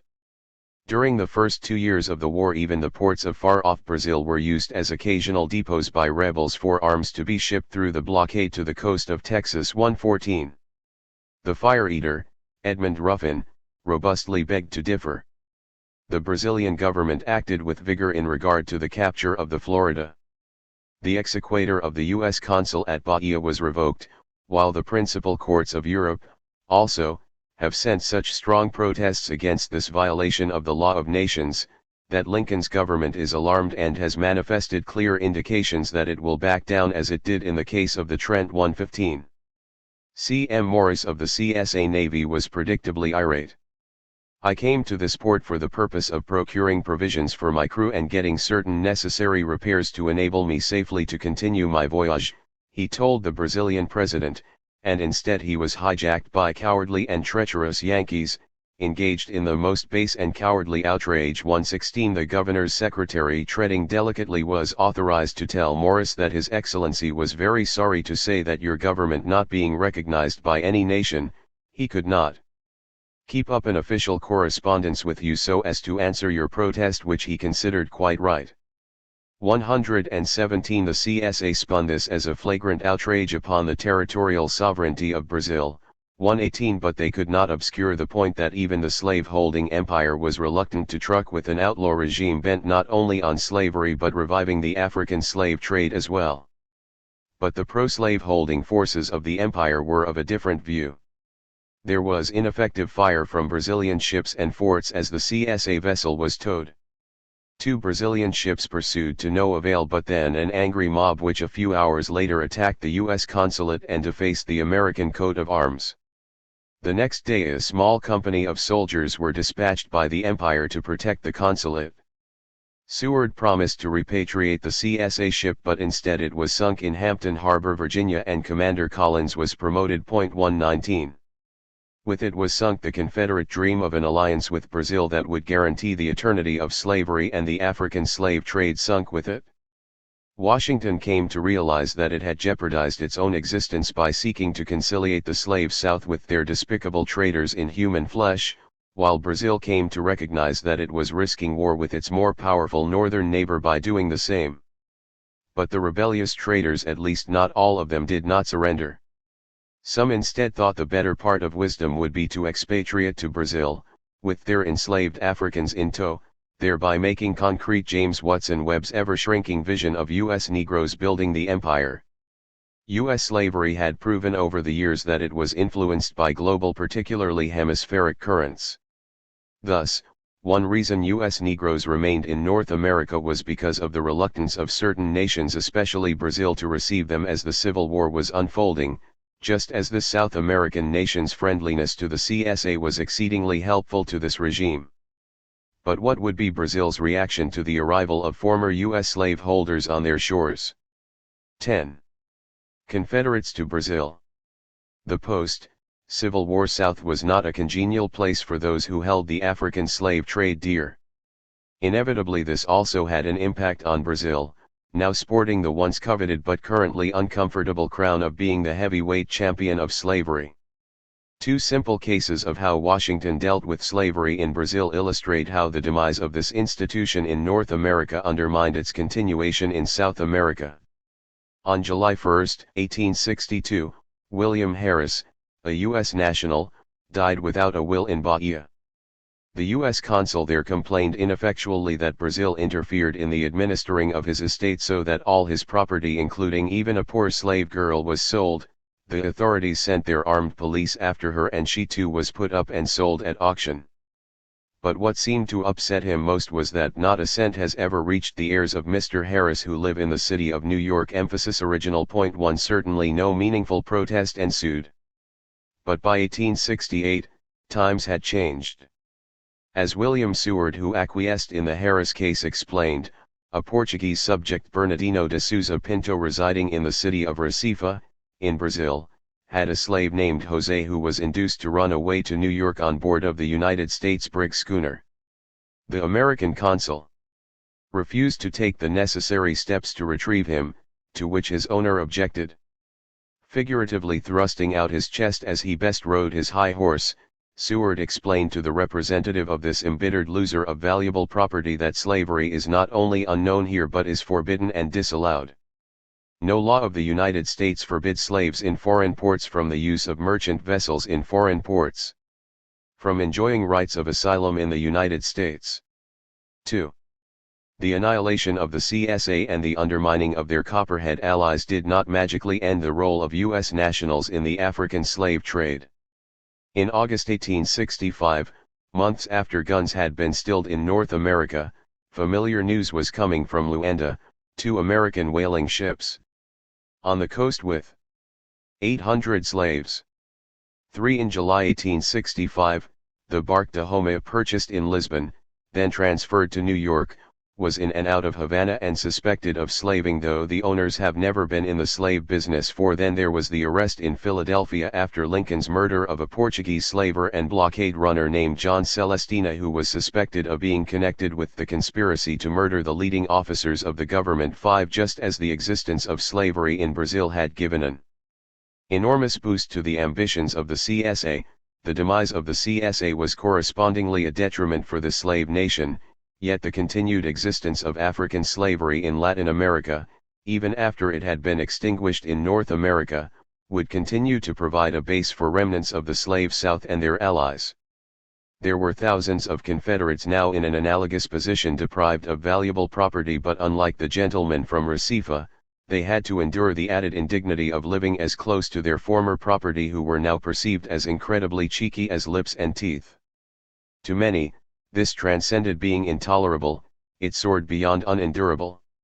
Hence, many packed their bags and moved to an ally of the now vanquished CSA, where slavery continued and did continue until 1888, Brazil. Thus, it was not surprising when as early as mid-May 1865, the verbose Mary Chestnut noted in her diary, Isabel writes that Rosser and Young have escaped, one to Maximilian, the other to Brazil. 6. Even before the war's conclusion, the New York Times had detected signs of emigration. In fact, this trickle southward was an early indication of the failing fortunes of the CSA. New from Europe, the Times announced in October 1864, is the curious item that several wealthy Southern planters from South Carolina propose settling Brazil. One gentleman is expected to arrive there with an odd $250,000 in some sort of money. 7. A few weeks later it was observed that a good many wealthy Southern planters are removing to Brazil and settling here. They go there in order to hold their slaves in peace. 8. During this same period, the U.S. consul in Para, the Amazon, reported the arrival of Dr. A. Blandy, a dentist recently resident in Baltimore. He fled from the U.S. to avoid a criminal prosecution for having swindled a Jew and, suspiciously, arrived at this port in the British brig with a false passport. He was a blatant secessionist and complained incessantly about outrages by Butler's black soldiers on white women in the South. 9. And even before this, there was a significant interest in Brazil on the part of Southerners prior to the Civil War. This interest, in fact, went all the way back to James Edward Calhoun, a brother of the well-known Southern firebrand, who made a number of friends in Brazil while serving on the crew of the USS Boston in the 1830s. In 1852, several planters approached the Brazilian minister in Washington, proposing to settle with 1,000 slaves along the Amazon. and talk of annexation spread. 10. Thus, an alert listener at Appomattox may have heard a fellow officer of Robert E. Lee discussing the fact that he had already been in touch with the Emperor of Brazil about migrating. Captain Frederick N. Colston and General Alexander were chatting about this. The latter said that he was going to try to go to Brazil and I wanted to go with him, said the eager captain.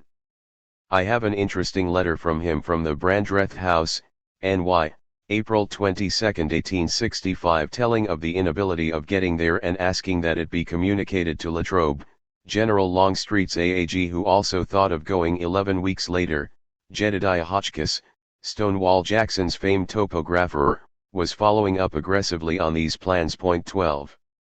How many Confederate expatriates were there after the Civil War? Estimates vary.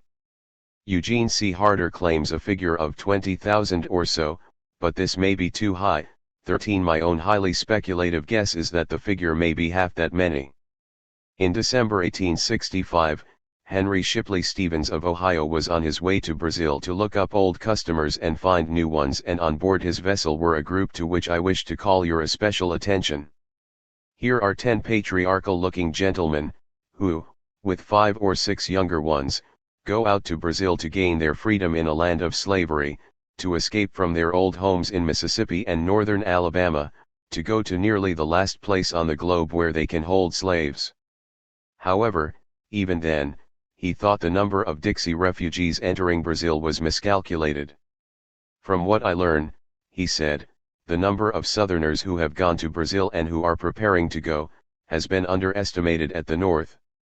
These people on board seem to belong to that middle class of farmers, so common to the South, the men who did most of the fighting at the behest of their superiors, who are still belligerent, though confessing to a lost cause. They are all zealous defenders of slavery. These also included a general and 1 or 2 officers who have earned their titles by hard fighting, but the unpardonable economy of truth on their part and on the part of their fellow Confederates hampered Stevens' ability to guess how many of their kind were migrating. 14. Opinions about the numbers and class origins of the exiles vary, but what is broadly true is that racial animus and or anger with the U.S. were factors in every case. To where in Brazil did they decamp? In what was once characterized as the largest planned migration ever to take place from the United States. There were 6 settlements and all failed except one at today's Americana, 15 appropriately in the south of that huge nation. Since Brazil was a slave-holding nation, said U.S. diplomat James Monroe, the Confederates were received with much friendly attention and even with distinction by Brazilian officials at the capital and in the interior. They bought or leased lands, bought or hired slaves, but in less than a year, they began drifting back to the U.S., often disillusioned with Brazil, at times poorer since many of the slaves whom they had bought, or for whose services they had contracted, ran away and it was not easy to recover them. 16. The Empire, which was seeking to attract immigrants from Europe, at the same time they were turning away those of African descent, was open to accepting Euro-Americans, who were hostile to the U.S. 17. The passage from New York to Rio de Janeiro was a hefty $122, though this money was to be refunded by the government of Brazil upon arrival in the country, suggestive of how eager the empire was for these émigrés. 18. Though many in succeeding generations have denied it, there is little question that there were 2 intertwined matters that drove so many from the U.S. to move so far: hatred of the federal government and a desire to continue African slavery. 19. The tide of emigration setting towards Brazil is becoming every day more and more deep and general, reported the New York Herald in September 1865. They abhor the idea of political equality with their former slaves, and rather than submit, they would expatriate themselves altogether. 20. The son of Matthew Fontaine Maury, the early champion of seizing the Amazon, remarked in mid-1866 in words that captured a widespread feeling, "I am so thoroughly anti-Yankee and pro-Confederate that I will always allow my feelings to run away with me when on this subject." 21. Why the anger? One unnamed rebel summed it up when he emphasized the unconstitutional confiscation of my Negroes and the related belief that the radicals will prevail in Washington. Emphasis original point 22. During the war, Green Ferguson's job was capturing runaway slaves and escaped Yankee prisoners of war. The tools of his trade were a horse and 4 foxhounds. After the war, federal troops arrested him and took him to New York City. Green escaped and returned home to South Carolina. Later he was among the first to travel to Brazil, where he stayed and died a lonely and disappointed man in 1905-23. But when queried in 1868 from his new home in São Paulo, Ferguson was acidly bitter when asked rhetorically why he should return to the U.S. "You tell me that your country is bankrupt and that the Negroes rule. Again, I ask, what do you wish me to return to the United States for, especially since," said Ferguson, "I left the United States to avoid this state of affairs." He was content in Brazil, though, having been there about 16 months where he was free from tyranny and misrule. 24. Like Ferguson, George Barnsley decided, "I have no other hope but emigration. Why? I cannot conscientiously take an oath to the U.S. government." 25. Like other Confederates, he could not rationalize swearing an oath of affirmation to a government that he had just sought to overthrow and which now, in turn, had overthrown slavery, ruining thousands in the process. In the advertisements sent out for the purpose of soliciting colonists, the promoters, Frank McMullen and William Bowen of Texas, sounded the warning that no persons would be considered unless they could qualify morally and politically, that is, be Southerners and hold pro-slavery sentiments. 26. In the early postbellum era in Virginia, a Confederate was asked if he thought a friendly feeling between the former warring combatants could ensue. "No, sir, never," he replied firmly. "The people of the South feel they have been most tyrannically oppressed by the North. All our rights have been trampled upon. We knew that we had a perfect right to go and leave you." 27. He declared, restating the rationale for secession. In his view, it would be akin to Britain not being able to depart the European Union. In 1867, the Confederate J.D. Porter observed the growing feeling that the Negroes will take this country, meaning the U.S., and that the whites will have to abandon it. This was taking holds of the minds of our people. 28. James Gaston arrived in Brazil in September 1865. He wrote at length appraising his fellow Confederates of the opportunities available there. "Negroes are not admitted into Brazil from other countries unless freeborn," he said sadly, "and even should they be citizens of the latter after being born in slavery, it does not authorize them to be received here." Regarding this, a matter of much moment to those whose Negroes would be willing to come with them to this country, I urged the importance of some modification. However, the minister told him, this element would not be a very desirable addition to the population of this country. There was a questionable propriety to admit this particular class of free Negroes in a country where slavery exists, in any case, and the influence of these freedmen upon other free Negroes and upon slaves in Brazil might tend to bring about similar scenes to those which have been enacted in the process of emancipation in the United States. 29. As early as December 1865, the Times reported on these Caucasians in Florida opposed to the new order. "We have heard these embittered men talk of the attraction of life in Brazil, of its freedom from niggers and nigger worshippers, the latter term now being applied to the majority of northern men who come south to engage in business." 30. Thus, there was not a single state south of the Potomac and Ohio rivers that did not have its Society for the Promotion of Emigration. Several of these emigre planters went straight to the slave marts of Rio de Janeiro and elsewhere and made purchases upon arrival. Near Petropolis, Captain James Johnson of Florida purchased a large plantation, fazenda, with its supply of Negro laborers, i.e., many Brazilian slaves. Names prominent in the antebellum South were not infrequently heard in Brazil. Russell, a Louisiana planter, leased a plantation and its Negroes for 10 years, 10 miles from the city of Rio de Janeiro. Major Duncan McIntyre bought Fazenda Ipaúba, with its 130 Negroes. 31. It was like old times for McIntyre as he began to grow sugar cane, oranges, and coffee. Business was good. One of the original settlers recalled years later that her people came to Brazil because they wanted to continue a system slavery that was no longer legal in the United States. Unfortunately for these émigrés, they did not consult the vast amount of memoirs penned by those who had traversed Brazil on their way to California during the gold rush, for if they had they would have recognized that for those who harbored an ideology of race like themselves, Brazil was something less than hospitable. The social mobility enjoyed by Negro freedmen and the relaxed attitude taken toward miscegenation shocked most Southerners. 32.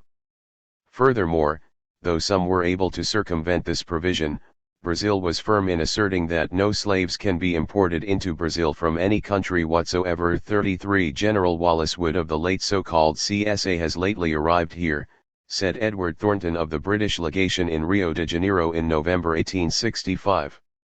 He wanted to bring 60,000 souls to Brazil, but the relevant ministry told him straightforwardly that no Negroes, either slaves or free, can be admitted into the country. He and those like him must previously dispose of them before arriving. The greatest desire on the part of the Brazilian government and authorities in general here, added Thornton, was that no importation of Negroes should take place. 34. Moreover, many of these Confederates, like their counterparts in 1849, were disconcerted to see those they deemed to be Negro wielding weapons as soldiers and police officers. 35. Many Confederados of the first generation never quite got used to this practice, example those defined as Negro in the U.S. exerting power in Brazil, for to them, a man with any black blood was black and should stay in his own society. 36. The U.S. consul in Para had noticed this disillusion on the part of his erstwhile compatriots. The immigrant from the South, if he would be successful in Brazil, must leave his prejudices behind him, he insisted. If he abandons his home only because he is indignant at the assertion of equal rights on the part of those who until recently were judged to have no rights at all, he will find here that the free black, or at least the black man born free, has all the privileges of a white citizen, and greater privileges than the white man if a foreigner. Emphasis original. 37. But it was not easy to leave these prejudices behind at the port of embarkation, like so much unnecessary baggage. Herbert H. Smith of Brooklyn was typical in the disgust that he felt in Brazil. People who talk of amalgamation as a blessing to be hoped for, he declared, should study it here in Brazil, where it is almost an accomplished fact. The mixed races are invariably bad. 38. Smith's presence was not anomalous, for in 1867, the Reverend A. A. Porter averred, there are more immigrants in Brazil from New York than from the South.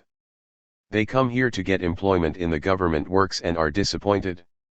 Southerners buy large farms and several slaves on a credit. 39. The presence of these Northerners was not inconsistent with the antebellum ethos of the African slave trade and, perhaps, accounts for the varying figures as to how many from the U.S. actually migrated to Brazil. Yet clashes between Northerners and Southerners did become a flashpoint in Brazil, suggesting more ideological variation in the migration of the former, as their regional conflict seemed to be exported. In early 1867 in Rio de Janeiro, a party of Northerners attacked and attempted to burn a sawmill belonging to the Southerners. 40. John Codman, who left the U.S. for Brazil during the heat of Reconstruction, wound up on a ranch 20 miles from Rio de Janeiro, where the cattle ran wild and Negroes became very much like them. No people has attempted the experiment with miscegenation more recklessly than the Brazilians, he declared. 41. J. D. Porter would have agreed with him. Writing from Brazil in 1867 to his cousin, John D. Templeton, in Waxahachie, Texas, he thought this was the country to which Southerners should emigrate. Competition was not stiff, given the extreme stupidity of this people in the useful arts, reflected in their refusing to use the plow. The moral leprosy is far more to be feared here than the physical, he concluded. The social and religious ideas of this country are a disgrace to the age, and the priesthood are as immoral as the laity. But setting aside moral rot and rank incompetence, there was an overriding factor that made Brazil attractive. The rumors you have heard to the contrary notwithstanding, he told his cousin, slavery will not be abolished soon in this country, and when done, as most probably it will be, this government is not going to make paupers of Africans. In proof, Negroes are advancing in price and Southerners are all wanting to buy. In other words, the participation of U.S. nationals in the African slave trade had not ended with the conclusion of the Civil War but had taken on a new form and migrated, as U.S. nationals kept dealing in dark human flesh, be they in Brazil, Venezuela, Egypt, or the South Pacific. Porter was candid in confronting the objections to Brazil being urged toward Negro equality. Keep in mind, he declared, that the poor African here, unless mixed with better blood, rarely attains a social or civil eminence. And with a few exceptions, his blood taints whatever it mixes, so that few of this class ever reach the upper strata in Brazilian life. Compare the US, he added derisively, where the best part of the white race were little more than equal with Africans, while the policy of the dominant party of the US is to efface all social distinctions, a policy clearly indicated in forcing Negroes into omnibuses, street and railroad cars, hotels, and so forth, and a policy that, like all their other ideas, will ultimately prevail, and does now to a greater extent in the US than in Brazil. 42. For with all its differences with the US over the question of the configuration of race and the role of the African, Confederates were flocking to Brazil because of one major reason, as the intrepid British traveler, Richard Burton, put it, upon his arrival in Brazil right after the US Civil War: those of pure white blood, even being poor, would receive a treatment that in their countries of origin were reserved only to the most fortunate, as a field for the white man no country equals. Brazil. 43. The search for a white paradise, coupled with profound pessimism about the prospects for the US, drove many away from the reconstructed Union. Writing from Sao Paulo in 1874, one emigrant opined that the southern states were on the eve of a war of races, and within the last few days a dispatch has arrived in this country by telegraph that it has already commenced and that several thousand had been killed. Typically, this dire foreboding was yoked to a deep skepticism about the US government, which had just escaped being toppled. When the Civil War began, it was expected that the northern people and the federal government will side with the Negro.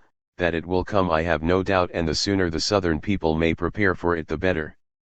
As for Brazil, bright optimism prevailed, though it would not pay a man of my age, said the writer only identified as Whitaker, to go to planting coffee beans, as it takes 4 years under the most favorable circumstances to realize and crop from them. The good news was that Negroes have advanced in price quite materially. 44. Indeed, there were some Confederates who saw their defeat in the Civil War as a mere setback, a pricking skirmish in an ongoing conflict. Their goal was to use Brazil as a springboard for constructing a newer slave empire that, ultimately, could reverse the outcome of the Civil War. In the spring of 1866, a correspondent in Venezuela, Dr. Henry Price, told Lafayette McLaws of plans to establish a colony in Venezuela. So soon as we have 1,000 inhabitants, he was told, we should organize a territorial government when 50,000, allowing us to count Indians, a state government. It is perfectly understood, if we so desire, we may establish slavery, Brazil furnishing market. Fortunately for our scheme, the most intimate friendship and confidence exists between myself and high-level officials. I was a states' rights Democrat and secessionist from principle after John Brown's raid. My belief in the orthodoxy of slavery is as firmly fixed as my belief in the Bible. These plans were capacious, calling for trade in the entire valley of the Amazon, even to the foot of the Andes in Peru and Bolivia. Open the slave trade was also a goal. We can at once establish a state or in one with any form of government we please, with more Confederate soldiers to be recruited. This was no last-minute scramble either, as this idea had been brooded as early as 1857. At the fall of Richmond I devised the plan and opened with the government in Caracas, said the ever-prepared Dr. Price. 45. Actually, the arrival of so many Confederates was, in a sense, contrary to the impact that the Civil War and, especially, its accoutrement, emancipation had on Brazil. For as the British emissary, Edward Thornton, reported in December 1865, events that have lately taken place in the United States have inspired Brazil with a feeling of isolation and shame that she should be the last on this continent to wipe off such a stain from her institutions, and are producing a moral pressure which it will be difficult for her government to withstand. 46 One of the first shock waves that hit Brazil resulted from the outcome of the American Civil War, according to historian Robert Toplin. News of the sudden demise of the Western Hemisphere's largest slave society frightened Brazilian leaders. 47 It was the abolition of slavery in the United States, which helped inspire a national policy of gradual emancipation through free birth. 48 Months after Appomattox, one Brazilian journal asserted that a hydra-headed monster is rearing up and looming in the future, in a short time, and Brazil will be the only country in the civilized world where slavery is tolerated. 49 The empire had to be concerned that Washington might want to retaliate given its own newly found abolitionism and Brazil's own favorable attitude toward the CSA. As the Civil War was winding down, high-ranking U.S. Senator Charles Sumner told the scientist Louis Agassiz, who was about to visit Brazil, "Of course, you will see the Emperor of Brazil, and if he gives you an opportunity, one hope you will not fail to let him know that there are good friends of Brazil here who think that a grave mistake was made when this power, naturally friendly to the United States, consented to follow the lead of Lord Russell in elevating our rebels to the condition of lawful belligerents on the ocean. It is difficult to see all the consequences of this act, though," he added, "I wish that the Brazilian government could see the mistake that has been made and cancel it." 50 But as Brazil opened its doors to obdurate, recalcitrant Confederates, Senator Sumner was poised to challenge the empire. How would it do to suspend diplomatic relations with powers maintaining slavery? This would bear on two countries only, Spain and Brazil. Such an act on our part could not fail to have important consequences. I do not think these two countries could stand against the pressure. 51. Sumner's potential démarche was understandable. As Henry Shipley Stevens floated south to Brazil in early 1866, he met aboard his vessel a rebel colonel who was formerly on Stonewall Jackson's staff, but afterwards went into the blockade-running trade and has made successful trips. The object of his visit to Brazil was to dispose of several of the blockade runners. There are now 15 in the harbor of Rio. Several of them have been sold to the government. 52 And it was unclear what had happened to the others. In a confidential memorandum in 1865, the Brazilian Foreign Ministry was informed that the undersigned Brigadier General of the Confederate States and Chief of Staff to Gen. Beauregard, at the request of the latter, has sought this interview with His Excellency the Minister of the Brazils, to tender to the Emperor the services of General Beauregard as a military engineer without commission. He wanted to devote all the skill and aptitude he has to the defense of Brazil. 53 After the murder of President Lincoln, CSA General Edward Porter Alexander feared that he would be suspected and instantly mobbed and lynched, so he wore a U.S. Army private's overcoat, only dyed black instead of its original blue, and immediately went to see the Brazilian minister. He read my letters and told me that if I should go to Brazil he had no doubt I could secure a commission in the Brazilian army. Knowing that such activity might be viewed widely as subversive and incompatible with his diplomatic status, the minister seemed to be actually afraid lest my being in his house might bring a mob on him. 54 Maximilian's Mexico was still desperate for experienced military assistance.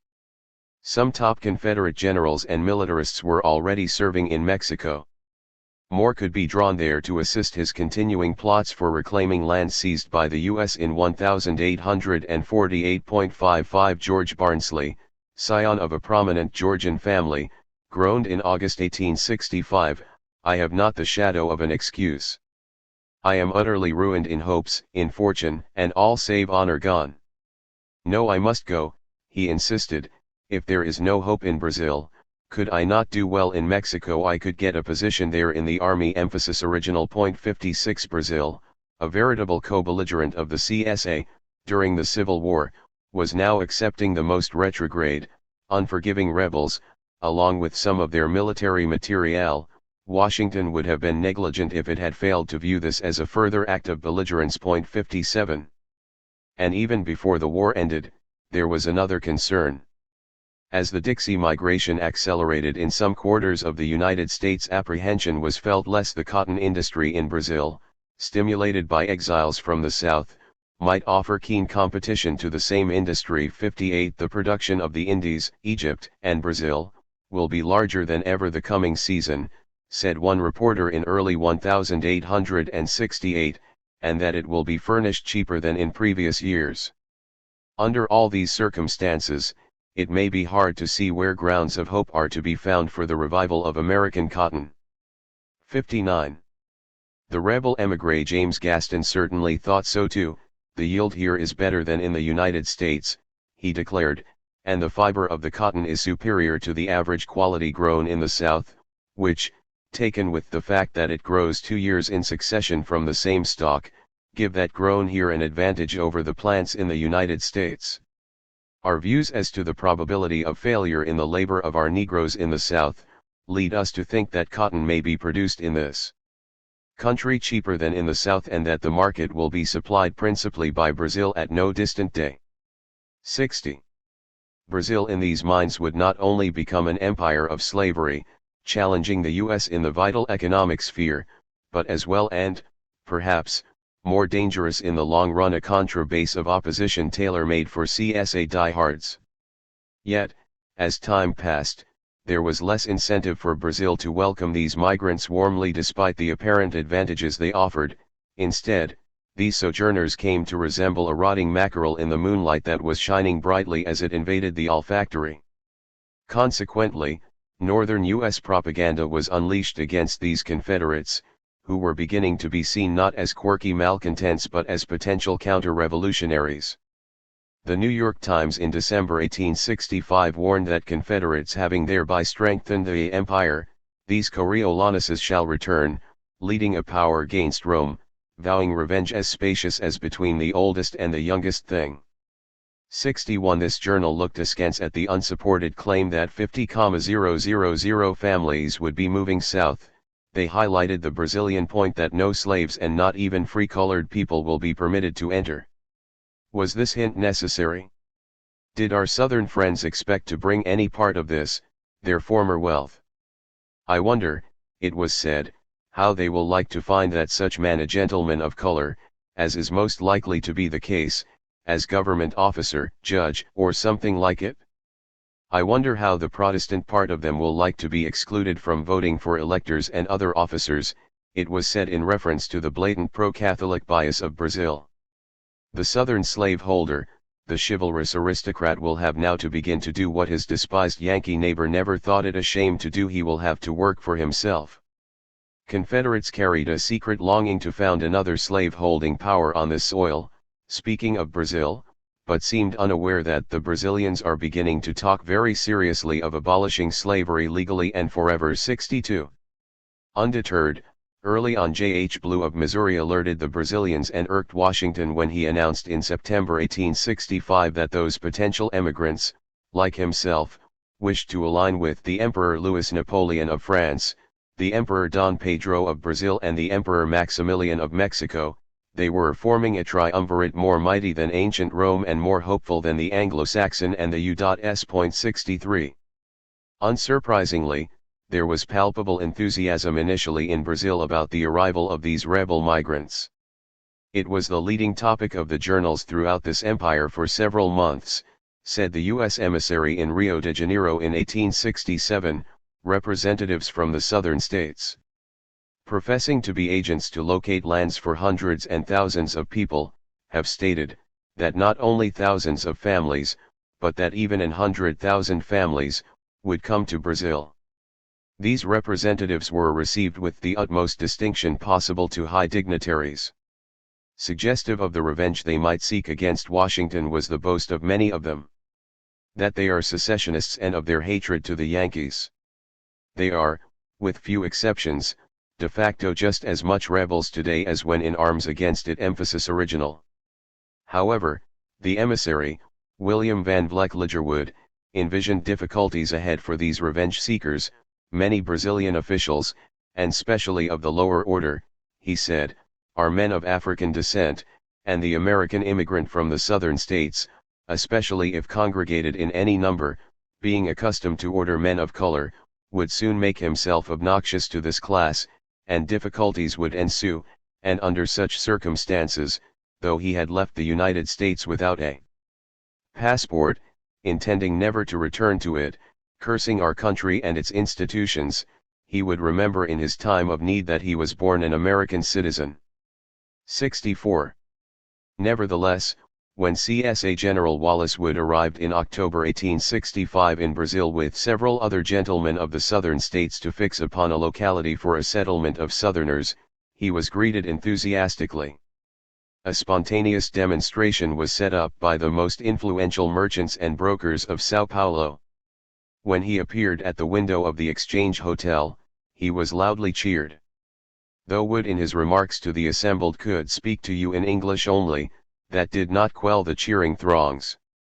"We shall bring to your country, as speedily as facilities will admit of it," cried Wood, 50,000 100,000 families of the best and most energetic and most enterprising citizens of North America. 65. General Wood was being greeted like a conquering savior. An hour before sunset on the Rua de Dirta, the main street in the city, on which the Exchange Hotel, where he had taken rooms, was located, began filling for the distance of 3 blocks or squares in front of the hotel with a dense mass of humanity and a band of music, while the windows, balconies, and housetops of the buildings in the city were thronged with women and children, waving handkerchiefs and miniature flags of Brazil and the States. In response to loud and repeated vivas for General Wood, that gentleman appeared in one of the balconies of the hotel, where, in his representative character, he was welcomed with deafening shouts, the band playing Dixie. 66. This encouraging immigration, and more especially that of those citizens of the United States who are dissatisfied with the state of matters there, crowed one insider in Brazil, was meeting with great favor from all classes, both in Rio and the provinces. Moreover, the initiation of the new mail line of steamers between Brazil and New York was hailed similarly with much satisfaction as a harbinger of a day when talented migrants and goods alike would flow effortlessly from north to south. 67. The New York Times was not pleased with General Wood, who hailed from the rebel stronghold that was Mississippi and was a long-time resident of New Orleans. This middle-aged man, a lawyer, an editor, a fluent writer and forcible speaker, was appointed the chief agent of associations of immigrants of 4 counties in Mississippi. Their reporter seemed dumbfounded about his enthusiastic reception and the fact that no passport was asked of him. He had none, and his baggage was permitted to be taken to his hotel without the surveillance of the customs. 68. A segment of public opinion in Brazil, on the other hand, was decidedly excited about the prospect of this mass departure. The Confederates, it was said, were an educated, intelligent, industrious and wealthy class of persons. Indeed, no such community has ever decided upon expatriation, and this could only be a boon for Brazil. For just as the Lombards introduced by their expatriation to England the sciences, arts, capital and commercial usages, and in like manner as the Portuguese and Spanish Jews conveyed with them to Holland sufficient wealth to make that country one of the richest in means, so will the Confederates elevate Brazil to a high standard of literacy, scientific and commercial prosperity, which she is so much entitled to. The average amount of capital which the Confederates may bring with them, will be considerable. And this alone is worthy of attention, particularly compared with the amounts brought by Europeans who go to the United States. 69. Like a star professor attracting other stellar faculty to an academic department, it was said that a gentleman from the Cape of Good Hope asserted that 1,000 persons were either started or preparing to leave southern Africa for Brazil, seeing in this country a future for their efforts which they vainly looked for there. Thus, great anxiety was manifested by the Northerners to discourage the emigration which is taking place in the southern states. 70. What was the natural source of immigrants to Brazil akin to the British and Western Europeans to the U.S.? According to Dr. Antonio Francisco de Paula Souza, Minister of Agriculture in 1866, it was the Confederates. In fact, he thought, this migration would be counterbalancing the tendency of European emigration to the United States. Reaching for an analogy, he posited provocatively that the revocation of the Edict of Nantes, wearied by religious fanaticism from the weakness of an old king, threw out of France more than 400,000 of the most energetic, industrious, and wealthy individuals, and, he thought, history was repeating itself, with this time Brazil being the beneficiary. 71. Ironically, these negrophobic, slave-hungry Confederates were seen by some as a means by which Brazil could avoid a servile revolt. Many persons, and in an especial degree foreigners, pretend to foresee another Saint Domingo in Brazil, said one Brazilian periodical nervously in 1867, others at the least a second Jamaica on a grander scale. The Brazilian, it was said incongruously, naturally turns his eyes to the United States for the initiation of the solution, for a clue to guide the country from the labyrinth of difficulties which surround this matter, since Brazilians lack that ruthlessness, that inhuman energy of the North American which prefers to destroy the savage to conciliating and civilizing him, and will as readily root out the black if he proves contumacious. 72. Evidently, it was not realized that whatever dearth in ruthlessness possessed by Euro-Brazilians in dealing with Africans was due more to their lesser numbers compared with the North American than anything else. On the other hand, some of the migrants from the North held views about Brazil that were similarly uncomplimentary to residents of this giant land. John Codman, for example, argued bluntly in 1867, let the Monroe Doctrine in its modified sense be extended to Brazil. Let us make an American state of it, without the process of annexation. And as the Indians have died away from among us, and the Africans are now perishing, so will this composite, mongrel, effete race disappear from the world. It is destiny. As Codman saw it, it does not seem that this people can compete with the Anglo-Saxons. If God did make of one blood all the nations on the earth, it was a long time ago, he added sarcastically, and now the blood is so certainly not the same, that he can alone restore it to its original purity. All the endeavors of miscegenationists have proved failures, for no people has attempted the experiment more recklessly than the Brazilians. The arrival of northern migrants would mark a turning point for Brazil. Years hence, it may appear that one of the results of our Civil War will have been the repeopling of this land from the starting point of the few dozens of Americans who have landed here. Codman had first arrived in Brazil in 1847 and then sought to take off every restriction upon the slave trade between Africa and Brazil, and continued to think that Brazil cannot be supplied with labor unless there shall be a species of coolie trade between that country and Africa. Black labor from the nearest market is therefore a necessity for Brazil, even if the result of its importation should eventually be a black empire. Of course, there were ways to circumvent this, he informed his English-speaking audience, pointing to an enterprising Portuguese, who was very poor but undertook to make money systematically. By the increase of his Negro stock, recognizing that mulattoes are as valuable as Negroes.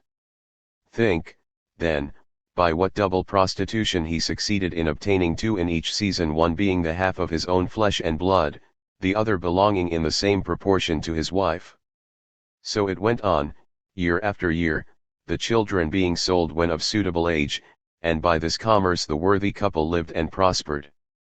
But ultimately, he thought, Maury's plan of a de facto annexation of Brazil by the U.S. would be attained by other means. 73. Matthew Fontaine Maury, the celebrated Virginian who had done so much to draw antebellum attention to Brazil, became a staunch Confederate. Though he had touted the Amazon endlessly, ironically his odyssey did not lead to a Brazilian residency, though it still speaks volumes about why the South American nation did not become the mass site of exile that it promised to be, and why those who had been so pro-Brazilian slavery were equally anti-US after the Civil War. No blurry-eyed idealist, he, Maury, in the fall of 1860 as war loomed, engaged in hard-boiled speculation about how land and Negroes would be affected by disunion. 74. Deciding that land and Negroes would not be adversely affected by war, Maury sought to devise a plan in Virginia of organizing all the remaining white population in the border and tidewater counties into a home guard to act in case of inroads and marauders as guerrillas. Gen. L. Lee, who highly approved of the plan, is going to carry it into effect, since Maury, being a cripple 75, was unable to effectuate his martial rhetoric. 76. Instead, Maury became a roving ambassador for the CSA, stirring up trouble for the US in Europe, particularly. 77 He became a highly personal antagonist of Lincoln. 78 He prayed and worked for a war between London and Washington, so as to bail out the CSA. 79 Still, while in London he was aggressively pursuing researches concerning increasing the destructiveness of the torpedo so as to better destroy US vessels. 80 France was his next stop, where its takeover of Mexico had raised hopes for further assistance to the CSA. But he came up empty there. 81 Though he seriously sought alliance with France. In a breathtaking 27-page document, virtually unrivaled in the annals of those who have sought to destroy the U.S. and even more ironic given Maury's continuing iconic status in the nation he sought to exterminate, Maury was pointing to a future building of a Panama Canal which would increase immeasurably the value of a California that he was offering to Paris and would, simultaneously, reduce the value of Brazil as a way station to the Golden State. 82 Yet, despite Ferdinand Maximilian, the Archduke of Austria and new ruler of Mexico, cooing to Maury about his flattering of him and his friendship, California was not returned to the nation that once controlled this territory. 83 But this was not due to Maury's lack of trying.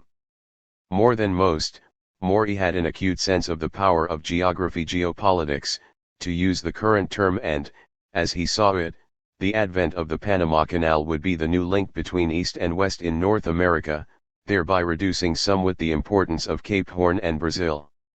California, said Maury to those who intended the U.S. harm, intended to get as much capital from Washington for internal improvements as it could, e.g., a transcontinental railway, which would too reduce the value of Brazil and Cape Horn as a link between the East and West of North America. Then bold. 84 Yet it was hard to place any trust in an inveterate schemer.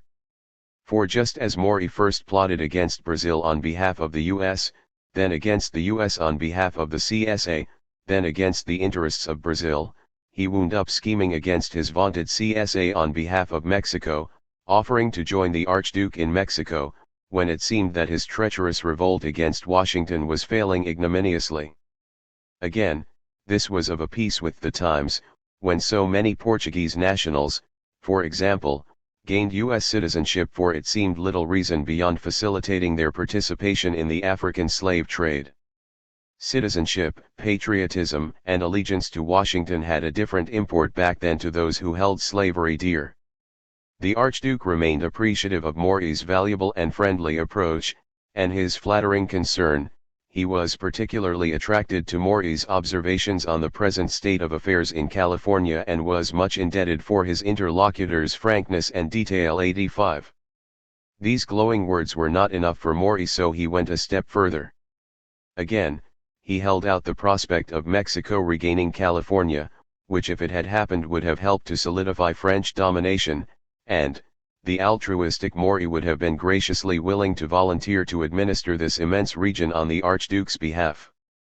A master of oceanography with vast knowledge of South America, he reminded that ironclads quietly sent around Cape Horn at an early opportunity would find themselves complete masters of the coast, for the Federals have nothing in the Pacific that could cope with them.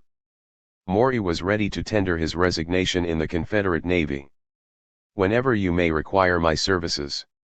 86 weeks later he repeated to the Archduke, "I am heartily at your command whenever you may need my services." 87 Chickens had come home to roost. The U.S., which countenanced Maury's plotting against Brazil, set the stage for his going over to the CSA, which laid a foundation for his then waltzing into the arms of Mexico. But that last scheme also proved unavailing. By 1865, Maury was searching desperately for a new homeland, aghast as he was at the prospect of returning to the hated U.S. By April of that fateful year, his ward since 1838, J.M. Maury, who had risen to the post of lieutenant in the CSA military, was languishing in a Union prison. "I am so restless and miserable that I don't know what to do with myself," he told his father. "I cannot read or eat or sleep. This news from the South is so overwhelming. Gen. Lee surrendered," he wailed.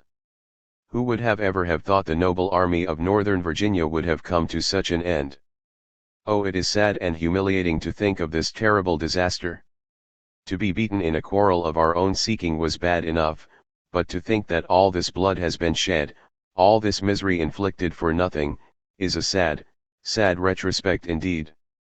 It has almost made me sick.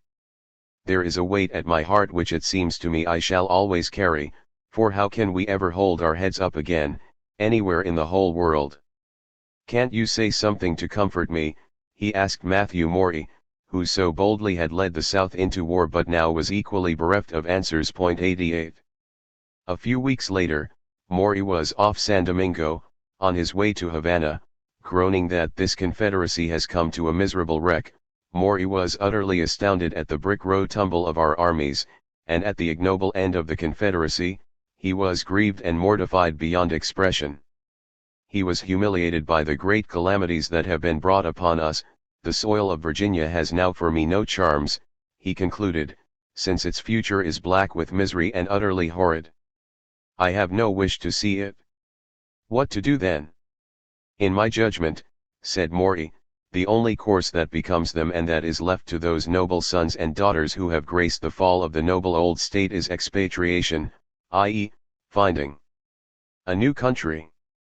Since the future of every true-hearted Virginian is a life dragged out under the yoke amidst secret spies and truculent informers, the best service that I can make the state is to propose an asylum. Emphasis original. 89. But where was the question? Just before the war, His Majesty the Emperor of Russia generously gave Morey a diamond brooch. 90. After the war began, a Russian Grand Duke invited him to live in that nation given the present political whirlpool in your country, and since your name is well known in Russia. 91. Ironically, Morey, who had done so much to trumpet the charms of Brazil, chose exile not there but in Mexico, a choice that may have been motivated by his corrosive grudge against Washington and his surmise that Paris, despite his coming up empty there, could inflict more damage on his now despised former homeland. By September 1865, he was in Mexico City encouraging Confederate emigration, though his prospectus did not sound enticing, warning as it did about guerrillas. Emphasis original. To avoid any molestation from these, he advised, immigrants, especially the first comers, should travel in company and establish themselves, for mutual protection and convenience, in settlements of not less than a dozen or two. 92. Still, Morey may not have ruled out Brazil altogether or anywhere else on the planet excepting the U.S., of course. Writing from Mexico's Office of Colonization in October 1865, he grimaced as he recounted how the Yankee papers now have it that Professor Morey, the vilest of traitors, has asked for pardon. Morey was horrified. In the name of Jesus, he exclaimed, what do I want with a pardon? I have no idea of going to the U States in the future. I may want to go to the US, I may want to go to Siberia, since if colonization fails, Mexico is no place for me. Emphasis original. 93. Morey was floundering. He was afraid to leave his dear wife in Virginia, afraid, as he was, of troubles there. I thought England the best place for you to wait, he told her. I may not come back to the US, now wavering as he sensed that though slavery may have been banned, Negrophobia had not. This thought is way down deep among the remote contingencies of the future. It is not to be mentioned, except with injunctions, even to the most reticent. He considered going to Halifax to bide my time, then was consulting about buying some Cordova land in the olden times. Cordova was the garden spot of New Spain, but, he said sadly, when slavery was abolished suddenly 50 years ago, as with us down it went, and its splendid haciendas and baronial old mansions are now in ruins. He continued to hold out hope for Mexico, though it seemed to be fading fast. Colonization is not a chimera, he insisted, we have letters. Thousands are dying to come. 94. By December 1865, he was negotiating for a hacienda in Mexico. 95. His son, Richard, was likewise championing emigration, since Virginia was deemed not a fit place to live in now. All must come to Mexico. If they stay, a catastrophe of the first order would occur. They will have to free their nigs and, worse, will very likely have a nig tax collector coming around. The solution, Set all the negs free and then bring them along as persons owing passage money to be paid in labor. Then they can be held as peons till the debt is discharged. That is, you pay them but can compel them to work for you as long as they owe you money or labor. 96. Something similar was proposed for Brazil, but the empire's reluctance to admit Africans of any kind free or slave turned the devious toward Mexico. The Moris were convinced, migration to the region south of formerly Confederate Texas was the refuge of choice, a keen site for the establishment of a contra base. Hence, in March 1866, Maury was still touting Mexico and denouncing the U.S., that Yankee despotism called the Union 97, but soon his fortunes had taken another dip, as in May 1866, the banker with whom I had deposited my little money went down in the London panic week before last, he groused, and I lost all the money and more too that I brought away from Mexico. Back at his new Central American home, intriguer set to work, and colonization was going so badly and the opposition of the minister was so vexatious that immigrants were returning in disgust. Now he was contemplating the hard blow of having to give Mexico up. 98. A year later he was back in London, as he continued to find the future of the South to be very dark. As he saw it, only slavery along the lines of Brazil could save the South, otherwise the dreaded social equality would ensue. Go among the farmers and you will find the colored labor and the white upon the most perfect terms of equality, and the wife and daughters of the farmer serving meals to them both and standing behind their chairs.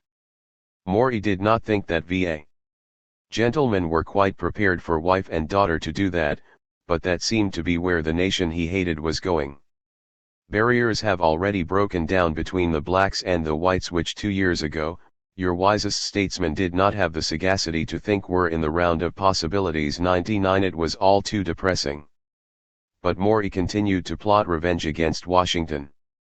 In the summer of 1866, for example, Maury's son did hear from his father frequently. He, with my mother and sister, are now in Paris, he remarked, where he was called by the emperor and where he had received funding ever since he went over there in 63. 100. Maury was miserable.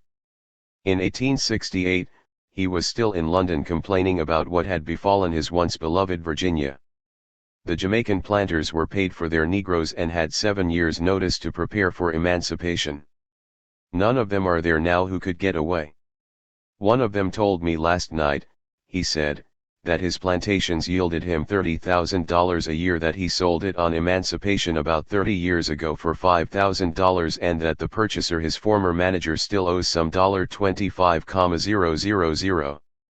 The Dutch, since that war began, emancipated their slaves in Suriname, and Jansen tells me that that colony is already Africanized. The South is no place, he concluded, for any gentleman with wife and daughters to live.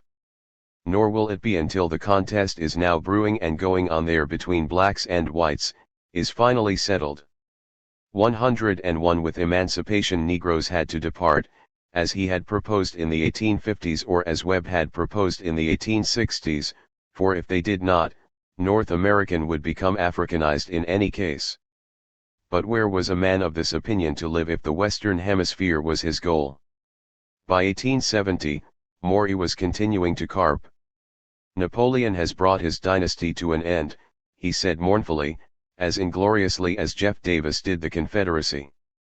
But by then, he had made his peace and was back home, teaching at the Virginia Military Institute in Lexington, though he was continuing his dream of moving, I suppose, to Florida, perhaps to Cuba. 102. But if his oldest son's views reflected his father's, Maury would not be happy in the remaining slave citadels of Havana or Rio de Janeiro.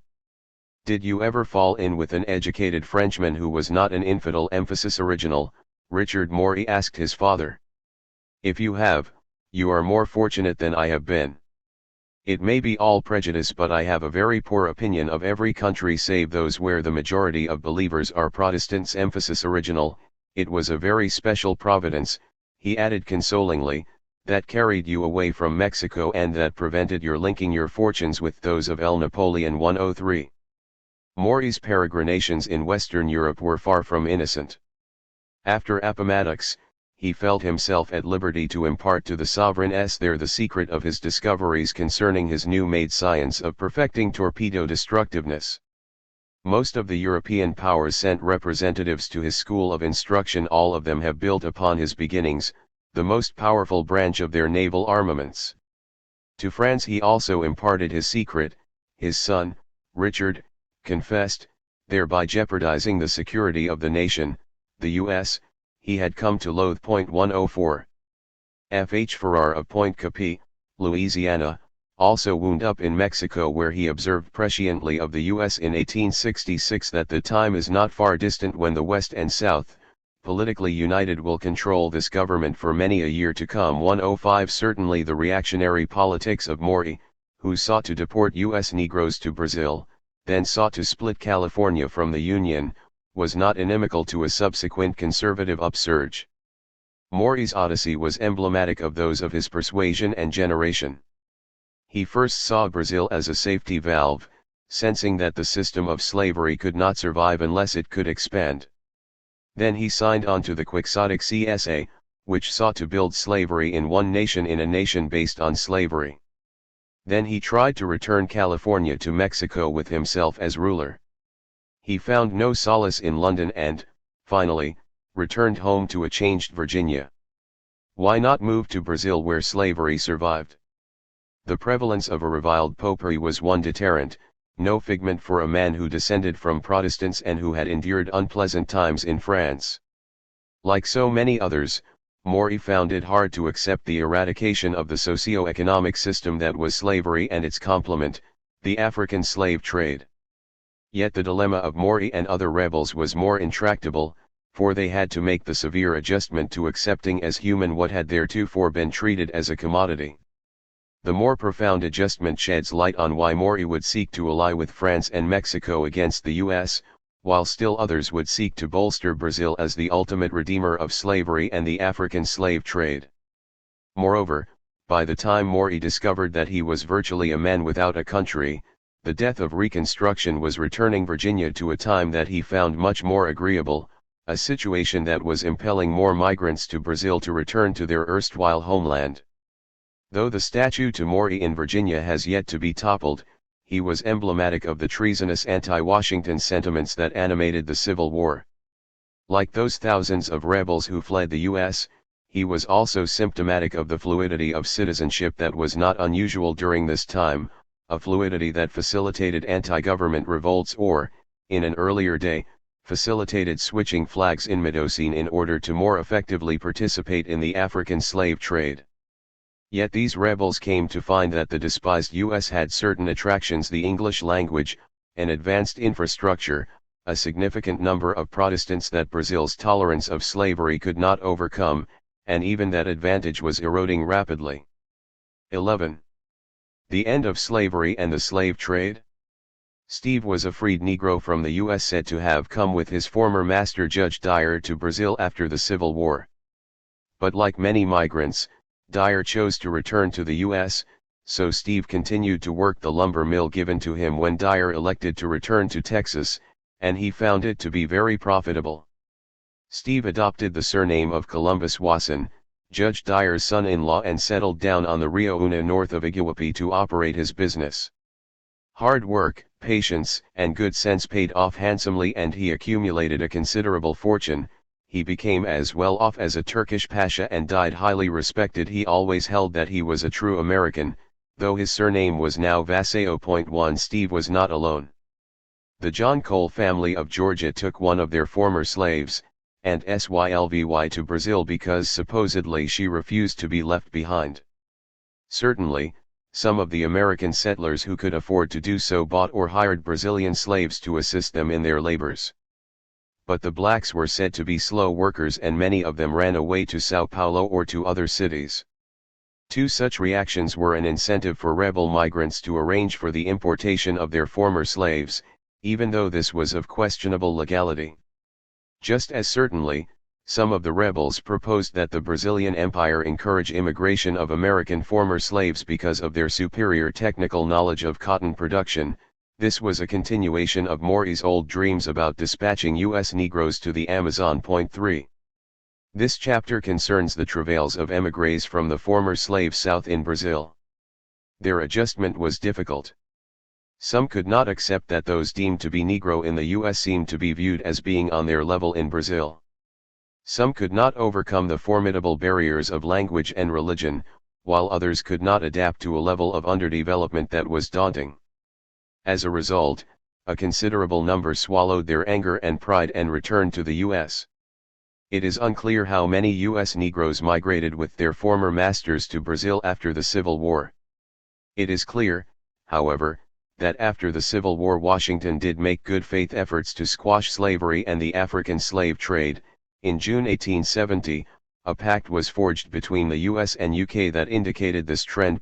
Yet, it was striking that as the African slave trade was winding down, revving up was the coolie trade, involving the transport of Chinese laborers globally in conditions that mimicked its predecessor. 5 Even before the end of the Civil War, there were reports of 2 ships that were supposed to be American vessels sailing under Portuguese colors to avoid capture by the Confederate steamer Alabama that stopped in Cape Town on its way from Macau to Havana, filled to the brim with Chinese laborers. 6 Portuguese involvement in the African slave trade continued in the 20th century. 7 In any case, and, strikingly, despite Washington's official anti-bondage stance, the U.S. continued to supply Portugal with arms that, presumably, could have been useful in suppressing revolts in Lisbon's huge African colonies by incipient slaves. 8 Indeed, even in the 21st century, there are continuing allegations indicating that not only does the slave trade continue but that there are also more slaves today than there were during the height of the African slave trade. 9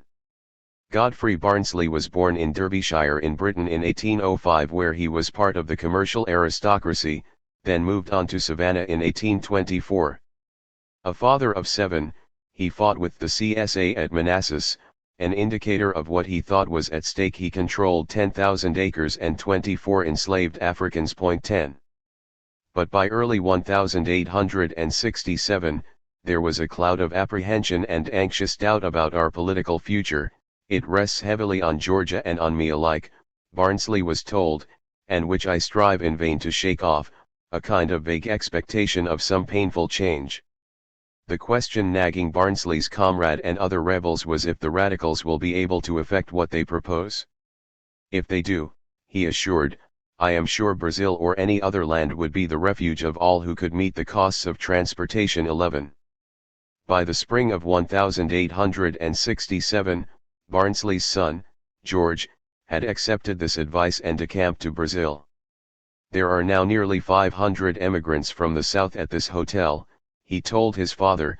We receive food gratis and lodging also, and suggestive of how warmly they were embraced. This evening the emperor and minister paid us a visit and both were greeted by cheers. He is a fine-looking gentleman, he said of this ruler, and is much interested in, especially, our colony. I am sure of success, he said manfully, and do not regret leaving the States. 12 Why were so many from the former slave South in southern Brazil? 13 As J.D. Porter put it, the political situation of the South is as bad as its worst enemies could wish, or as our most gloomy fears had foreboded.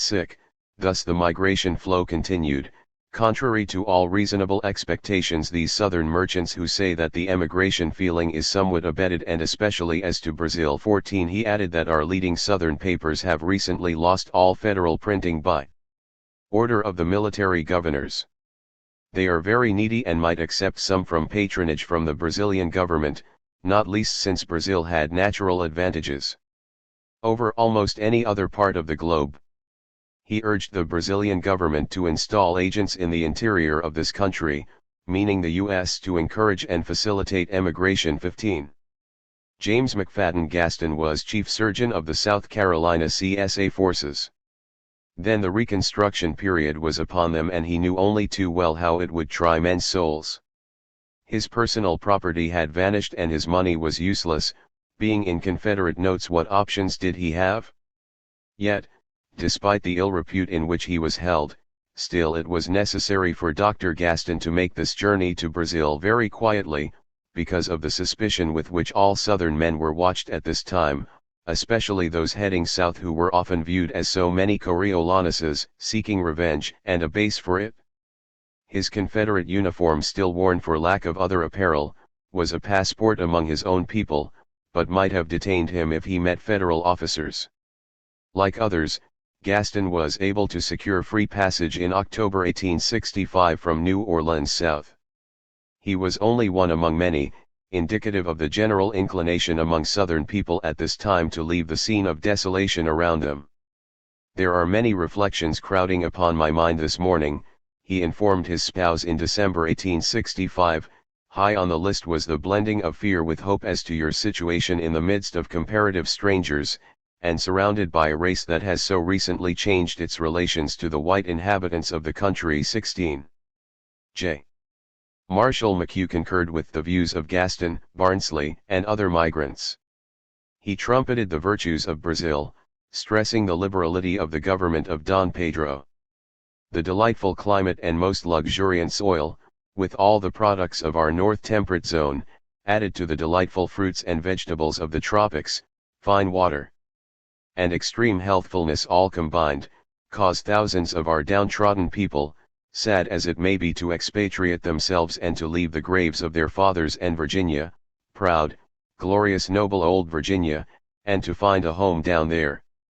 You would be surprised, my dear sir, to learn of the number who not only think of this, but have determined to do so.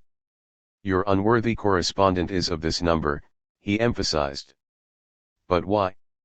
Why travel thousands of miles to a land where the language was foreign and the situation less than steady? We are now under a military satrap whose ipse-dixit overrides our code, said this Virginian. I have given my last vote. My beau Lysander, ex-slave, yet in my employ, in the estimation of our masters in Washington, is a better man than your unworthy correspondent. My spirit is too unbending to brook this, to submit to it. I will not do it, he stressed, emphasis original. Painful as I admit it to be, I will not remain in Virginia, but will cast my fortunes with many who have fixed on the sunny lands of Brazil, which was destined to be one of the greatest wheat-growing regions we know of, since the soil and labor, slave labor and climate are there superior to any in the states for producing wheat. 17. His interlocutor, Cyrus McCormick, was dubious, despite McHugh's impassioned persuasiveness. Why leave, he mused, since the former slaveholders still held the whip hand and the former slaves were mostly illiterate and poverty-stricken. 18. But McHugh was not convinced. Your idea of whites of the South controlling the voting of the Negroes is quite erroneous, he said in June 1867. Some of us thought so too, but we abandoned the idea some time ago, for now Negroes and low whites are in ascendancy. So our prospects are gloomy in extreme, and, he added balefully, if I could sell my property for its value, I would go tomorrow to Brazil. As one of the biggest planters in Alabama wrote me, he said, I go to Brazil because I feel satisfied that I will never more be permitted here to enjoy the fruits of my own industry in peace and tranquility.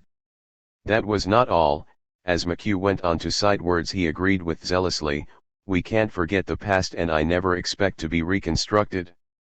It causes my blood to boil and tingle to look upon the star-spangled banner, I once loved but will love it no more forever. 19. Lucida Hardy Waite agreed heartily with such sentiments. Hailing from an old Southern family, she was actually born in Brazil after the war. Her great-grandfather, James W. Miller of Gainesville, Georgia, had prospered before the war and lost all during the war, as idle and mischievous savages were set loose everywhere.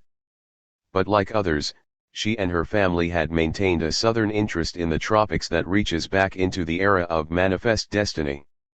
And when land was offered at the unbelievable price of 22 cents an acre, her ancestors hopped on a boat and wound up in Santa Barbara, about 75 miles southwest of Sao Paulo, the Chicago of Brazil. 20. By early 1867, one of her treasured ancestors observed happily, in less than 2 years we will have paid for the place in Brazil with the addition of a gin house and screw, and 8 valuable Negroes. 21. This flow of rebels southward was also due in part to a Brazilian emigration scheme, which was carrying crowds of newly arrived Irish and Southern ex-slave holders to the slave-working empire of Brazil. There is a Brazilian emigration society that desires to obtain for that country a new infusion of foreign blood, and it has provided $150 gold for each immigrant. 22 many of these emigrants had traveled via New Orleans, the majority of them had donned the Confederate gray, and the majority of them were from Texas, and, thus, had probably experienced life under Mexican rule, under Texas sovereignty, under U.S. suzerainty, than that of the CSA. So what was one more sovereign? What did citizenship mean anyway? 23. George Barnsley was in Sao Paulo, site of an ongoing boom. Rents are very cheap. He had a very good house, with 4 good rooms, kitchen, and other rooms for servants. All for $3 per month. Food is quite cheap. People are extremely kind. In fact, I never knew such hospitality and genuine kindness. There were also problems. He was invited to a ball given by the musical society at Iguape, but he didn't speak Portuguese, which limited his ability to bond. Still, the young ladies were very pretty, even better, some were quite fair blondes in fact. Brazil was a paradise for idlers, and, thus, the migrants who were displeased were men who are afraid to work. 24. By the spring of 1868, George Barnsley had been naturalized and taken the oath of allegiance. He was not unwilling to fight for his new nation, noting that my 2 years in the War Department in Richmond gave me a very good idea of what men to use in my plans. He was shocked by a murder back in the US and was afraid he had been murdered by the Negroes, and under the impulse of horror of the thought, he determined to return to the States at all hazards. But he quickly got over this thought and expressed no desire to return to the States to live permanently.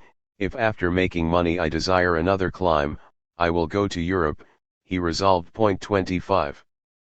But it did not seem that would be necessary, for by early 1872, the younger Barnsley, a medic, was now in Rio de Janeiro and had already gained quite as good a reputation here as I had in Sao Paulo, and had furnished his house very comfortably and handsomely. 26. Julia Louisa Henskes also traveled from the US to Brazil during this period, and she too was initially pleased with what she encountered. She declared, "We were surrounded by friends, some from the home we had left in Alabama, some from different parts of the southern states. They were from Montgomery, cradle of the Confederacy, Louisiana, Texas, etc. A common interest made us feel near to each other," she said. One common interest was slavery. "Today Captain Johnson moves to his new home," she said. "In the early post-war period, he has bought a large plantation and Negroes. His was the finest I have seen in Brazil or anywhere else, with 6,000 orange trees and numberless fruits. Orange trees are so abundant that he has been digging up many from his fields. I have visited several planters in this neighborhood. With one I spent a night and found him more like an American than I have met with in their homes. They speak 3, 4, and 5 languages and have many things just like Southerners. Maj.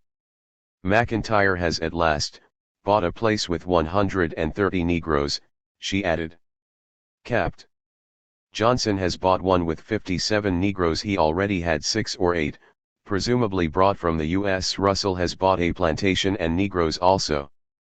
Though there was an Episcopal church and English schools in Rio, she thought the province of Sao Paulo will be the great center of American enterprise in Brazil. There are many now located there, planting and prospering, and others are going. The Southerners," she announced accurately, "are scattered from the Amazon to Buenos Aires, a distance of thousands of miles." Matthew Maury's oceanographic enterprise had not been unavailing, for Brazil was not near so far from the US as it once was. You can run down in a month from Baltimore very pleasantly for $100. 27. J.D. Porter of the Slave South joined her in enthusiasm. "When I reach home," one correspondent was informed, "I shall exert myself in favor of emigration to Brazil, and in furtherance of the cause, I trust you will neglect no opportunity to promote the establishment of a line of steam transports directly from the south to Rio de Janeiro." 28. Joseph Weed also thought there was good reason for migrating.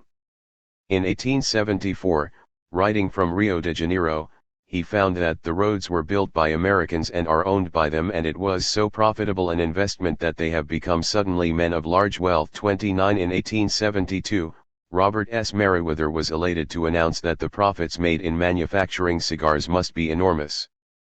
Mr. Lane told me that a few of the Confederates about Santa Barbara raised some nice Cuban or Paraguayan tobacco and made it up at home, and their cigars became quite the talk of Rio, finding their way to the emperor himself. Meriwether, who was on the scene in Brazil, found that after the second year the lands are more easily cultivated than those in South Carolina and Georgia. He had arrived in 1865 and spent some months exploring the country, and selected this province, Sao Paulo, and, he added triumphantly, have no reason to regret my choice. 30 Charles Hall was also exuding mirth. This Georgian migrant lived on the farm of about 660 acres at Bom Retiro for 16 years, he had roots in Georgia also. 31. But soon deep and profound doubts began to intrude on the consciousness of these wayward rebels. One reason among many that Brazil would be so willing to accept these fleeing rebels was because it was then involved in a bloody war with Paraguay and suspected that those with military skills freshly displayed could be of use in this conflict. The rebels, on the other hand, were not as convinced as to why they should flee from the frying pan of one recently concluded war to the fire of a blazing one. Still, CSA General Edward Porter Alexander early on during this war had made up my mind that if ever a white flag was raised I would take to the bushes. And, somehow, I would manage to set out of the country and would go to Brazil. Brazil was just going to war with Paraguay, and I could doubtless get a place in their artillery, earn credits in turn with the regime, and, perhaps, be in a position to maneuver his new homeland into becoming a powerful antagonist against his antagonist the U.S. 32. Alexander was among those who participated directly in two of the transforming events of the hemisphere, since the Paraguayan War bears the same relation to the history of South America that the American Civil War does to that of North America. 33 But, ironically, Africans trumped the rebels in both cases, serving as the decisive force in breaking the back of the CSA, while in Brazil serving in the army became identified with the worst forms of slavery, guaranteeing opportunists like Alexander would find themselves sharing a trench with those they routinely despised, not least since by the second half of 1865 desertion had become a national phenomenon. As this was occurring, the victory of the Union in the American Civil War had forced powerful Brazilian groups to realize that conditions had so decisively turned against slavery that any explicit defense of the institution should be fruitless. The Brazilian emperor declared that the direction of events in America compelled the Brazilian government to consider the future of slavery, because the same thing that happened during the abolition of the traffic should not happen again. 34 So potent was the Paraguayan question in Brazilian politics then, that the New York Times hooted at what they deemed to be the lack of sophistication among rebel migrants, who did not sense this issue. How could the promise of a homestead be believed, especially when it is known that all lands in Brazil worth anything are monopolized by the slaveholders? Or does there lurk in them an intention to make recruits of the men thus bound by a bond, and to send them on the scene of the bloody war in Paraguay? 35. Hence, the rebels were fleeing to Brazil, often on the premise that they could continue to enjoy the tasty fruits of the labor of enslaved Africans, when Brazil itself was in the process of reconsidering this noxious practice. In consequence of the abolition of slavery, announced a report filed by Brazil's foreign ministry, considerable numbers of recent slaveholders in our southern states contemplate a removal to Brazil, where the African race are still kept under the restraints of the peculiar institution. 36 Many believe, said the Reverend Ballard S. Dunn in 1866, that foreigners cannot hold property in Brazil, particularly in slaves. This is utterly without foundation, he huffed. I know many Southern gentlemen, who have bought large numbers of slaves, and much real estate. During the last year 37 he may have had in mind the maternal grandfather of the subsequent advisor to Martin Luther King, Jr., Clifford Durr. James Henry Judkins came from a large landowning and slaveholding family that was unwilling to adjust to the changed South at the war's end and, in particular, refusing to accept the reality of emancipation, so they moved to Brazil hoping there to re-establish their lost plantation world. He and his colleagues, he later wrote, had no faith in their ability to manage freed slaves. This grandfather, said Durr, was the greatest influence on his life, though it was unclear if this were in a wholly negative or positive sense. 38. But the rebels could hardly be comforted when Ignacio Barbosa da Silva, Brazil's emissary in Washington, remarked contemptuously in May 1865 about the capture of Jefferson Davis, late of the CSA, allegedly dressed in the clothes of a woman. This diplomat did not seem particularly enthusiastic about the fact that inveterate prejudice exists and continues in the U.S. against this reviled African race. 39. After all, it was not long before the conclusion of the war in the United States had convinced enslaved Africans in Brazil that they will all be freed, according to a Brazilian official in Para, thereby spurring mass discord amongst them and helping to alter attitudes in South America about slavery itself. 40. Not long after that, the Brazilian André Reboucas was visiting New York City, but due to his modicum of melanin was barred from public accommodations.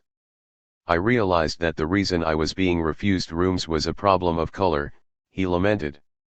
He speedily protested to Brazil's consul, who got a room in a third-class hotel for him under the condition that I eat in my room and never in the restaurant. I was obliged to take a bath in a barber shop, he added sadly. 41. Thus, the faces of the escaping Confederates were suspended somewhere between a smile at the prospect of abandoning the hated abolitionist U.S. and a frown when they came to recognize that what they thought was an empire for slavery was morphing into something else altogether. If they had listened more carefully, these émigrés could have saved themselves a long journey. John F. Pickett, a former Confederate emissary in Mexico, believed that no Confederate veteran would find emigration to Brazil acceptable.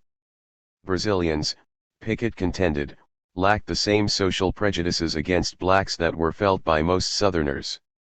42. In 1866, the Reverend Ballard S. Dunn warned potential Southern sojourners in Brazil. The sidewalks of the principal streets being narrow, he advised, and our hero large and portly, lo!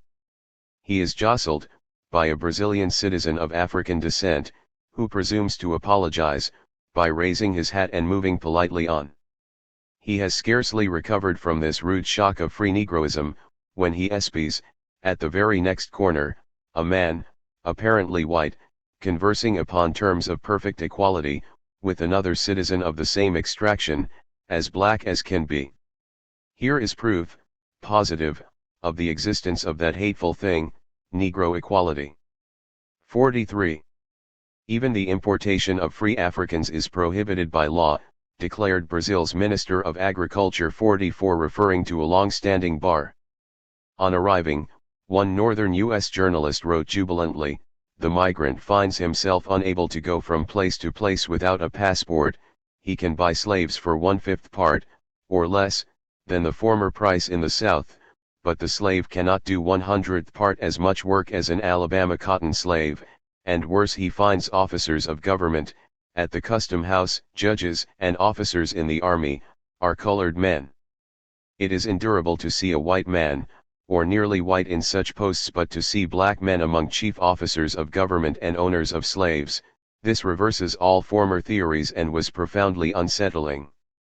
And Brazil, that seemed at a distance to be a paradise, seems on a nearer view to be a paradise lost. Yet steamer loads of these deceived men were coming to Brazil every month only to repeat the disappointments of their predecessors. 45. In November 1865, James McFadden Gaston seemed almost stunned when he discovered that Negroes are not admitted into Brazil from the U.S. unless born free, even should they be citizens of the latter, which meant that seeking to smuggle Negroes into this nation was even more questionable than it might be otherwise.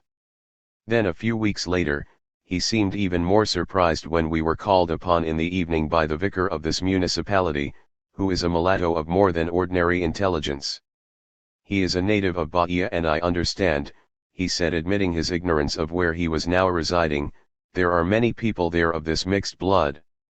The prevalent idea was that the dark complexion of many of the people in this warm climate is attributed to climate, said this willfully naive surgeon. 46. Gaston was distraught when he discovered there was a very serious difficulty that was likely to meet our people in the matter of securing a regular and reliable system of labor, the cultivation of cotton and other crops. There are many who may be hired at moderate price, but they are inexperienced in the use of the plow and do not understand the proper use of the hoe, so as to cultivate the cotton to the best advantage. Neither do they have the skill in picking cotton which is found among the Negroes of the South, he added in a note of misplaced nostalgia for those they had only recently abused, a note ironically and frequently found among these émigrés. 47 In this respect, Dr. Gaston added, a few of these U.S. Negroes would prove very advantageous in Brazil. 48. Julia Keyes concurred with him. The Negroes all look cheerful and happy, she said upon arrival in Brazil. We find very little difference between the Negroes here and those in the States except in the amount of work they seem able to do. Our American house servant, she sniffed, will accomplish more than twice as much without trying. 49. Dr. Gaston, who was profoundly pro-slavery, and whose fondest dream was to be a plantation owner in the style of low-country antebellum slave plantations of South Carolina, transplanted to Brazil, met a priest, a mulatto of more than ordinary intelligence, but my prejudice to being associated with those having the Negro blood could not be so entirely put aside as to make me feel at ease with this colored gentleman, he sputtered. In fact, such bias was one of the basic reasons for the overall collapse of any extensive migration of Southerners to Brazil. 50. The oft-surprised Gaston was taken aback once more with the freedom which was allowed some Negro children in Brazil in coming into the room occupied by the family and with the attention given them, whereas such temerity would hardly be tolerated in the slave South. 51. Captain James A. Thomas of the CSA visited Brazil in 1866 with a view to migrating to that country, but owing to the mixed race of inhabitants, he thought it an undesirable location to bear his children. 52. Julia Keyes was of like mind. While in Rio de Janeiro in 1867, she noticed that females could not walk even to visit a near neighbor without a servant in attendance, and it was often difficult to tell which was the mistress, their complexions being the same. Among them, however, were some Negroes as black as Ethiopians. 53. Ballard Dunn, formerly of the slave South, then at Iguape, Brazil, mocked the Southern emigrant who returned to the U.S. He poor-mouthed him because he could not put up with Negro equality and gave up his efforts to remain in Brazil when confronted by the rude shock of free Negroism. Indeed, if one were to select a single factor that truly kept the emigrant Southerners separated, with exception, from the Brazilian world in the arriving and the first generation born in Brazil, it was this cultural question. 54. The migrating ancestors of Lucy Hardy Waite thought they would buy slaves and get rich easily, so they bought slaves but could talk to them, only communicating by signs, which complicated things tremendously. 55. The U.S. diplomat James Monroe observed that many of the rebel migrants bought slaves upon arrival, but these promptly ran away, and it was not easy to recover them.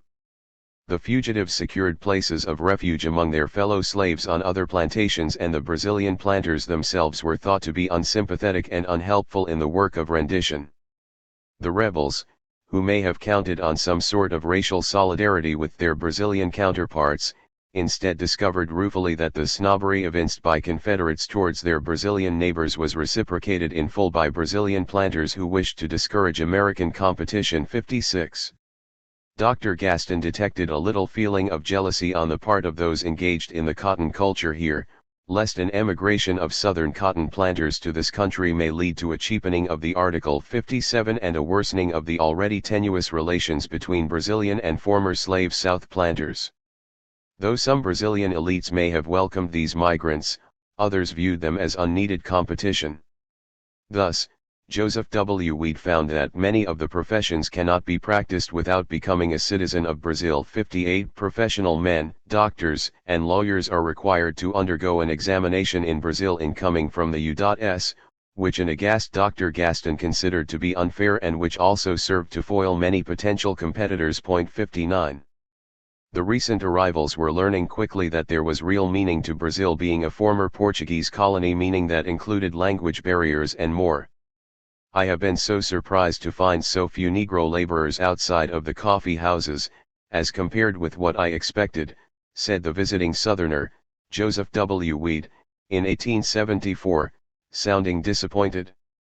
The Portuguese, about 10,000 of whom come over annually, have almost driven the darkies out of the city and supplanted his place as a laborer, he said, sounding disappointed, while the value of the Negro has risen and has been taken to the interior plantations, to grow coffee 60. The visiting scholar from the U.S., Louis Agassiz, accompanied by his spouse, Elizabeth, sensed these changing tides during his post-Civil War sojourn in Brazil. Captain Bradbury asked the proprietor of the island whether he hired or owned his slaves. "Own them 100 and more, but it will finish soon," he answered in his broken English. "Finish soon? How do you mean?" he was asked. "It finish with you, it finish here, it finish everywhere." He said it not in any tone of regret or complaint, but as an inevitable fact. The death note of slavery in the United States was its death note everywhere. We thought this significant and cheering, the couple opined. The message they were bringing back home was contrary to what had propelled the Confederates southward. "We may have something to learn here in our own perplexities respecting the position of the black race among us," they said, "the absence of all restraint upon the free blacks, the fact that they are eligible to office, and that all professional careers are open to them, without prejudice on the ground of color, enables one to form some opinion as to their ability. The result is on the whole in their favor, since Africans did compare well in intelligence and activity with the Brazilians and Portuguese, though since the latter were a less energetic and powerful race than the Anglo-Saxon, and since slavery was more odious than in the U.S., it was unclear how universal were their maunderings. It was thought. 61 Racial biases against Africans were colliding with ethnic biases against Brazilians and Portuguese. The perceived antipathy of Brazilian planters complicated further the tangled stay of the migrants. Besides having to adjust to being thrown into intimate gatherings with those who back home would have been deemed to be mere Negroes, the Southern sojourners had a more basic and formidable obstacle: language.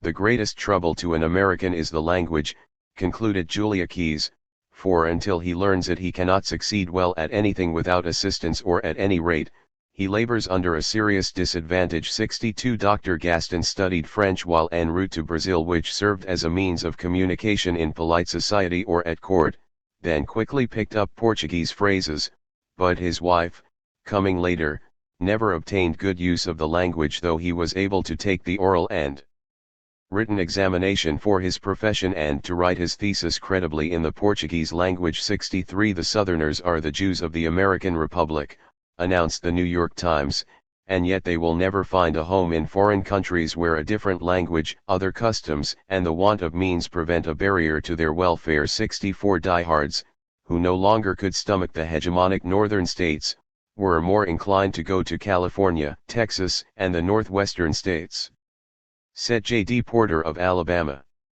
Then Brazil, and some even inclined towards Honduras, for until recently Brazil was a terra incognita to most of us, not least due to the language barrier. 65. Some might have wished they had gone to Honduras instead of Brazil. One recent migrant complained that he had failed in the cotton crop the past season owing to a drought of 7 weeks and would not make more than 1/2 bale per acre of cotton. He began to wax nostalgic in this pivotal year of 1876, offering hope that the South may obtain all she may desire or expect to obtain in this election, while adding morosely, "I feel quite lonesome, so far from all relatives or old acquaintances, and now never expect to meet any of them again." 66 Even Dr. Gaston, who adjusted better than most, having picked up Portuguese, admitted that he was often sorely tempted to despondency. Again and again he hoped for mail, only to be disappointed. 67. Soon the inevitable occurred.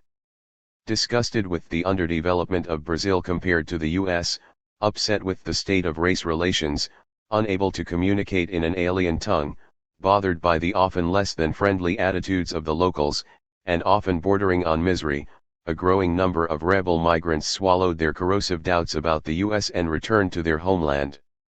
Such returns were often blared in the New York Times, that was far from friendly to the CSA, in any case. There arrived at the Central Hotel in Montgomery last night a party of ladies and gentlemen who left Brazil last month, it was reported in August 1867, they give affecting and pitiful accounts of the sufferings of many hundreds of deluded Southerners, recounting that there is no regularly organized government in Brazil, there is no society. One among them, Capt. Jack Felon, who is so well known and admired in Montgomery, has, we learn, left with a large number of other young men, to make California their home.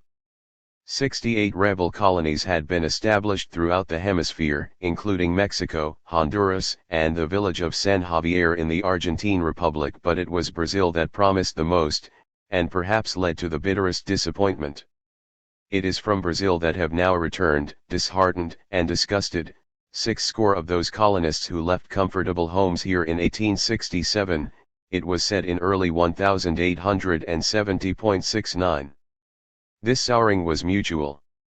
General Wood, who had been greeted so effusively in Brazil, turned up in Natchez where he was elected county attorney. Sic transit Gloria Brasiliensis was the response in Brazil. 70 More specifically, the vice-consul in New Orleans of Brazil, informed his foreign ministry that W. Wood, soi-disant general is, we learn now in the city of Natchez. He has delivered some public lectures upon Brazil, since his return, but I cannot learn of his having made any movement relating to immigration to that country. He does not appear to enjoy the esteem of the better class of the population of Mississippi. Even then, in May 1866, migrants were still leaving for Brazil from this busy port, including a highly respected sugar planter.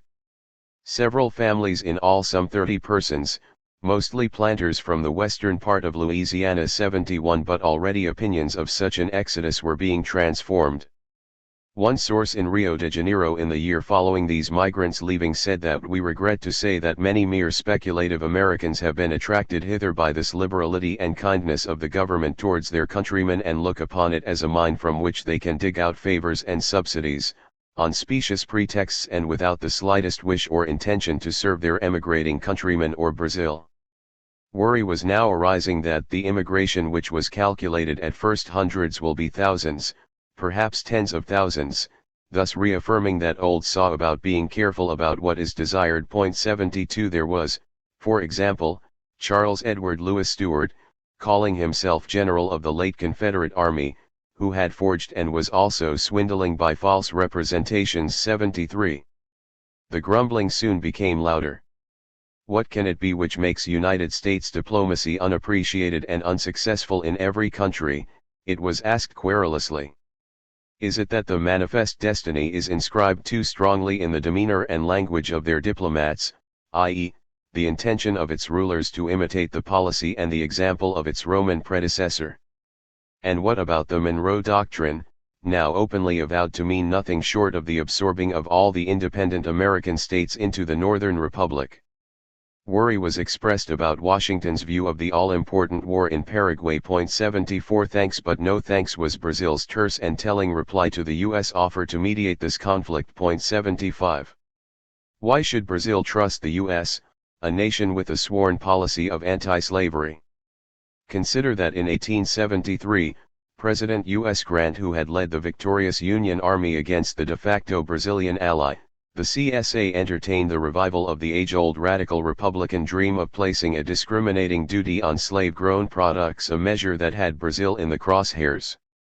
It would be beneficial, the cigar-smoking, whiskey-swilling president was told, not only for its political effect at home but, as well, it would promote, greatly stimulate in fact, the culture of sugar in Louisiana, Texas and Florida. As for the negative effect on Brazil, well, it was said, this nation was profiting from us immensely from its sale of coffee, the proceeds of which go mainly to purchase British goods, and, thus, merited no special favors. The world would look with favor upon this special duty and, besides, it would protect our freedmen from the unpaid labor of foreign slaves. In other words, the U.S. was placing pressure on Brazil to alter its economy fundamentally and profoundly. 76 Typically, This line was bolstered in the New York Times as a prominently placed interview asserted that a duty on slave-grown products would stimulate in fact the culture of sugar in Louisiana, Texas and Florida. 77. This proposal was not unusual.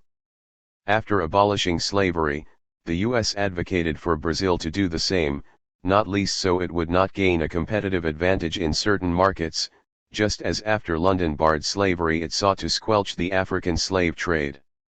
Thus, as early as 1867, James Watson Webb declared that Brazil, being next to ourselves, the great power on the American continent, was in imitation of us considering the means of immediately commencing the gradual manumission of her slaves.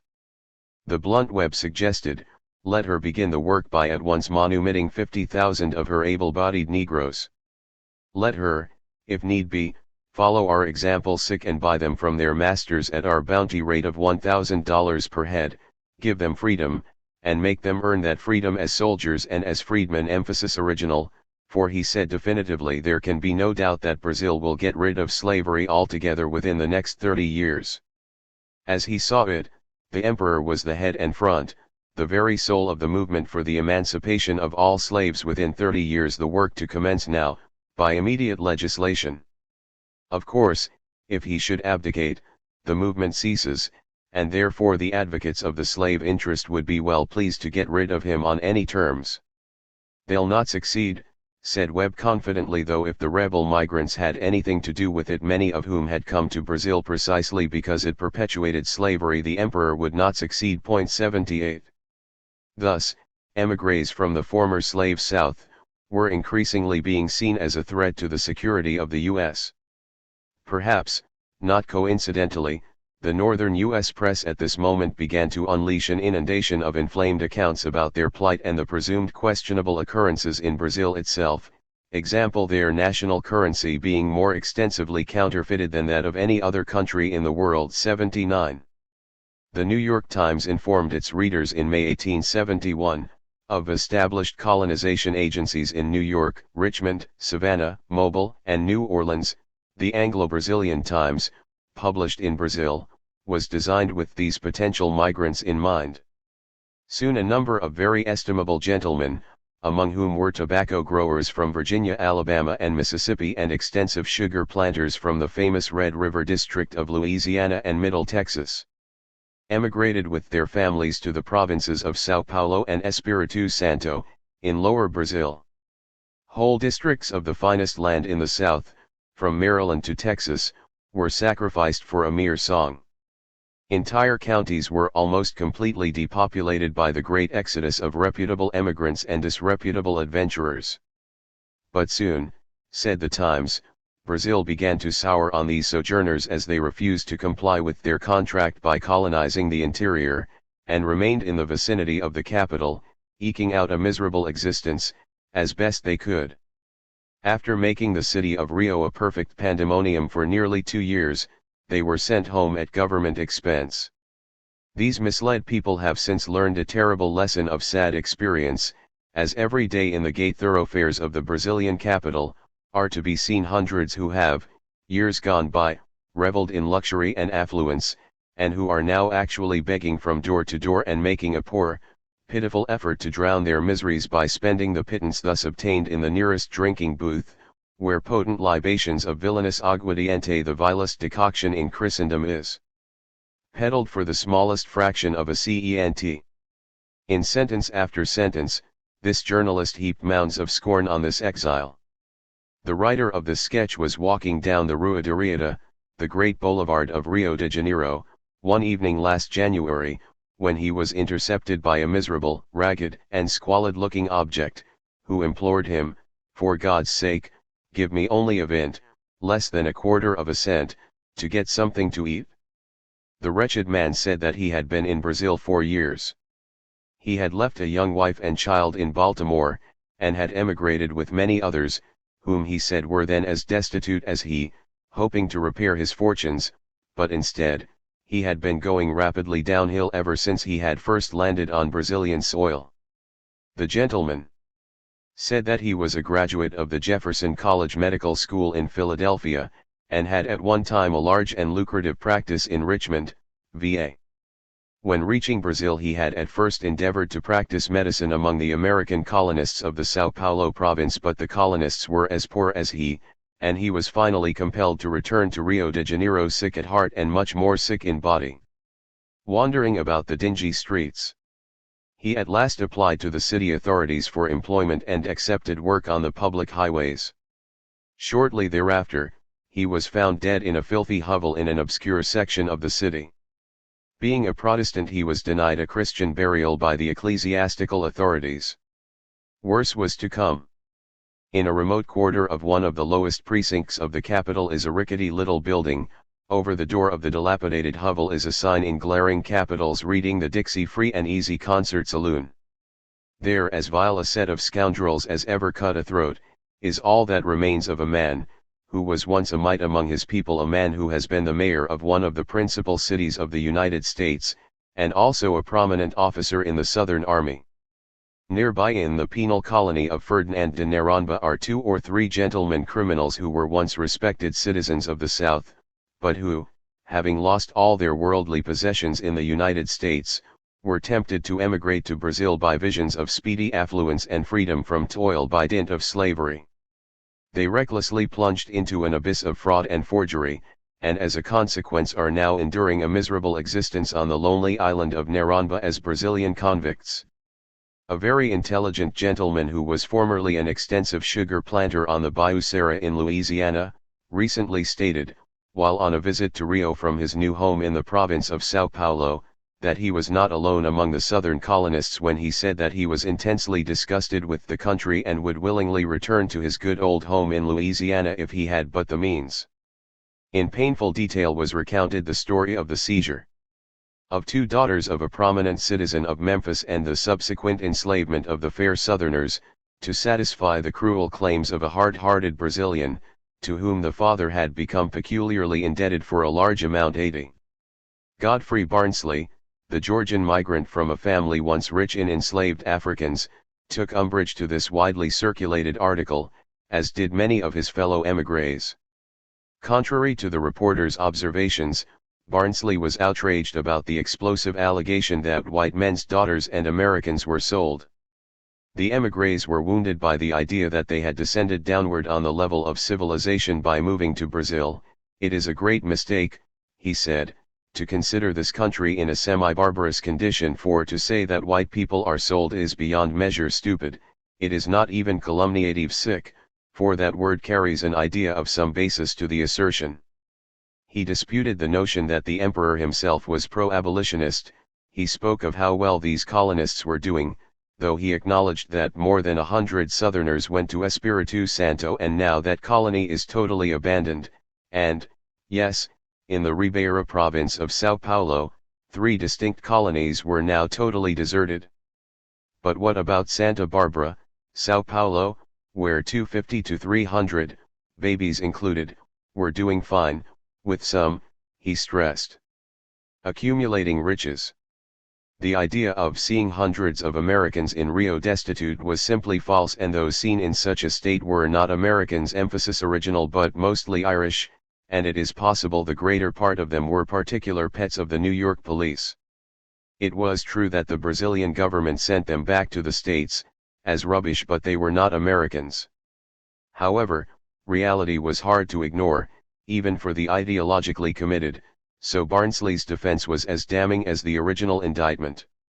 "I will state candidly," he said, "that a greater portion are discontented and propose eventually to return to the States, and for that end are saving, emphasis original, because of dissimilarity of language and customs, difficulties of transportation, low price for skilled labor, difference in religion, inability to vote and be sovereigns, disgust for the Brazilian idea that a man who sweats from work is not a gentleman, and finally the most potent of all, that this country offers and gives nothing for the American, which he cannot get in his own country." Thus, more than 2/3 of them that have come have already returned, and the rest may be expected to follow, sooner or later. Barnsley himself gave up valuable ground to Brazil's detractors by acknowledging, "I am no lover of these people, and though naturalized, intend to return to the States at an early date." But what seemed to irk Barnsley was not the alleged inaccuracies in accounts of what was happening to rebel migrants in Brazil, but the general inattention in the US itself to events in its neighbor. There are 8 or more superb packet lines to England, France, Italy, and Germany, and only one to the States. Emphasis original, and this one receives a subsidy from the Brazilian government to enable it to continue. Europe furnishes iron, coal, dry goods, wines, fancy articles, all kinds of machinery, carriages, etc. America sends flour and patent medicines. 81. That Barnsley would be compelled to give resonance to some of the most damaging allegations made about the migration to Brazil served to underscore how ill-fated this adventure was. For in his private moments he acknowledged that he and many others were enduring a painful adjustment to this new land. The whole country is infested with ants, there were scarcely any vegetables for sale, the only fruits are oranges and bananas, there were scarcely any flowers, the only fare is beef, rice, and beans, with once in a while potatoes and yams. Barnsley was a doctor, and he was disgusted that among those claiming this lofty title in Brazil was a pure charlatan without the least knowledge of the profession of medicine, yet to these men are entrusted the lives of the miserable slaves, simply because they think it economical. Almost everything comes from abroad which is used for clothing, for house use, for agricultural use, which was a great drawback. The culture was oppressive. Another great restraint to my happiness, he complained, is that a stranger cannot become intimately acquainted with the Brazilians unless he becomes identified with them in customs, bragging and lying. Among the women, there was no education, and having nothing to do except scandalize, if one tries to become intimate his life is rendered a constant torment. Thus, he had kept his family apart, as much as possible. Education among men was little better, as they were very superficial, and rarely one encounters a person who can hold a conversation on any subject beyond the more commonplace of affairs of daily life. "I am wasting away precious years," he cried, "I must get away from this country as soon as possible." This desire is the grand absorbing aim, to which everything else becomes subsidiary. Emphasis original. 82. But as time passed, he found himself doomed to remain in this country for years yet. "My heart yearns once more to be among my own people. I grow sad and sickened with my lot."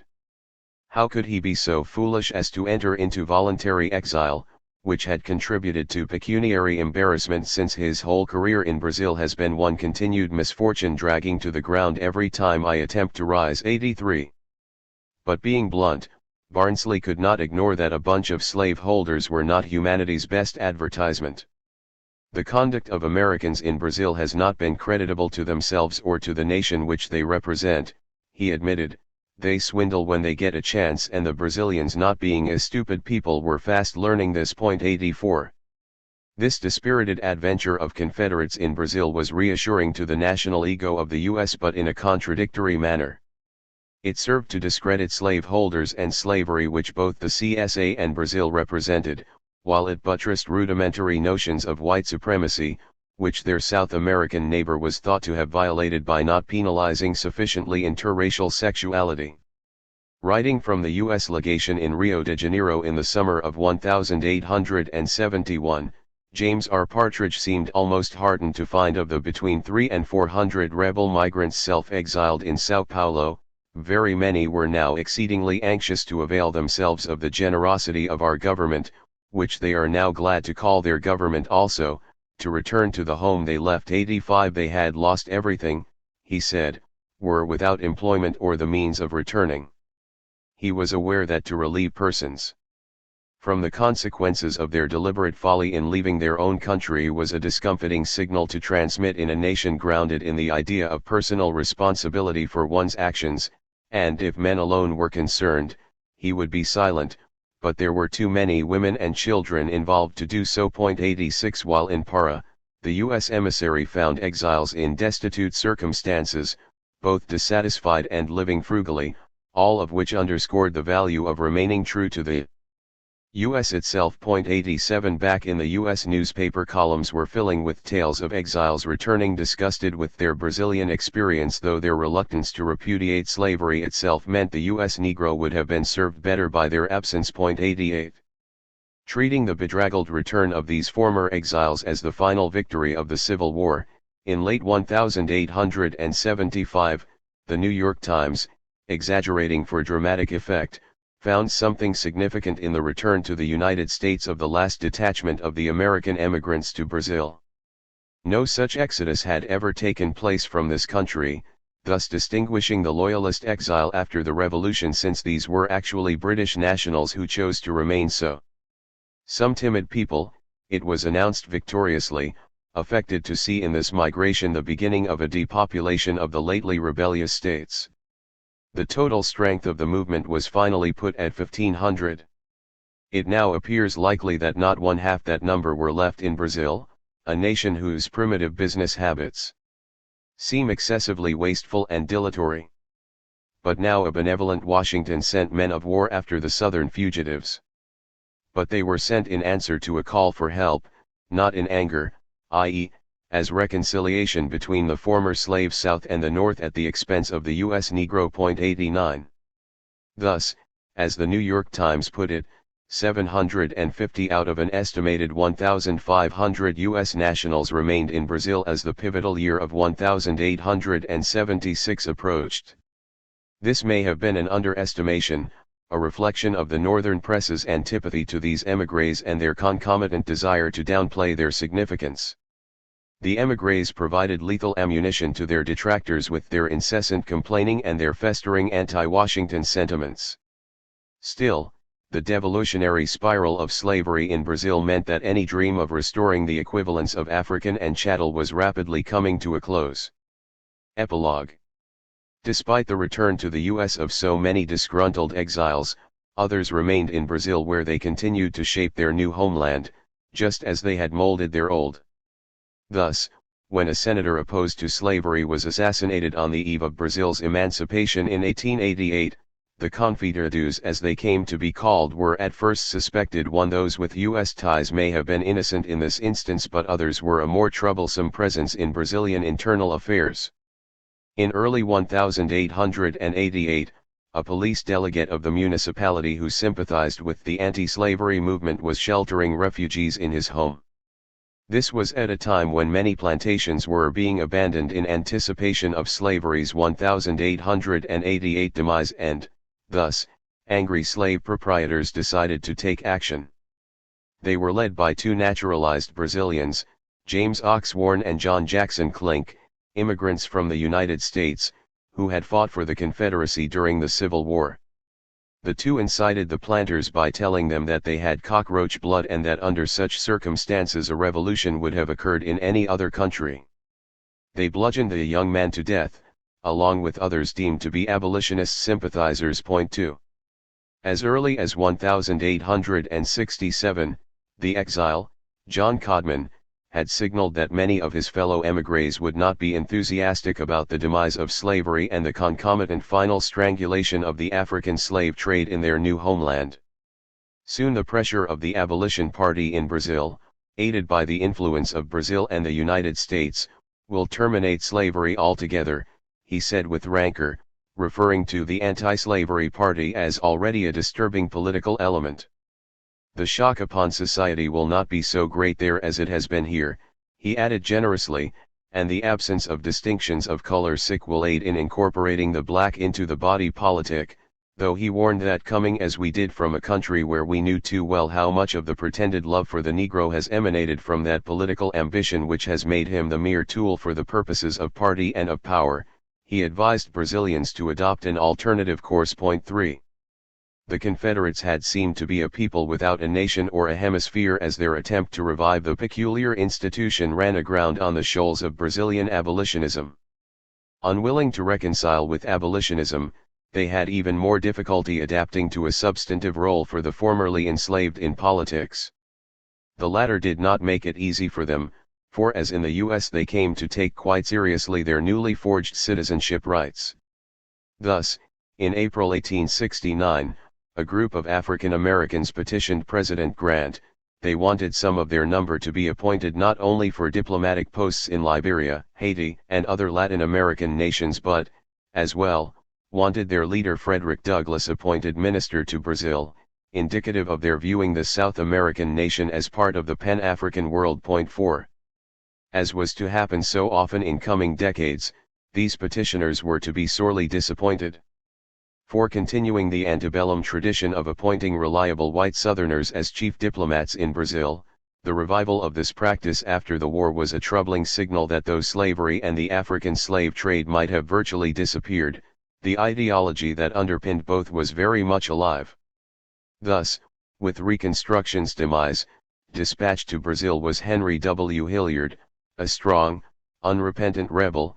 In fact, there was not in the city of Augusta in the summer of 1865, after the termination of the rebellion, a more decided rebel than this man Hilliard. He was a last-ditch rebel. 5. Hilliard, born in Cumberland County, North Carolina in 1808, was admitted to the bar in Athens, Georgia in 1829, and in 1831 was elected to a professorship in the University of Alabama before Jefferson Davis commissioned him as a brigadier general in the Provisional Army of the Confederate States. 6. A self-described Union man wrote in anguish about the active part taken by Hilliard in causing the separation of the state of Tennessee from the Union in 1861. The Union men of 1861 are indignant and ashamed, it was said, that such a person should represent in a foreign country the government they loved more than life. 7.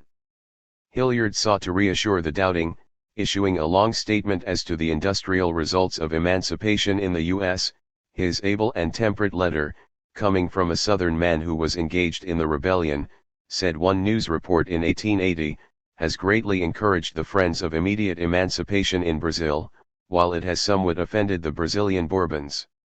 It is also pleasant to remark that the Emperor thanked Mr. Hilliard for his letter. 8.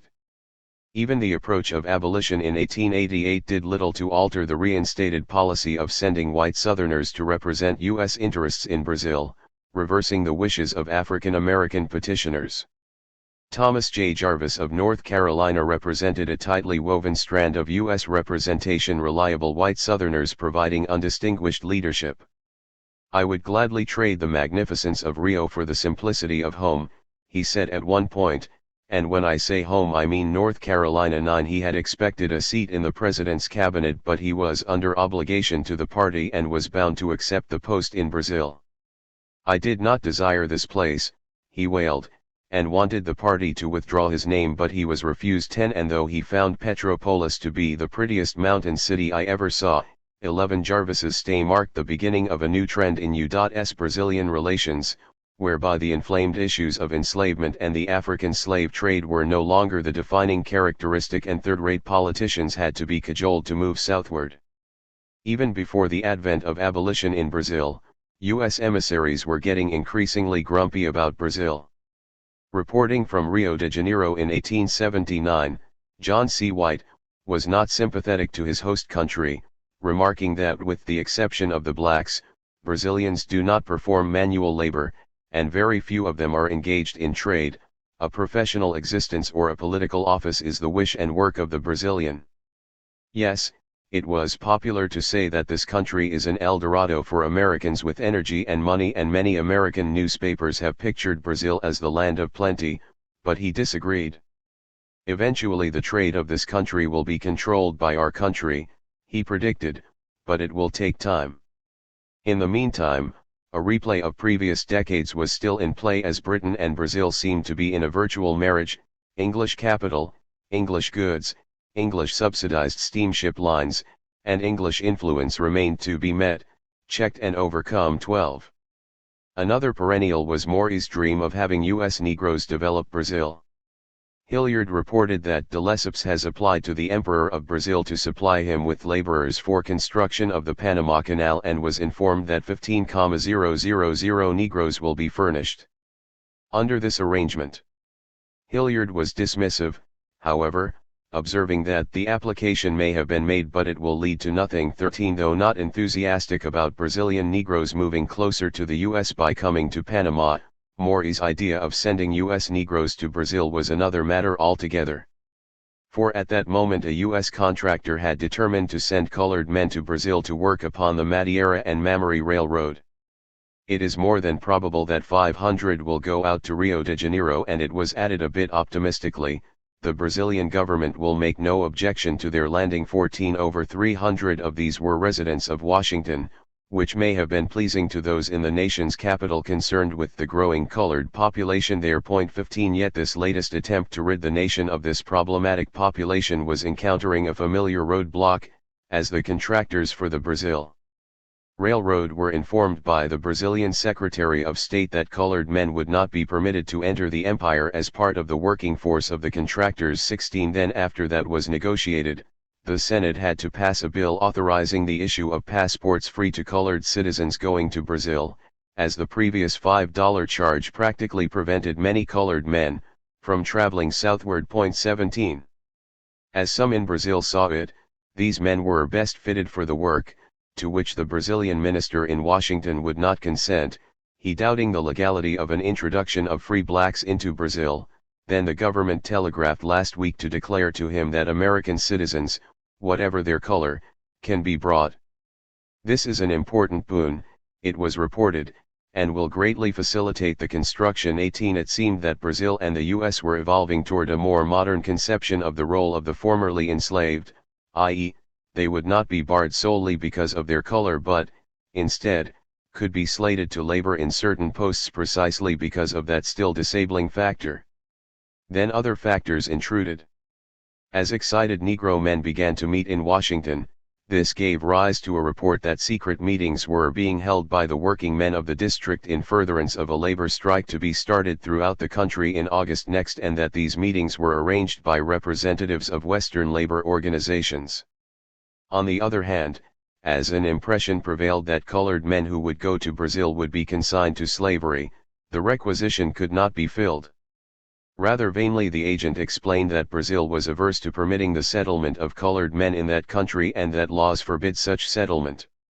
These laws, however, have been suspended with reference to such colored men as would go to Brazil to assist in constructing the railroad, and those who would go would be furnished passports free by the United States, Congress having passed an act recently for this purpose.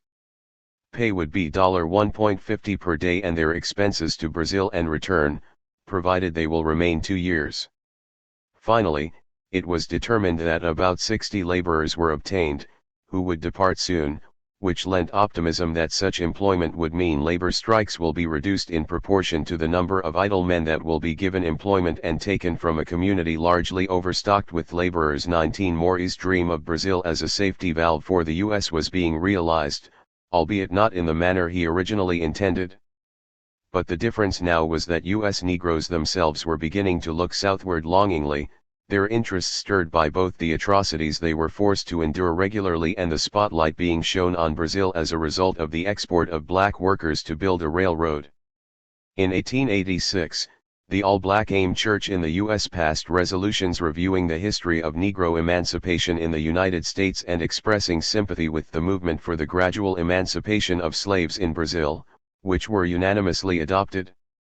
The resolutions were translated into French and an engrossed copy forwarded to the Emperor of Brazil.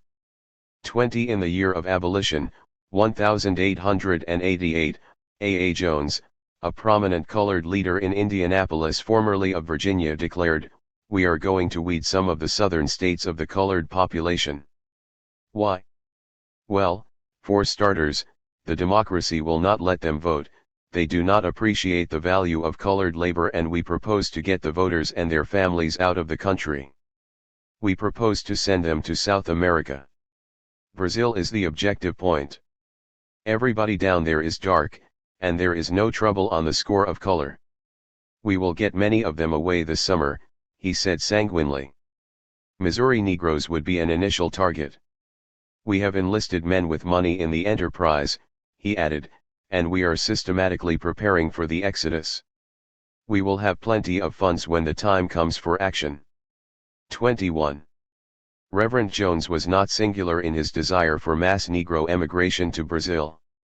That same year of abolition, 1888, a rumor reached Washington and Rio about a scheme said to have originated in Topeka, Kansas for starting a great emigration of colored people from the southern states to South America.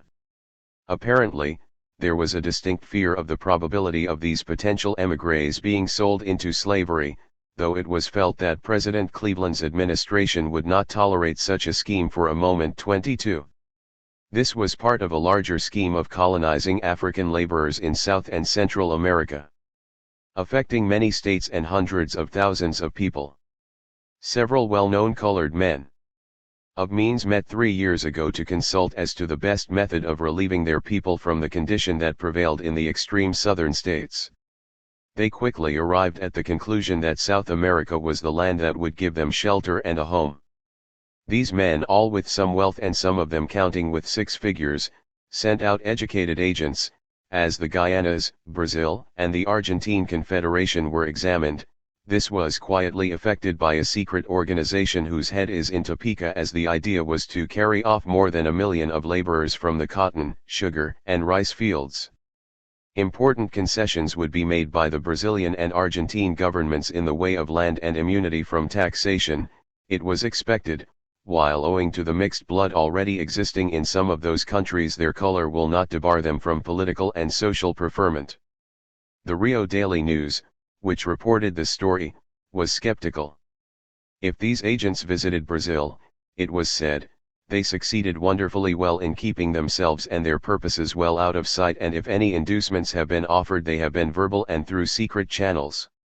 No colony of American Negroes will ever be prosperous and contented in South America, especially in Brazil, it was predicted confidently.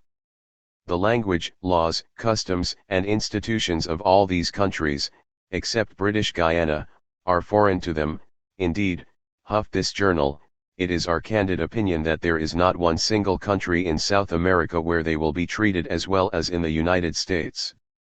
Like their Confederate opposite numbers, these U.S. Negroes evidently did not realize that without railways, steamship lines, and markets, and without government protection against Indians and lawless characters, the chances of their making even a bare living are very slight. They cannot expect help from Brazil, for the country is already poor and already overburdened with beggars and parasites. Chances are that they will starve or be degraded to the level of the savages about them. If the American colony at Santarém on the Amazon could not maintain itself, what can the less energetic Negro expect? Every one of the American colonies in this country has failed and disappeared, except that of Santa Barbara, and it is certain that no Negro colony can do better. Hitting a sensitive nerve, the paper proclaimed, that these Negroes may find less prejudice against his color here in Brazil, more opportunities for association and amalgamation, but to gain those he must make infinite sacrifice and suffer infinite loss. 23. Before this ambitious scheme petered out, it was reported that it was making rapid progress in 8 states, though skepticism about its prospects reigned. These Negroes were focusing on Brazil and Argentina, where they are told that there is no prejudice against their color. Settling on the highlands of the southern tributaries of the Amazon was an absurd chimera, it was suggested. In the end, it was said, the consulates of the United States in this country will soon be overrun with destitute Negroes, and the United States government will have to send for them, just as it did for some of the white emigrants after the rebellion. 24.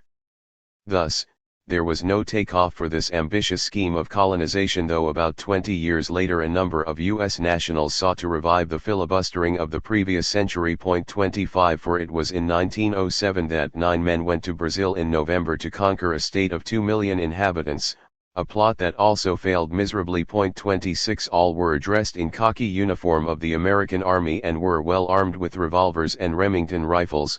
27. Though they were portrayed as mentally unbalanced, others were not so sure. 28. Though perhaps not lineal descendants, they were, at least, ideological descendants of the confederados who had descended upon Brazil in the years following the Civil War. Some among this latter group remained in Brazil as the 20th century wound down, and they were carrying on the traditions of their ancestors. Thus, Such words as nigger were used with the same abandon as by their slave-owning ancestors, and they were very conservative politically. 29 When then Governor Jimmy Carter of Georgia visited Brazil just before his capture of the White House in 1976, he was so overcome with the joy of finding an old-time Southern town he wept. His spouse, Rosalind Carter, found the gravestone of an ancestor named Wise. 30 Confederate flags continued to flutter in these neighborhoods that time forgot. 31 Some of these descendants had honored their ancestors' pledge to construct a nation to challenge the U.S. that so many of them abhorred. José Luis Whitaker Ribeiro, for example, was president of Angesa, Brazil's largest arms exporter and a challenger to the U.S. in this lucrative market. He was descended from Joseph Whitaker, who had fled Georgia in 1866.32. This was consistent with the martial and adversarial spirit that had animated the initial wave of Confederate migrants. Interviewed in 1978 in Brazil, Elizabeth McAlpine McKnight did not seek to prettify the reason her Alabama-born father, who had served as Jefferson Davis's bodyguard, had migrated to Brazil. "Till the day my father died," she exclaimed, "I reckon he always had a kind of hatred for the Yankees." 33. Thus, abolition descended upon Brazil without any mass effort of U.S. Negroes to find a more welcoming home south of the border. If this had occurred, they would have encountered a land that may have perplexed these migrants. For as one analyst has put it, the situation in Brazil is better characterized by the saying, "The poor white person is black and the rich black person is white." This comparison might suggest a possible amendment to the African American perspective, or I can be black, become rich, go to Brazil and become white. In the US, no white person can acknowledge any African ancestry, because by definition anyone with African ancestry is black, while even former President Fernando Henrique Cardoso acknowledged having pena cozinha, i.e., one foot in the kitchen, an expression referring to his having had a black ancestry. 34. On May 14, 1888, writing from Petropolis, Thomas J. Jarvis, the U.S. minister there, still distraught about being away from his beloved North Carolina, noted, almost in passing, "Yesterday the General Assembly of Brazil finally passed and the Princess Imperial Regent approved a law abolishing slavery in Brazil. I therefore do not share in the fears expressed by some as to its immediate effect on the various industries." 35. Meanwhile in Albany, New York, the 68th Annual Conference of the African Methodist Episcopal Church, meeting on their nation's national holiday in 1888, designated a committee to prepare resolutions to be sent to the Brazilian minister at Washington, by him to be conveyed to the emperor, thanking him for freeing the slaves in Brazil. 36 And with that a curtain was rung down on one of the more inglorious chapters in their nation's history, the promiscuous participation of U.S. nationals in the African slave trade to Brazil. Reportedly, in a 2002 meeting between U.S. President George W. Bush and then Brazilian President Fernando Henrique Cardoso, the former asked, "Do you have blacks too?" Bush's aide, Condoleezza Rice, who happened to be of African descent, noticing how astonished the Brazilian was, saved the day by telling Bush, "Mr. President, Brazil probably has more blacks than the USA. Some say it's a country with the most blacks outside Africa." 37. The widespread circulation of this story in Brazil may suggest lingering feelings there about how U.S. nationals transformed the demographic makeup of the South American colossus by dint of the illicit African slave trade. 38. Similarly, though there is little concern in the U.S. about a real or imagined security threat emerging from Brazil, the reverse is not necessarily the case. Matthew Fontaine Maury and his dream of seizing the valley of the Amazon may not be forgotten either. A sensitive nerve in Brazil was exposed in June 2005, when it was reported that suspicions run wild that hegemonic powers like the US have desires on the vast region, meaning the Amazon. Many are convinced that foreign powers, in particular the US, are making plans for a takeover of the world's biggest tropical forest to secure the rights to its seemingly limitless natural resources. From wood to gems to medicinal herbs. In a national survey released last month, 75% of Brazilians polled feared a foreign invasion provoked by their country's natural riches. 39. U.S. nationals have continued to stream into Brazil, this time attracted by tourist attractions, particularly the lovely beaches of Rio de Janeiro, once the site of black bodies floating in nearby waters. Reversing the journey taken by Pedro Paris, who was kidnapped in East Africa, then dragged to Brazil before decamping to the US where he became a citizen, the popular US singer, Dionne Warwick, has become something of an émigré in Brazil, where she maintains a residence. "Brazil is my real home now," she says. "I love everything about Brazil, the land, the people, and the culture." 40 She was preceded by the popular jazz clarinetist, Booker Pittman, a lineal descendant of Booker T. Washington, who migrated permanently to Brazil in 1937, where he died in 1969.41. For just as Frederick Douglass and his contemporaries jousted about whether Brazil was a racial horror or paradise, this discourse continued in the era following slavery's abolition in 1888.42. The latest African American to confront this question at length is the prominent Washington Post columnist, Eugene Robinson. Posted to South America as a correspondent by this newspaper, he traveled throughout the nation and felt compelled in 1999 to wax at length about what he saw, most notably the parallels. "Some hear Salvador's music," he rhapsodized, "and think of New Orleans, others meet the city's black intellectuals and think of New York. There was no shortage of people I'd have classified as white," he remarked, "but they seemed a distinct minority. The acid test, for me, was that most of the people I saw would have looked seriously out of place at an American country club. To the extent that the identity of a nation is equivalent to the identity of its people, then Brazil was by my lights a great black nation, unadvertised as such, but a black nation nonetheless." Like many before him, Robinson was comparing the so-called one-drop rule of the U.S., where any hint of African ancestry consigns one to the category of black, and the more flexible Brazilian system, which has been interpreted in North America as a denial of blackness but actually is a reflection of a huge nation colonized by relatively small Portugal, then being inundated by Africans in the 19th century, not least because of the actions of U.S. nationals, that, in turn, generated a desire to create intermediate buffers between black and white. Coming from a mostly black Washington, D.C., Robinson was struck by the parallels after he stumbled literally over black corpses, victims of a tightly linked web of poverty, crime, and violence, in Rio de Janeiro, one of this sprawling city's many scandals. "The inference I drew," he asserted wearily, "was that young black men were seen as expendable in Brazil. I was ready to get on my high horse about all this, until on reflection I realized that that could be a pretty good description of the way young black men were seen in the United States as well." 43. If Robinson had been in Rio de Janeiro in 2005, no doubt he would have been struck by yet another macabre display of black corpses. For it was then that one of the world's largest slave burial grounds was unearthed, a mass grave where thousands of corpses were abandoned by slave traders well before abolition in 1888.